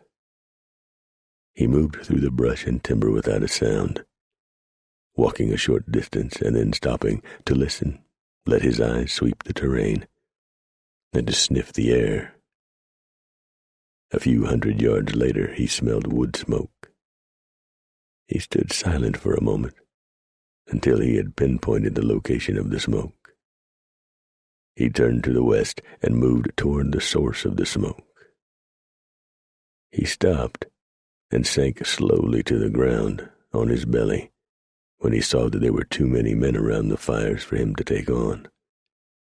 Preacher was a brave man, but he wasn't stupid. He backed away from that camp and slipped around it, changing direction. He almost made a fatal mistake when he came to a clearing, then hesitated at the last second. Something just didn't seem right. Then his eyes found what his sixth sense had warned him about. 2 men, standing just inside the timber on the other side of the tiny meadow, thick with grass and heady night fragrance of summer's flowers. White men, for an Indian would never have been so careless. Preacher waited to see just how impatient the sentries might turn out to be, and it wasn't a long wait. "This is stupid," he heard one say, the words carrying to Preacher plain. I can't understand what in the hell we're on guard for." "Hell, don't ask me, 'cause I sure don't know," the other one replied, disgust in his voice. "Them movers sure ain't gonna try no attack, and Red Hand's done got the cayuses off'n us. I think it's plumb ignorant being out here when we could be warm in our blankets. Ma left me a squaw on the Payette to join this bunch. I want some pretty bangles to take back to her. We'll have our way with them mover women till we get tired of 'em a-whining and complaining and squalling, and then kill 'em and go through their possessions." What nice folks, Preacher thought. Just lovely. While they talked, Preacher took that time to move. He slowly circled the meadow and entered the timber, working his way up to within a few yards of the so-called sentries. "I'll be right back," one of the outlaws said. "Where are you going?" He mumbled something in a low voice and stepped back into the timber, unbuttoning his trousers as he walked. He walked right into Preacher's big knife. Preacher lowered the throat-cut body to the ground and walked right up to the remaining sentry. "Took you long enough," the man said. "Now stand here and keep your eyes open whilst I die." Preacher finished the statement as he buried a war axe in the man's skull. He grabbed the man's shirt to prevent the body from thudding the ground and lowered the dead outlaw to the earth. He scalped both men and mutilated the bodies. Preacher figured he'd pushed his luck just about as far as he cared to push it this night. He began his walk back to Hemmer. He was about halfway back to where he'd picketed his horse when he heard the first shout coming from way behind him. Someone had found the bodies of the two sentries. He immediately dropped down to the earth in some scrub bushes and waited for a few moments, curious to see what would come of this. "God damn you, Red Hand!" The shout came from not too far from where Preacher lay. The voice belonged to Bum. "I thought you told me you'd fixed it with the cayuses." "This is not cayuse work." Red Hand's voice was tight with anger, but still controlled. "I have the assurances of the warriors in this area that we are to be left alone."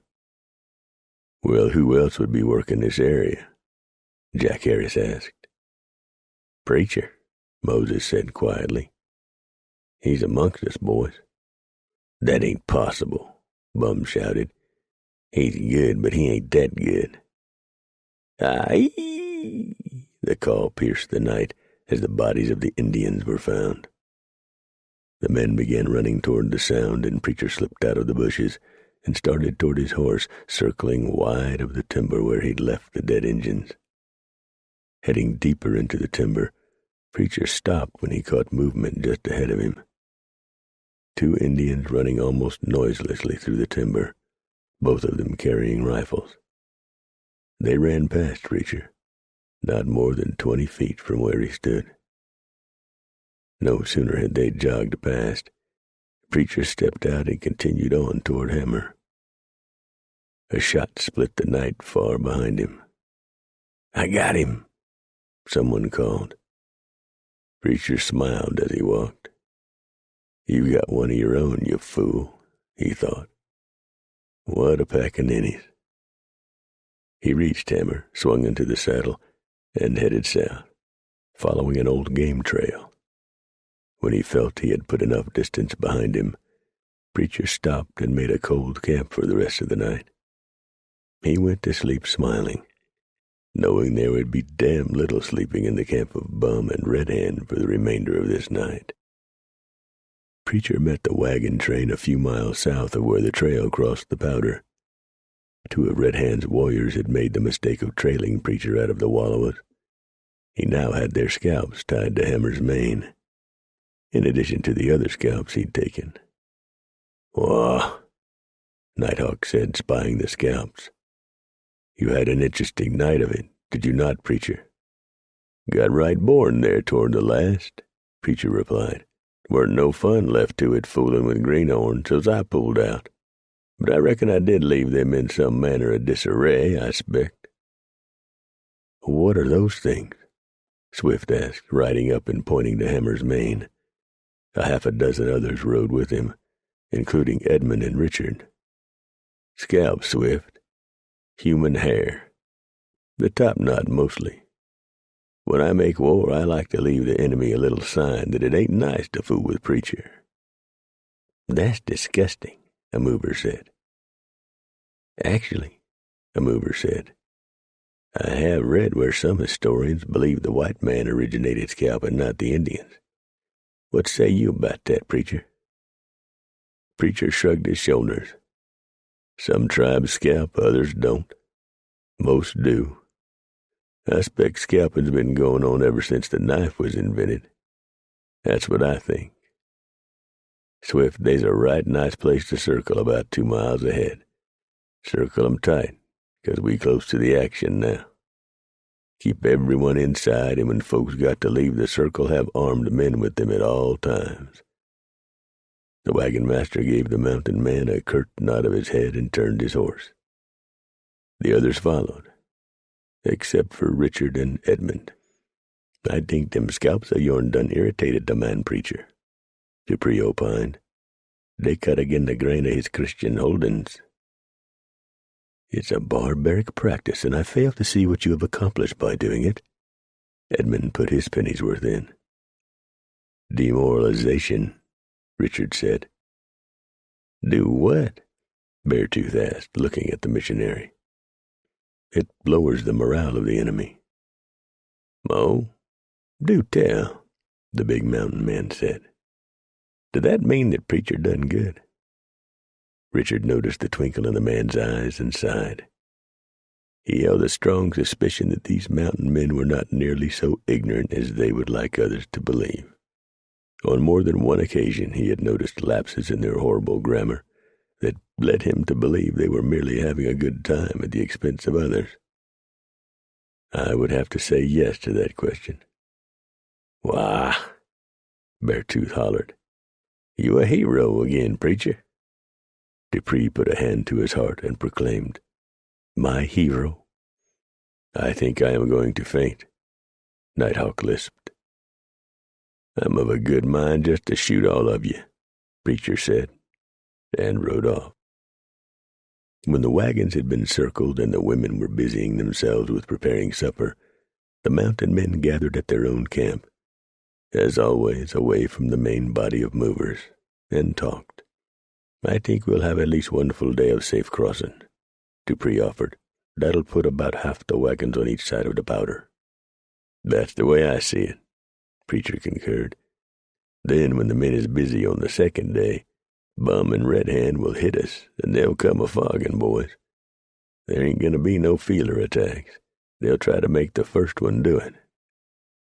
And they's a chance they could do it, too, Beartooth offered up the sobering thought.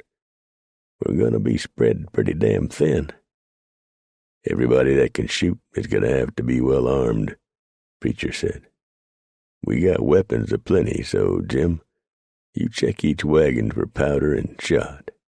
Dupree, see that every boy of age, and the girls, too, if they can handle a gun, and their parents allow it, is armed. Beartooth, you and Hawk check out the crossing at first light. He paused for a moment.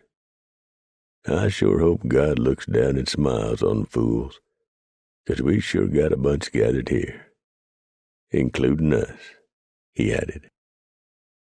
Red Hand and Bum were still livid over the dead that Preacher had left behind him.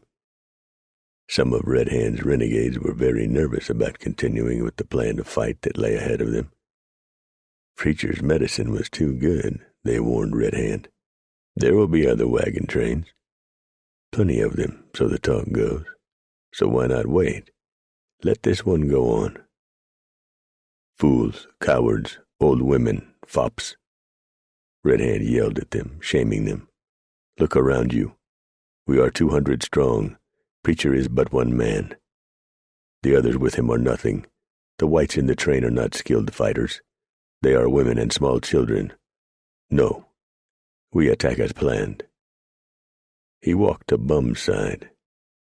This better work, outlaw. If the first day does not find us in control of the wagons, we will have men leaving us, both yours and mine. Your warrior's thinking that preacher's medicine is too strong, Red Hand." Red Hand stared hard at the man. His dark eyes were unreadable. "Yes," he finally said, "and maybe it is." He turned and walked away. Jack Harris had stood quietly and listened to the exchange. Now he felt he had to speak his mind. "Bum, that took a hell of a man to do what preacher done the other night, and an even better man to slip away oncest it was done. Some of the boys is right edgy, I got to say." Bum nodded his head. "I think preacher's even got Red Hand thinking about quitting. I don't think he'll quit. His honor's at stake now, but he's thinking on it. So is some of our people." "You?" Jack shook his head. "No, not me. I'm in this till it's over, one way or the other. Way I see it, preacher and all them others has got to die. If they was to get through and tell what they know about us, the army would be sure to send men in after us, and all that'd be waiting for us would be a rope. And that makes my neck hurt just thinking about it." Bum was sure in agreement with that. "This time tomorrow, Jack, there'll be plenty of women and girls for us to be using, and a few of us will have gold aplenty to spend back east. Me, I'm going to take my share and retire from this business.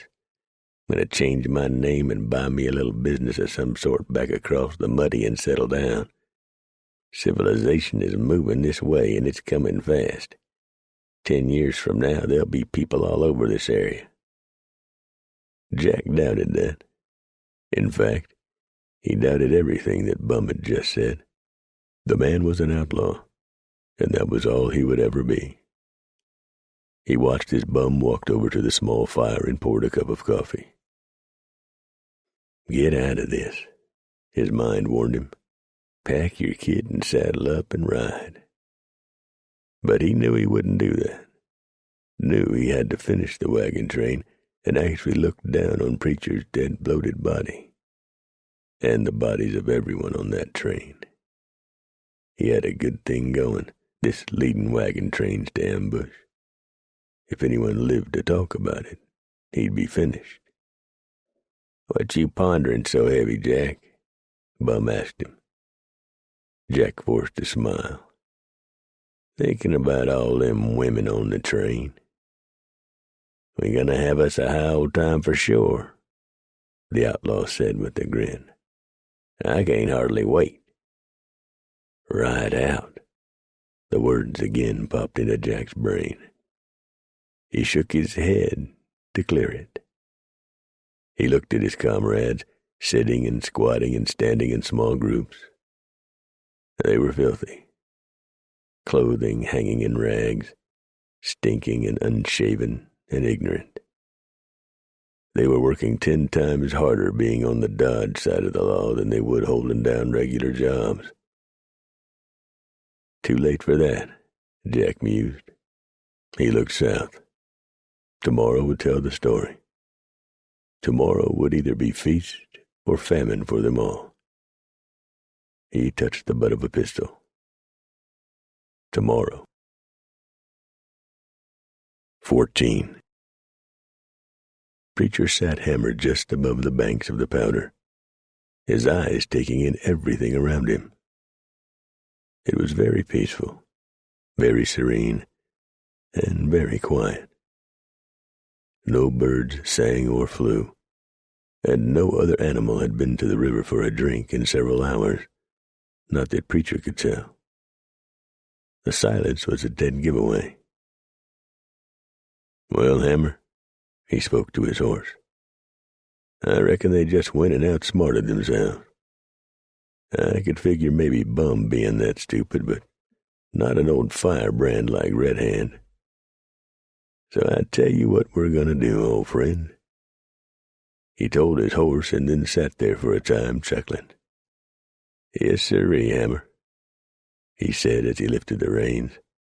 "There's going to be some mighty mad outlaws and Injuns when they see what's happening over here." "Are you out of your mind?" Swift yelled, jerking off his hat and throwing it on the ground. "That's the craziest thing I ever heard of." "Not so crazy," Nighthawk said. "Not perfect either, but it's a good plan." "Why?" the wagon master demanded. "Make them come to us," Richard said. "Yes, I see. We can have the river on two sides of us. We have access to water that way, and our main force could be concentrated on the other two sides. Yes, we have ample supplies for an extended siege, and plenty of shot and powder. We can start gathering tall grass for the animals and keep them on short rations for a few days. I think it's a fine plan." It was at this point that the river made a curve, much like an upside-down V. The river wide on both sides and narrow at the tip of the inverted V, where the trail crossed. Swift thought about Preacher's plan for a moment, then nodded his head. "It's better than us losing a lot of people." He lifted his bugle and tooted on it. The wagons did not circle, but rather formed up into a long, rectangular, box-like fort, with the stock inside the box. Swift assigned young people to scoop up the mess the livestock would make. It was going to be close and odious, but all felt they could wait out the outlaws and Indians. Men went to work immediately cutting down small trees and clearing them of branches. The logs would be used first as barricades from bullets and arrows, then, if need be, to use in the building of rafts to cross the river. Although at this point Preacher did not think rafting would be necessary. Across the river, Red Hand glared at Bum, his eyes hot with anger. "It is far too early in the day to stop for nightfall. Why don't they begin crossing? Why do they stop and build fortifications?" "I don't know," Bum lied, for he knew perfectly well what the movers were doing. He had a sinking feeling in his guts that Preacher had won another round. The outlaws were slap out of supplies.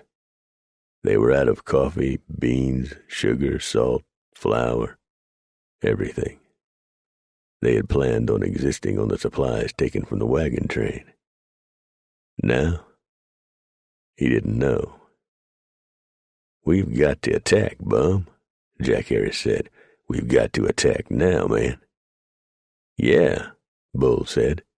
"We let them movers get all set over there, and we'll never pry 'em loose from there. We're out of grub, Bum. We ain't got nothing to eat. And as soon as the shooting starts, there won't be even a rabbit within 5 miles of this place." Bum was thoughtful for a moment. "Preacher's counting on that.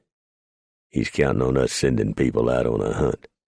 'Cause come the night, him and them other old boys down yonder's gonna slip out and circle around on all sides of us, waiting for a hunter to go out for game. And that hunter ain't never gonna come back. God damn it." "To attack now would be folly," Red Hand said. "We would have to cross several hundred yards of open land, then ford the river. They would pick us off as easily as stepping on a bug. If we wait until night, many of the new warriors who have joined us will not take part. They will not fight at night." He walked away to join a brave who was motioning to him. They talked for several moments, then Red Hand returned. "We are out of food." He shrugged his muscular shoulders. "Of course, Indians are accustomed to that. So what do you say now, Bum Kelly?" "I don't know," the outlaw admitted. "Stalemate," Richard said, standing beside Preacher, Swift, and several others, as they looked toward the seemingly deserted timber across the river. "How long could we last?" Melody asked. "Days," Preacher told her. "The last 2 or 3 wouldn't be easy to take, 'cause the stock will be squalling for feed, but it'd be a discomfort to them whilst doing 'em no real harm." "Won't those thugs across the river go hunting for food?" a mover's wife asked. It was mid-morning of the second day camped by the river. No hostile action had been initiated by the other side. but all could see the thin tentacles of smoke from their campfires. Preacher smiled. "Take a look around you, ma'am.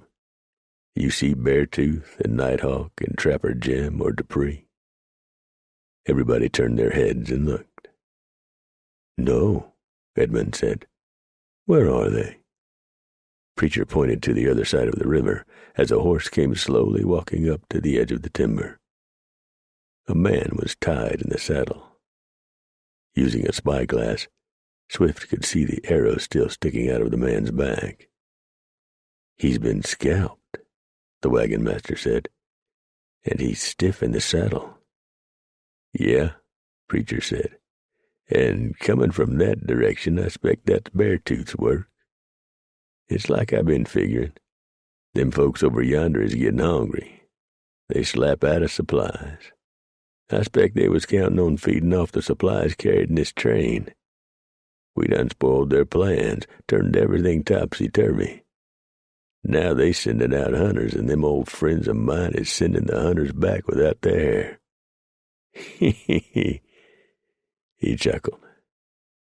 The others looked at him strangely as he chuckled in dark humor. "I do love it when a plan works out." "Will they attack, do you think?" a woman asked him. "They might. But if they do, it'll be a hard one, in the hopes they can take us on the first run. But more'n likely it'll just be a short attack to let us know they ain't forgot us, and they'll be waiting further on up the trail. If they had any sense, they'd go on and leave us be." Preacher looked across the river.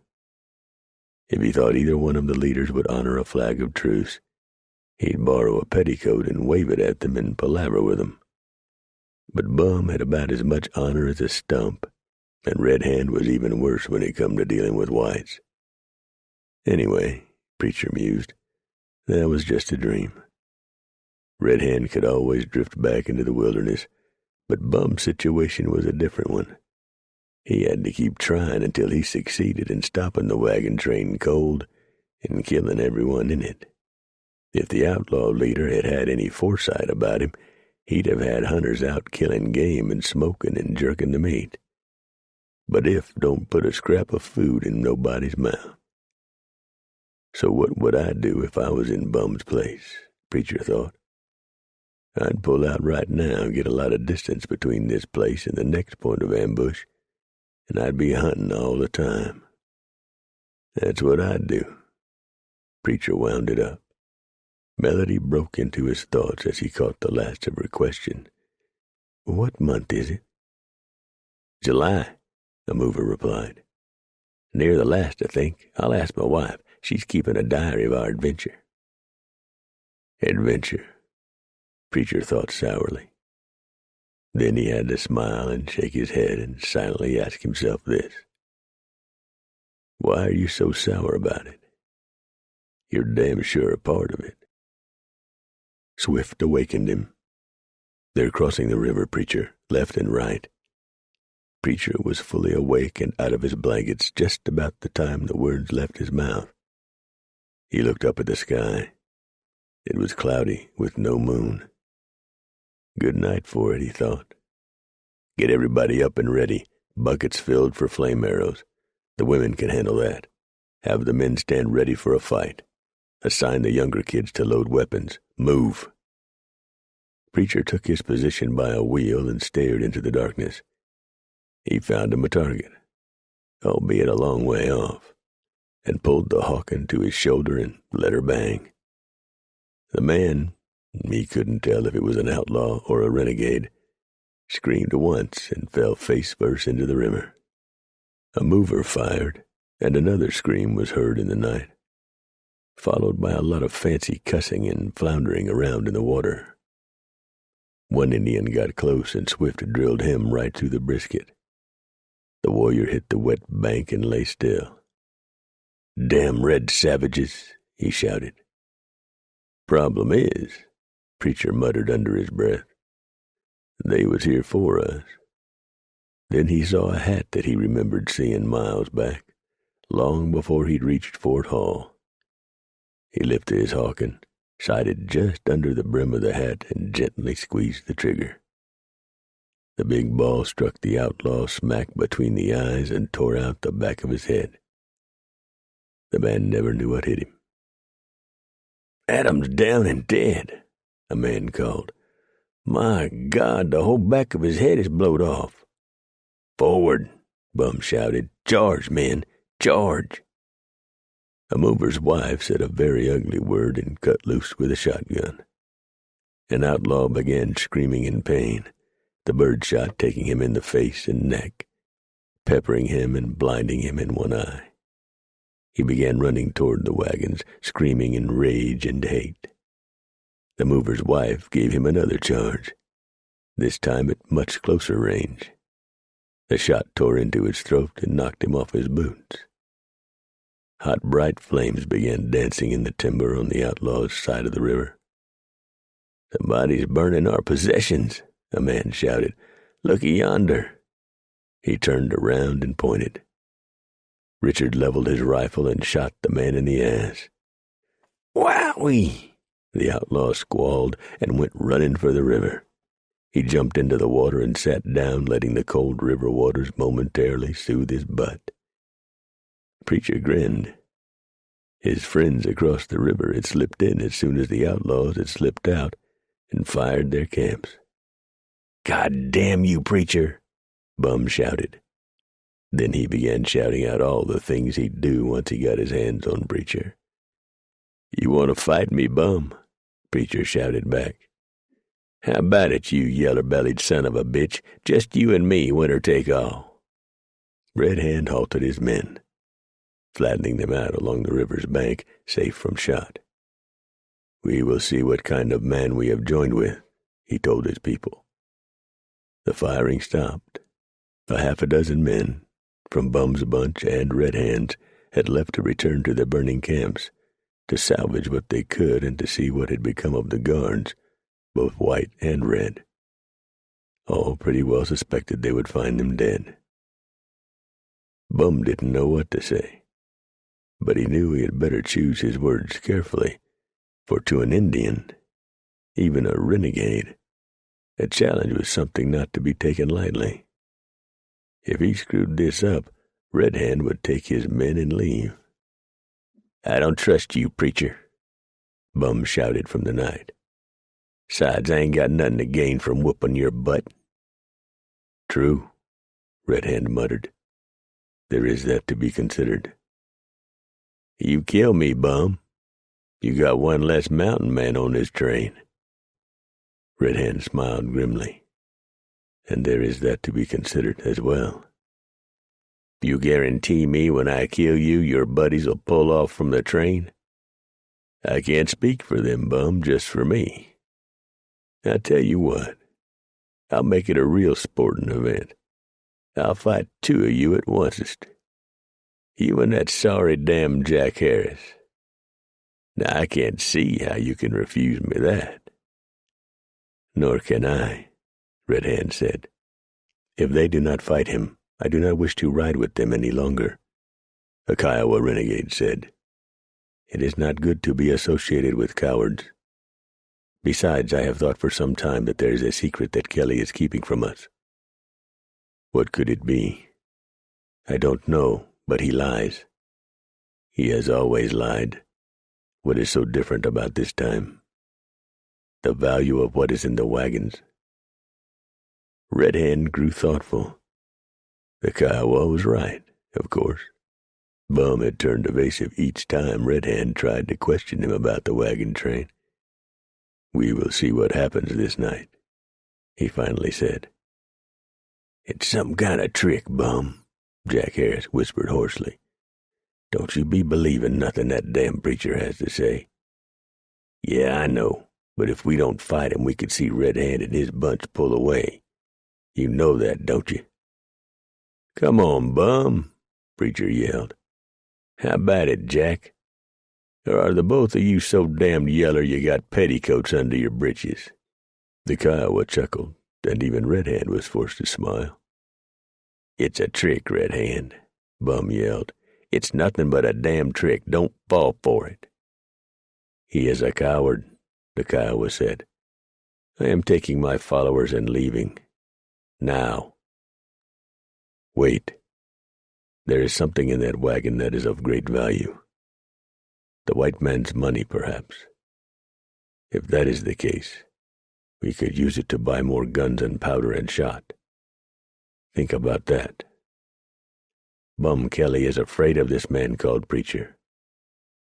Perhaps that is true, but Preacher is a man that any warrior would respect. Perhaps we are confusing respect with fear." Red Hand knew he was telling a blatant lie. Bum Kelly was so afraid of Preacher he was probably pissing in his pants. But he wanted the Kiowa and his band to stay with the group. "Stay with us. When the time is right, we shall attack the wagon, seize the money, and kill Bum and his people." The Kiowa nodded his head. "I like that. All right, I shall stay. But only if you give Bum to me. I have a thought that he will not die well."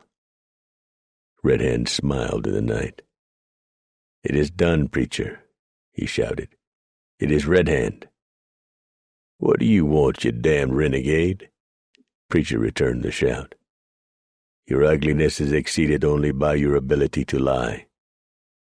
We do not blame Bum for not taking your offer. Since you are not to be trusted, we can only believe that your offer is a trick. You are trying to split our forces, and it will not work. Go to hell, Preacher." "I never said he wasn't smart," Preacher muttered. "Did you hear my words, Preacher?" "Yeah, I hear you. You best break away from Kelly, Red Hand. You stay with that buzzard puke and he'll get you killed. You best think about that." "Buzzard puke," Bum shouted. Then he began reiterating all the things he was going to do to Preacher once he got his hands on him. Many of the women in the wagons held their hands to their ears. "It's over now," Preacher said to Swift. "See 'em slipping across the river. Ain't no use in shooting. They're out of range." "So we've bought some time, is that it?" "That's about it. But we didn't lose nobody this night, and we can start crossing the river in the morning knowing we won't be attacked." "We should count our blessings for the small things," Edmund said, walking up. Preacher glanced at him. "Way I look at it, staying alive ain't no small thing." 15. "Pulled out last night and headed north," Dupree said, swinging down from the saddle and heading straight for the coffee pot. "And they didn't even look back." "They gonna be a raggedy-ass bunch," Beartooth added, "'cause we sure made a mess out of their camps." "Clothes needed burning," Nighthawk said, speaking perfect English. Fleas and other crawling and jumping insects had infested the material. Richard sighed as he listened to the man speak. Whenever he tried to engage the Crow in conversation, the Indian resorted to grunting and broken phrases. "We left 6 more dead at the camps," Trapper Jim summed it up, "and they's several bodies floating in the river." "So our adversaries, while still quite formidable, have been drastically reduced in numbers," Richard said. Beartooth looked at Dupree. "What the hell did he say?" "Take heap many scalps," Nighthawk grunted, hiding his smile. "Count plenty coup." "Oh, for pity's sake," Richard said, then stalked away. The wagons began crossing the Powder that day, and by late afternoon of the next day all were across, and the fording was accomplished with only one minor incident. Young Avery fell off his horse and very nearly drowned, because no one in the party would offer to help him. The young man and his father were universally despised among the settlers. Edmund saw what was happening and tossed the youth the end of a rope and dragged him out. "You didn't do nobody no favors," Preacher told him. "I couldn't just sit there and let the young man drown." "I could." Preacher lifted the reins and rode off. The wagons headed north by northwest, rolling through Thief Valley, then called Grand Ronde Valley, and that night camped close to the mountains. They found good water and plenty of good graze for the livestock. "Any of you folks ever tasted salmon?" Preacher asked a group of settlers. None had.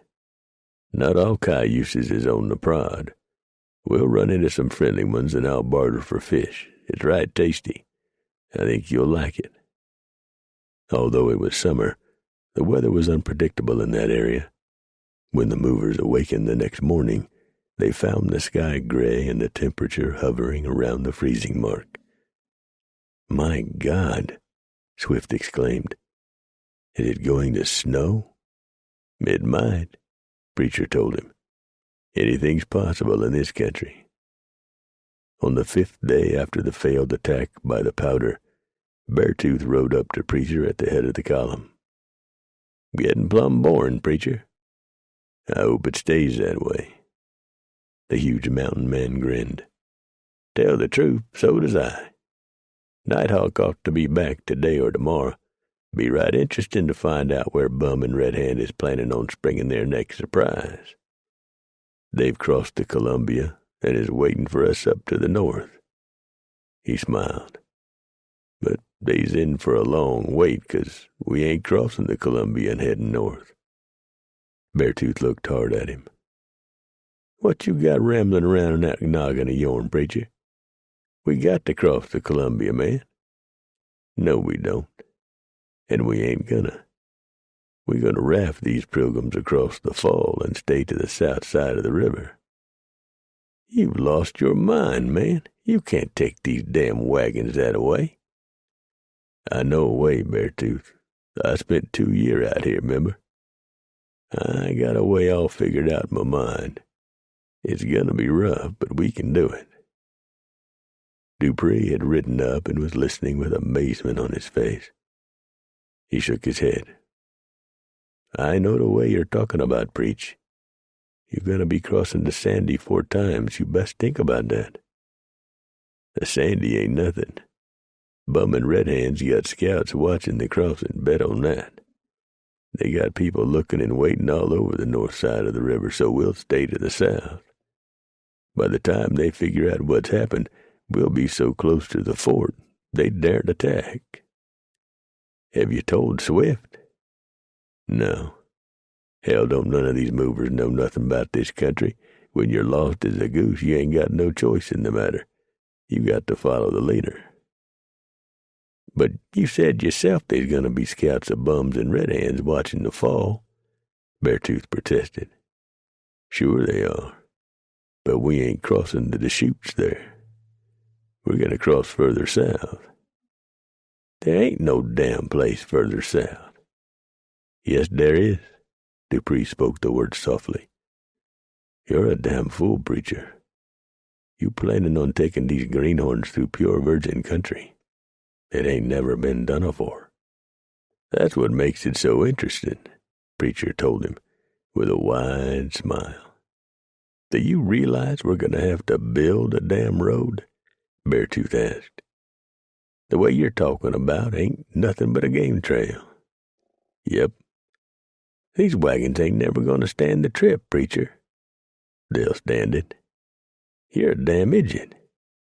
"You want to quit?" "I didn't say nothing about quitting. Did you hear me say anything about quitting, Dupree?" "Nope." "Fine," Preacher told him. "I'm glad all that's settled.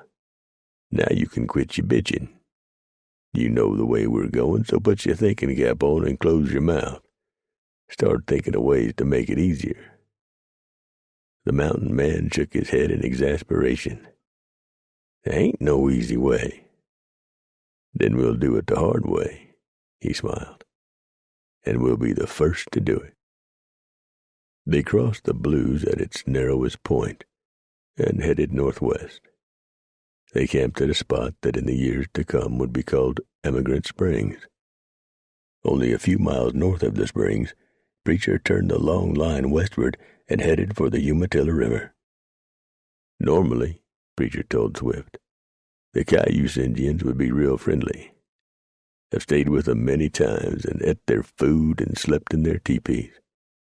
Usually this country would be swarming with their horses, but as you can see, it's deserted. That means they've pulled them close to their villages and getting ready for war. That don't necessarily mean that they'll attack us. I know the head man, and he likes me, so that's a plus.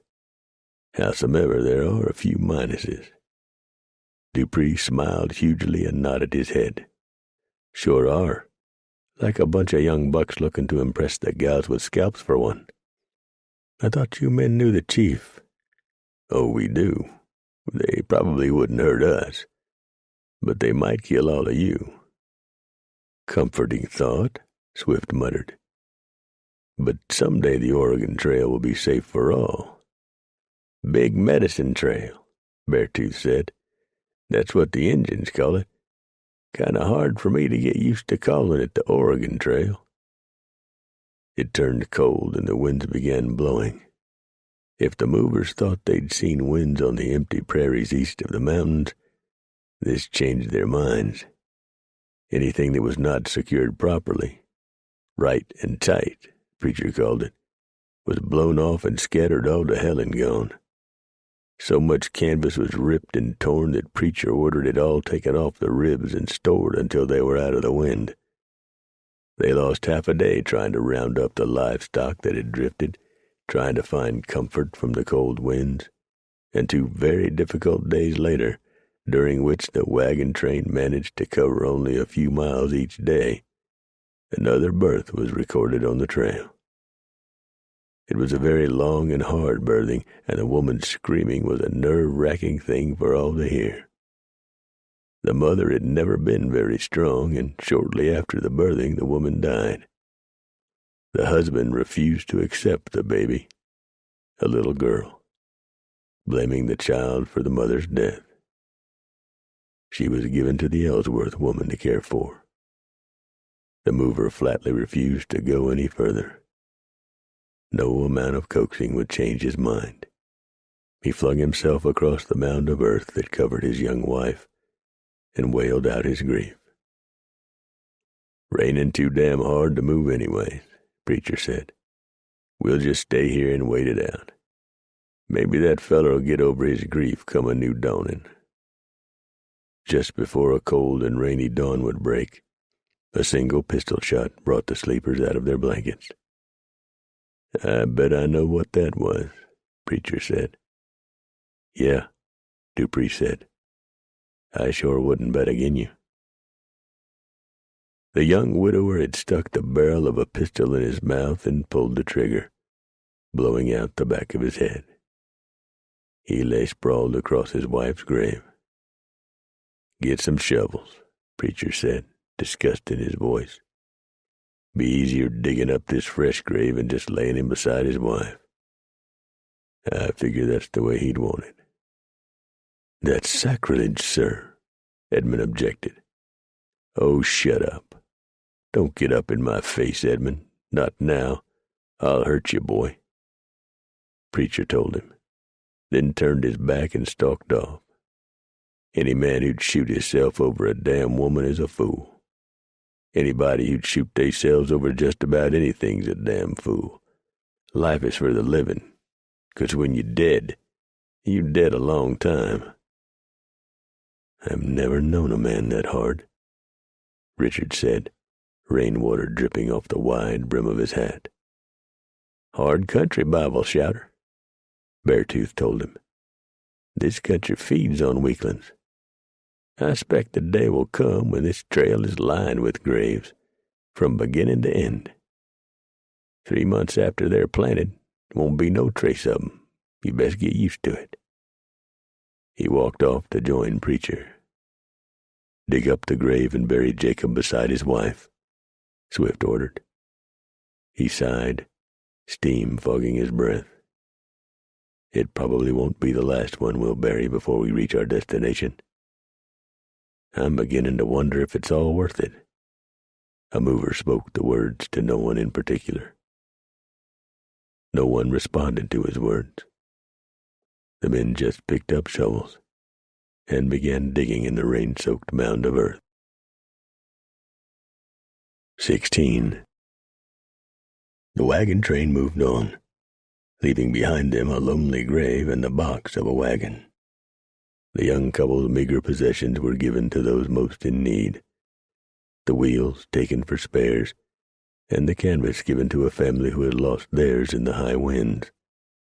They averaged about 8 miles a day, the men having to literally hack a road out of the narrow trail, using axes in pure sweat and muscle. When they reached the Umatilla River, 2 families announced they were leaving the train and heading northeast, toward the Walla Walla, to make their homes near the new Whitman Mission. They simply could not or would not endure the trail any longer. No one tried to dissuade them. Most of the movers were just too damn tired to care. The wagon train rolled on, with not one hostile Indian being seen. Nighthawk had reported that Bum and Red Hand had spread their people out north of the Columbia, in the wilderness, along the Klickitat River. "Just like I figured," Preacher said. "Time they figure out that we didn't cross the Columbia at the Dalles, and we'll be so far into the southern Cascades they'll never find us." And as Preacher had predicted, when the train did meet up with some cayuses, they were friendly. Preacher bartered for enough fresh salmon to give everyone on the train a good meal, and learned that only a few of the tribe had taken to the warpath. Those that had were operating, for the most part, north of the Columbia. But the cayuses shook their heads and made the sign of a crazy person when they learned that Preacher was going to take the wagons across the mountains south of the river. "It cannot be done," a sub-chief told Swift. "That is impossible." "It ain't never been done," Preacher corrected the wagon master. "But that don't mean it can't be done." Preacher talked long with the sub-chief, and the man inspected the gee-gaws in the trade wagon driven by Jim. After 2 hours of palavering, the men solemnly shook hands. "What was all that about?" Richard asked. "They're going to help us cross the Deschutes," Preacher told him. "I gave him everything in the wagon and the wagon. That'll be one less we got to pull across the mountains, and it'll give us an extra team." "But that river is miles and days away," Swift objected. "How do you know these savages will be there?" "'Cause they gave their word to me, and we ain't never lied to one another, that's why. Move out, Swift," he pointed. "The promised land is that-a-way." Jim was grateful to be shed of the wagon and back in the saddle, but like the other mountain men, he had his doubts about getting a wagon train through the Cascades. "There ain't much feed in there for the livestock, Preacher," he reminded the man. "That's true in spots." "Mighty boggy in there, old hoss," Dupree added. "Yep, in spots." "Rope is getting raggedy," Beartooth said, "and we gonna have to sure use them for snubbing these wagons and lowering down them mighty steep passageways." "Once we get them built," Preacher said. Nighthawk shook his head at that. He said. "Great God in heaven," Swift said, taking his first look at the Deschutes. "We'll never get the wagons across that." "We'll get them across," Preacher told him. "Get your people building rafts. This part's the easy part. Once we get crossed is when the fun starts." The crossing was made, but it was not done without loss. Several head of livestock were drowned in the river, and several wagons were lost when the ropes on a raft parted and the raft came apart. Since possessions were rafted across separately, the movers' goods were dispersed among other wagons, and the pioneers could ride the mules. Preacher bartered with the cayuses for saddles. He did not ask where they got them, although he had a pretty good idea.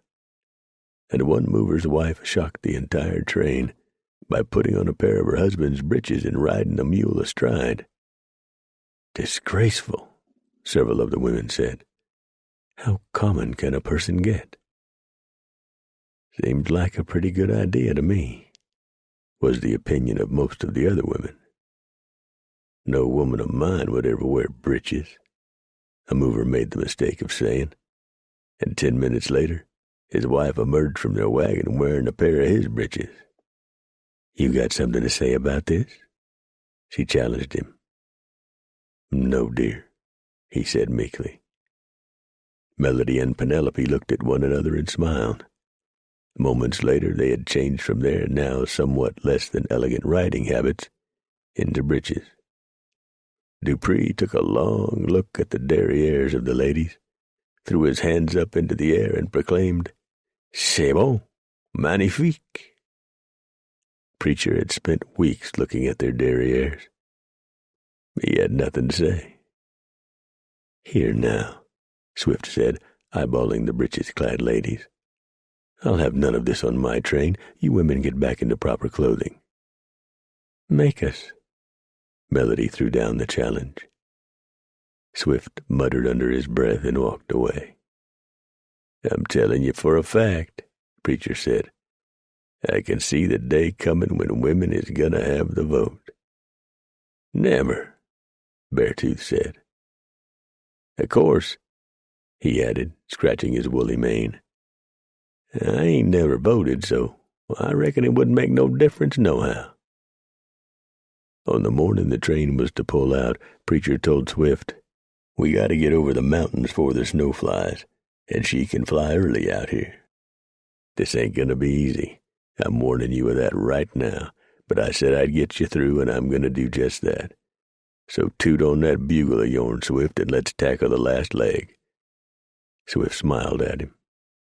Tell you the truth, Preacher, I'm getting just about as sick of that damn bugle as you are.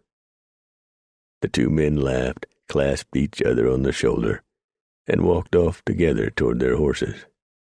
And while they had no way of knowing it, both of them were destined for the pages of a few history books. They would be the first to lead a wagon train over the rugged Cascades Mountains. But since that claim would always be in dispute, it would be taken out of the history books. Taken out long before the mass migration of the late 40s and early 50s. When Preacher was told of this, he wasn't surprised, since he wasn't aware it was even in any books. His reply was typical. Hell, I don't read about history, Pilgrim. I make it.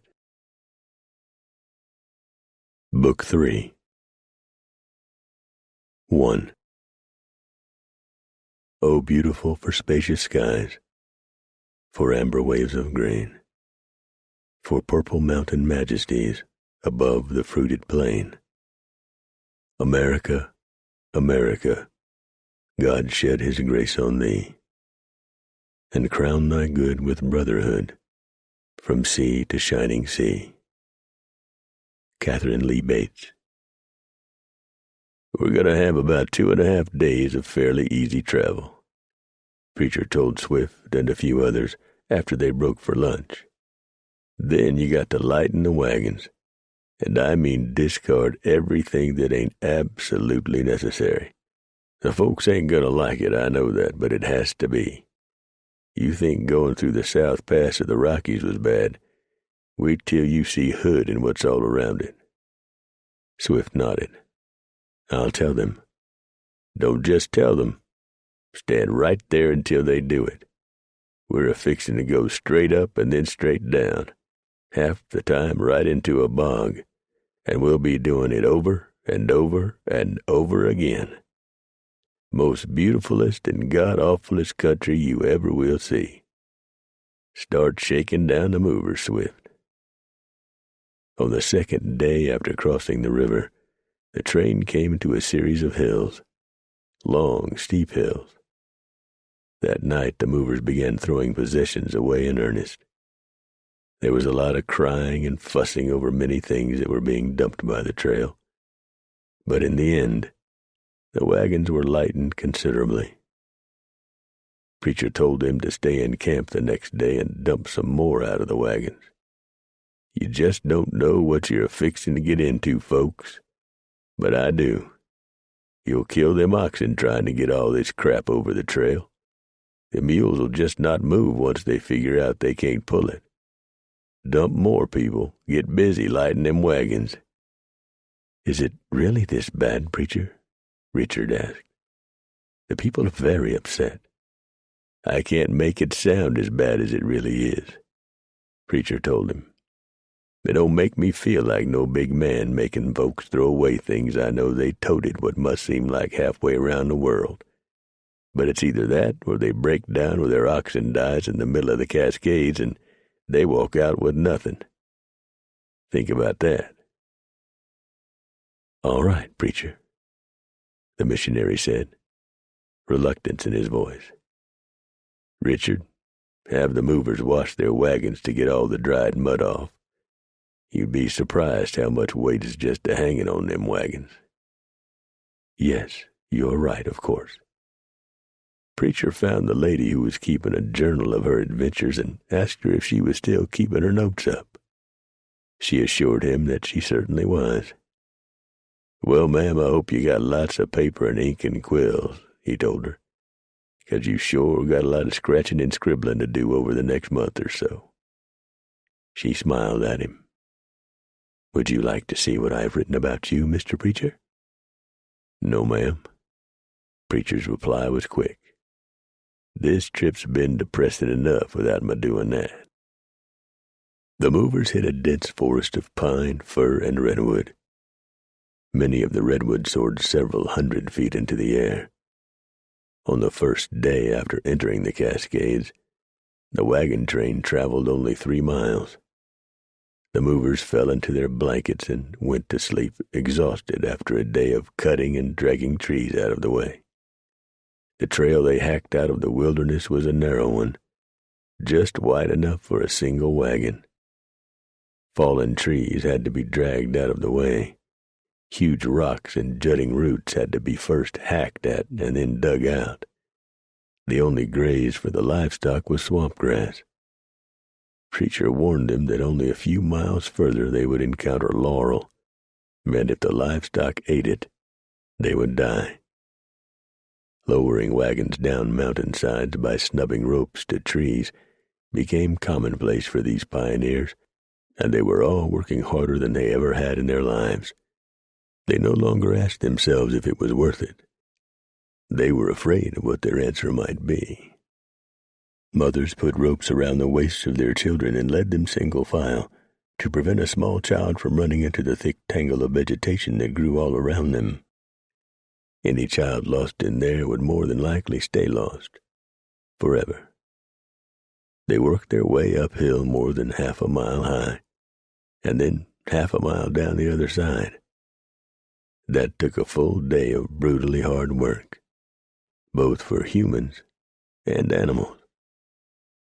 Slipping and sliding and cussing, most went to their blankets without even eating the evening meal. They were too exhausted to eat. "But now," Beartooth said, "I reckon Red Hand and Bum will know that we didn't come across the Columbia, and they'll be hard on following the trail we're blazing." Preacher nodded his head in agreement and accepted a cup of coffee from Nighthawk. "Won't do 'em no good." He smiled and winked at his old friend. "You know where we are, don't you, Bear?" "Tell the truth, I ain't rightly sure." 5 more days and we'll hit the valley." Beartooth stared hard at his friend. Then the huge mountain man's face brightened under his beard and his eyes twinkled. "By the Lord, we've done the impossible, Preacher." "Looks that way, old hoss." "You going to tell the movers?" Jim asked. "No. I do that and they'll get all anxious and in a hurry and somebody'll get hurt in haste. We've made better time than I figured we would. I got to hand it to these folks. They got grit. I'll give 'em that. I got me a hunch that when they cross the last ridge and stand looking down into the valley, they'll give up any plans of going north across the Columbia and just settle right there," Dupree said. "I know a little something about farming, and that's good land for it. Damn sure rains enough," he added. "We'll be hitting that in a couple of days, I figure," Preacher said. "But the worst is behind us. What you gonna do when we get these pilgrims to the Promised Land?" Beartooth asked him. Loaf for a couple of days, then head back east to the mountains. I got me a little task to do. And what might that be, preacher? Dupree asked. Beartooth, Jim, and Nighthawk all grinned at one another. I got me a score to settle with a feller named Bum and an Injun named Red Hand. You boys can come along if you like. Well, my goodness gracious, Beartooth said. Thank you kindly for the invite. I allow as to how I might just do that. How about you boys? I wouldn't miss it for the world, Jim said. I'd feel left out by not going along. How about you, Nighthawk? Many of the rogue Indians that had joined Red Hand had now left him. It was obvious to all that Preacher had tricked them and taken the southern route across the Cascades. Even the most stupid among them knew that to attempt to follow would amount to naught. By the time they recrossed the river and picked up the trail of the wagon train, the movers would be across the mountains and into the valley. To attack a wagon train that close to the fort would be very foolhardy. Even many of Red Hand's own band had given up in disgust and headed back to more familiar ground. Bum's band of trash and outlaws had shrunk to about 25. On a cool early autumn morning, Bum watched as Red Hand and his people saddled up and broke camp. He walked over to the renegade. Giving up? The outlaw asked. There will be another time, the Indian said. To pursue now would be pointless. We ride back east. Mind if me and my boys ride with you? Do as you wish. He swung into the saddle. We will cross the river just north of where the Snake flows. He turned his pony's head and rode off. Bum walked back to where his men lay on the ground. Leo tossed a stick into the fire and said, No women, no gold, no nothing. It ain't over yet, Bum said, then smiled. What you grinning about? One of his men asked him. Well, I just tell ye, Bum said, sitting down and pouring a cup of coffee. It come to me whilst I was talking with Red Hand. Sadie, didn't you tell me you'd been to Fort Vancouver recent? Only about 6 months ago. And the brand new building for the missionary church was not in the fort. Oh, no, it's a good 3-4 miles from there. They built it a purpose there so the Injuns would feel better about coming into it. Bum sipped his coffee and chuckled. Busting our butts for nothing, that's what we've been doing. What you mean? Leo asked, scooting closer to Bum. Them folks in the wagon train don't know us. How could they? They ain't never seen us. Don't nobody at the fort know us. It stands to reason that them women missionaries and the gold is going to be at the church. Seedy said the living quarters was in the rear of the building. It's 3-4 miles from the fort. All alone, ain't it, Seedy? You bet. Preacher and them sorry friends of his'n is sure to be hell firing back toward us to finish this fight, Bum said with a grin. All we got to do is be a little careful and just head straight west from here and then cut south. You boys see what I'm getting at? Kind of, Jack Harris said. But ain't that sort of risky, if we're thinking along the same lines, that is? Not really. We can go in and grab the gold and the women and be gone hours before anybody discovers the bodies. Far as that goes, we can kill some damn Injuns and chuck their bodies in there and burn the place down. Who'd know the difference? I like that, Beckman said. We could grab us a couple of young squaws, hump 'em till we're ready to go, and then kill 'em. Good idea, Bum said. There's lots of fall berries now, and the squaws will be out picking 'em to make pemmican. Should be easy to grab a couple young ones, but we're going to have to be real quiet about it. And when the deed is done, we're going to have to move fast and far. And we're going to have to be careful about which tribe the squaws belong to. Amen to that, Slug said. I damn sure don't want no digger woman. "That wasn't what I meant," Bum admonished him. "Oh," Slug said. "When do we ride?" Waller asked. "Let's give Red Hand and his boys a couple of hours to get clear away. We can be breaking camp and packing up now, just in case that damn renegade left someone behind a snooping spy on us." "What did you mean?" Slug asked. "Oh, forget it, Slug," Bum said. "Which would you rather have on your trail, Slug?" Jack asked. "A peaceful Injun or a Blackfoot?" "Oh," Slug said, "right." Preacher rode slowly back to the wagon train. He had not told any of them that on that day they would be done with the mountains and looking out over the huge valley that lay south of the Columbia. They had reached the Promised Land.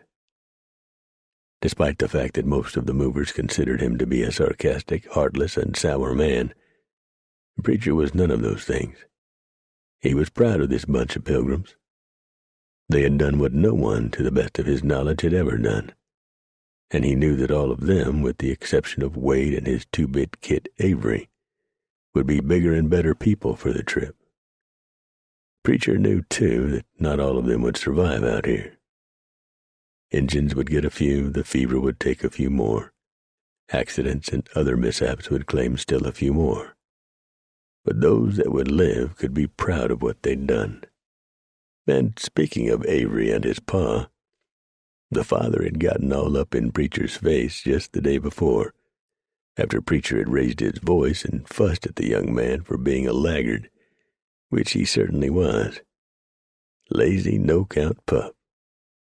The father said when they crossed the mountains he was going to put a butt-whipping on Preacher that the mountain man would never forget. So Preacher knew that he was going to have to stomp on Wade some. Preacher was looking forward to it. He'd had a belly full of the man. No dancing this time around. Preacher rode through the timber, figuring the movers had about 500 more yards to go before they broke free and could stand on the plateau that overlooked the valley. He carefully tucked his smile away. Beartooth winked at him when he rode back to the train. "Gonna tell him?" "Not just yet." He looked up at the sky. Not even noon yet. He looked at a man leaning on his axe and looking at him. Preacher was not well liked, and he was well aware of that fact. It bothered him not a whit. "You figure on that tree may be falling down all on its own, brewer?" he asked cheerfully. The mover gave him a dirty look and went back to chopping. Preacher rode up to Melody. "Come on," he told her. "I want to show you something. Richard, you and Edmund and Penelope come along." Preacher stopped them just before timber's edge. "This is it?" Penelope asked, looking around her. "This is the same thing we've been seeing for weeks." "Y'all ride out there on the flat and take a good look. Go on. I'll wait here."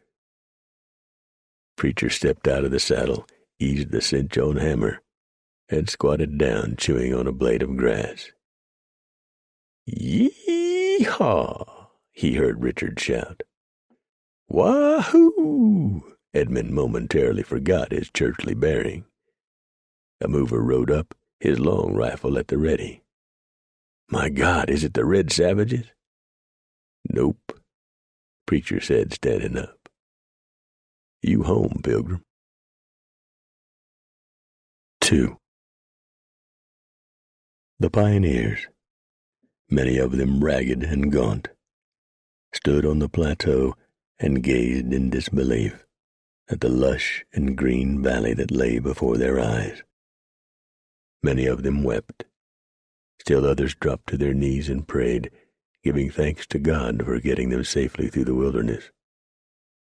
Only a few of them included the mountain men in those prayers. At first. Then, as they realized they never would have made it without the help of Preacher and his friends, they all formed a huge circle and linked hands, offering quiet prayers for Preacher, Dupree, Nighthawk, Trapper Jim, and Beartooth. "We ought to be fairly blessed, I reckon," Beartooth said to his friends, standing away from the circle of pioneers.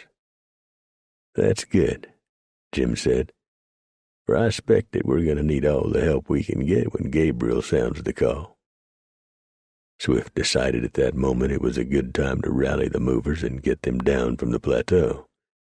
He gave a mighty blast on his bugle that liked to have scared the mountain men out of their britches. "That does it," Dupree said, when he had settled his badly jangled nerves. "I'm a-gonna snatch that bugle away from him and stomp it so flat not even an angel could toot it." Laughing, Preacher calmed his friend and turned to Jim. "Jim, ride yonder to the river and get one of them Injuns that's always hanging around to canoe you across and tell the chief factor we got a whole passel of pilgrims waiting on this side. You might as well spend the night and ride back in the morning." "See you boys then," Jim said with a grin. "I'll be thinking about you when I belly up to the bar. Don't you drink up all the whiskey now, you hear me?" Dupree warned him. Jim waved and rode off toward the river. "Are we reasonably safe from Indian attack here?" a mover asked Preacher. "No." The reply was flat and fast given. "But you are safer here than at any other time behind you. If some of you are thinking about staying on this side of the river and farming, best thing you can do is build your cabins close together for protection. We are thinking that, Preacher. It's so beautiful." He stuck out his hand and Preacher shook it. "Thank you, sir." He looked at the others. "Thank you all." "I reckon," Dupree said after the man had left him, "that we could take a few days' time to see that these pilgrims know how to notch logs and the like." "That would be the Christian thing to do, all right," Beartooth said. "I think you're all plumb loco," Preacher said. Nighthawk looked at him. That night, the skies opened up and it started raining. "Never fails out here," Preacher said. "Wettest damn place I ever been in all my entire life. I'd sooner build me a cabin under a waterfall." "I long for the Rockies," Dupree said. "You figure on wintering where, Preacher?" "I ain't giving no thought. Damn sure ain't gonna be near here, I can tell you true on that." "You might ought to wrap your robe around that blonde-haired filly and snuggle up close to her when the snow flies," Beartooth suggested. "She'd keep a man warm, I'm thinking." "Best thing for you to do is close that fly trap of yourn," Preacher told him. "I be's hungry round my mouth." Beartooth wisely took the suggestion to heart. "I'd like to have me a bear steak right about now, just a fairly dripping with fat." "Dream on," Dupree said. "That mover's woman over yonder said she was a-cooking up mush and we's welcome to eat with them." "I hate mush. It ain't bad if she'll let it harden some and then fry it in fat. Get it crispy and it's right tasty," Preacher said. "My mama used to fix it that way for breakfast. But I ain't no friend of gruel." He took a sip of coffee. "Was you boys serious about staying around for a time and lending a hand so these poor helpless children can get set up for winter?" "Why not?" Dupree said. "You got anywheres else you gotta be in a hurry?" "Can't say as I have." "Then it's settled," Nighthawk said. "Oh, all right." Preacher had to grouse about it a little. "If I didn't, I'd never hear the last of it.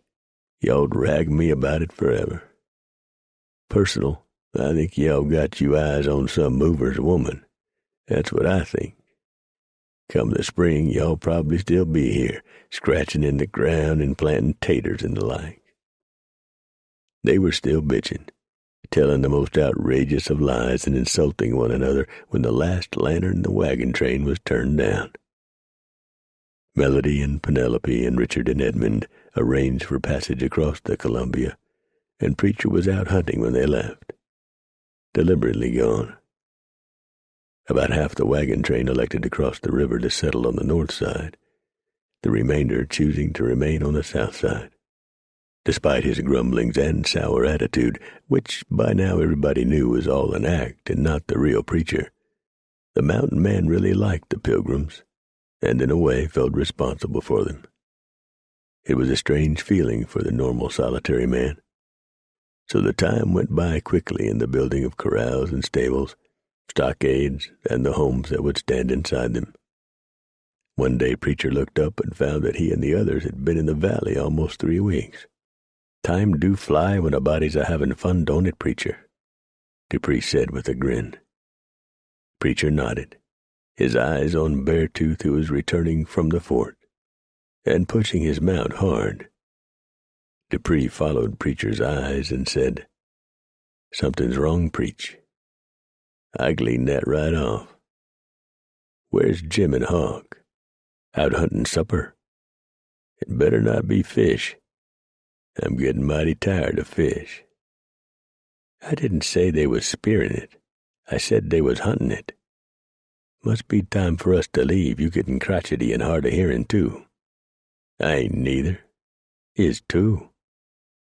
Beartooth swung down. "Old John Billingsley was at the fort provisioning up for the winter. He just come in from the east. Says Red Hand and his bunch was riding hard back to their own territory, but without Bum Kelly and his bunch. And they was 2 raggedy-looking hard cases just a-hanging around the fort.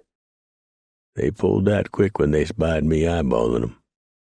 "Have some coffee and tell us the rest of it," Preacher told him. "How'd you know they's more?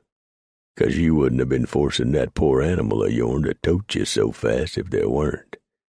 I swear if you get any fatter, we're going to have to buy an elephant from some circus for you to ride." "You're an unkind man, Preacher," Beartooth said, pouring a cup full of brew that looked strong enough to melt a horseshoe, and probably was. "What I am is truthful. What else is they?" "That church that your sweetie is living at is located a good 4 mile from the fort. Plumb isolated it is. Chief Factor told me it was done deliberate so's the Injuns would come to it better. And Richard told me they would keep the gold at the church headquarters," Preacher said. "Do they have any fighting men out at the church?" "Nope. Couple of tame old Chinooks is all. They sweep and dust and the like," the Factor said. "I don't like it," Dupree said. "I don't like it at all." "Neither do I," Preacher agreed. "I think what we'll do is this." It was an emotional farewell from those settlers who had stayed south of the river. The women and the kids squalled, and the men stood brave and fought back tears. Preacher cut it short, waved farewell, and the mountain men turned their horses and rode away. The settlers watched them until they were out of sight, and then with a sigh, turned and once more began preparing their cabins for the winter that was not far off. Preacher and his friends rode east for a day, camped, and then come the morning, headed north, just in case Bum had men watching them. "You know where they's a good crossing on the Columbia, Hawk?" Preacher asked. "No, but I know where we can cross, if the water's low and we're lucky." Days later they were still looking for Bum and his gang. The chief factor at the fort had been warned by Dupree about the large amount of gold carried by the missionaries and the danger of an attack on the church by the Kelly gang. The factor had listened and then informed the Frenchman that while he would do what he could to ensure the safety of the missionaries, those who choose to settle far away from the fort were really not his concern. His words sounded a lot colder than they really were. The factor just didn't have the manpower to look after everybody. No one had asked the missionaries to come out. They did that on their own. His primary concern was to protect the goods of the company who employed him. The mountain men ran into a hunting party of friendly cayuses and stopped to palaver with them. "Southwest of the Lewis," the leader told them, "just on the edge of the big timber, many whites are camped. They are not friendly, and we did not attempt to camp near them. They are not trappers. I don't know what they are. I think perhaps they are thieves. I do not trust them." Preacher thanked him, and they rode on. 5 open hands of men. Nighthawk said, "That's a goodly number, but somewhat less than we faced a month ago." "A lot of his followers have left him," Preacher said. "Maybe we'll get lucky and put an end to Bum Kelly." Beartooth wasn't so sure about that. "That no-count's been around a long time, Preach. A lot of men has tried to put him in the ground." "I'd settle for Jack Harris," Dupree said. "He's been giving trappers and guides and the like a bad name for years." "I'm greedy," Preacher replied. "I want 'em all." Nighthawk touched the white ashes and smiled. "We're no more than half a day behind them." 25 to 30 men, Preacher said, after walking around and carefully inspecting the campgrounds. "And a nasty bunch they is, too." "No bloody bandages laying around," Dupree said.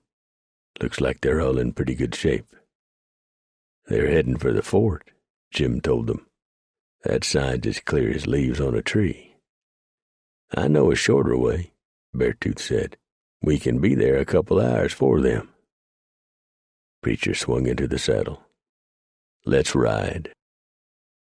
"He didn't even say goodbye," Melody said, gazing out a window of the mission. The afternoon was clear and bright and cool, with not a single cloud in the sky. A welcome relief from the rain that usually fell.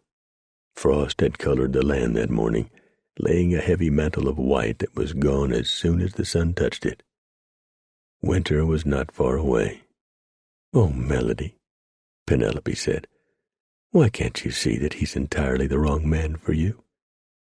Yes, he's handsome and dashing and daring and all of that, but he's wild, Melody. He's like the wind. He doesn't belong in a house. He'd feel confined, like a chained animal. It wouldn't be fair to ask him to change his ways. He belongs to the mountains and the wild high country." Melody turned from the window. She smiled sadly. "I know all that, Penelope." Suddenly, she giggled. "Can you just imagine the looks on Mum's face if I should suddenly show up back east with Preacher in tow?" The 2 young women burst out laughing at just the thought. "Or, better yet," Penelope said, "with all 5 of them." Richard and Edmund walked into the sitting room, curious to see what all the giggling was about. "What in the world?" Edmund inquired. "Girl talk," Melody told the young men. "You wouldn't understand." Richard walked to the window that Melody had just left and stared out, silent for a moment. He turned to face the group. "It's odd that Preacher didn't stop to say goodbye. Swift told me they left very abruptly." "What are you saying?" Penelope asked, walking across the room to stand by his side. "I'm not sure, but I became friends with Preacher toward the last, and I am sure that something is not right about their leaving. I just have a feeling that their sudden departure might be a ruse of some sort." "A deception?" Edmund asked. "No, I don't believe that. What would be the reason?" Richard spread his hands. "I don't know. It's just a feeling I have. I'm probably wrong." "I'm sure you are," Edmund said smugly. "We shall never see those men again." "That outlaw and the gold we have hidden here at the church," Melody said. "What about it?" Edmund asked. Preacher may have received word that the gang had not given up and were coming this way. He and his friends may have gone to attack them, or head them off, or something like that." "Pure romantic balderdash," Edmund said with a laugh. "Melody, you became mildly infatuated with the man and had a mental fling. Put him out of your mind and settle both feet back on the ground. You'll not see that will-o'-the-wisp again." With a knowing and not a terribly kind laugh, he left the room. Richard stared hard at Edmund's back. "Sometimes," the missionary said, "I believe that man is not far from being a fool." 3. "They're about a mile ahead of us," Nighthawk said, slipping back into camp after making his silent reconnoiter on foot. 28 of them. No guards out." "No doubt in your mind it's Bum?" Jim asked. "No doubt," Nighthawk said, pouring a cup of coffee from the pot set on the rocks beside a hat-sized fire. "There's gotta be some of them no-counts out permanently for the dawning," Preacher said, a grim tone to the words. His gaze touched the eyes of his friends. "Anybody don't want to do it this way, say so now." The 4 other mountain men looked at him, their eyes hard. Dupree finally said, "I ain't got no use for murdering, child-raping scum. Let's do it." The others nodded their heads in agreement, then set about gathering up their gear. They were grim-faced as they worked, for this was to be a bloody night. There were only small pockets of law west of the Missouri River, and not a hell of a lot more law than that between the Missouri and the Mississippi. These mountain men ran wild and free, and they answered to few codes of conduct. But those they did subscribe to were the basic ones that decent men everywhere held to. Steal a man's horse in the wilderness, and you set him afoot to face possible death. So stealing a man's horse called for a hanging or shooting on the spot. You did not lie except in jest, for here a man's word was held as tight a bond as a contract done up in some fancy law office. A man did not bother a good woman or child, or even a bad woman in most cases. Harm a woman, and the penalty was almost certainly death. Rape a woman or child, and the penalty was certain death, often in very unpleasant ways. The mountain men led a wild and rough existence, and the justice they dealt was just as wild and rough and unforgiving as the land which they lived in and fought in and, for most, eventually died in. On this night, the 5 mountain men shoved pistols behind their sashes, added war axes to that, and picked up their Hawken rifles. They began making their silent way toward the outlaw camp of Bum Kelly. They took their time, wanting to arrive just when most of the outlaws would be getting ready to roll up in their stinking blankets.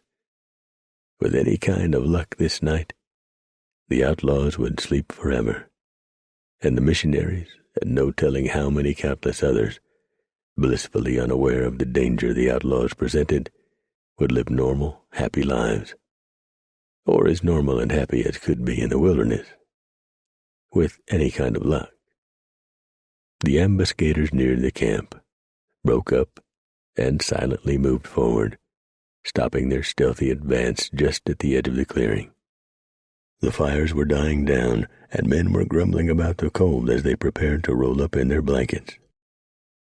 Preacher spotted several thugs that he recognized, and assumed that Bum was already in his blankets. He lifted his Hawken and blew one standing man straight to hell and into the hot embrace of Satan. The others opened fire a split second later. The night roared with gunfire, and the air became choking with gun smoke from the muzzle loaders. "Now!" Preacher screamed and charged the camp, a knife in one hand and a war axe in the other. Moses reared up from the ground, his dirty face pale and his eyes wide in fear. Preacher smashed his skull with the axe and jumped over the dead man. Beartooth, using both axe and knife, ended the life of Jennings, while Nighthawk finished Halsey with an axe. Jim ended Bobby's vicious life of crime as Dupree buried his war axe into the head of Keyes. Preacher threw his axe with deadly accuracy, the head burying deep in Beckman's skull and bringing the outlaw down dead. He fell into the fire. Preacher worked his axe free and let the men burn. They needed a little more light to work by anyway. Slug made the terrible mistake of trying to best Beartooth strength to strength. The huge mountain man broke the outlaw's neck and let him fall bonelessly to the cold ground. "Damn your eyes!" George screamed at Preacher as he jumped for the man. Preacher buried his knife in the man's stomach and ripped upward. He jerked his blade free and stood over the body. The camp fell silent. The mountain men looked around as they stood in the middle of the carnage. There appeared to be no one left alive. Bum, Jack Harris, Leo, and Bull had jumped for their horses when the first shot was fired. They rode bareback, holding on to the mane, the horses just as wall-eyed and trembling with fear as the men on their backs. Dipper, Waller, and Burke had run wild-eyed into the night. They left their horses and all their possessions behind in their frantic dash to get clear of the bloody ambush. No matter. They could always kill again and steal more horses. They headed for Fort Vancouver. "Bum ain't here," Dupree said. "Neither is that damnable turncoat Jack Harris," Preacher said. "I count 21, Nighthawk said. 7 got away. I will see very quickly in what direction." Preacher did some fancy cussing as he stood in the clearing of death. "We'll track them, old hoss," Dupree assured his friend. "We'll get them." "Bet on it," Preacher said in a low, menacing tone. Beartooth dragged Beckman out of the flames and tossed some water on him, putting out the burning clothing. "He smelled bad enough alive," the mountain man said. 3 on foot, heading for the fort, Nighthawk said. 4 mounted men headed straight east. "I'll take care of them on foot," Preacher said, reloading his weapons. "Let's get back to camp and saddle up. You boys track Bum, and you can bet it's Bum and Jack on horseback, and I'll catch up with you along the way. Hawk, leave rocks piled for me, will you?" Nighthawk nodded, and the men took off at a trot for their camp. An hour later, they were hard on the trail of those who had survived the ambush. "We got no food, no saddles, and we left most of our weapons back at the camp," Bum griped. "I ain't never been in no spot like this before." They had stopped to get a drink of water at a little creek and to rest their horses.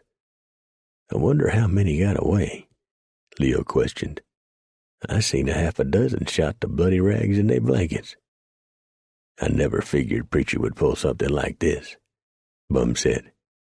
"If it was Preacher and them." "It was," Jack Harris said sourly. "And Preacher will do anything. He don't play by no rules. I tried to warn you all about Preacher. That's the most meanest man that ever walked these mountains." "I think I seen Dipper and Burke get free," Leo said. "Maybe one more. I don't know for sure.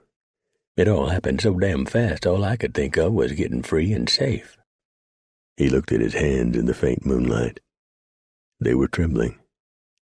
He wasn't sure his legs would support his weight if he tried to stand up. "I'm just wondering if and for how long Preacher and them others will track us," Bum said. "They'll track us," Jack replied bitterly. "And they'll track us till hell freezes over." Preacher rode directly for the fort, taking trails those on foot would avoid. The 3 outlaws had to head for the fort. They had nowhere else to go. Once there, he told no one what had happened. The factor might frown on folks ambushing other folks. His presence was reported to Richard, who told none of the others the news.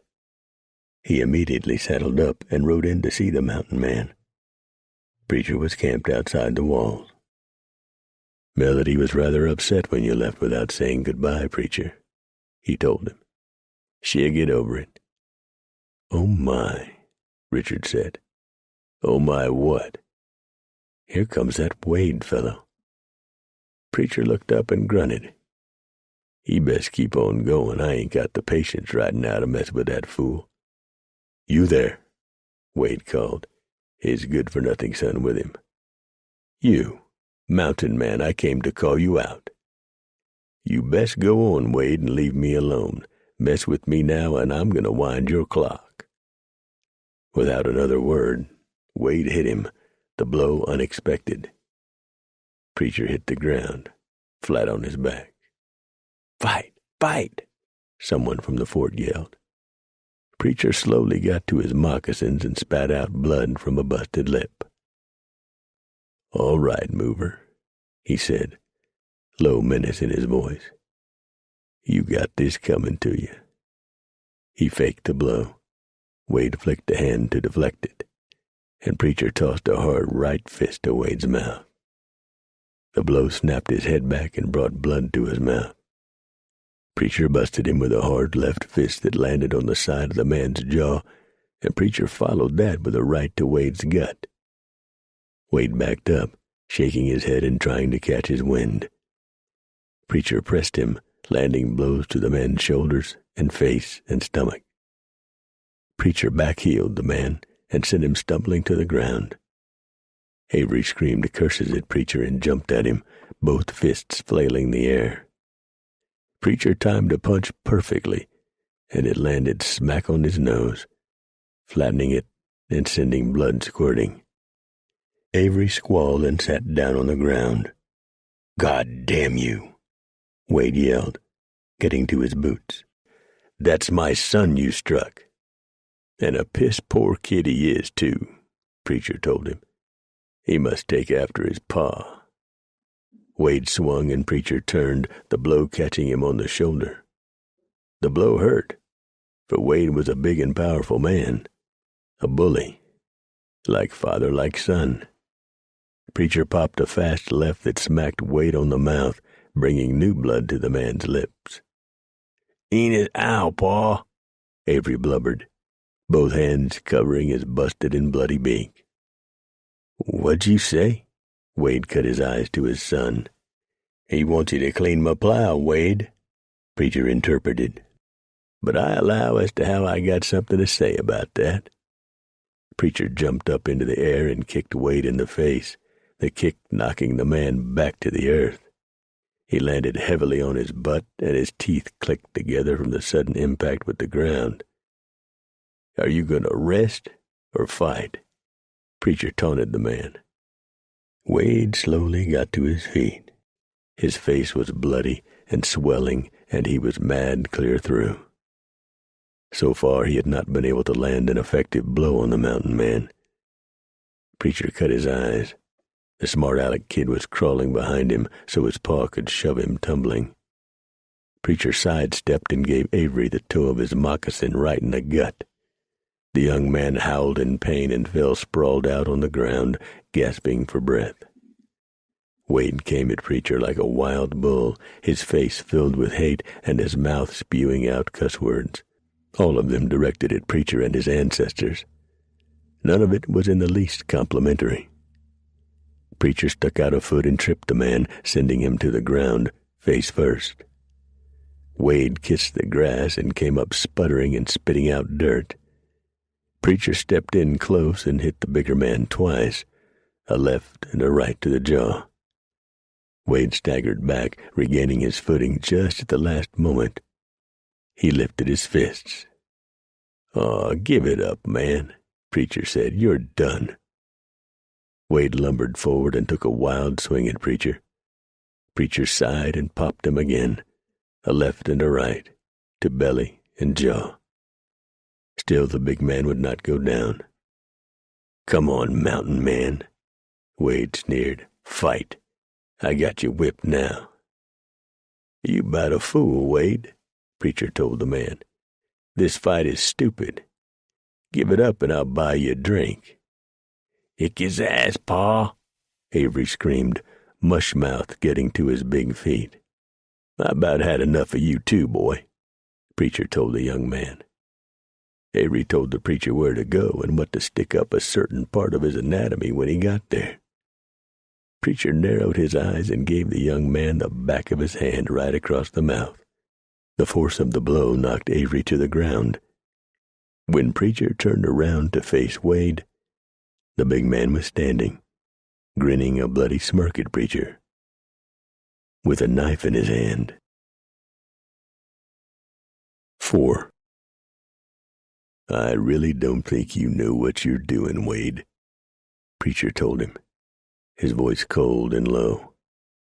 But if you don't put that knife up, I'm going to kill you, man. And I ain't going to tell you that but one time. The chief factor stepped through the crowd, a cocked pistol in one hand. Withdraw, sir, he ordered Wade, or stand and die. With a snarl, Wade sheathed his blade and stood staring at Preacher. Wade's chest heaved and blood dripped from his busted nose and mouth. There will be another day, Preacher, he warned, and you may wager on that. Why? Preacher asked him. Are you that anxious to die, Wade? With a snort of derision, Wade shoved and elbowed his way through the crowd. He helped the light of his life to his feet, and together they walked off. Preacher did not start this trouble, Richard informed the chief factor. We were standing here chatting when Wade bulled his way up to us and demanded that Preacher fight him. The man is a troublemaker, sir. Yes, the man said, uncocking and securing his pistol. Unfortunately, I know that only too well. The family has been in this area just about a month, and already that Wade fellow has been involved in 3 altercations. That son of his is no more than a common hooligan and vandal. I fear neither of them will come to a good end. The father does not seem to realize that I can bar him from this fort, and I might just do that. Good day, gentlemen. Richard, Preacher said, after several trappers he knew had congratulated him on a good fight, and the crowd had broken up.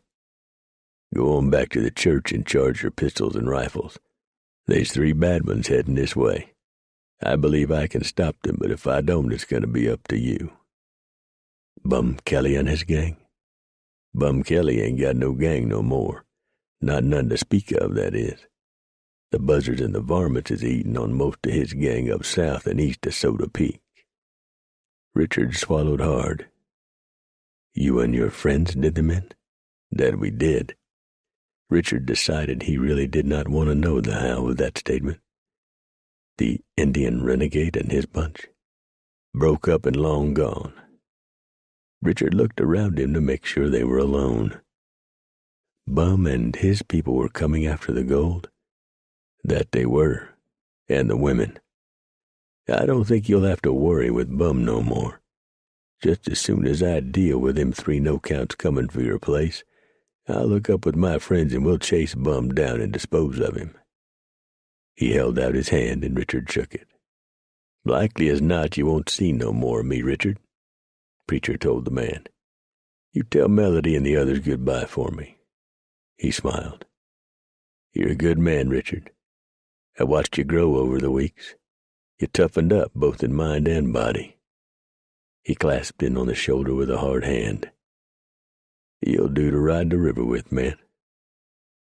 It was only after Preacher had ridden off that Richard realized he had just been paid the highest compliment a mountain man could offer. Goodbye to you, friend, the missionary whispered to the afternoon, and may God bless and keep you and your friends as you ride the mountain passes. Preacher didn't ride far that day.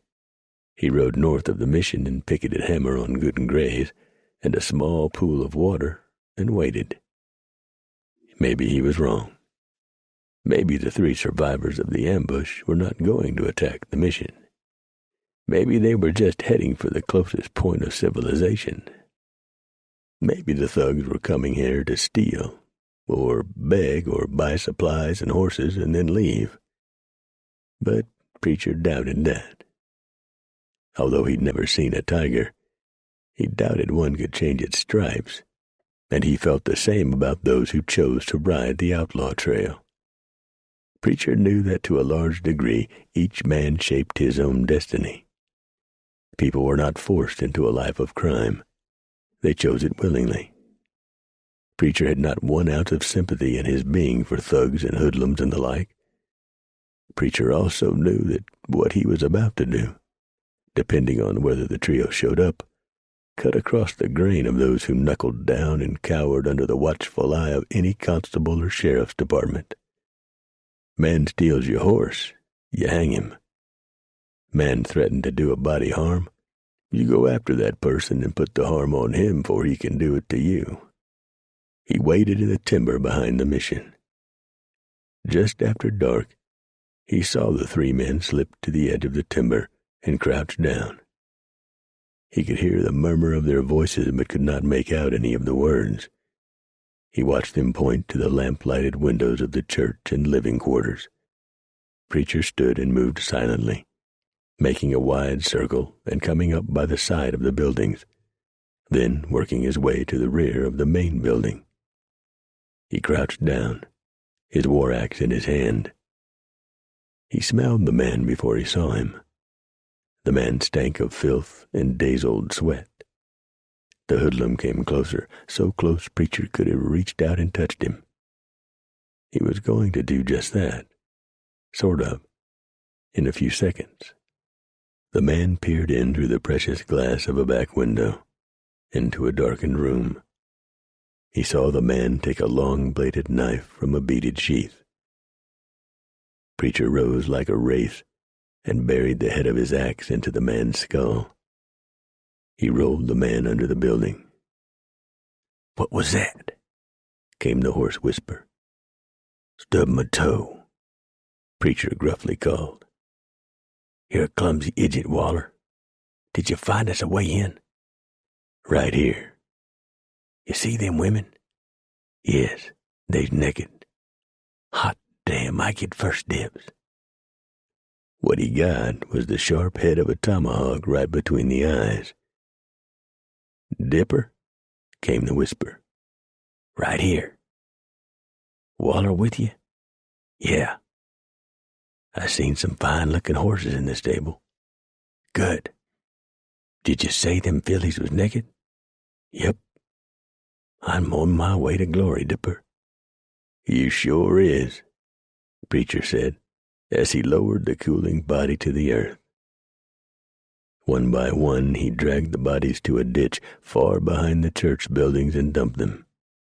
He collapsed part of the bank over them and then threw small logs and branches over that. Sooner or later, the men might possibly be discovered, or an arm or leg of them would.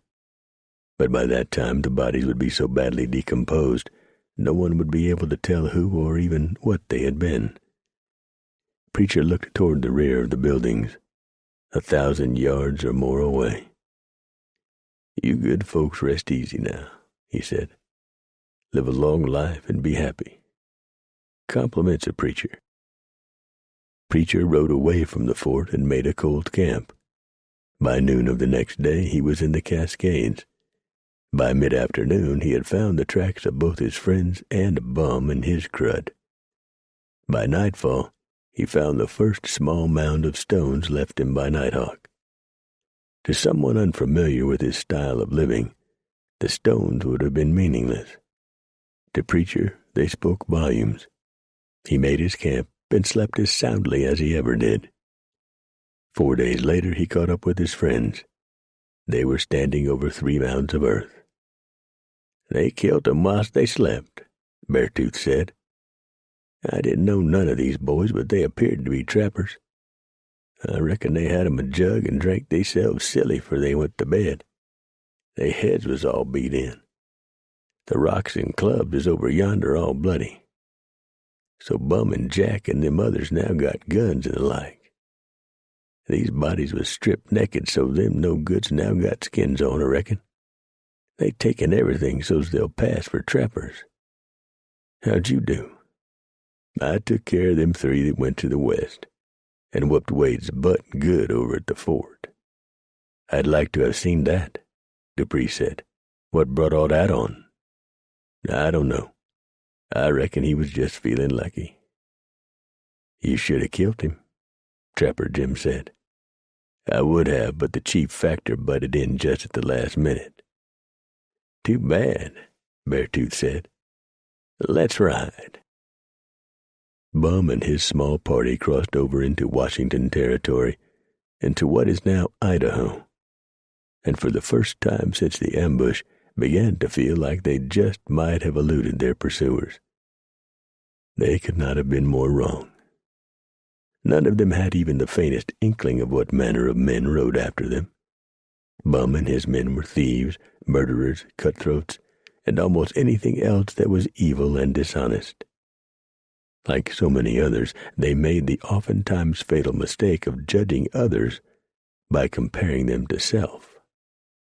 While no one who is even an amateur student of the West would ever write, or even think, that mountain men were paragons of virtue, most of the mountain men did operate under a loose code of conduct. They were wild and woolly and, as the Western saying goes, born with the bark on, yet curiously drawn to alliances and bonding with like kind.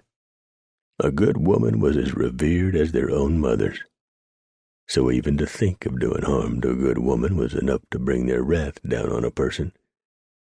Bum and his bunch did not realize that Preacher and his friends, if it had to be, would pursue them all the way to New York City and drive them into the Atlantic Ocean. "I believe we can rest easy now, boys," Jack Harris said. "Preacher and them friends of his'n has played out their string."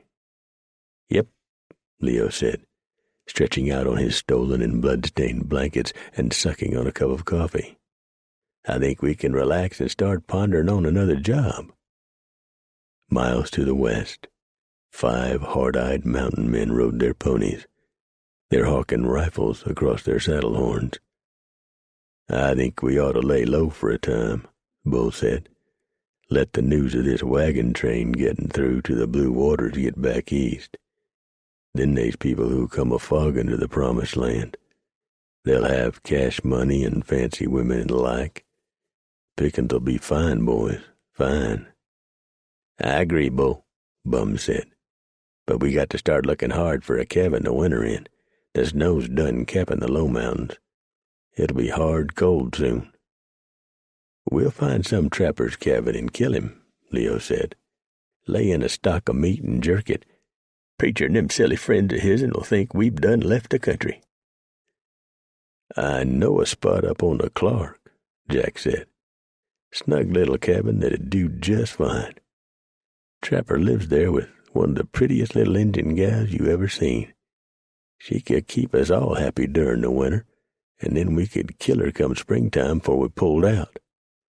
We'll catch her man out running his traps and do him in quiet like." "Sounds good to me," Bum said. "We'll head that way come the morning. Pretty little thing, you say, Jack?" "Purty as a picture she is. Shapely." Preacher and the others stood over the ripped and torn body of the man. "Anybody know him?" Preacher asked. "I think it's Parley," Jim said. "But the buzzards and the varmints been hard at work here, kinda hard to tell." Preacher rolled the man over on his stomach and grunted. A bullet hole in a dead man's flesh was obvious. "Shot him in the back while he sat before his fire," Nighthawk observed. "Foreman," Dupree called from outside the small clearing. "It's Bum and them others for sure. Tracks are plain."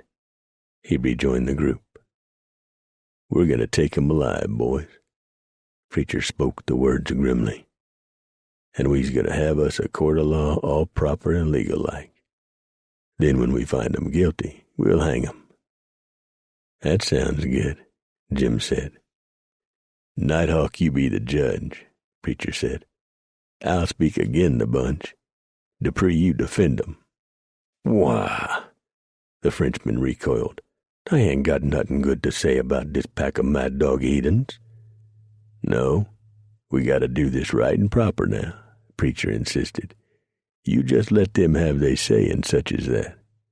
Then after they's done, if you can find anything good to say about 'em, say it. Hell, it don't make no difference. We gonna find 'em guilty anyways. Jim and Beartooth's gonna be the jury. When the time comes, I shall don my proper robes to sit in judgment," Nighthawk said. "I have a fine buffalo robe in my pack." "That'll be good," Preacher said. "Make you look plumb respectable." He glanced at the crow. providing you do something with them goddamn pigtails.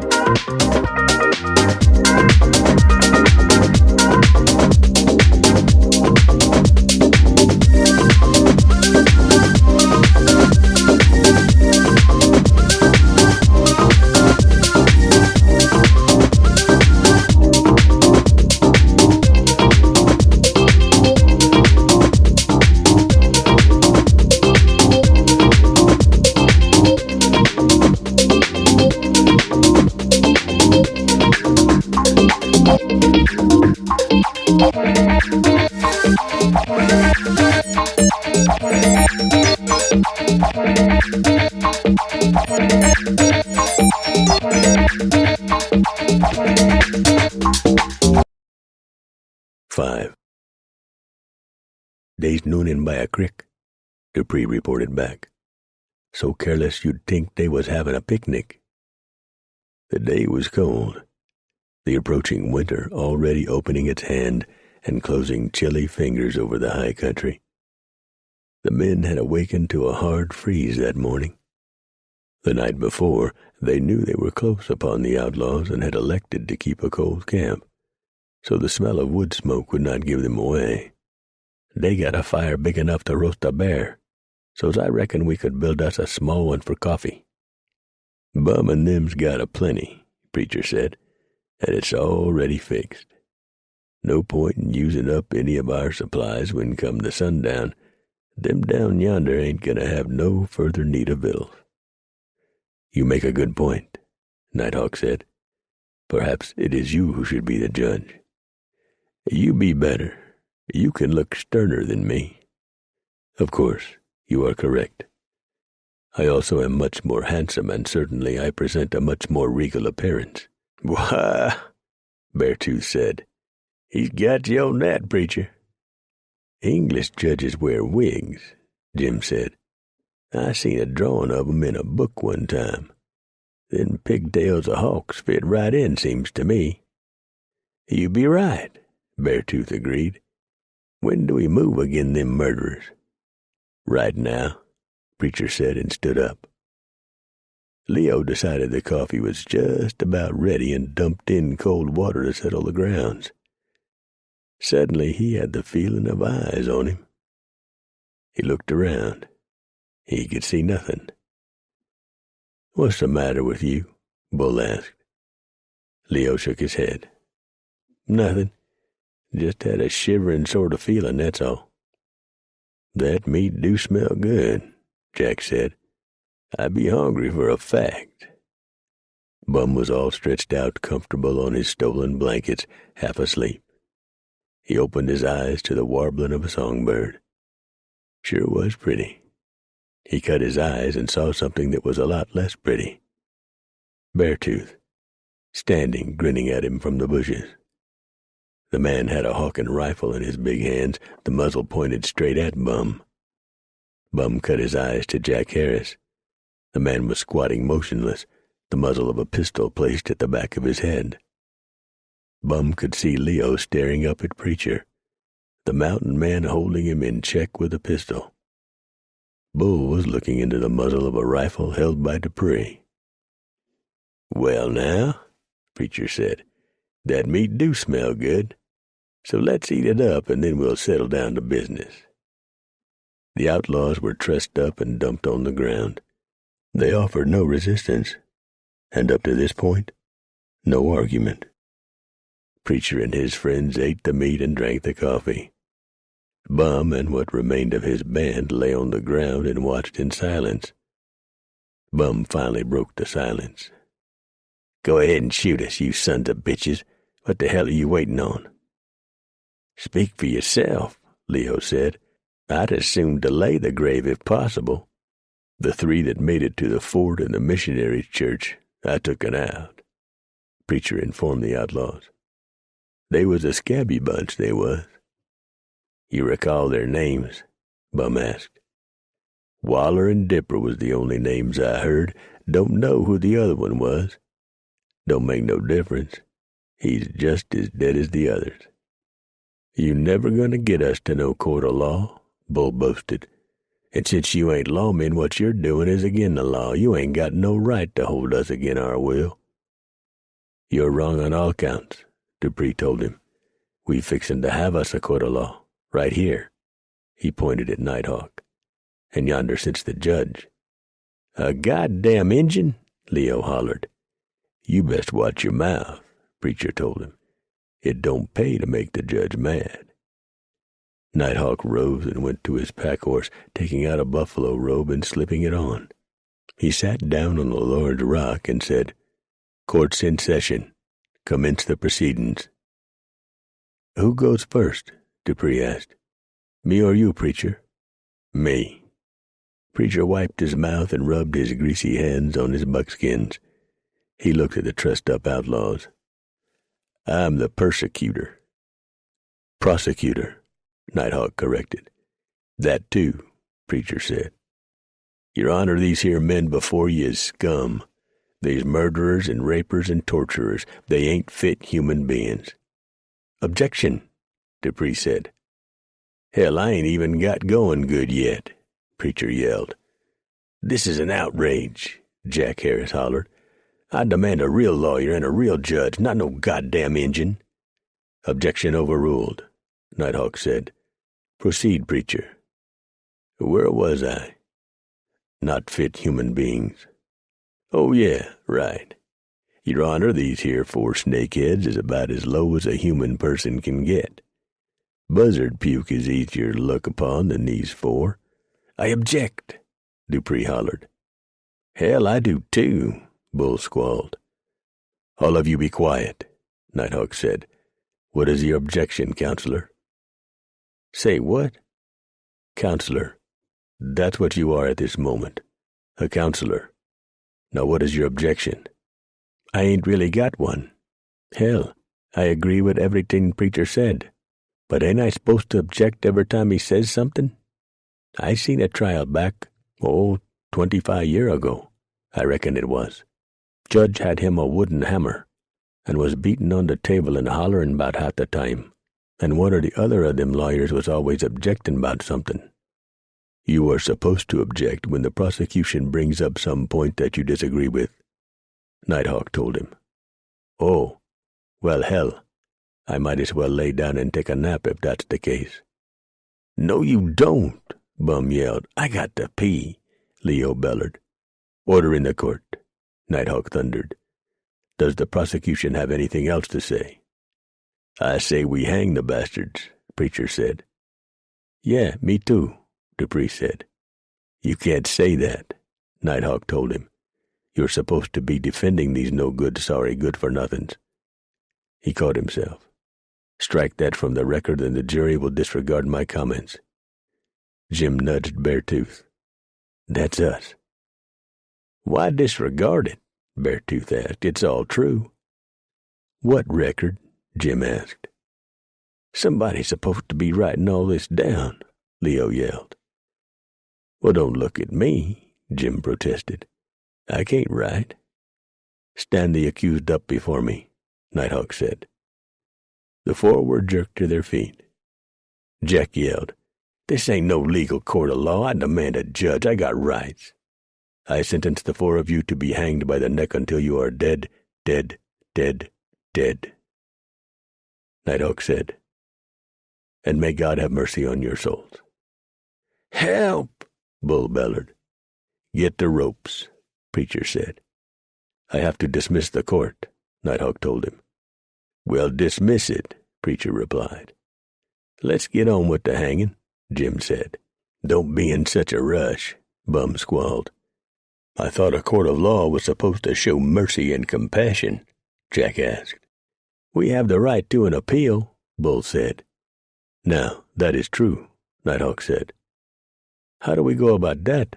Dupree asked. This is getting right complicated. I think the prisoner's got to go before another judge, Beartooth said. We ain't got no other judge, Preacher said. Jim looked at the 4. I reckon that means that you boys is out of luck." "Help!" Jack bellowed. "Now what do we do?" Dupree asked. "Hawk's got to dismiss the proceedings," Jim said.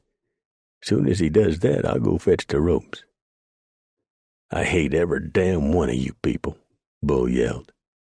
"Vengeance is mine, saith the Lord," Jack reminded the group. "But he ain't here," Preacher said.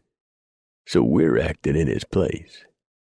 "Court is adjourned," Nighthawk said, then frowned. "I think that's the correct term." "Help!" Leo hollered. "They funnin' with us," Jack said, sweat dripping off his face. "They ain't really gonna hang us." "That ain't no collar for a tie he's a-fixin' over yonder," Bull said. Jim was tossing 4 ropes over a limb. The open nooses dangled and swayed ominously. The 4 outlaws were hoisted up into their saddles, rather saddles they had killed the trappers for, and the nooses placed around their necks. "You boys want to pray?" Preacher asked, meeting their scared eyes and lingering for a moment at each man. His own eyes were hard as flint. "Swing wide the gates to heaven," Leo shrieked. "That'll be the day," Dupree muttered. "Lord, I'm a-comin' home," Bull shouted. "No, you going in the other direction," Beartooth corrected. "Forgive me of all my sins," Jack Harris moaned. "All the men and women and children I've killed and robbed and raped and done all them other bad things too." "Disgusting," Nighthawk said. "God damn you to the fiery pits of hell, Preacher," Bum Kelly said. "Odd thing for a man in your position to say," Preacher told him, then whapped the horse on the butt. Bum Kelly and his bunch dangled and kicked and twisted and swung. The men waited until the outlaws had kicked their last, then lowered them down and dumped them in a shallow ravine, collapsing rocks over the bodies. "You want to say something over the tomb?" Dupree asked the Preacher. Preacher thought about that. "Yeah, I do." He took off his hat, and the others did the same, none of them not knowing quite what to expect from their friend. Preacher was famous for a lot of things, including his sometimes profane and always odd eulogies. Preacher took a breath and said, "Here lies Jack and Leo and Bull and Bum. They run their race, and now it's done. They was sorry crap without no class. So bend over, Satan, and let 'em kiss your ass." 6. Theirs was a solitary breed, and a breed that regrettably did not last long in American history. Progress pushed them aside. But on this late fall day in the year of 1837, the 4 mountain men lingered long over coffee that morning. No one had put it into words, but all knew that here was where the trail forked. "Where you gonna winter, Jim?" Dupree asked. "I got me a little cabin over on the Flathead. It was right snug last time I seen it. I reckon it's still there. I'll soon know. You?" "I get on right good with the Nez Perce. They was a fine-looking squaw lost her man last time I was through there. I told her I'd be back for the snow flew. I reckon it's about time to head that way. Nighthawk? My grandfather is old. I will go to his lodge and we will talk of things past. He will die this winter, I am thinking. I want to see that he is buried properly. Bear? I'm going to look up Lobo and see if he's still living with them buffalo wolves. If he ain't, I might winter with him and let him put me to sleep each night listening to his damn lies. Preacher? I don't know." Preacher tossed out the dregs from his cup. "I got the restless flung on me. I might head south. Then again, I might head east. I just don't know." "You best be making up your mind, old hoss," Beartooth told him. The snow's fixing to fly soon." "Yeah, I know it." He began rolling his blankets and gathering up his kit. Within minutes, the mountain men had packed up and were in the saddle. "I wish I could say all this has been fun," Preacher said, "but I'd be lying, and that's something I never do." "Why," Dupree said, "it'll be a relief not to have to smell your stinking feet." "What will be greater relief," Nighthawk said, "is not having to listen to Beartooth's stomach grumble when he does not eat 8 times a day. Or listen to Dupree try to sing those awful French songs," Jim said. The men smiled at each other for a moment, and then rode their separate ways without another word. That afternoon, Preacher topped a rise. Careful not to skyline himself to unfriendly eyes, he paused and looked westward, his thoughts of Melody. "Mayhaps I should have partook of them charms of hern, Hammer. I might have the regrets about not doing that some cold winter's night. But I expect we'll be back that way for too long. I don't know why I say that. I just feel it." He settled his hat on his head and lifted the reins. "Well, good horse, you want to go see some country we ain't seen afore?" Hammer snorted, then shook his head. "Well, let's us go then." And the mountain man called Preacher began another ride into the pages of history. This concludes The First Mountain Man by William W. Johnstone. Narrated by J. Rodney Turner. Copyright 1991 by William W. Johnstone. This unabridged audiobook is published by arrangement with Kensington Publishing Corporation and was produced in the year 2019 by Tantor Media Incorporated, a division of Recorded Books, which holds the copyright thereto. Please visit Tantor.com for more information on our growing library of unabridged audiobooks.